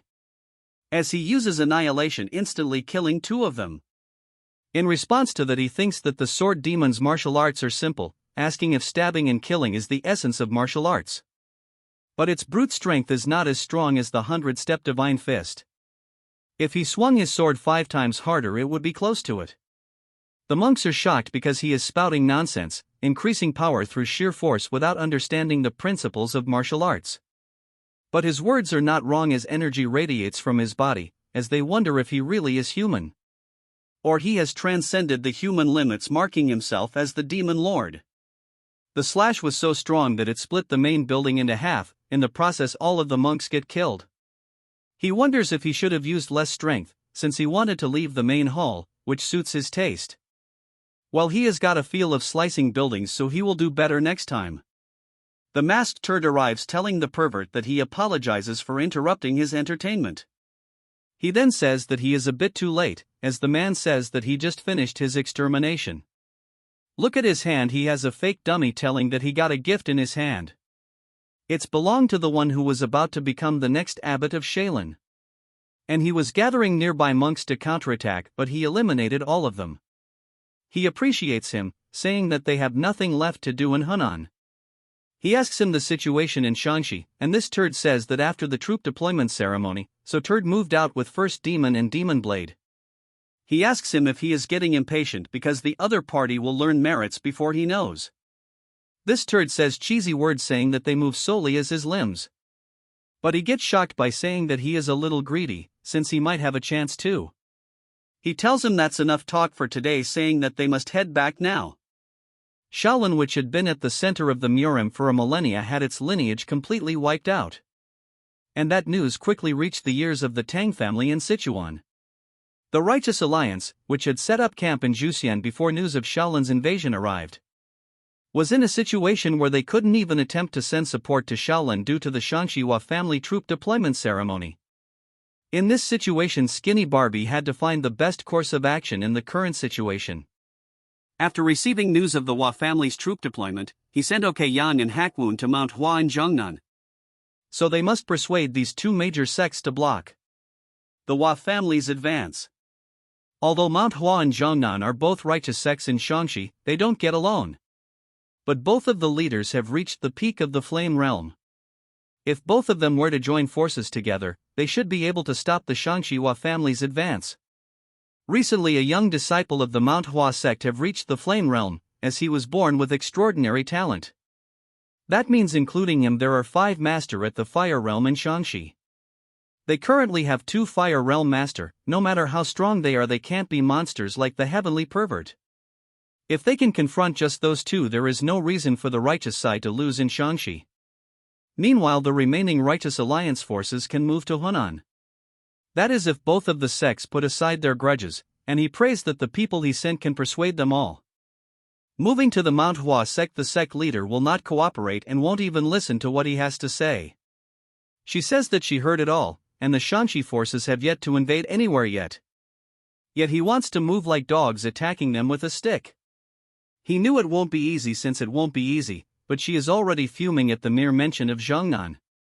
In the past, at a friendly gathering, she was harassed by a group of Zhongnan scholars and she beat them all up. After learning about this, the current leader of Zhongnan retaliated against Manhwa. Since then, several rounds of retaliation have built up resentment, but is now the time to dwell on that. Even that Namgung family head was defeated by the Heavenly Pervert, and now he is headed towards Shaolin. That's when her femboy disciple has something to say. This is the turd that has reached the flame realm. She says that she is aware of his concerns, but the 1,000-year-old Shaolin won't fall this easily. They should even consider the possibility of the Heavenly Pervert's defeat. The man suggests they wait to hear the results of what happened in Shaolin. She says he is being complacent, that they move after Shaolin has been annihilated. The nobody says that if the Heavenly Pervert wins, then it means they were weak. If it comes to Mount Hua, they are different. This cocky turd says that if they had invaded Mount Hua, it would mean they would have demonstrated Mount Hua's might. He is a genius who has reached the fire realm at this age. In the past he would have believed his confidence, but after meeting our Chad he is nothing but an ant. It's hard to believe they are off the same age since he has a long way to go before he matures. But the leader says that there was a time when she thought that her disciple would rival the Black Death Alliance leader. No offense, but he would insta-kill this joker. She says that if those Zhongnan people are so desperate, they should come to Mount Hua and kneel at their feet. He says that he has said enough and he will directly go to Zhongnan and seek cooperation himself. He says that if she cannot change his mind, she doesn't need to stop him. Today he didn't come here as a member of the Mount Hua, but he came as an envoy of the Righteous Alliance. She says that he has become insolent and needs a beating. All of a sudden a noise grabs his attention. As they rush outside, she gets surprised. Someone tell her that the Righteous faction people are all weak now. Joker says that they are all trash and instead of training they rely on authority. Noticing them, he says that the energy of them are different and they should introduce themselves. They are guard from the Hua family, and by the orders of their leader they must annihilate their sect. Moving back to the Zhongnan sect, someone holding the cup says that Shaolin was attacked by the Dark Lord of Destruction and the Hua family has mobilized their troops. The sect leader knows as Hakyu says that he is right and had no time to sit back and observe. And there must be a reason for these simultaneous movements. He asks if this news has reached Mount Hua as well. The messenger says that the Righteous Alliance has sent him an OK Yang at the same time. The leader is smart as he says that knowing the leader's personality they won't make a move. But after hearing the news about Shaanxi, the situation might be too big for pride. That when a shout alert them that there is an enemy raid. Outside, the disciple are lying dead left and right, and one of them thinks that his partners are splits apart like paper. His senior brother, who was always cheerful, was killed. His junior brother, nobody number 2, who he trained with just this morning, have all died meaningless death. This similar looking turd wears a golden mask, so Golden Turd Barbie says the injured kid that he is trembling. He doesn't want to finish off cowards who have no will to fight, but today is different. He uses aura trying to finish an ant of quickly. A sword manages to block the strike from landing, and it is none other than the Zhongnan sect master. Seeing him, the ugly Barbie gets excited because he was waiting for him all this time. Another strong strike lands, causing an energy wave, it none other than Hakyun. He curses this golden Barbie, asking him how he can do this to his disciples. The turd instantly recognizes him, saying that he is part of the Righteous Alliance, and guesses that the Righteous Alliance sent their response quicker than he thought. A mysterious figure says that their momentum is not to be underestimated. Asking him if he will be alright by himself. If they are going to strike Zhongnan, then it would be ideal to launch a full-scale attack. This cocky Barbie tells him to not worry since numbers are meaningless after reaching a certain level. So he should wait and see the situation unfold. It's enough for his troops to surround and pursue and ants that escape. All credits of them eliminating the sect will be given to this guy, who is the young master of the Shangxihua demonic family. He says that if the elder Golden Barbie wants this, he will follow him gladly. The righteous goatee says a righteous slogan, but let's skip that. As a dark aura starts releasing from him, he says what he is saying, they will find it out soon. It will be obvious to see what they are capable of. The release of energy is sinister that it shocks both of them as fear strikes them. As this turd goes legendary Super Saiyan Barbie, he shouts saying killing 2 Fire Realm Master will earn him greater merit. He tells them to attack together since he hates wasting time. The leader orders Hakwun to take the disciples to Manhwa before an encirclement. Hearing this, he says that it is best if they break through this together. He tells him he had thought he has a grasp of the Fire Realm Master of the 3 demonic families, but he cannot gauge the identity of this Barbie nor his level. Since he is moving alone, the other master are attacking Manhwa. The leader says his guess is correct and they are attacking 2 places simultaneously at once. It is in order to prevent one sect from fleeing if the other one falls. Since they know that their forces are divided, they must reinforce Manhwa and take them down one by one. As the Barbie launches an attack, the master blocks it easily, but the second attack causes a huge explosion of energy. With a serious tone, he tells him to follow his order. The confident trash says that even 2 wouldn't be enough to handle him, yet he thinks he can go alone against him. And he should already be aware of his level after the first strike. The leader is in a tough situation since his demonic energy far surpasses his internal energy. As he grips onto his sword, he realizes it's been a while since he has felt the possibility of losing his life. But he must hold him until the disciples evacuate. He releases his energy saying that he must pay the price for underestimating the sword Zhongnan. The freak shouts telling him to entertain him.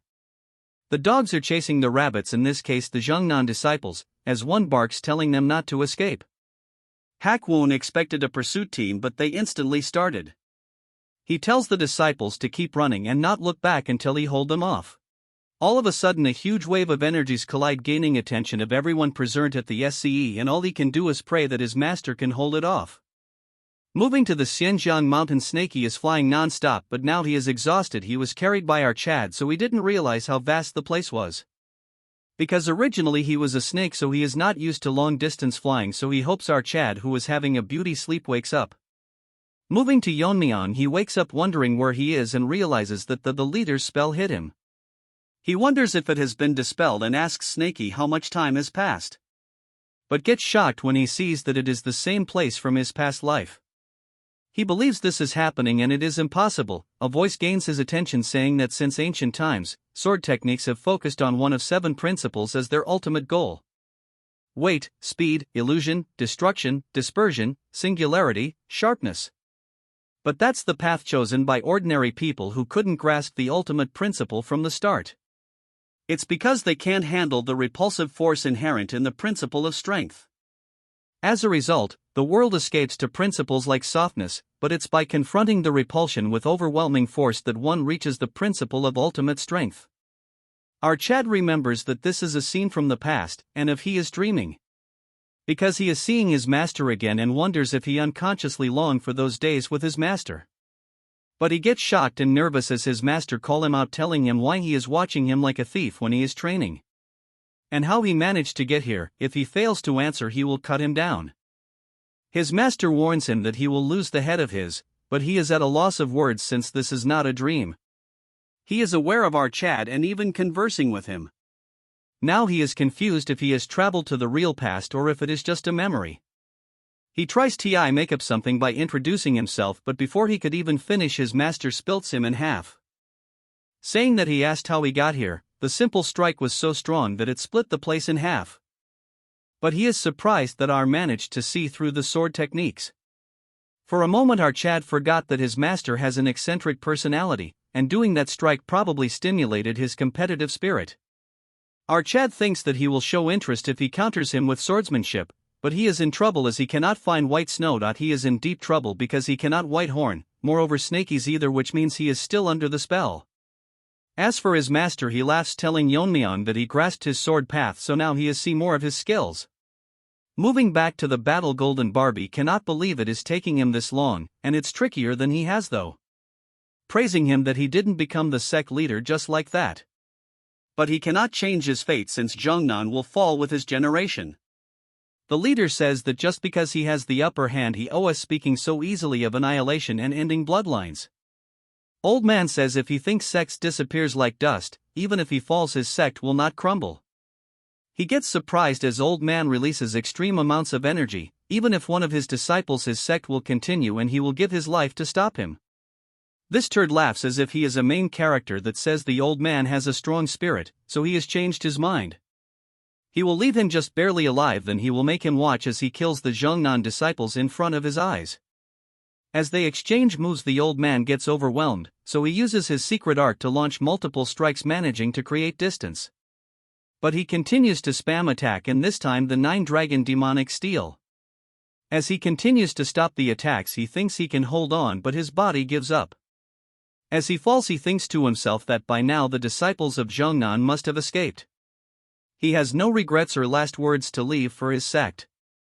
His only regrets is for the sect leader of Manhwa, who he has words that are unsaid. In the past they were known as the Shinchi Dragon and Phoenix and the top representatives of their sections. On the day of a friendly gathering their eyes met by chance, and he fell for her at first sight. To impress her more trained relentlessly until the next gathering. He researched shops she liked in Shanxi and rewrote love letters to express his feelings. However, at the next gathering something unexpected happened. She has broken the arms and legs of all Jeongnan disciples named Hack. Her rampage had not stopped and tried to attack him, but she was exhausted after battling so many people. So it was not difficult for him to handle her. He tried to find reason behind her sudden actions. Because of peer pressure from the turds getting beaten up, they want him to avenge them.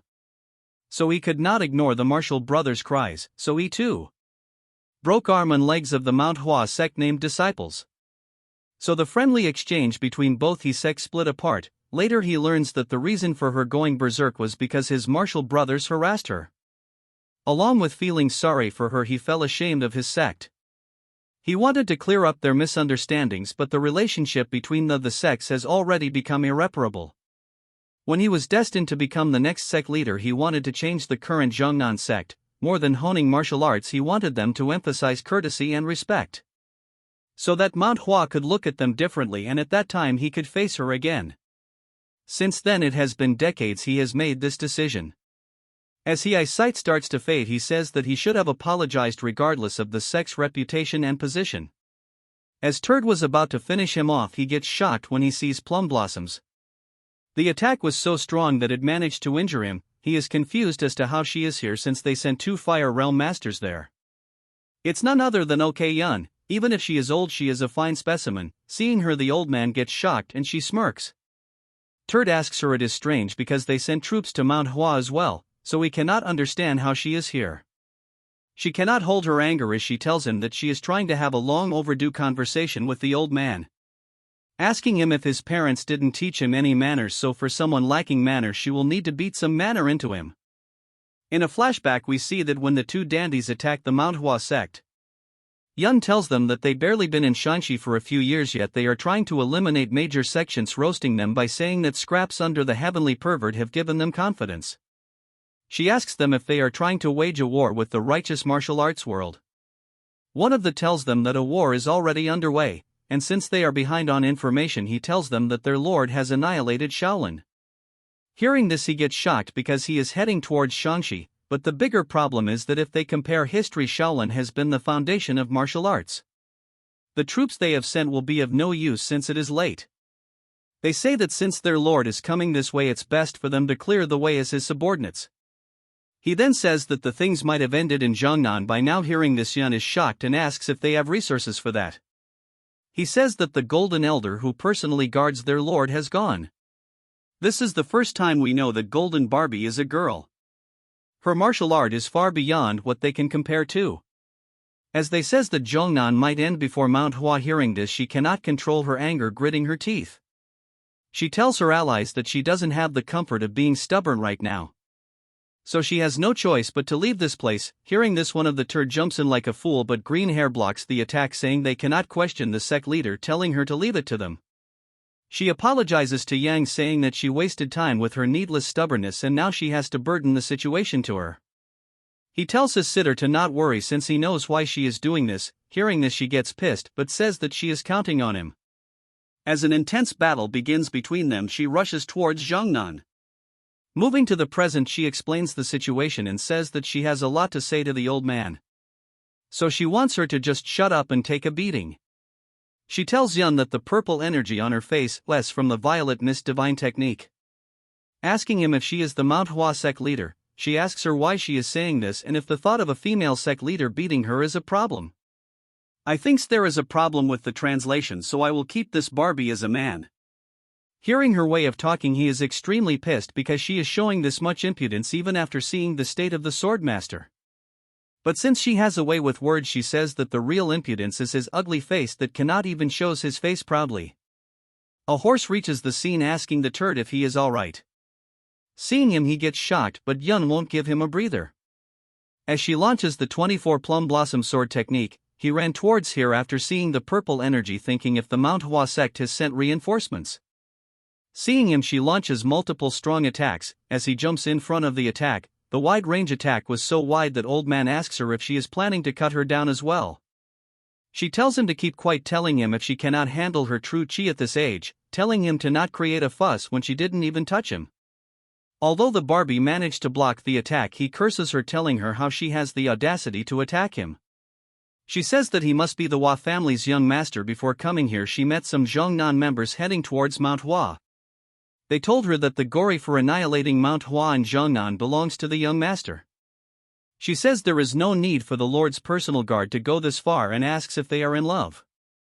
Hearing this, she gets shocked, saying that she will make sure that she cannot speak such nonsense. As she goes Super Saiyan 2 Barbie. She says the one speaking nonsense is she poked a little and now everyone knows he is the Lord's son. She says that if she kills him, the Lord will hold him responsible for this and he will die. And this is going to be fun, as this turd shouts, saying how she can claim to be righteous people. She says he has no right to call her cowards when they split their forces in half and now everything they said has revealed their weakness. She asks him to not talk about principles since they launched a surprise attack. As her words got this ant pissed, he charges towards him, but a strong sword blocks the attack and launches the counterattack. She asks him why he is stepping forward when he has yet to recovered. He thanks her for buying time, but he can move at least. He says he cannot be a burden to a lady, no matter how old he becomes, love is forever young. She rushes towards the young master, telling old man that if he was young she would have beaten him senseless. The turd is now in a tough position because without the plum blossom goddess not blocking, he could eliminate old man easily. But the young master alone will never be able to block Yun's attack, but she launches a strike which the turd blocks, but in the process gets injured. To create distance, he goes berserk, and she says that targeting the young master was the right answer. He says if this is drag out it will be extremely disadvantageous to him. He tells the young master that they should retreat for now. Hearing this, he gets shocked since with his skills it's within his reach. He tells her that his priority is the main thing and then admits his defeat, but warns them that once his lord reaches this place they will regret not dying by his hands. Hearing this, she wants to behead the kid, but old man stops her. She asks him why he is blocking her as they run away. He says that boy is their weakness and if she actually killed him, he would have fought till death. With their combined attack they could take him on, but he has injured his leg which is holding him back.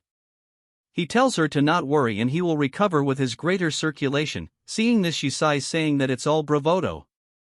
As she picks him up, she can if he can even walk properly, and the man called the Dragon of Shangxi is past his prime. Hearing this, he asks her she didn't need to bring back the past and thanks her, then apologizes, and she says that it is not really for Zognan but for the righteousness of their sect.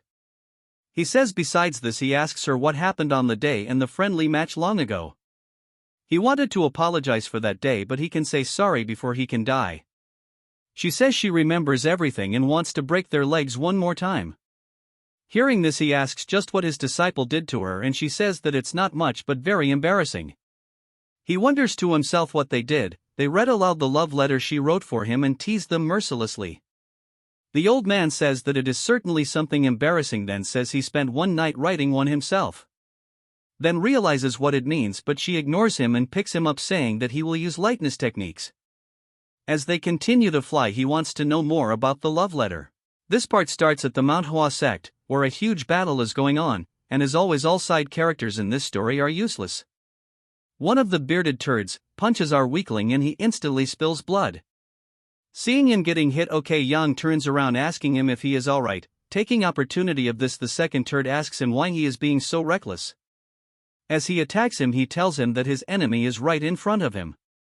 Yang thinks to himself that their level far exceeds his expectations, and this is beyond what the green-haired turd who just entered the fire realm can handle. Even the other disciple are being pushed back. If this war were to continue, their side will suffer greater losses. He prays that he stays alive at least. Moving back to him, he is glad that he is at least alive. He reached the fire realm at the age of 20, so he thought he had talent equal to the Black Death Alliance leader or the Heavenly Pervert. This dude had some serious daydreaming problem. But now he understands the look of doubt his senior brother showed him. His lack of real combat experience made a bigger difference than he had thought. As they are overpowering him, the aura exuding musclehead tells this turd that for his age he is not bad, but he is lacking experience. But he will have no more chances to show his skill, as this Temu Hulk jumps in the sky trying to squash him. But he gets surprised when he manages to do a donkey roll, barely escaping. He mocks him, saying he is a loser and has no shame, that is pitiful to live, then proceeds to call him an insect. Hearing this, the tone make him even angrier. He says that this time he will make sure to finish him off. But he notices the ground trembling. Seeing this, the enemy cannot figure out just what is happening. It's as Hakwon as he tells him people that a group of evil is right in front of them, so they must help Manhwa eradicate them. As the Zhongnan sect people charge towards the enemy, the two nobodies are nervous as to why they are here. Wondering if the golden turd has fallen, which is beyond common sense.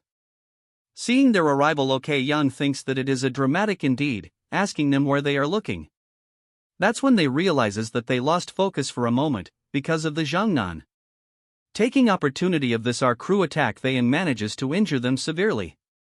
With the involvement of the Zhongnan sect, the tide of the battle turned around. The Flame King and Demonic Fist suffered critical injuries and choose to retreat.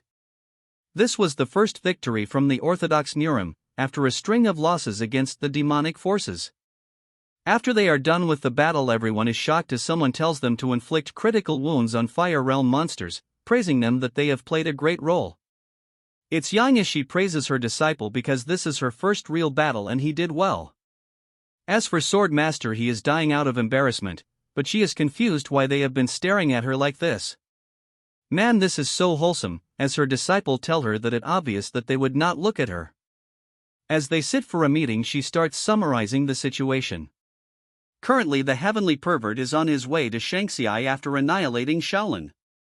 Although they have driven them out, they have suffered severe losses. Moreover, they don't know just how many Fire Realm monster they have under him, besides the known demon masters of the three demonic families. Especially that golden turd, as he managed to force them to retreat by taking the turd's son hostage. If they had fought till the end, neither of them would have returned unscathed. Hearing that, they are shocked as Greena thinks to himself that it's unbelievable to hear such things from her master's skills. It's a shocking matter because he fought on par with two peak Fire Realm masters at the same time. They only bought time for some time and the situation is not looking good, so they will quickly regroup and invade again as quickly as possible. If the possibility that the Heavenly Pervert were to join them, it would be impossible for them to stop with them with their power alone. Old Man says that after much deliberation with his waifu, they have reached a conclusion that Manhwa and Zhongnan must abandon Shangxi. Hearing this, everyone present is shocked as he continues telling that Shangxi is the very symbol of Manhwa and Zhongnan. However, the Demo Inc. forces have grown strong to the point that they alone cannot handle them. So right now their priority is to restore balance. So both Manhwa and Zhongnan must lend their strength to the Righteous Alliance. Beardo thinks that it is the best option, but he is worried about the commoners in Xi'an who have supported both sects in Shangxi. Yang says that they will take them all with them. It is no exaggeration to say that they exist because of them. They should still have time before they come back towards Xi'an. So they need to persuade them to evacuate before the enemy arrives.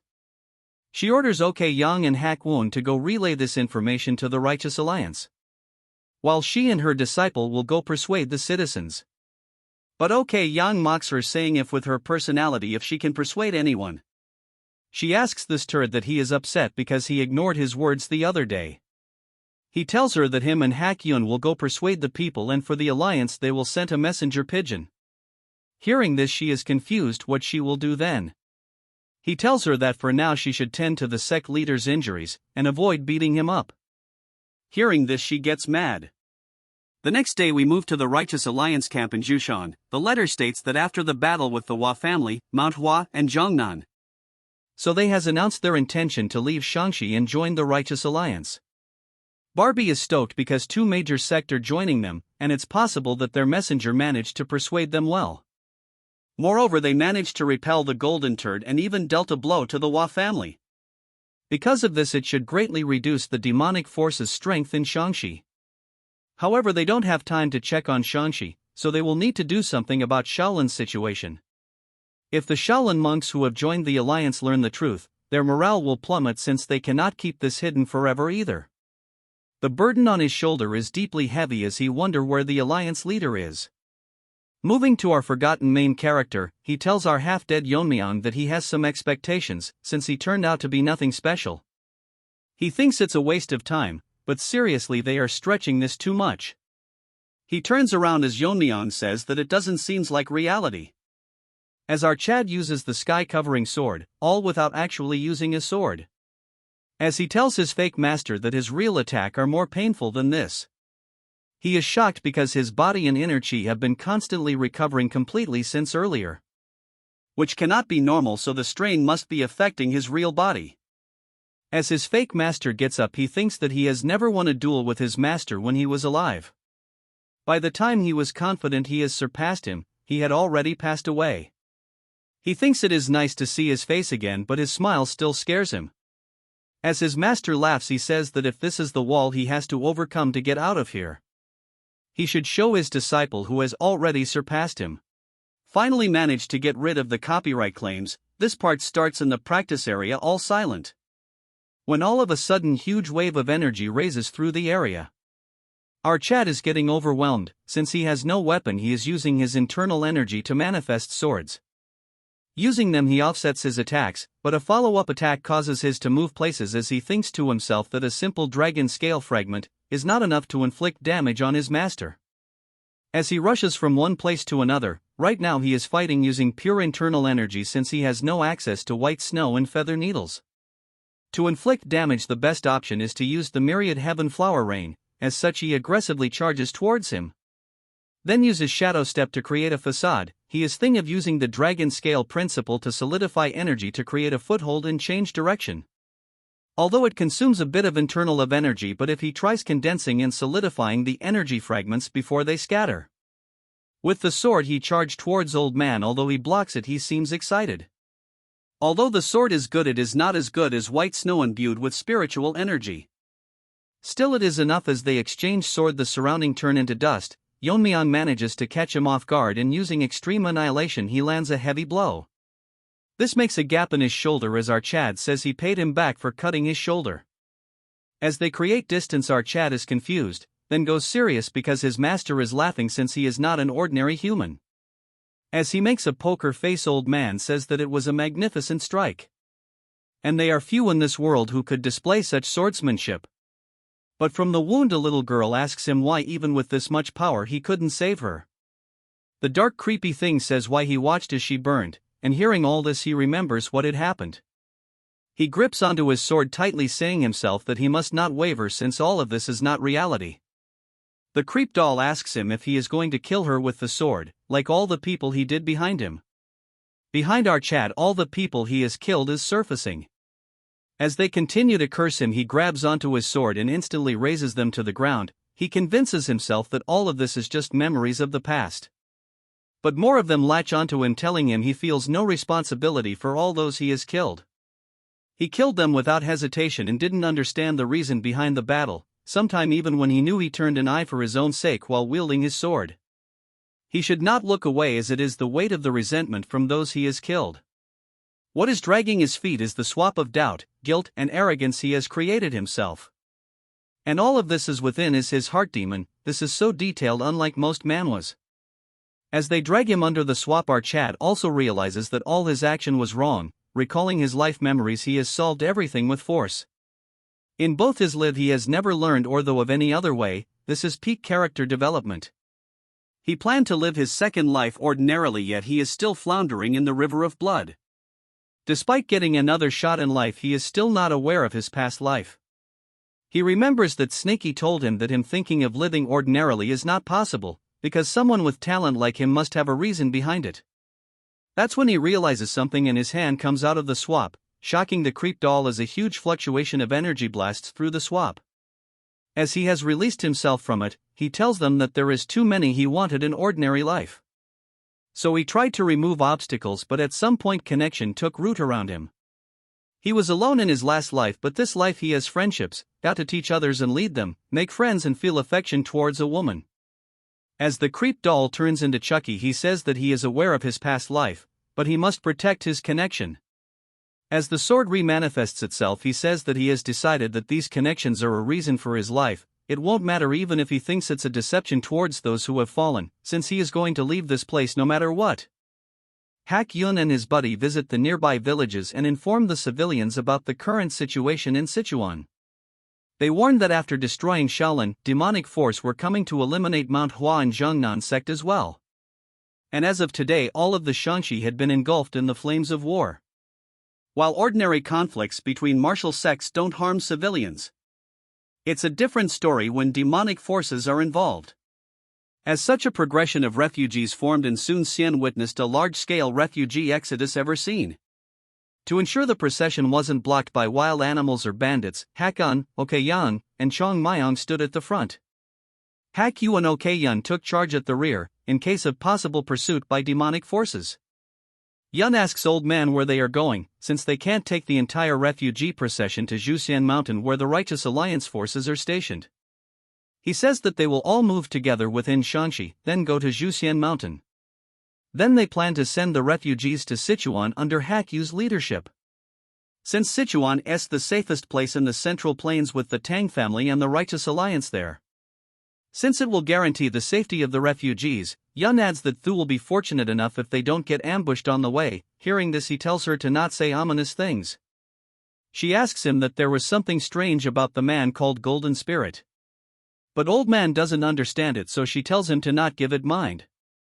She thinks to herself that for being the Lord's son he was excessively ordinary. Wondering if there was any need to overprotect such a being to that extent. It is a worthless act and chosen by the logic of demonic forces, and relationship seems too emotional to be just a guard. Moving back to Sichuan, someone is practicing martial art. Someone handed her the technique called cold poison ice crystal cultivation technique. It's a cultivation technique created when the Tang family was exchanging knowledge with the Ice Palace. My wife says that those with the Nining constitution have difficulty learning ordinary martial arts.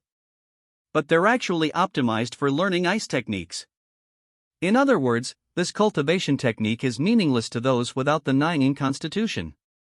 That's why it wasn't destroyed even during the Dark Lord of Destruction's invasion back then. As Mirio practiced the art, she realizes that it's a cultivation technique that would harm oneself if learned with an ordinary body. She thinks to herself that why the Dark Lord of Destruction didn't pay attention to such arts, but it's extremely precious to her, so she must practice diligently. My wife thinks to herself that fate is truly mysterious. That among the many martial arts lost that day, the remaining one would be helpful to that child.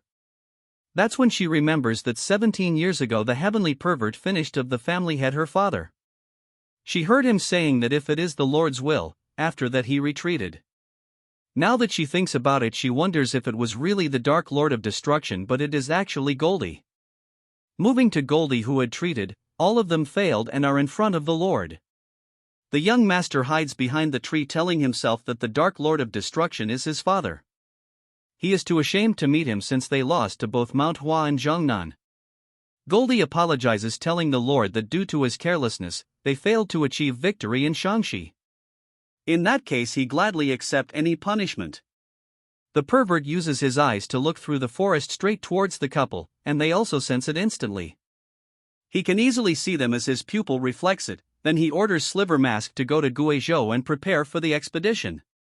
He follows the order and he tells them that he will handle the situation in Shaanxi, and the opportunity will belong to the Higua family. Goldie asks the Lord to give him another chance, and he will surely take down both sections. He gets shocked when the Lord says that it is the second time he has failed. 17 years ago, he invaded the Tang family. He also trusted only in his own abilities, and took only a small force and failed to bring down the Tang family. He forgave generously at that time. Also, the Black Death Alliance leader ruling Sichuan was wary of them and make a move. But now, with the Black Death Alliance leader gone, he has repeated his recklessness mistake. So there is no reason for him to give him another chance. He announces that as of this moment the Hua family will be excluded from the succession competition. That when the useless son stops him, greeting him and tells him that he is the young master, and he is his son. Goldie gets nervous as the blabber dog says that he is responsible for the defeat, because he became a weakness in the battle. With the sect leaders, Golden Spirit had to retreat. Then this dumb turd tells him to not ignore Goldie's requests. The Lord gets pissed saying that he stopped him for such a stupid reason. Since all of the responsibility lies within him, then he must pay the price. As an attack is aimed towards him, he can't even react, yet Goldie blocks the strike, falling to the ground. The Lord says that it is dreadful to die like this, since he raised him as his shadow all this time, only for him to give his life for mere affection. But there is nothing he can say as he walks away, saying that parents bear the sins of their children. Dumb kid cries saying that he is not of the Lord's bloodline and Goldie is his father. As Goldie lies lifelessly, we see a flashback where two kids are being adopted by the Lord as they will be his honor guards. There were many children S0LD to the Heavenly Demons sect to obtain divine pills. Among them, the twins were chosen by the young sect leader of the Heavenly Demons sect.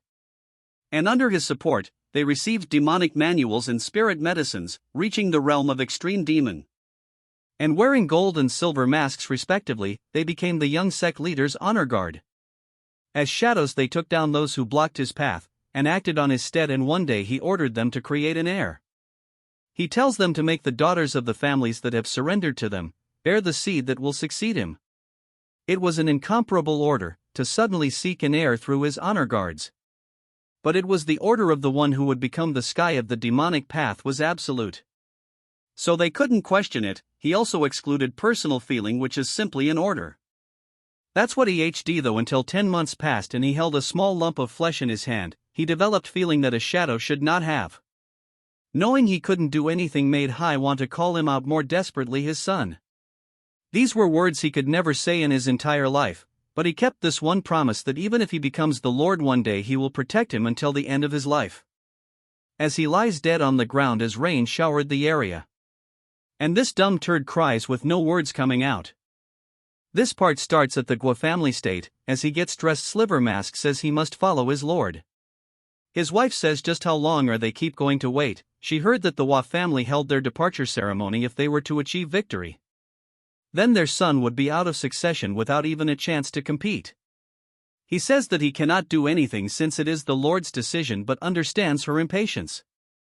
Instead, this Riz Lord kisses her and says that he cherishes their son as much as she does, so she should wait a little longer and he will find a way. As Silver Mask rushes towards the Gua family, he is happy that Goldie has failed, and thanks to that an opportunity has arisen. This dumb turd is going to deploy all forces and attack Sichuan, which is the Righteous Alliance main base. Since most of the Righteous Alliance forces are at Mount Juxian, so reinforcements will be slow. If they take down the Tang family, the position of the next lord will belong to his son.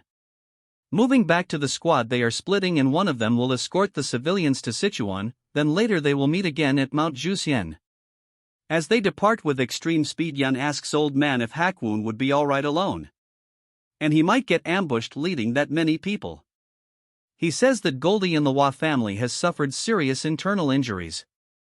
So they need time to regroup, and in the meantime they will get away in the meantime. But they freeze instantly the moment the pervert is gazing at them through the sky. Just sensing the energy, all four of them stop, unable to move, realizing that what they felt earlier was not imagination and someone has been tailing them, and whoever it is, they are extremely powerful. A voice tells them that they have been too late to move separately after all this time. Old Man understands that the person standing before them is the Lord just by his demonic energy. He says he was getting bored waiting and almost dozed off. Yun is shocked that he reached Shanxi much faster than them and even predicted their route and got ahead to wait. As for the twerp, he cannot even fathom just how strong he is, then he proceeds to laugh because he was delusional to think that they were on the same level. Old Man knows instinctively that even if all of them attack together they will die. Old Man thinks that he must focus on getting at least one person alive, so he must buy time for them to flee even if he has to sacrifice himself. The pervert says that the civilians are headed towards Sichuan, but he has no interest in them. What he cares about is them who will join the righteous forces at Mount Juxian. He completely figured out their plan. Old Man thinks that he know about the groups heading towards Sichuan. It is as if he can see them with his eyes. That means his energy sense has developed enough to encompass all of Shanxi. He thought of killing them, but he has changed his mind. For now he will spare their lives. Hearing this, Old Man asks what their scheme is. He says that there is nothing like this. Killing them here and then going to slaughter the civilians would take as long as drinking a tea. He gets behind Old Man, saying there is no need to go that way since he doesn't kill people for no reason. All of them couldn't even process when he got there. Pervert says that no matter how much they struggle, if he puts his mind into it, establishing demonic order in the Central Plains wouldn't take more than 2 weeks. But that wouldn't be fun since one has to fight with a feel of satisfaction.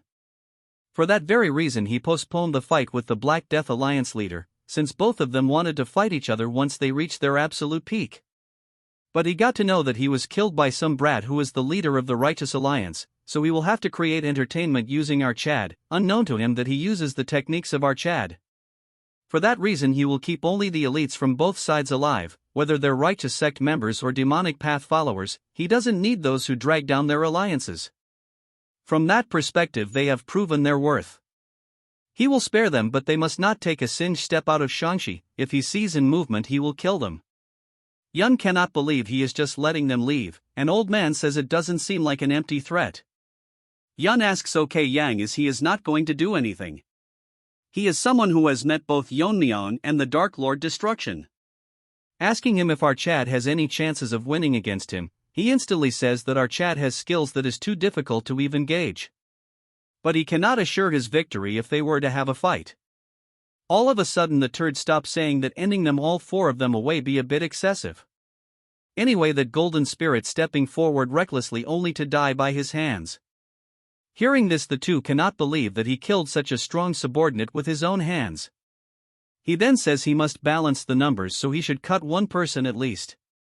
He launches an attack towards Yun, which Old Man blocked, as his sword shatters and he falls to the ground, telling her to not follow soon. As he dies, the turd says that it's touching since both sides took a blade for each other. This leaves some weariness and they shouldn't leave Shanxi and wait quietly. Yun pick up his body, telling him he made such a decision. As she cries, she says she couldn't even respond to her apology. She says what she is supposed to do if he leaves like this. Now she had the opportunity to open up to each other. As she turns red, aura leaking from her body, she says she will kill the pervert no matter the cost. Moving to the Hwa family, the matriarch is running outside to see that her son is carrying Goldie on his arms. He asks his mother why she is grieving even though nothing happened to the Lord, so he asks her to tell the truth, wanting to know if he really is the son of the Lord. She explains to him that all of the young masters of the 3 families are none of the Lord's children. She says no one knows why the Lord didn't create his own successor directly.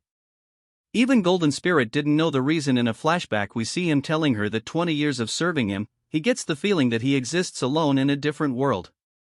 It might be that he won't do it, but that he cannot, and the Heavenly Lord views other humans as less than beasts. She says that's what they talked about the Lord. The turd asks her when she was him if he talked about him. He gets shocked when he hears that all he talked about was him. At first she was worried that he was just a child born from an order. But he told him that for his son he would even go against the Lord's command. That's when he remembers all the things Goldie did for him, and because of these tears won't stop dripping from his eyes. He had lived with the desire to gain recognition from a father he had never seen. Not that he looks back at it was foolish and shameful, not realizing he was by his side. She says that since they have fallen behind in the succession race, she supposes that this is the end of the Shanxi as a demonic clan. As he cries, she says that whatever decision he makes from now on, the fact that he is her proud son will never change. He decides to take his leave as he gets super serious, unlike his past self. Moving to the Gua family, the lady is doing her makeup when someone barges into the room, shocking her. Her pupil get excited and she jumps over, calling Silver Mask darling. She says that since he came in person, if it is what she is thinking. He says that she is right and the time has finally come for the Gua family, so they now need the forces of the family to deploy. In the Righteous Alliance base, someone is telling Barbie that why he is ignoring his words. With Shaolin destroyed, there is now any part of Shaanxi remains unsatched, they would have already fallen victims. So they should go to Wuhan No and prepare to attack Pervert together with Wudong. Barbie says that they have lost communications with Shaanxi forces that were supposed to come. Hearing this, he laughs as such. Barbie with a serious tone tells him that he finds this situation amusing, asking him if this is good news that they have lost contact with their allies. He says that he doesn't mean it that way. Barbie says that he wants to go to Wuhan so they can ensure that the alliance forces survive regardless of what happens to the sections. Hearing this, he gets pissed, telling him to watch him words or he won't tolerate further insults. This turd is releasing killing intent without any hesitation, as he wonders if they can really trust this person. If our Chad was here, he would have discipled this rabid dog. Shifting to another scene, we see that Barbie had to tell the monks that Shaolin had been annihilated. He says that given the situation in Shaanxi they couldn't provide support. He apologizes for delivering the news late. If they want to leave the alliance, they may do so, since he has no right to keep them here, as he kneel apologizing for all this. One of them says how can he, their leader, bow his heads for the deeds the heavenly pervert has caused. They are already grateful that he has informed them and none of them is blaming him. So he should not worry and continue leading the alliance.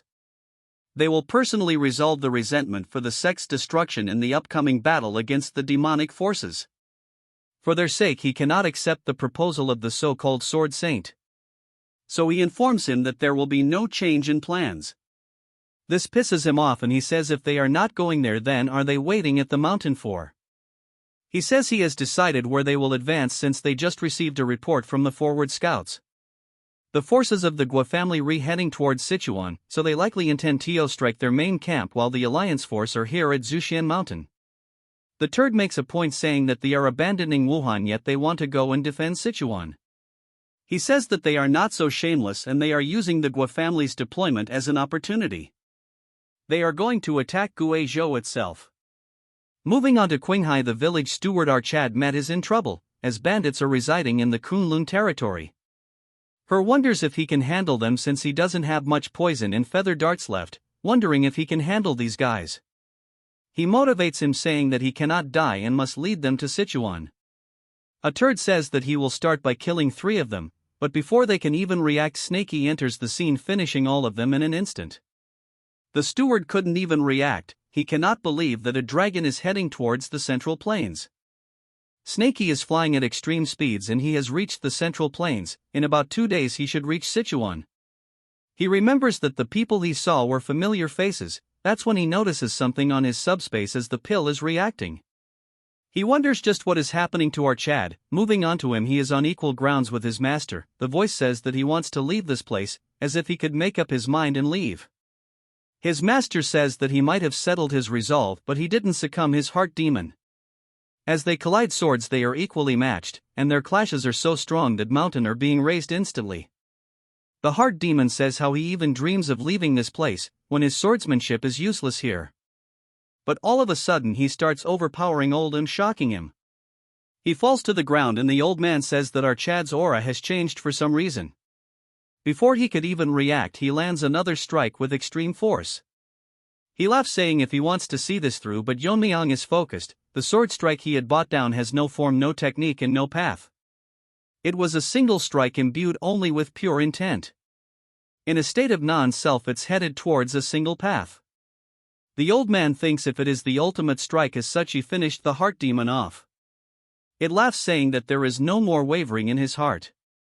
But it is not over yet, even if he faces karma directly and see himself, and a heart demon isn't something so simple to overcome. That's when he get injured, shocking him because the technique that fills up everything visible with energy, imbued with the intent of the flower rain of the sky. As such, the technique replaces his master. The heart demon has grasped the essence of the flower rain. That's when a huge wave of energy replaces it, shocking Chad as one thought was over and another appeared. And using the essence of the technique, it takes the form of his ancestor, the invisible guest. In the Southern Shanxi they have buried old man, and Yang tells Yun that they must leave for now. With pure intent she says it time to attack the heavenly pervert, but he tell her to stop talking nonsense, since they barely made it out alive. She says him sparing their lives were momentarily, so rather than being played she would die on her own terms. He tells her to get a grip on herself and not let the old man's sacrifice go in vain. They should for now escape, but looking at her, she is not someone prepared to die. It is the empty gaze of someone who has nothing left to lose. That when someone enters the scene gasping, saying that he is a messenger sent on a secret mission from the Hua family of Shangxi. Hearing this they confirm if he ID from the Shangxi Hua family, so he must be from the demon sect. Green Face says that seeing him alone he must not be lying, but he cannot understand what the Hua family was thinking sending him here. He says that he is just a low-ranking member, so he doesn't know the details. He was ordered to inform them that they must leave Shanxi immediately. Moving to another place, the turd tells the pervert that they must atone for the damage done to Manhwa and Zhongnan by standing against the Dark Lord of Destruction. Guess the boy turned into a man. The turd says that he came here because he sensed a large demonic energy movement from the Hua family. He asks them why they are doing here, since he made it clear that the Hua family no longer has any chances. They are doing things without his orders, and if they want to earn merits this way they should forget about it.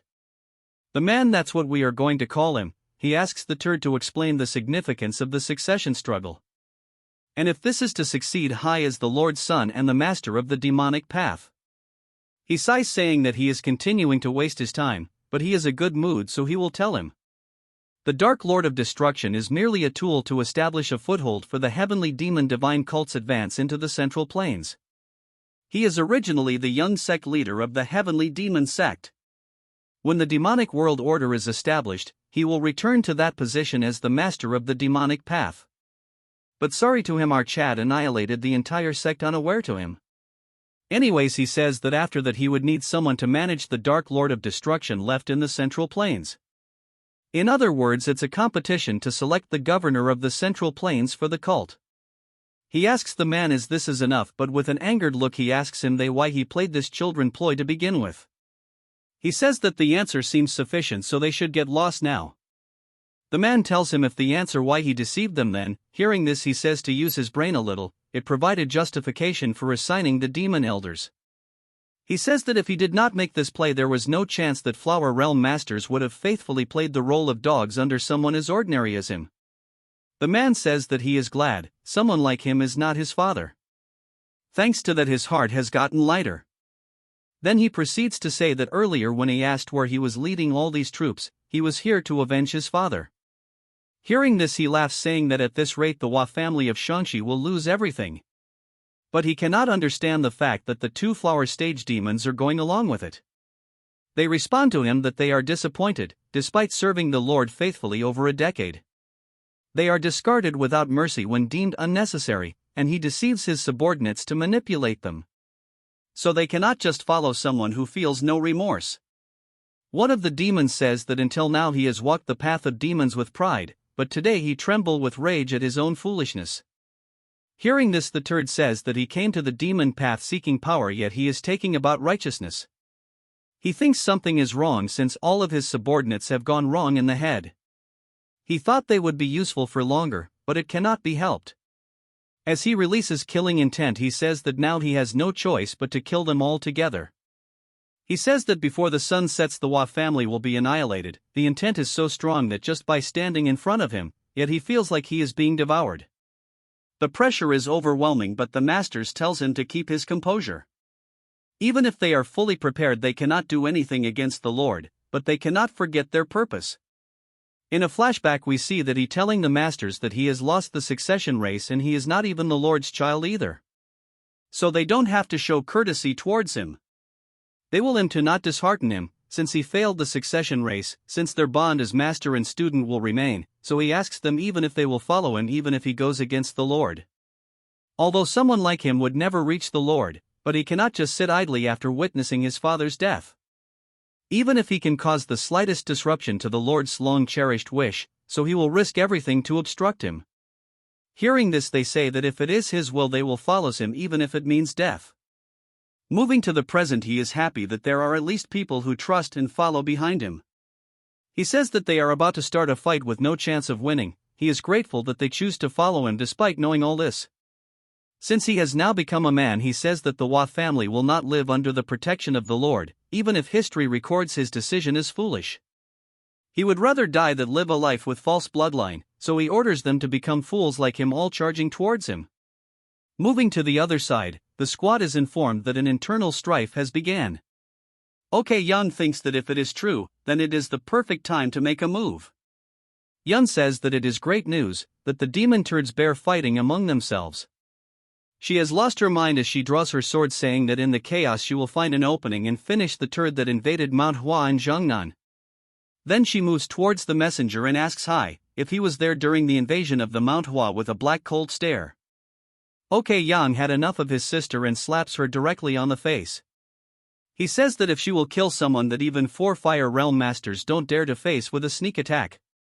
As for the sneak attack, he says that is a stupid idea, since by the time they arrive, everyone from the Hwa family would have been annihilated by the pervert. She asks him what they should do then, since she lost him right in front of her eyes. She grabs him by the collar and asks him about her revenge, and if he's saying she doesn't have the right to have her revenge just because she is weaker than him. Hearing this, Yang tells her to look at her feet. Looking down, she sees the old man's broken sword. He says that they are the only one that can take care of his belongings. He says that if they die there will be no one to carry his will, so what they need to do right now is not revenge. To ensure his sacrifice was not in vain and to honor his will, they must survive till the end. Hearing this, she is having a hard time controlling her tears. Moving to his disciple, he is at a loss of words, so he tells the sobbing minion if he is going to go along with them. She apologizes to old man, and says that when the war is over she will make sure to give him a proper burial, so that everyone from Mount Hwa and Jeongnan can remember him. We move on to the other side of the story, and it's not our Chad. Everyone from the Hwa family has been slain, and the turd says that even after all of them attacking together, this is all they could amount to. At the moment, he grabs the man by his neck, and tells him that he cannot understand, as he told him that from the beginning that they cannot draw a single drop of blood from him. And all he did is pile up meaningless corpses. Even if they did nothing, they could have at least prolonged their lives. That's when he realizes that something is wrong. The man is laughing crazily, telling him to use the great ability of his figure it out. Hearing this, he uses his ability to figure out that the Mount Hwa turds have disappeared from his energy detection range. He asks the man if he really threw away all this life just for the enemies to escape. Even in his dying moment, he says that his enemy is right in front of him, although they couldn't inflict a single scratch on him. Before he could continue talking, he uses his aura to punch his gut instantly, saying that he is foolish to think such a thing will harm his action. But he will praise him that he was not just a fool. It would have been better if he showed this sight in front of Mount Hwa and Jeongnan. As he falls to the ground, he says that it was entertaining and that he will watch it from the afterlife how useless his defiance was. And he will personally show him that all of the central plains will realizes it. Moving back to the other side, we see the messenger telling them to not go to Zhuanshan Mountain, elaborating that there is someone called Silver Wolf who guards the Lord alongside Goldie. He was ordered to lead the Hwa family army and attack the Tang family and destroy the Righteous Alliance. Hearing this, they are in a tight spot as he continues to explain that by now their army should have learned about this and withdrawn from Sichuan, so they might cross paths with them on the way. Since he is done with his orders, he take his leave. Afterwards, as they were running towards Sichuan, Yun cannot understand why the Guizhou forces are moving now. So she wonders if the Lord is really thinking this as entertainment. Yang thinks that this is fortunate for them, because if the 3 demonic families and the Dark Lord of Destruction had moved at full force simultaneously, the righteous factions would have already been annihilated. That's when they notice something. Yang thinks that the movement is unusual, and it is like they have a will of their own. Yun wonders how many people on Earth can do something like this, since the pervert is currently looking for them. He is manipulating the flow of the clouds to look for them. Currently his level has gone beyond martial arts. She tells them to speed up, or else he might just locate them. As a huge dragon with glowing eyes manifests itself. Moving to the Righteous Alliance, Yeon-myeong is exhausted because she has to make reports on outer patrols and internal maintenance along with her training. Since she is the actual military commander and temporary chief of administration. His uncle's communication has been cut for a week, and there is no news from our Chad, which is frustrating. As she misses him, she pray that nothing bad happened to our sleeping Barbie. That when some guy enters the scene telling her that she has been working hard, he then tells her that he has bought some snacks and offers some for her. As she stuffs her mouth in them, saying the guy that she is going to live thanks to the section leader. He tells her that she has been pushing herself too much and he is worried about her health. Dude has no chance, but Sleeping Barbie will not be available for more new chapters. As he suggests her some methods to offload the work. Hearing this, she says that she is fine, since this is nothing compared to the ones who went to the battlefield. They have this dumb filler talk. I can go on writing this, so just imagine them talking about the same thing again. That's when a voice shocks them, telling them he hates to ruin the mood, but the news is very urgent. As the busybody is daydreaming, one-armed Chad says that the Gua family troops are heading towards Sichuan. This shocked them very much, as he informs that they grew, turning every place they pass into wastelands. Moving to them, the army is walking through a village all burned out, and the sadistic young Master Gui turd is enjoying this chaos. Now we even need to know his backstory. Back at him, he had to live an ascetic life due to his surveillance, and the dignity befitting his status. That's when a voice tells the troop that morale is important in war. Since they can liberate themselves here, as this sadistic is going crazy, for the next 2 hours he commands the troops that he will be closing his eyes for 2 hours. In that time he won't give any punishment taken against civilians. They can kill as much as they want. Silverturd seeing this thinks that they are wast 5 ing too much time, but the one on the horse says that he is too concerned. This weirdo says that looting in war is necessary, so they can afford to waste this much time. This guy is the great elder of the Gua family, the great spear king. He then says that a virtuous general knows how to loosen discipline appropriately rather than tightening it too much. This turd had entered the demonic path but was originally a military general. This guy is close to a soldier than a martial artist, after the pervert saved him when he fell into demonic darkness. He then joined him, and since then he has been helping the Gua family. But his word and action has a different kind of darkness that make him feel uneasy. As he wickedly laughs, he says that despite all this his skill are excellent, so for now all he can do is watch. A messenger bird arrives and the man reads the letter, and his smile instantly fades away. Silverturd asks him if this is serious. He tells Silverturd that it is too late to defend, so they are attacking their main base to make them retreat. He thinks that this is a good strategy, and all of this is going according to the predictions. In the letter she said that as per the elders' advice, they have withdrawn all forces from the path to lure them into a false sense of security. As per the elders' advice, we've withdrawn all forces from the path to lure them into a false sense of security.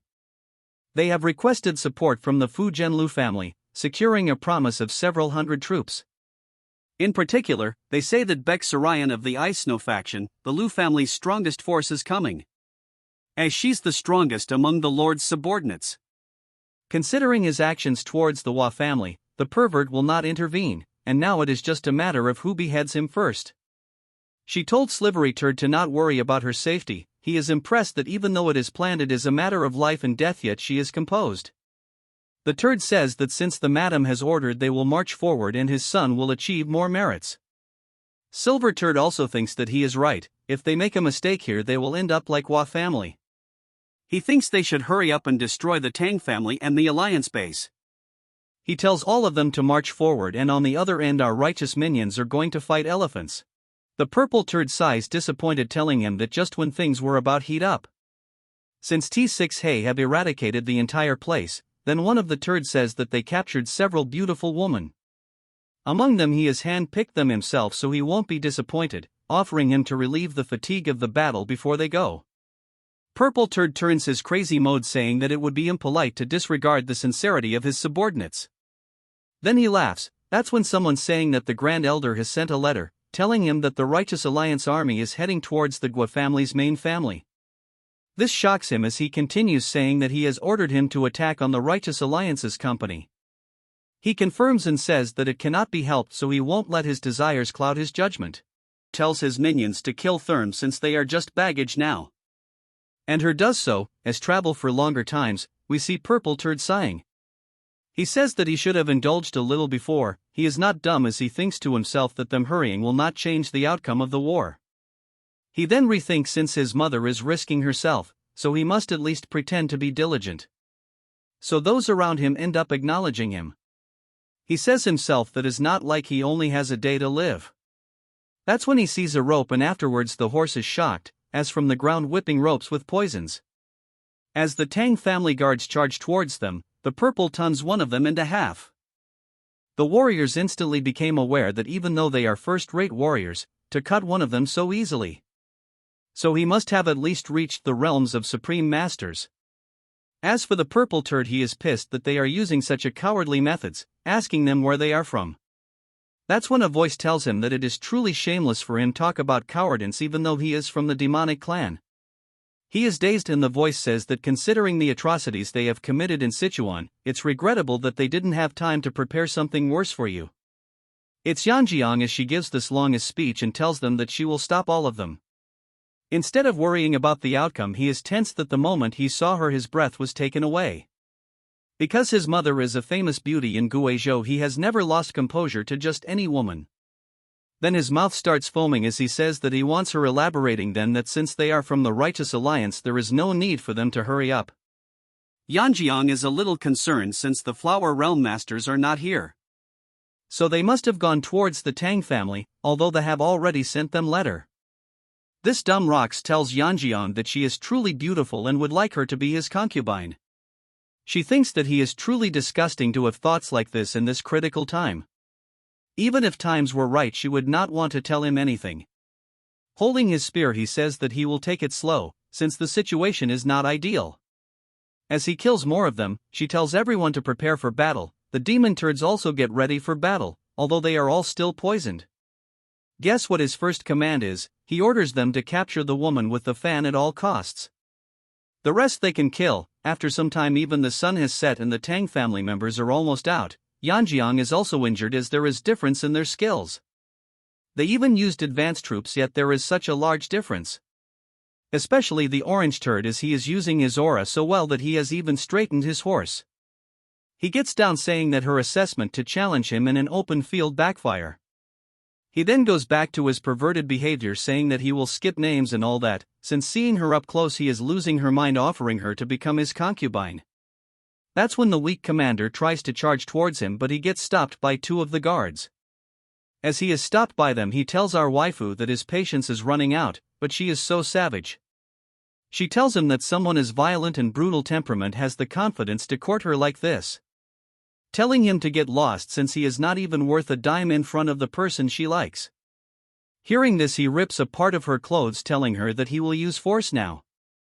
He says that his companions are busy so they can take their time. He thinks it will be more entertaining. As for her, she wants our sleeping Barbie to help her. All of a sudden the entire area gets cold, snow falling from the sky. Purple Turd cannot understand since it is the wrong season. He notices so movement, but it is too fast for him to react, pushing him away. He cannot understand that it is a simple technique, yet the internal energy is tremendous. He wonders just who the person is, and not the sleeping Barbie says that she rushed here to check the situation. But it took her longer since she is not used to the movement technique yet. But she doesn't need to worry since senior waifu has arrived as the direct disciple of the Tang family head. As our waifu was cultivating, she sensed a presence and realized that is her mother-in-law and also her master, my wife. She in a serious tone tells her that she has to stop her mediation, since it is an urgent situation. She received an information that the Gua family forces have reached Sichuan. According to the intel, the army was split in two and one part is heading towards the Righteous Alliance and one is coming for the Tang family. Although they are short on manpower, but the alliance is in an even more bad situation since they have minimum personnel. So she asks her to go as reinforcement. Hearing this, she asks her if she is capable. More importantly, if the main force is her, she should stay, but she tells him to not worry about this place. Since they have formation masters from the J-Gal family, so although they might not win, they have a defensive advantage. She says that the one heading towards the Tang clan have two Fire Realm Master. As for the alliance, they is at max entry-level extreme demon. Although she doesn't want to force her, she should achieve victory and support the Tang family. Because she is someone more talented than she thinks. Yanjian cannot believe that the last time she saw her they were on the same level, yet she has become this strong. But the horn dog is not worried about his life yet, he is appreciating her beauty. He orders them to capture her alive, but she use a cold poison ice technique. As it release a blizzard not affecting any of them, as they laugh Yeon-myeong thinks they are done for. Purple Turds giggles until it fades away as his minions start shivering, falling tot air deaths. He is angry on them since they are not using internal energy to keep themselves cold. But Miso tells him to look at himself first, even his hand has frozen. Moreover, the cold seeps as time passes. If he doesn't want to lose his arm, he should run away. Since she has recently learned this technique, she doesn't know how to control things like severity. Moving back to the Tang family, Woojin welcomes my wife as she asks how the situation is. He says that all troops are ready for battle and can attack anytime upon her orders. She says that the extreme demon masters with the enemy's main force are Great Spear Demon Guncheon-ak, who was dispatched to the Guizhogwa family.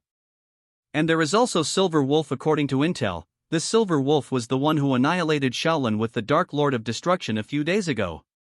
So his martial prowess is immeasurable.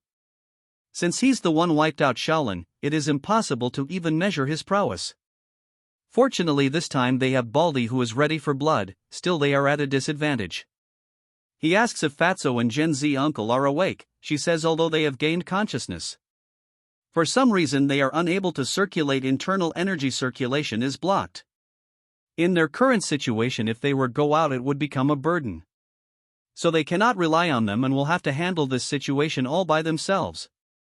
For now they should defend, as another messenger barges in saying that the scouts have learned that, just now an extreme demon master Silver Mark left the formation. And he is heading towards the alliance. This gives her a scare. What happened at the enemy's side is Old Turd says that there is no support coming from the Tang family with no ambushes or traps along the way. At this rate before dawn breaks they might win, yet Silver Mask stop him saying her must go towards his son. He says that the Turd has learned the swift armor technique, so the path to the alliance should be no big deal, so there is no need to worry. He would like to think like this as well, but judging by the worm something is wrong. He tells the elder that he should be enough for the Tang family and says that he will join after saving his son. As he leaves he thinks it's very protective to plant a gui to monitor his son. It like the kids of all the families are fighting the war for them. The Purple Turd is getting overwhelmed as he gives excuses that if he could ride a horse he could use the swift armor cavalry technique, overwhelming them easily. According to One-Handed Chad, he says that Purple Turd is getting more impatient, also his movements have slowed down because of the ice techniques. As they attack him from multiple sides he gets overwhelmed and they have managed to gain control of the situation. As they both land major strikes from both sides, the Turd was about to fall down, when Silver Turd barges himself causing a serious explosion. One is knocked out in the ground and the other is about to die all in a matter of seconds, as he says the Turd was in trouble because of her ice techniques. As the Turd starts blabbering, Silver Turd tells him to melt the ice. Miso is scared that Silver Turd is her since he's supposed to head towards the family. Taking a closer look at her he figures out that the department of her martial art is shallow but her internal energy is tremendous. As killing intent increase he realizes she has cold energy, asking her if she attacked him. Moving to the pervert, he says himself that in order to go away from his eyesight they need to run away from the central plains itself. That's when he discover a grave and splits it open, saying that although the materials are lacking, he will use the extreme demon soul restoration technique. My wife thinks she has made a fatal mistake, as she never thought that Silver Turd would suddenly appear there.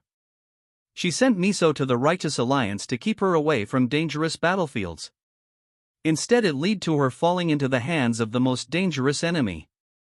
To quickly strike Great Demon Spear who's coming to the Tang family and then go and provide support. Since his cavalry skills excel in open battles, as such a defensive battle is essential. She should have sent Baldy to the Righteous Alliance. That's when a voice grabs her attention. He says that Baldy was the first to see the war report and he then handed the letter to him and departed. She confirms if he left at a time like this, and confirming her he said that it is urgent so he had to go first. Moving back to the Alliance battlefield, Silver Turd says to Miso that having the ice talent is quite a rare thing.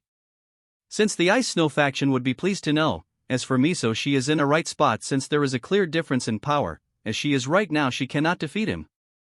As for the turd, he exudes killing intent, saying he will spare her, but the purple dog with a damaged arm tells Silver Turd to capture both of them, including Yeon-myeong, since he had quite an educational experience because of them. Since they are the ones who ruined his arm, he will shower them with a lot of affection.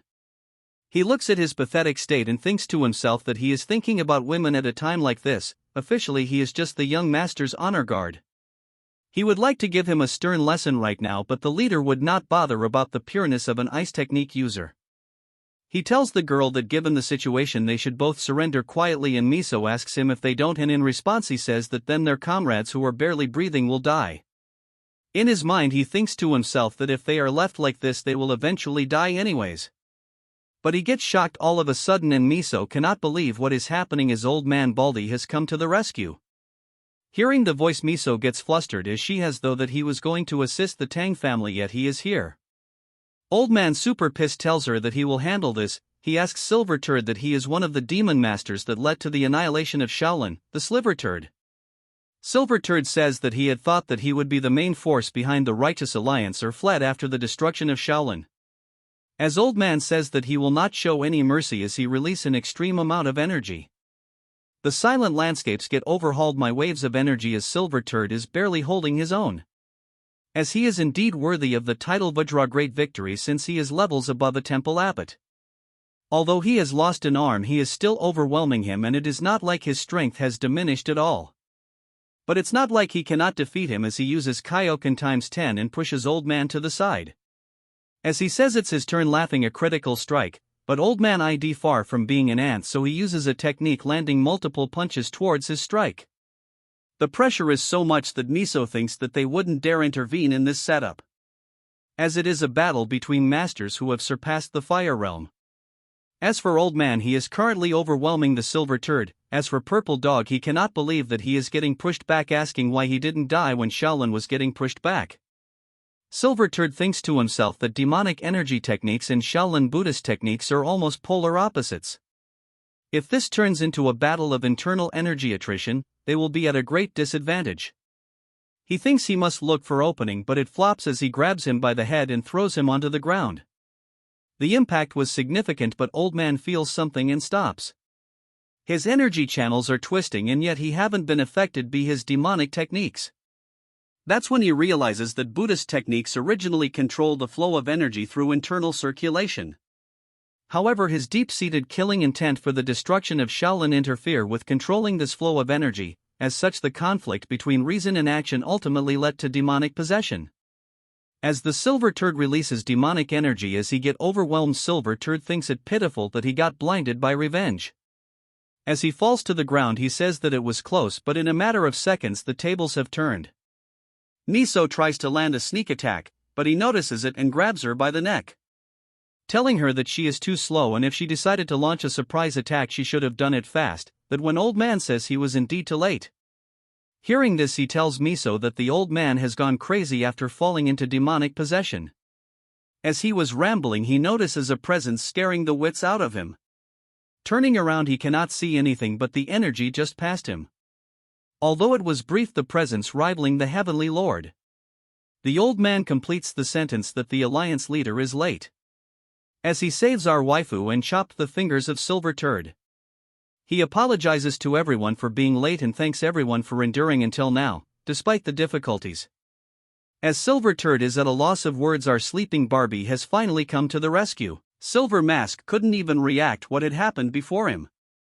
Silver Masks thinks that he has reached the level of Fire Realm, but he couldn't sense his presence until he got close to him. He realizes that the person in front of him is the Righteous Alliance leader. As Miso is crying seeing our awake Barbie, Yeon-myeong says unlike the first time he saw her, she has gained a lot of internal energy as well as flow. It seems like she has been training diligently, but she says yet it was still not enough. Yeon-myeong cannot believe that things have gotten so bad that even she had to step up, so his absence must have been a burden. That when the Silver Turd uses Kaioken times 20 causing red shockwaves. Yet he is clearly aware that his instincts tell him that he is very dangerous, so he must kill him no matter what. He tells the Purple Turd to leave this place immediately since he cannot fight him while he is here. Looking at Yeon-myeong, he analyzes that Silver Mask is on a higher level than the envoys, as he wonders if the Dark Lord of Destruction have many martial artists of such caliber. He tells Miso that they will have to postpone catching up for later. As he summons his sword, he says that he will deal with this trash first. As they charge towards each other, a huge eruption of energy collides. They exchange multiple moves in a blink, while Silver Turd is flying in the air. The difference in their strength is however enormous, so it'll be impossible to fight and escape. But he cannot escape since he will be a big hindrance to the Lord. Although his chances of winning are practically zero, but at very least be some injury at cost of his life.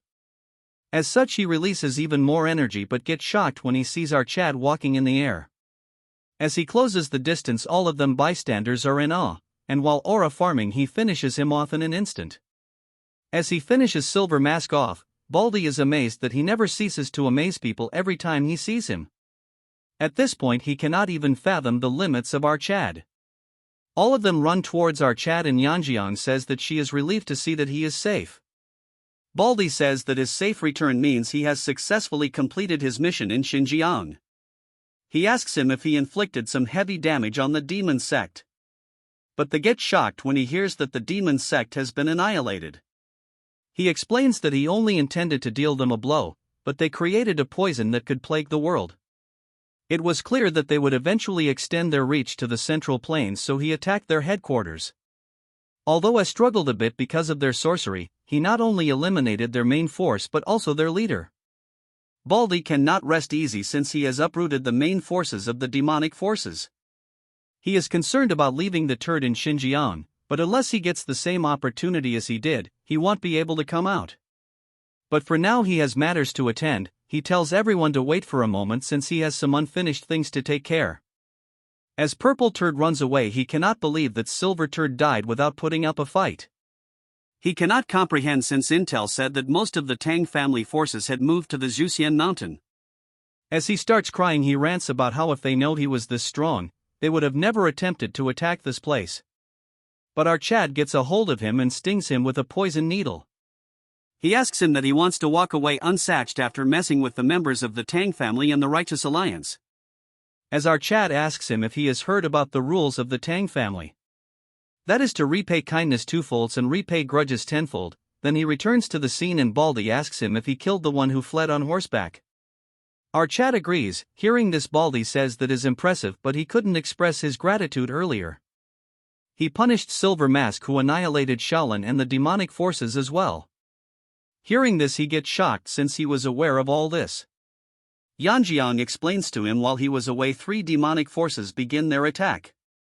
In Shanxi, Manhwa and Zhongnan defend their main temple from the Hua family's offensives.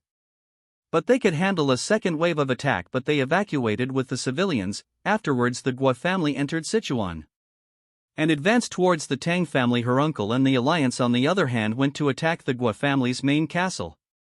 But they have received support from the Liu family, so they have lost contact with them. Hearing all this, our Chad apologizes, saying that has suffered because of his foolish actions. Baldy thanks him instead, saying that they no longer needs to worry about the demonic sect and the Western Front. He has accomplished great things, so he should not blame him too much, so their main focus shall be to eradicate the Dark Lord of Destruction and save the Central Plains. That's when Snaky manifests itself, saying that the monk is right and he has noticed it before as well, saying that he is sometimes too sentimental. But for some reason the girls are completely shocked. Baldy asks him what the talking creature is. Snaky notices that they are staring at him and he says that how they can see him. Before he can blabber anymore, our Chad tells him that he warned him not to show himself in front of others. Snaky says it's unfair since he is a spirit, so they should not be able to see him. He wonders if this is because he became a dragon that this is happening. He realizes that things have gotten chaotic, and Snaky didn't do it intentionally. He reveals that Snaky is the guardian spirit of their main family since it's time for their ancestor. And he has been assisting them. As Snaky is getting impressed, he adds how when he was trapped in the heart demon, Snaky carried him all the way to the Central Plains. Baldy thinks that knowing about Snaky is surprising, but he is worried about the heart demon, since he has overcome it and transcends demonhood. Our Chad says that he did manage to overcome it, but he did get some help. As he was facing both of them at the same time, he was getting overwhelmed, although he tries to hold them off, but they simultaneously attack him. As the little girl and white turd stand, they thinks that he is taking too much time. Normally most would be crippled, but he never expected his attachment to life to be this strong. He should have given up easier. Now he is facing fear, pressure, and everything. It says that a battle with a heart demon is a battle of enlightenment, so there is a clear limit to facing it alone. That when something drops from the sky. Our Chad has been fighting endlessly and now he cannot even move. He doesn't see an end to this. The more doubt he has, the stronger the heart demon becomes. He can't do much since he is facing one of the strongest people on the planet. As they were about to charge, our Chad loses remembering friends and family. That's when a voice tells him to get up. The one who defeated him is struggling here because of his heart and will. It's Black Lizard, telling him that if he pulls himself together he can leave this place. Our Chad is shocked and cannot believe that the Black Death Alliance leader is with him. He asks Black Lizard how he is here, and Smarguy says that he is not the only one trapped in the heart demon prison. He elaborates that his remnant thoughts White Snow is here, although he has nearly exhausted his spiritual energy to enter his mental realm. Our Chad gets shocked when he says that he had witnessed everything he has been through. But he cannot understand why he is struggling when he overcome being consumed by the heart demon so well. It's very frustrating to see him shaken by the illusions he sees, which is torturous and tedious to watch. As a light grows, he says he will lend him his power. As White Snow is back seeing it, our Chad feels a sense of hope. As his masters are chasing towards him, he grabs onto the White Snow and pushes them back. As huge eruptions occur, they say that the one who has his will broken is regaining his will. Once our Chad has gotten a hold of White Snow, he can now truly end this. He has figured that fundamentally the heart demon is not encountered through training, it was triggered by the malice intended to imprison him. The image of his master and his ancestor are part of the heart demon, so what he needs to cut is not the illusion before his eyes. So he will cut this world itself. It was created by the will. As he lands a strike beyond comprehension, and it is a strike that seeks to suppress his will and brings him down. As the strike lands, it ends all of them, and his master says that he has finally pinpointed the right place to attack, but the strike is clearly annihilation. But it exceeded its original power, asking him if he has named the sword technique. He has named it the heaven-shattering annihilation, since he has imbued it with the determination to cut through a world with will that is not his own. It is created by combining his master's teaching and the principles of the myriad heaven's slower reign. As his master fades away, he says that it is an excellent sword. As for the nameless wanderer, he says that he sensed the familiar energy from his soul. As he fades away, he tells him to take good care of Blue Horn. Hearing this, our Chad gets shocked because he cannot understand how illusions created by the heart demon to speak like they were real. Moreover, he had though that the ancestor viewed Blue Horn as a tool. But the sensation was strange, yet he is not sure if he can use the heaven-shattering annihilation outside of this place. As he was blabbering to himself, he wonders where White Snow went. But he realizes he has turned into Black Lizard again. He asks him what he is helping our Chad, as it goes berserk, saying that he didn't appear when she needed him. Before our Chad could say anything, he tells him to stay put. Although it's from his heart demon, he wants to resolve this. As the heart demon tries to stop him, he overcomes its powers and hugs him, apologizing to his daughter that he was late. As the words are said, she instantly starts crying. Seeing this, our Chad cannot fathom what is happening, since even now she acted like the real Manhwa, not just an illusion in the heart demon. Blackie says that by now he has probably realized that these illusions aren't simply illusions in his heart demon, but lingering thoughts summoned by the soul-gathering technique. In other words, they are souls. That's why he wanted to resolve this, as he couldn't stand by and watch her suffer again. Our Chad was also relieved that he didn't have to deal with her, since he didn't want to relive that day's events. He asks if the Alliance Lord doesn't resent him, since he has lingering thoughts left in the White Snows. They must have the same memories and emotions.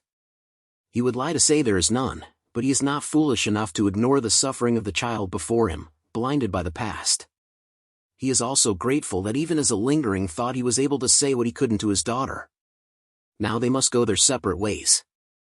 Our Chad asks him where he is going, and he says that he must go to the land of dead. That's when he grabs an ugly creature, which is the culprit behind the illusion. It was created by filling soul-gathering techniques and demonic arts with the sorcerer's own soul.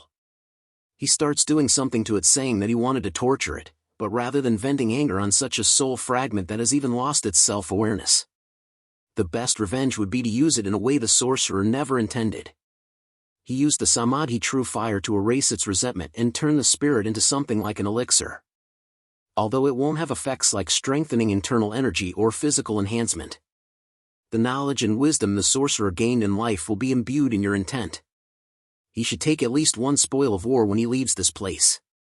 He says at time that they must part ways and he must go to the land of the dead. He also says that he has nearly exhausted the spiritual energy to intervene here. So the spiritual energy that contained him will be depleted and he won't be able to meet him.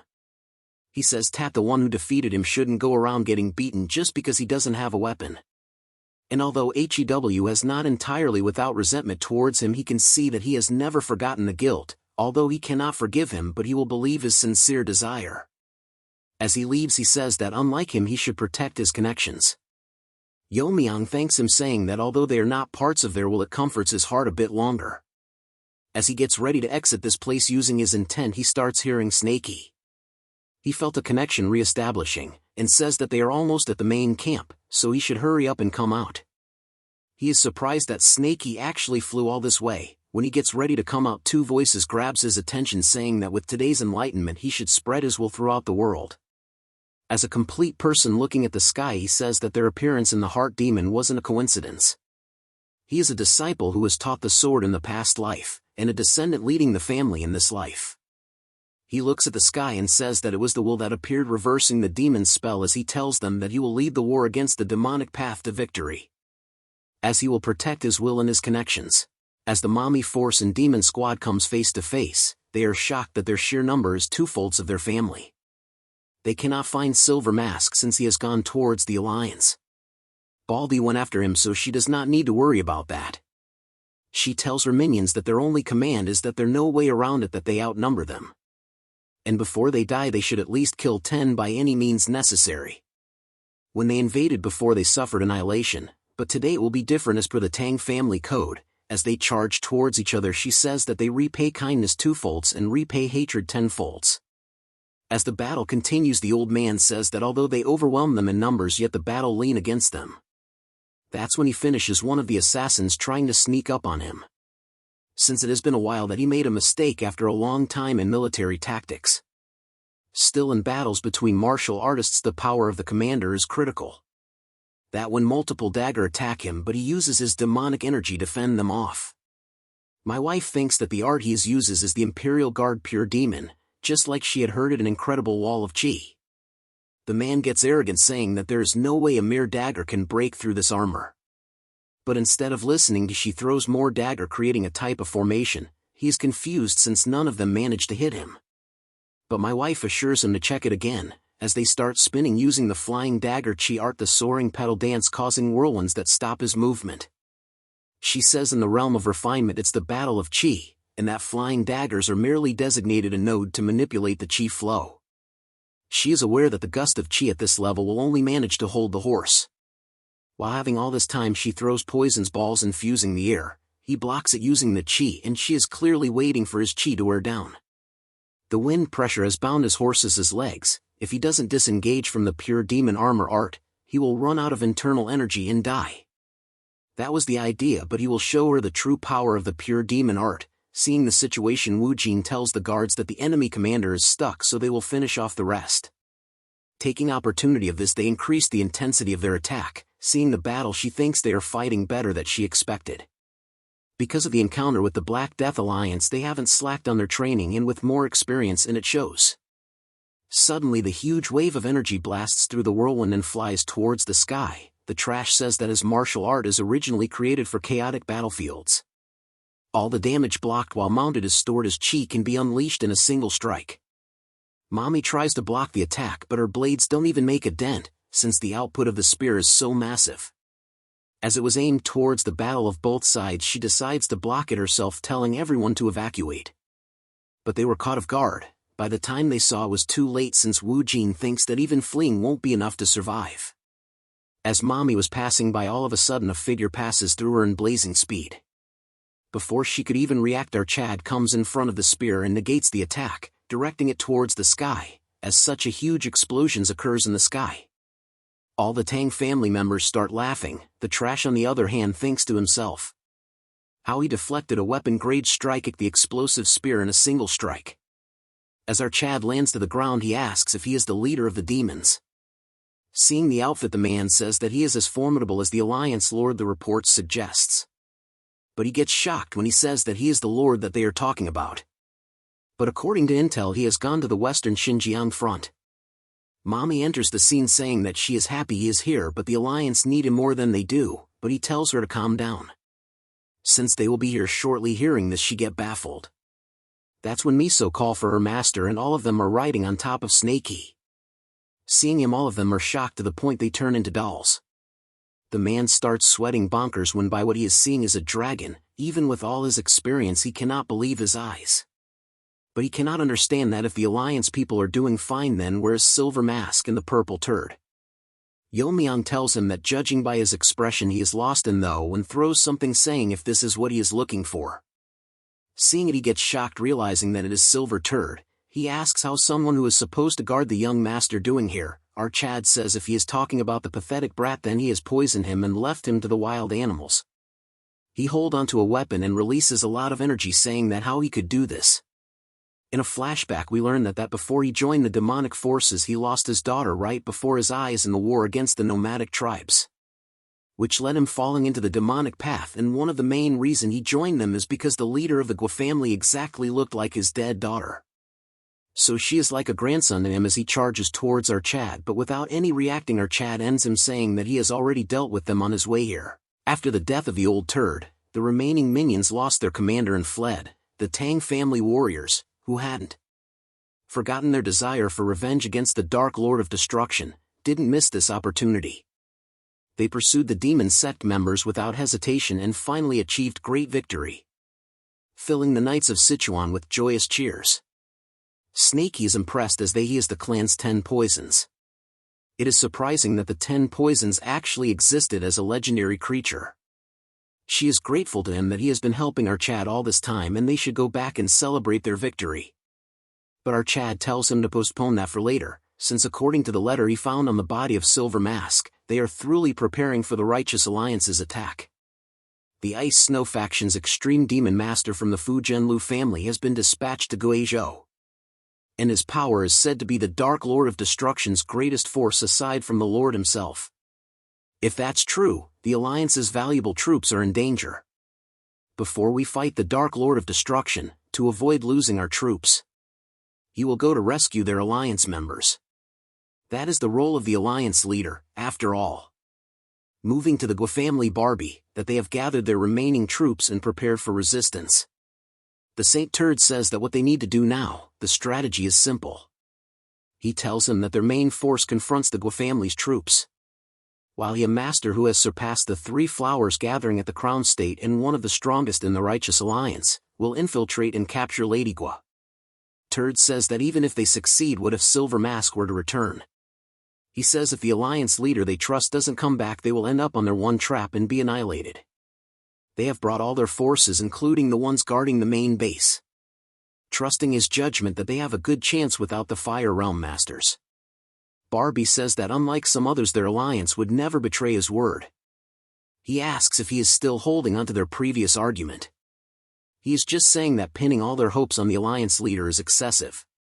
But his only response to it is that he will definitely, but he has some issues. At that point their conversation got halted by a massive explosion of ice energy. Seeing this they get shocked. The Turd says, sensing the energy, it is coming from the Gua family, wondering what on earth is going on. A foot enters the scene and says that their argument even reached his ears, telling them they should have arrived instead of fighting among themselves. This old hag is the Ice Snow faction master Baek-Soo Ryan. Seeing him, Barbie gets shocked to see that the Ice Snow faction master, who is an absolute master that only existed in rumors. As the Turd continues to stare, the hag throws a body. Seeing it, all of them shocked, since it is the head of the Gua family. She had originally planned to kill her when you and the Guizhou Gua family forces started fighting, but they were taking too long, so she couldn't wait any longer. Barbie asks why she would kill her own allies, since the war is to determine the successor of the 3 demonic families. Their family is already in a remote place, unlike the other families, since the lady couldn't bear a son, so it was half neglected. Previously, when the madam heard the deal they proposed, the hag said that indirectly it would benefit the Gua family. But she was surprised when she said to go and help them. She says that they should create some achievements even though their ranking is low, the Lord would not like it. Then she plants the seed that unexpected things happen in war. For example, the demonic path's noble lady were to die by accident. She laughs, realizing that it might be killing 2 or 3 birds with one stone.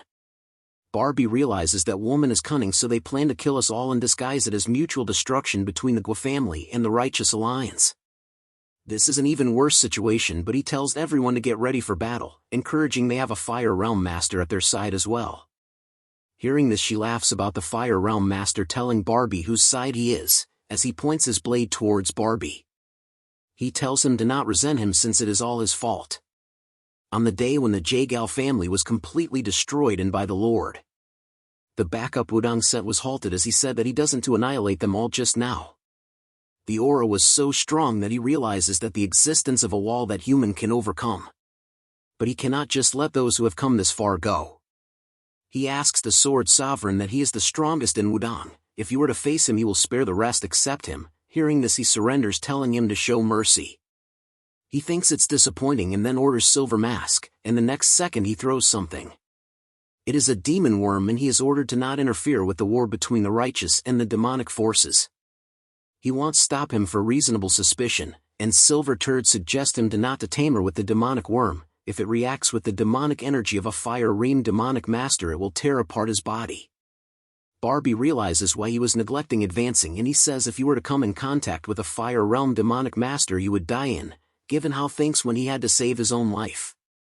The turd shuts him up, saying that to him this war is just a plaything. If he puts his mind to it, the righteous martial world would be completely annihilated. No matter how strong out Chad is, he can never defeat him. He tells Old Hag that Wudang is retreating. Hearing this, she says that she is too old for battle, so they should take care of the alliance. They and Wudang will have to lend her their strength. Hearing this, Barbie is shocked and at a loss of words. As she was waiting for the spectacle, she noticed Mirio and thinks she spotted something interesting. As the Wudang turds were blabbering, she kills multiple of them. Seeing this, everyone is shocked, and the turd asks she agreed on not touching Wudang. Ignoring that, he asks if she is a descendant of the Ice Palace. Baek Su Ryan was the master of the Ice Snow faction, and the absolute master of ice techniques currently alive. The reason she joined the demonic path, also known as an extreme demonic master, was not widely known. She was born with the 17 constitution as a child. She achieved great accomplishments, enough to be selected as the next youngest family head. One day, feeling the limits of ice technique cultivation through energy, she made a dangerous attempt. She tried combining demonic arts with the human body, which has a yang nature like the ice techniques, but this experimentation led to the destruction of the Ice Palace. The fusion of the two energies went out of control to an extent that even she couldn't handle. By the time she barely managed to control the energy, she was the only one who survived in the family. Tormented by guilt, she confined herself in a cave, and decades later someone came to pay a visit. It was none other than the White Turd. Tells her that she has already experimented demonic energies with ice techniques, and even the demonic sect is trying to change the innate physical qualities. He then offers her that if she joins their sect, he promises to rebuild the ice palaces. That was the reason old woman devoted herself to the demonic sect. Later, by the sect leader's orders, she went to the Central Plains with Yun Young-hyuk and became the main force of the Dark Lord of Destruction. She had joined hands with the demon sect to realize the ice technique constitution. But she never expected to find a child with natural tripling severed meridians. She thinks with the help of Mirio, she can advance in rebuilding the ice palace much faster. She makes an offer to him that it is a fact that the blood of the ice palace flows through her, offering her to become her disciple and rebuild the ice palace together.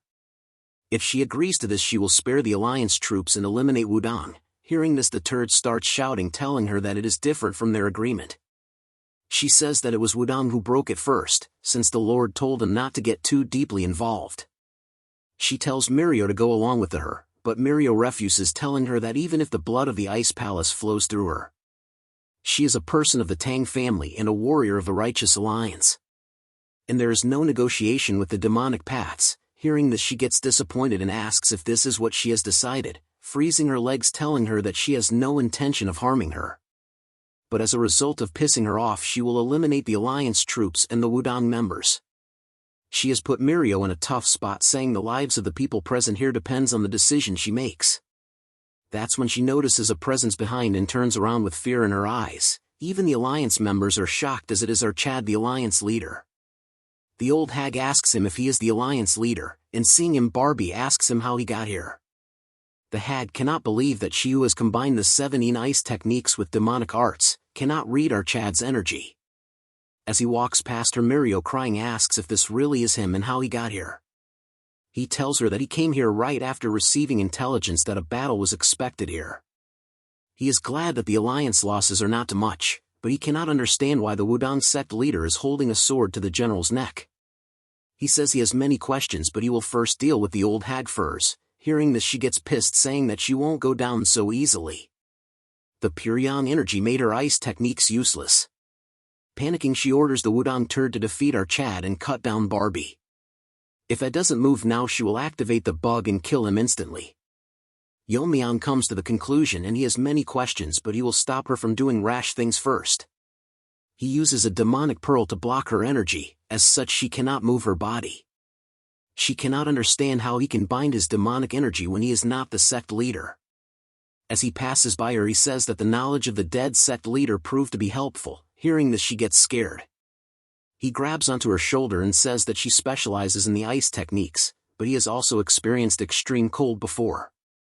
As he releases ice-cold poison palm, and in an instant half of her body freezes up.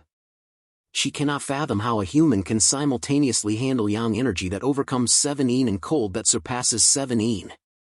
Our Chad tells him that there was a lady suffering from the 9 illness, but her desire to live one more day for her family forced her to endure the cold for 10 years, but it seems to him that he didn't have as much desperation as her. Barbie cannot believe that Surian to be unable to put up any resistance and be defeated so easily. As they cheer for Yeon-myeong, the Wudang turd is baffled that Extreme Demon Master was defeated so easily. Since she is done for, our Chad decides to move to the turd, asking him why he had his sword pointed towards the strategist's neck. Since he is shocked, our Chad says that he heard about a deal and comes to the conclusion that he probably betrayed the Alliance. He thinks he is done for when Barbie intervenes, saying that the Ice faction proposed that both sides withdraw, and they were arguing if they should accept it or not. He says this turd was only thinking of reducing their casualties, so he should overlook it for this time, as he is still scared his wits out. Our Chad asks him if this is because of that. All of Wudang's warriors pointed their swords at Alliance members. Pointing swords at him, the Alliance's representative, and Alliance members, is like challenging him. And he is asking him to overlook all this based on his word. Barbie defends him, saying that the people of Wudang was just following his orders, so he should at least embrace their loyalty. If his anger does subsides, he can just postpone the responsibility until after the demonic was over. He says some emotional words which convinces our Chad, saying that he will let this slide at the request of Barbie, and he should be grateful. Afterwards he punches the gut of the turd, making him vomit something. Barbie gets shocked seeing this, since he senses a foreign energy in his body. This worm is the one that forced him to go against the Alliance. He figured it out when the strategist said he will postpone the punishment so they can all relax. Our Chad apologizes to him for being rough, then proceeds to pick him up, only to poison his dantian. He says that Barbie might have forgiven him, but normally he could have killed without any hesitations. He should consider himself lucky that he is letting this go. If he becomes an enemy for certain, our Chad will wipe out the entire Wudang sect from the Central Plains. He remains dead silent as our Chad order everyone to follow him to the Central Plains with him. As Mirio was going, the frozen hag tells her to wait, telling her that these are words only for her to hear, so she should not get startled and just listen. She doesn't need to worry, since she will die anytime now. Although things turned out like this because there was differences, her desire to rebuild the ice palace was sincere. So she passes on 2 treasures to her, especially talking about miso. If what our Chad really said is true, she must give her these. She asks her what these are, and she says that are the water jade and 10,000-year ice crystal. She wanted to say more, but he doesn't have time, saying that her attempts to make amends drove her into a corner. Leading to today's incident, she has no regrets, since all her choices were solely for the Ice Palace. She hopes that Mirio, her final choice, will become the hope of the Ice Palace. It might be hard to trust, but it feels too strange to be a trap set by a dying person. She says she respects her legacy, but she is not doing it for the Ice Palace, as she has always been a member of the Tang clan. 2 days later at the Sichuan headquarters, after the war with the 3 demonic families, the remaining key members of the righteous factions all gathered in one place. One of the voices says that although they faced severe crises, he is glad to see them alive. The reason they have all gathered in one place is to share the current situation and who responds to what comes next. The fatty and Tae-san are still recovering, and he doesn't see anyone representing Jongnan. Hak-won has been deeply hurt by the passing of his master, so he will convey the situation of Jongnan on their behalf. Our Chad stops him midway and tells Barbie that he said that the Manhwa sect leader would inform the. So he tells him to share the current status with those present here. So he starts talking about the current situation. While Ma Guangqian destroyed the Shaolin Temple, Golden Spirit, who surpassed the skills of the sect leaders. The Dark Lord of Destruction gained the upper hand in the war between righteousness and evil by annihilating Shaolin. After that, the entire 3 demonic families mobilized, and battles broke out across the Central Plains. In Shaanxi, Manhwa and Zhongnan clashed with the Shaanxiwa family. There were some casualties, but they repelled the extreme demon masters of the Hua family. Golden Spirit, who surpassed the skills of the sect leaders, was purged by the Lord, possibly as the reason for defeat. The forces of the Guizhou family that invaded Sichuan, along with Great Spear Demon Gun Cheon AK and Silver Wolf, who had skills similar to Golden Spirit, simultaneously invaded the Alliance and the Tang family. But along with him and the main forces of the Guafamo were annihilated by our Chad. The remnants of the Guizhou family were wiped out due to the betrayal of Baek Surian, the Ice Snow faction master from the Fujian Lu family. Subsequently, the Alliance leader went to Guizhou and eliminated the Ice Snow faction master. According to intelligence, after this incident, the Fujian Lu family has gone into hiding. In other words, at this point, the 3 demonic families have been virtually wiped out. The only real threat remaining is the Dark Lord of Destruction. As he was talking about the Yun intrudes, saying that if they gathered all the forces they would amount to 10 fire real masters. She asks our Chad how powerful he is, apologizing to for being rude. But she faced the Dark Lord of Destruction directly along with Hakyu, Okayang, and Chongmyeong. Despite having 3 fire realm masters among them, they clearly felt their defeat without even crossing swords once. That's why they couldn't do anything. Even when Hakyu was killed by him. To him, multiple fire realm masters are nothing to him. She cannot understand why he is staling, because everyone present here, including them, are powerless in front of him. Since she thinks that he has reached a realm that is only a myth, the realm of transcending demonhood, same as the sect leader if I must add. Barbie is panicking, thinking what they should do. Yeon-myeong tells her that he cannot live up to her expectations as he himself doesn't know how strong he is himself. He says that he didn't kill Fire Ream Master thinking he was stronger but because he had to win. She checks his energy to realizes he is not bluffing, since even in such a situation he is concealing his energy. Baldy says that before the 3 demonic families moved, the Alliance leader and he went to Qinghai to help Kongtong and Kunlun. But he went towards the demonic lands alone, and everyone gets shocked when he hears that he single-handedly eliminated the entire Heavenly Demon sect and its leader. They cannot fathom that the Heavenly Demon sect had been opposing the 9 sects alone for ages alone. If all this is true, he is someone like the Heavenly Pervert to whom the number of masters are meaningless. Baldy asks if he is encouraged after hearing this. She says she didn't mean to discourage them. On the contrary, if they hold only vague hope, everyone will be put in danger. Barbie continues, saying that facing their final enemy, they must unite and move as one. According to their spies, the Lord has disappeared from Shaanxi and vanished without a trace. However, with all the 3 demonic families collapsed, there's only one place he could go. It should be his initial place, the former Muram Alliance headquarters. As soon as all their forces regroup, they will commence the final battle. The Turd gets informed that every one of his people have been slain by our Chad. He asks the minion about what the Lu family is doing, asking him that there was rumor that the madam was having an affair with the 10,000 gold ghost Kong Haesang. When he went there, he figured out that within a day the Fujian Lu family emptied out. He apologizes for the delay, but due to defeats everyone fled and now only he is left. Hearing this, the Turd laughs, saying that those who enjoyed power under his name have not only been defeated but have also fled. The only person remaining is a useless third-rate like him. He says that doesn't matter. Although his minions have all been defeated, he uses the soul restoration grand technique to replenish his forces. As he was speaking, all of a sudden something comes out of the ground. The third rate gets shocked when the pervert explains that these corpses are his new swords. This part starts 20 years ago in a vast snowy mountain range. The heavenly turd stands imposing, on a cliff overlooking the sect. Pervert approaches his father and without turning he tells his son he has finally found him. He replies with a yes, calling him the young sect leader, then corrects himself calling him his son. The heavenly pervert looks downcast, telling him that it's been a while since they had time alone like this. He continues, if it's about the rumors circulating in the sect, he should not worry. He has no desire to push him out and take the position of sect leader. Although he reassures him he knows. He says that as a father, how can he not understand his heart and push him away? He has always been a child without greed. The leader's expression softens as he remembers the past. He is reminded of the day he first met him. He recounts the memory, as he felt a powerful energy from the reverse dragon sealing formation in the Takamakan desert. And when he went to check, there he was standing right on top of it. He continues his story, in a flashback showing him discovering a young turd in the desert. He was truly shocked at that moment. He at that time could have easily broken that formation and taken all its power if he wanted to. Back in the present, the pervert replies that he remembered that time too, and he took him in and raised him.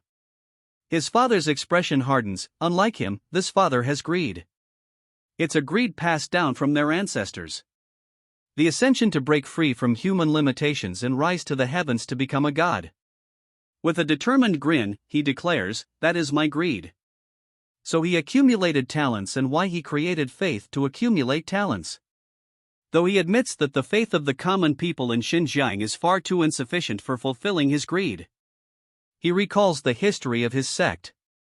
Until now, only one person in their sect has achieved ascension. The difference between that person and them reveals his conclusion. After brief contemplation, he realized that advancing into the Central Plains was the answer. But as long as the 9 sects and 5 great families of the Central Plains remain strong, it will be difficult for their sect to advance there. He then makes a proposal to his son, asking him if he will help him in using these current rumors as an excuse, telling him to lead those who follow him into the Central Plains. Heavenly Turd finishes his father's thought to weaken the righteous forces. Is that it? His blue eyes glow as a faint smile appears on his face. Pervert agrees. If that is your will, father, I will gladly do so. But his inner thoughts are far different. He clenches his fist. What you'll gain by doing so is just death masked as ascension. He reveals his true intentions to himself.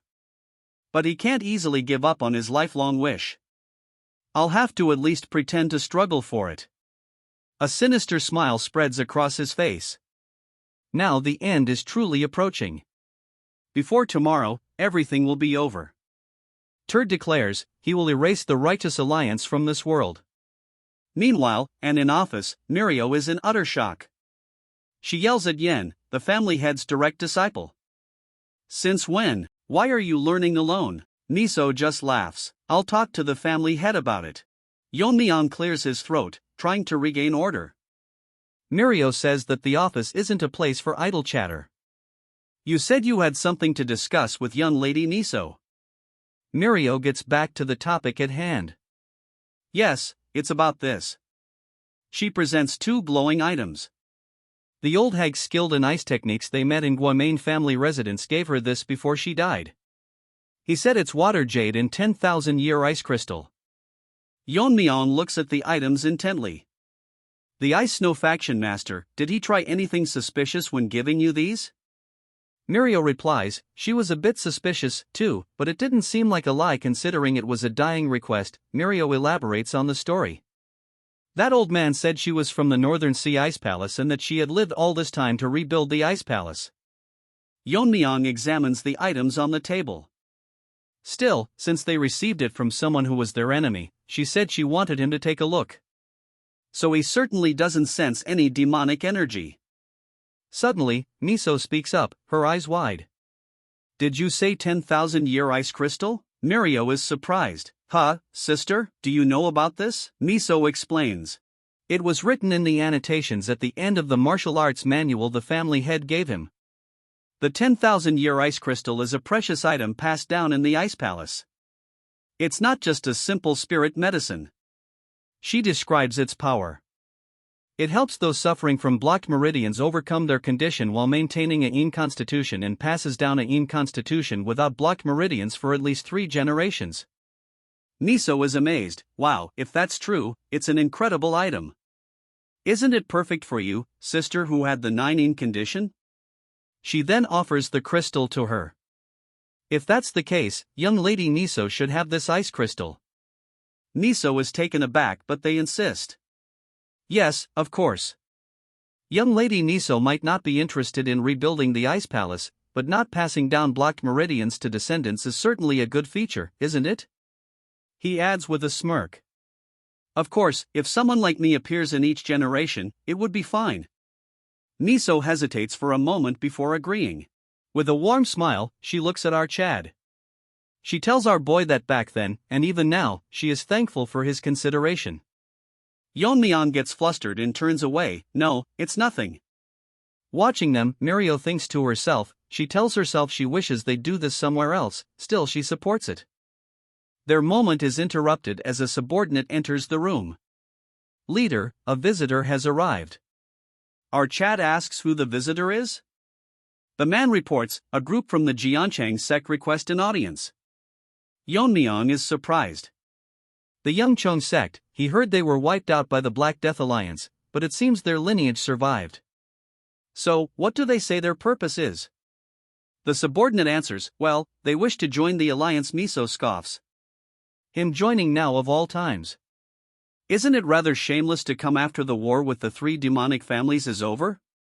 She then turns her attention to her sister. By the way, sister, about learning martial arts. It's not because it's the family head. Is it because she's Yeon-myeong's mother and you want to make a good impression? Hearing this, Miso becomes flustered. No, that's not it. Mirio presses her with a grin. Really? There wasn't even a tiny bit of such calculating motives.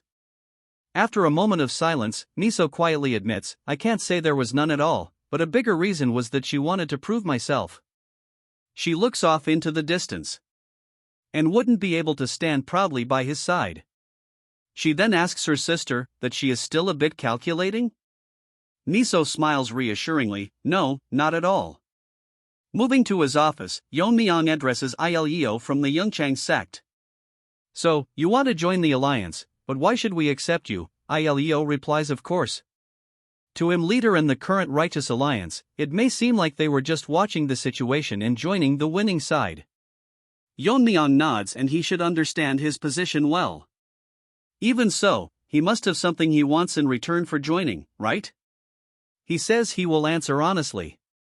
Ileo states with determination. They want to restore the lost sword technique of John Chang, the 4-season sword technique. Ileo explains the history behind his request, the 4-season sword technique. Dozens of years ago, the John Chang sect also had a master in the flowering state, divine sword Jaryong. He continues, he was one of the top 10 strongest in the world at that time. Though not the creator of the 4-season sword technique, he improved it and elevated its depth even further. A shadow of pain crosses Leo's face as he recalls the tragedy. But one day, he suddenly left the sect and disappeared. After that, we got involved in the Chongsung sect incident and were invaded by the Black Death Alliance Lord, leading to the destruction of John Chang. He clenches his fist in frustration. That person took all of John Chang Jenga's secret manuals, including the 4-season sword technique, and we were powerless to stop him. The surviving disciples gathered again to establish a small martial arts school and tried to revive Jian Chang. But Yeon-myeong states the obvious reality of their situation. Without proper secret manuals, training the next generation with only the martial arts you learned makes it impossible to maintain a proper sect. Ileo kneels before him. I've heard that although you're from the Tang family, you have a deep understanding of swordsmanship. Please help us restore the 4-season sword technique and rebuild our sect.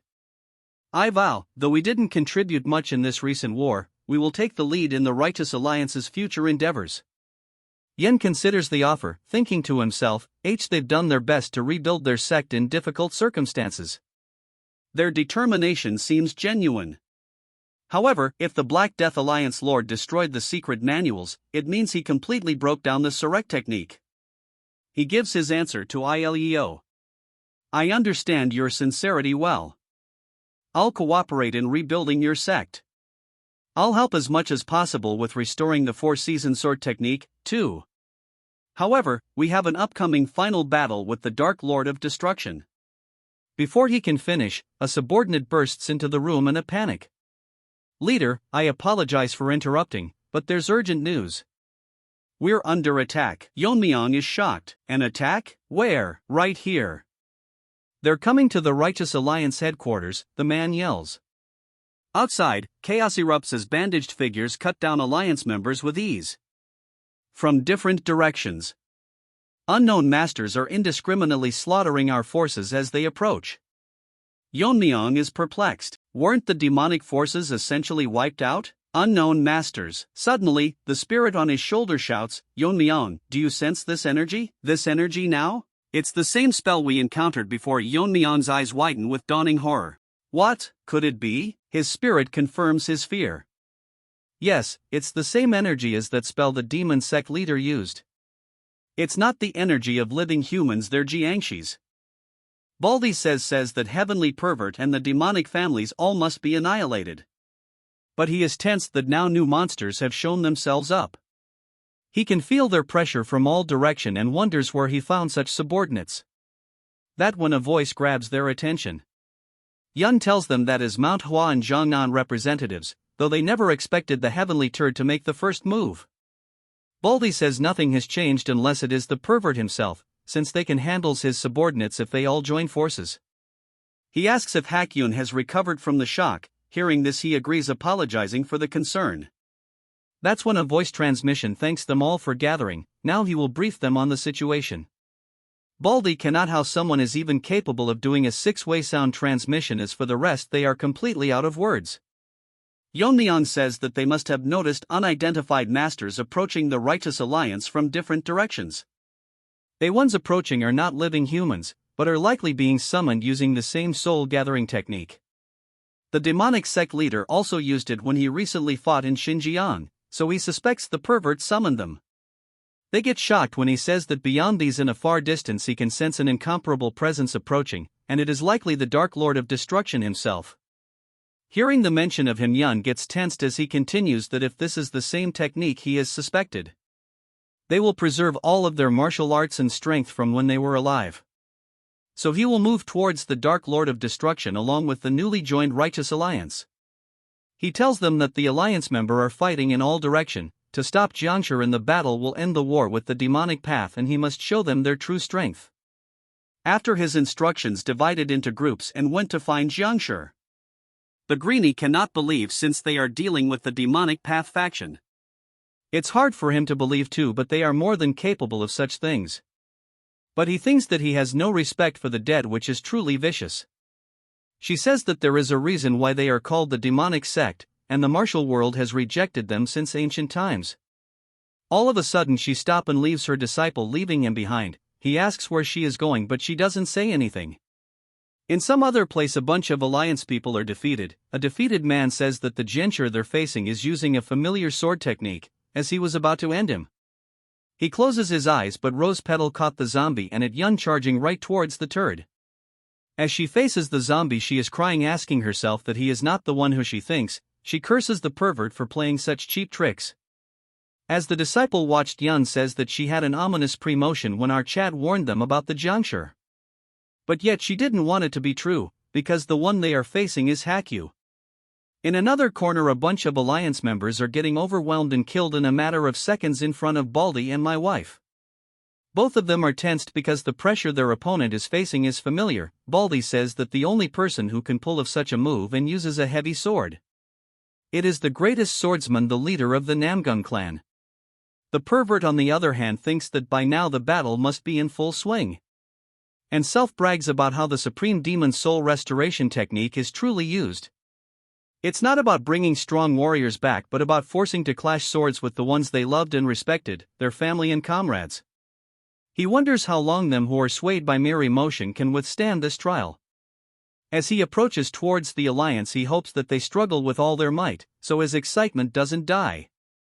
Moving to Yeon-myeong, he is along with the new minion, telling him that since they joined during an emergency he couldn't explain, they are heading towards the place with the strongest energy. He says that if they are afraid they can retreat for now, but he smiles, saying that it is an opportunity to prove one's worth. Since they are grateful to him, hearing this, Chad says that he likes his resolve, so they should speed up their lightness technique. That's when he notices something and an overpowered sword attack. Chad takes out his dagger and deflects the attack. Just after he does so, he is shocked by the strike, that if it were not for his current flow eyes, he wouldn't have been perceived the attack. Although it is a juncture, he still couldn't read the intent of the attack, and there is no doubt he is a very powerful master. He observes the weird sword, and reading the words engraved he reads the word swift sword. His new minion says there is no doubt but the sword strike was clearly the righteous martial art, the four-season sword technique. In a flashback we see him telling a younger him that the movements of the evil forces has been unusual. So he must step in personally before something happens. He must devote himself in training with his senior disciples until he returns. He is the future of the sect. As he cries, he says those were his last words before he disappeared. Yeon-myeong realizes that the disappearance of the righteous sect's divine sword was related to the heavenly pervert. As Chad deflects another one of his attack, once again only the current flow eyes could read the attack. He couldn't read the intent at the moment of the thrusts at all, wondering if this is the essence of the four-season sword technique. He finds this very interesting and thinks that he shall learn a move or two. The chapter begins with the Dientsang sect members recoiling in horror. Before them stands a figure wrapped head to toe in juncture bandages, wielding a sword. The men are terrified, with Il-yeop recognizing the figure as their lost master Jarion. Yeon-myeong wonders if the pervert is responsible for this grotesque transformation. The undead Jarion immediately lunges at Yeon-myeong, attacking with blinding speed. The Dientsang members panic, and Il-yeop desperately cries out, trying to make his master recognize him. But the bandaged warrior continues his relentless, silent assault. Yeon-myeong, however, is not panicked. He is intensely focused, blocking every attack. His internal thoughts reveal he is amazed by the juncture's swordsmanship. Even though he was watching from the very beginning, he has failed 3 times in a row to read the intent behind the sword's movements. He realizes he is witnessing the core principle of the legendary, lost four-season sword technique. He turns to the distraught Dientsang members and shatters their hopes, informing them that their master Jarion is already dead. The creature before them is merely a corpse reanimated by a demonic soul-gathering technique. Instead of seeing this as a tragedy, Yeon-myeong views it as a fortunate opportunity. He is witnessing this lost sword technique demonstrated firsthand. He then commands the Dientsang members to stop panicking and, as their alliance leader, to observe the battle carefully. Obeying their leader, the members watch the superhuman duel. They notice that Yeon-myeong is strangely only blocking the attacks, never countering. After several more seconds, they understand his true intention. He is giving them a live demonstration, forcing them to memorize every form of their own lost sword style. While they learn, Yeon-myeong is also analyzing. He finds the technique fascinating, a style based purely on speed and piercing, similar to his own heaven-piercing single strike. Frustrated that he cannot visually read the intent, he decides to verify it by clashing with it directly. The onlookers are shocked as Yeon-myeong suddenly shifts from defense to offense, countering the four-season sword technique with a powerful thrust of his own. The battle escalates into a deafening blur of light and clashing steel, the sound so sharp it hurts the ears of the martial artists watching. As he continues to fight, Yeon-myeong has a sudden breakthrough. He realizes the reason he couldn't read the intent is that there was no conscious intention to attack in the first place. He finally understands the true essence of the technique. It is not about attacking an opponent, but about advancing toward a world beyond one's own perception. He redefines its core principle as piercing the void to transcend. With this new understanding, Yeon-myeong unleashes his own perfected version of the technique, overwhelming the juncture. The Dientsang members are awestruck. They recognize that the technique Yeon-myeong just used was the ultimate form of their own swordplay, at a level their master Yeon had never achieved. The bandaged Yeon is heavily damaged and crumbling, struggling to remain standing. Yeon-myeong knows he could easily destroy the corpse now and release the soul trapped within. However, he hesitates, wondering if that is truly enough. He recalls knowledge he gained from a demon sect leader, which warned that simply destroying a Jiangshi leaves the soul's resentment and regrets intact. Yeon-myeong decides to go further. He touches the Jiangshi's head and uses his power to see its lingering regrets. This triggers a flashback to over a decade ago, revealing Yeon's final days. The flashback shows Yeon receiving 2 letters. The first, from the Amei sect, reported the annihilation of the Qingqing sect and called for a joint military response against the Black Death Alliance. The second was a threat from the Black Death Alliance Lord himself, claiming the attack was justified and warning Diensong not to interfere. Yeon believed that Qingqing had been in the wrong, and to spare his own sect from a pointless war, he set out to negotiate with the Black Death Alliance Lord. On his journey, he was stopped by a man with long black hair who requested sword guidance. Yeon was amazed. Though the man's grip was sloppy, his talent was immense, and he learned with threatening speed. Yeon thought he had discovered a great new talent. His perception shattered when the man smiled and mentioned taking revenge on the Namgung family head. Yeon instantly identified him as Yeon-myeong, the Dark Lord of Destruction. Realizing he was training a monstrous villain, Yeon attacked, but he was ambushed by Yeon-myeong's hidden followers and fatally wounded. As Yeon lay dying, Yeon-myeong coldly thanked him for the sword lesson before leaving him for dead. The flashback ends. The Jiangshi's crumbling face reveals Yeon's original features, his red eyes fading. His mind is now clear. He speaks, not as a monster, but as himself. He praises Yeon-myeong's excellent skills and thanks him for grasping the principles of his sword technique. Most importantly, he thanks Yeon-myeong for dispelling the demonic spell, which allowed him one last chance to see his martial brothers. He asks for his benefactor's name. Yeon-myeong introduces himself as Tang Yeon-myeong, the new alliance leader. Il Yip and the others rush forward, crying. Yeon recognizes Il Yip, amazed that the young boy he knew now leads the sect. As his body turns to dust, he smiles, saying he is proud and trusts them with Diensong's future. His one lingering regret, being unable to protect his sect, has been resolved. He wishes Yeon-myeong good fortune and fades away completely. Yeon-myeong quietly bids him to rest in peace. With the fight over, Yeon-myeong closes his eyes and expands his senses in a vast, teal-colored aura to check on his other allies. He pinpoints their locations, his mother at the main gate, the Taoist masters to the west, and the Manhwa sect leader to the east. Then he senses a final, chilling presence. His eyes snap open, his expression suddenly tense. Though he has never sensed this person before, he instinctively knows who it is, the man from Yeon's memory, Yeon-myeong, the Dark Lord of Destruction. Yeon-myeong realizes this man has been silently watching the entire battle and would have killed him if he had shown any weakness. As Yeon-myeong prepares for the real fight, the hidden Yeon-myeong, his eyes glowing with power, thinks to himself that he is looking forward to this. A brief flashback shows the Sword King's final living moment.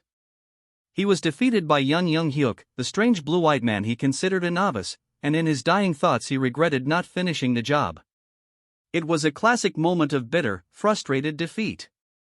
In the present, the Manhwa sect disciples panic at the sight of the resurrected master. The great sage, clearly tired of the noise, tells everyone to stand back. He activates the Vajra indestructible body, unleashing a powerful shockwave that shatters the ground. The disciples fall silent, realizing this is a battle between true masters, far beyond their sparring matches. My wife leaps into the fight, hurling her flying dagger severing void while the great sage uses his flying tiger claw grip. Seeing an opening, the great sage strikes the Jiangshi with the 100-step divine fist. The attack explodes on impact, but when the smoke clears, the Sword King stands completely unharmed, as if nothing touched him. The great sage assesses the situation. The Jiangshi's energy barrier is too thick, his attacks cannot scratch it. The only time the barrier weakens is the instant the Sword King swings his sword, but countering that moment is almost impossible and extremely dangerous. My wife steps forward and declares that she has a plan. She asks the great sage to create one more opening for her. He hesitates, but she assures him that although she has never used this move in real combat, she believes it can damage the barrier. The great sage agrees, warning that the opening will last only for an instant. With full confidence, she promises she will not miss. Turning to the Sword King, the great sage's expression softens. He laments that the man once called the greatest sword in the world has been reduced to a puppet of the demon sect. Clenching his fist, he states that his next attack is not meant to defeat him, but to preserve his honor, asking him to accept this final mercy. The great sage summons every ounce of his power, combining his ultimate defense, the Vajra indestructible body, with his ultimate offense, the Tathagata Prajna skill. The Sword King responds by unleashing the Azure Sky Boundless Sword technique, Emperor Sword form. Their energies collide in a massive explosion of golden and blue light. The Sword King's sword energy proves stronger, the great sage's indestructible barrier cracks and shatters. The great sage is thrown back, hissing in pain as he falls to one knee. The Sword King wins the exchange. It raises its sword for a follow-up strike but suddenly freezes. Looking at its own hand in confusion, it appears unable to lift the blade. The great sage reveals his hidden move. Even after enlightenment, he never skipped arm day. Using the flying tiger claw grip, he has caught the Jiangshi's sword and is holding it in place through sheer physical strength. This is the moment my wife has been waiting for. As she prepares her attack, she recalls a past conversation with Yeon-myeong. He told her how he reinterpreted a Buddhist technique using hidden weapon principles, breaking, scattering, and striking.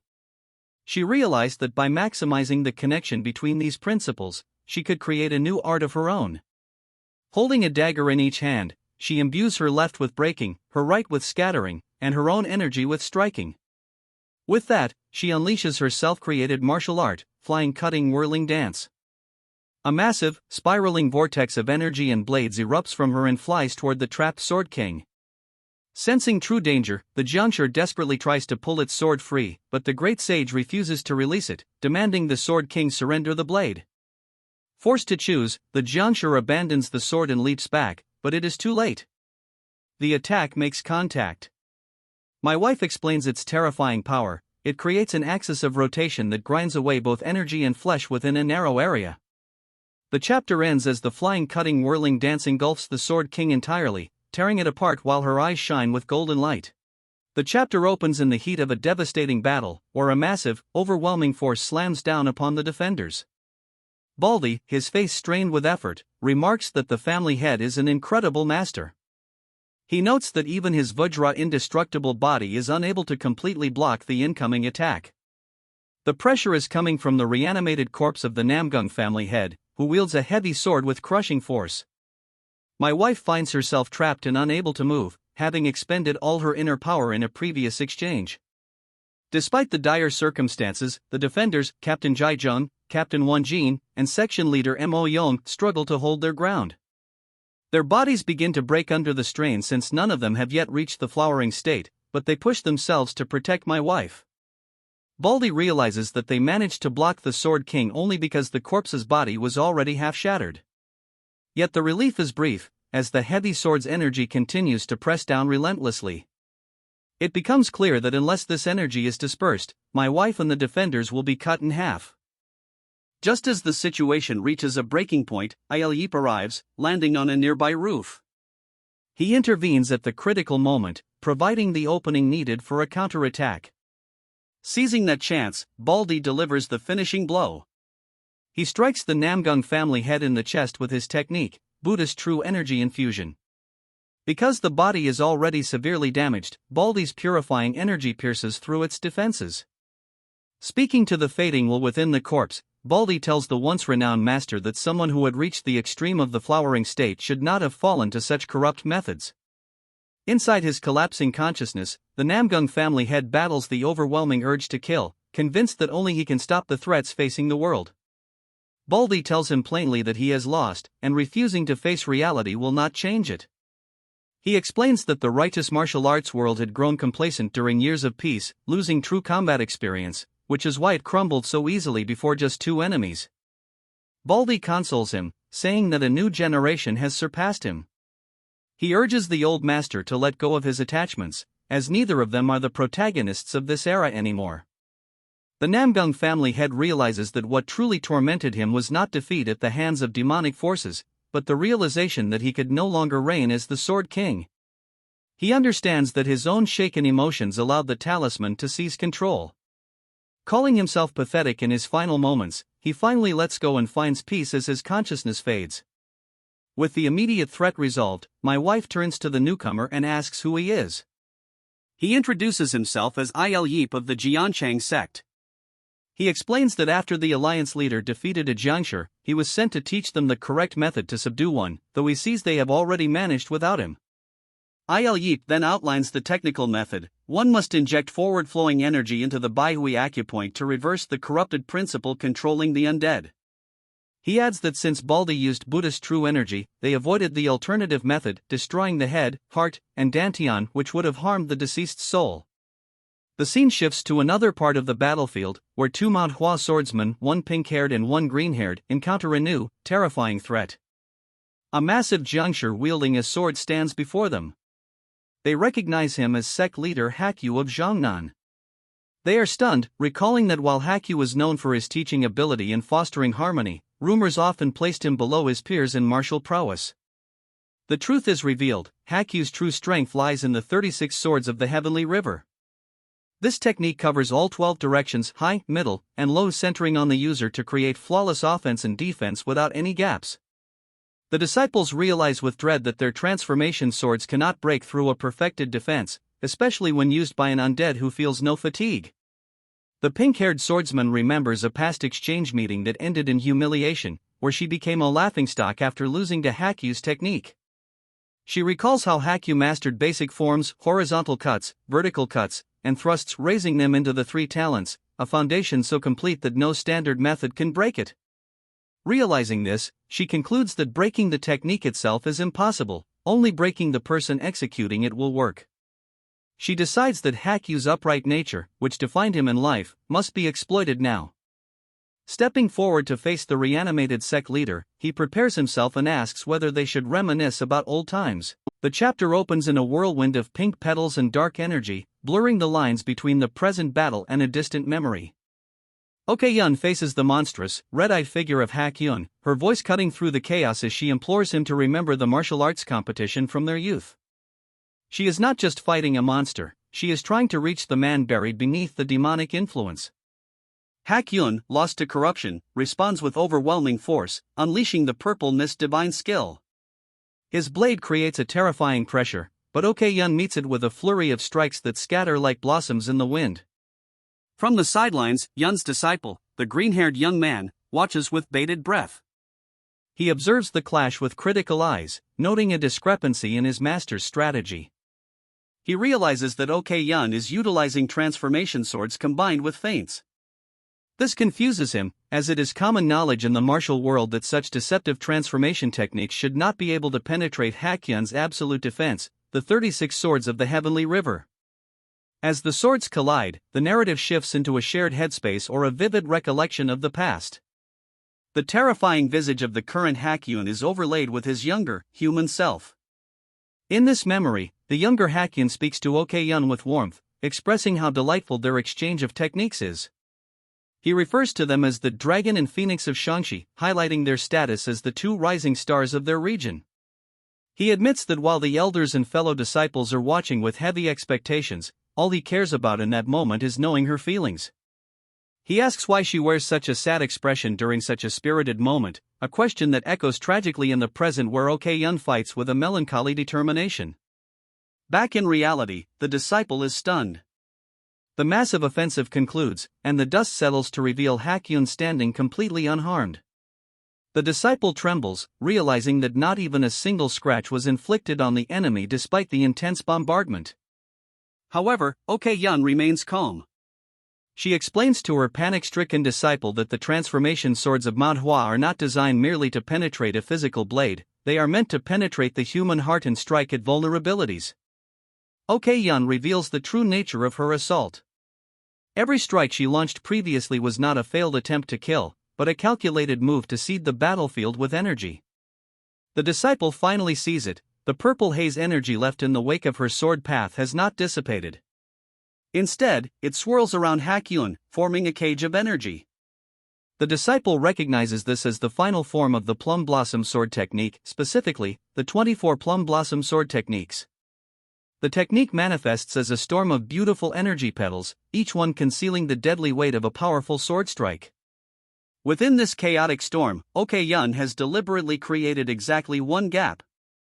She knows that Hakyun, even in his corrupted state, possesses the instincts of a grandmaster and will naturally seek that single opening to break free.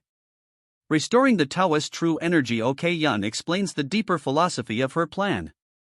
She notes that the Taoist sects of Shanxi were influenced by the Xinjiao sect, unifying their energy flow with mental contemplation. This contemplation is the sum of one's experiences, conversations, and actions, the very essence of me. She believes that even though Hakyun has been twisted by demonic arts, his body remembers its true self. By forcing him to move through that specific gap, she stimulates his body's memory of their past duels. As Hakyun moves to exploit the gap, his action reignites the flow of his Taoist true energy. This pure energy surges upward, stimulating the Baihui acupoint, a critical pressure point capable of restoring clarity to a clouded mind. The plan works. The red, demonic light in Hakyun's eyes flickers and fades, replaced by the confused but human gaze of the old master. As his sanity returns, Hakyun looks at the woman charging him. He recognizes the stance and the situation perfectly. It is a reenactment of their past. However, reality comes crashing down in a horrific instant. He questions why she is just letting herself be hit, shouting that in the past, she would have blocked his counterattack instantly. The momentum carries through. Hakyun's blade pierces deeply through Ok-yeon's chest.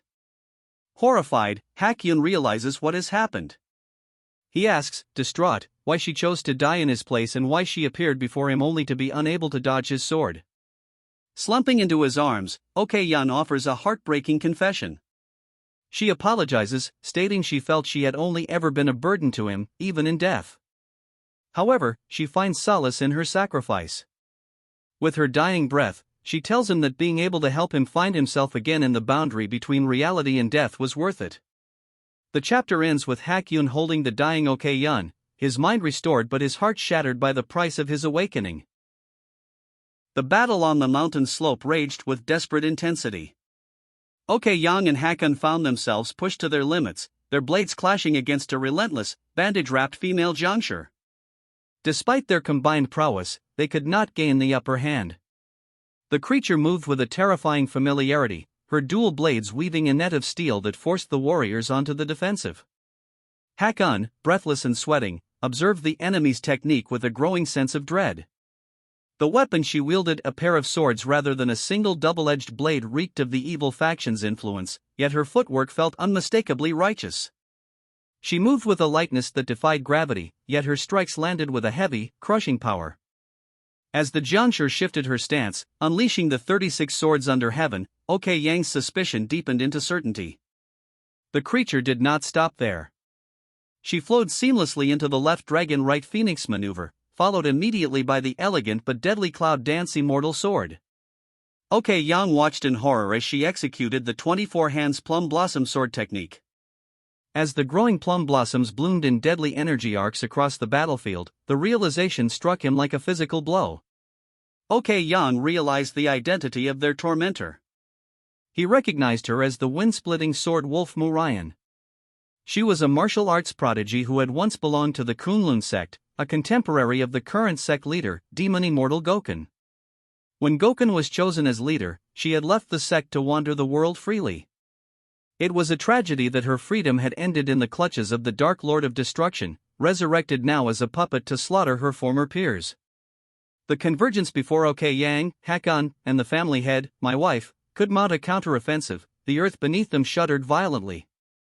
A shockwave of cataclysmic proportions tore through the atmosphere, freezing combatants on both sides.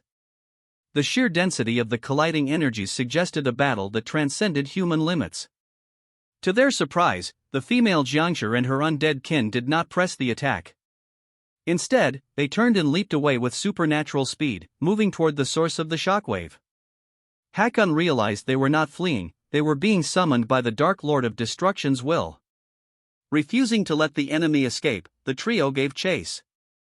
They sprinted through the forest, their movement techniques pushed to the brink, yet the Jiangshi remained elusive. As they rushed toward the epicenter, they intersected with another group of allies arriving from the opposite direction, Master John, Taoist Yip, and others. The groups quickly exchanged grim intelligence while maintaining their pursuit. Master John revealed that they, too, had faced a specific Jiangshi, the resurrected Namgung Jiangshan, known for the Hangqi case. Taoist Yip added that he had fought the divine sword Jarion. It became sickeningly clear to everyone present that the Dark Lord was waging psychological warfare, forcing the righteous faction to destroy their own fallen heroes. As they crested the ridge, the group finally laid eyes on the source of the disturbance. Below them stood two formidable figures blocking the path, the female Jiangshi Mu Ryan and a massive, bandage-wrapped giant wielding a colossal blade. Ok Yang admitted his exhaustion, having spent most of his internal energy battling the resurrected Hakyu. The conversation turned to Song Chong, who had previously engaged the massive Jiangshi. It was revealed that Song Chong had fought brilliantly, utilizing the Taiji sword and its principle of posterior initiative, reacting to the opponent's force to subdue them. He had unleashed the Taiji wisdom sword to counter the brute's unrestrained power. However, the battle had been perilous. Yeon-myeong had secretly planted a poison within Song Chong as a safeguard against betrayal, designed to activate if he used internal energy against pure energy. Fortunately, Song Chong had focused entirely on defense using the controlling movement with stillness sword technique, preventing the poison from spreading fatally. The massive energy surge from beyond the mountain had distracted the Jiangshi just in time, likely saving Song Chong's life. The group stared down at the two guardian Jiangshi, knowing they had to conserve their strength for the final confrontation with the Dark Lord. It was then that two legendary figures stepped forward to take the burden, Joint Sword Immortal Taeho and the Kunlun Demon Immortal Gokun. Gokun walked calmly toward the female Jiangshi, his eyes filled with a mixture of sorrow and resolve. He addressed the undead warrior by her true name, Wind-Breaking Sword Nuhan, Mu Ryan. He confessed his regret, wishing he had stopped her from leaving Kunlun all those years ago, preventing this tragic fate. Meanwhile, Taeho faced the massive giant, identifying him as a nomadic tribesman who had learned Qingcheng martial arts, a warrior who had once caused chaos in the Gansu province. The two masters drew their weapons, their auras flaring. They commanded Ok Yang, Hakun, and the rest of the group to move on. They vowed to settle the unfinished business of the past, freeing the souls of their old acquaintances, so the main force could march forward to face the Dark Lord of Destruction. This concludes the video. Make sure to like and subscribe for another part.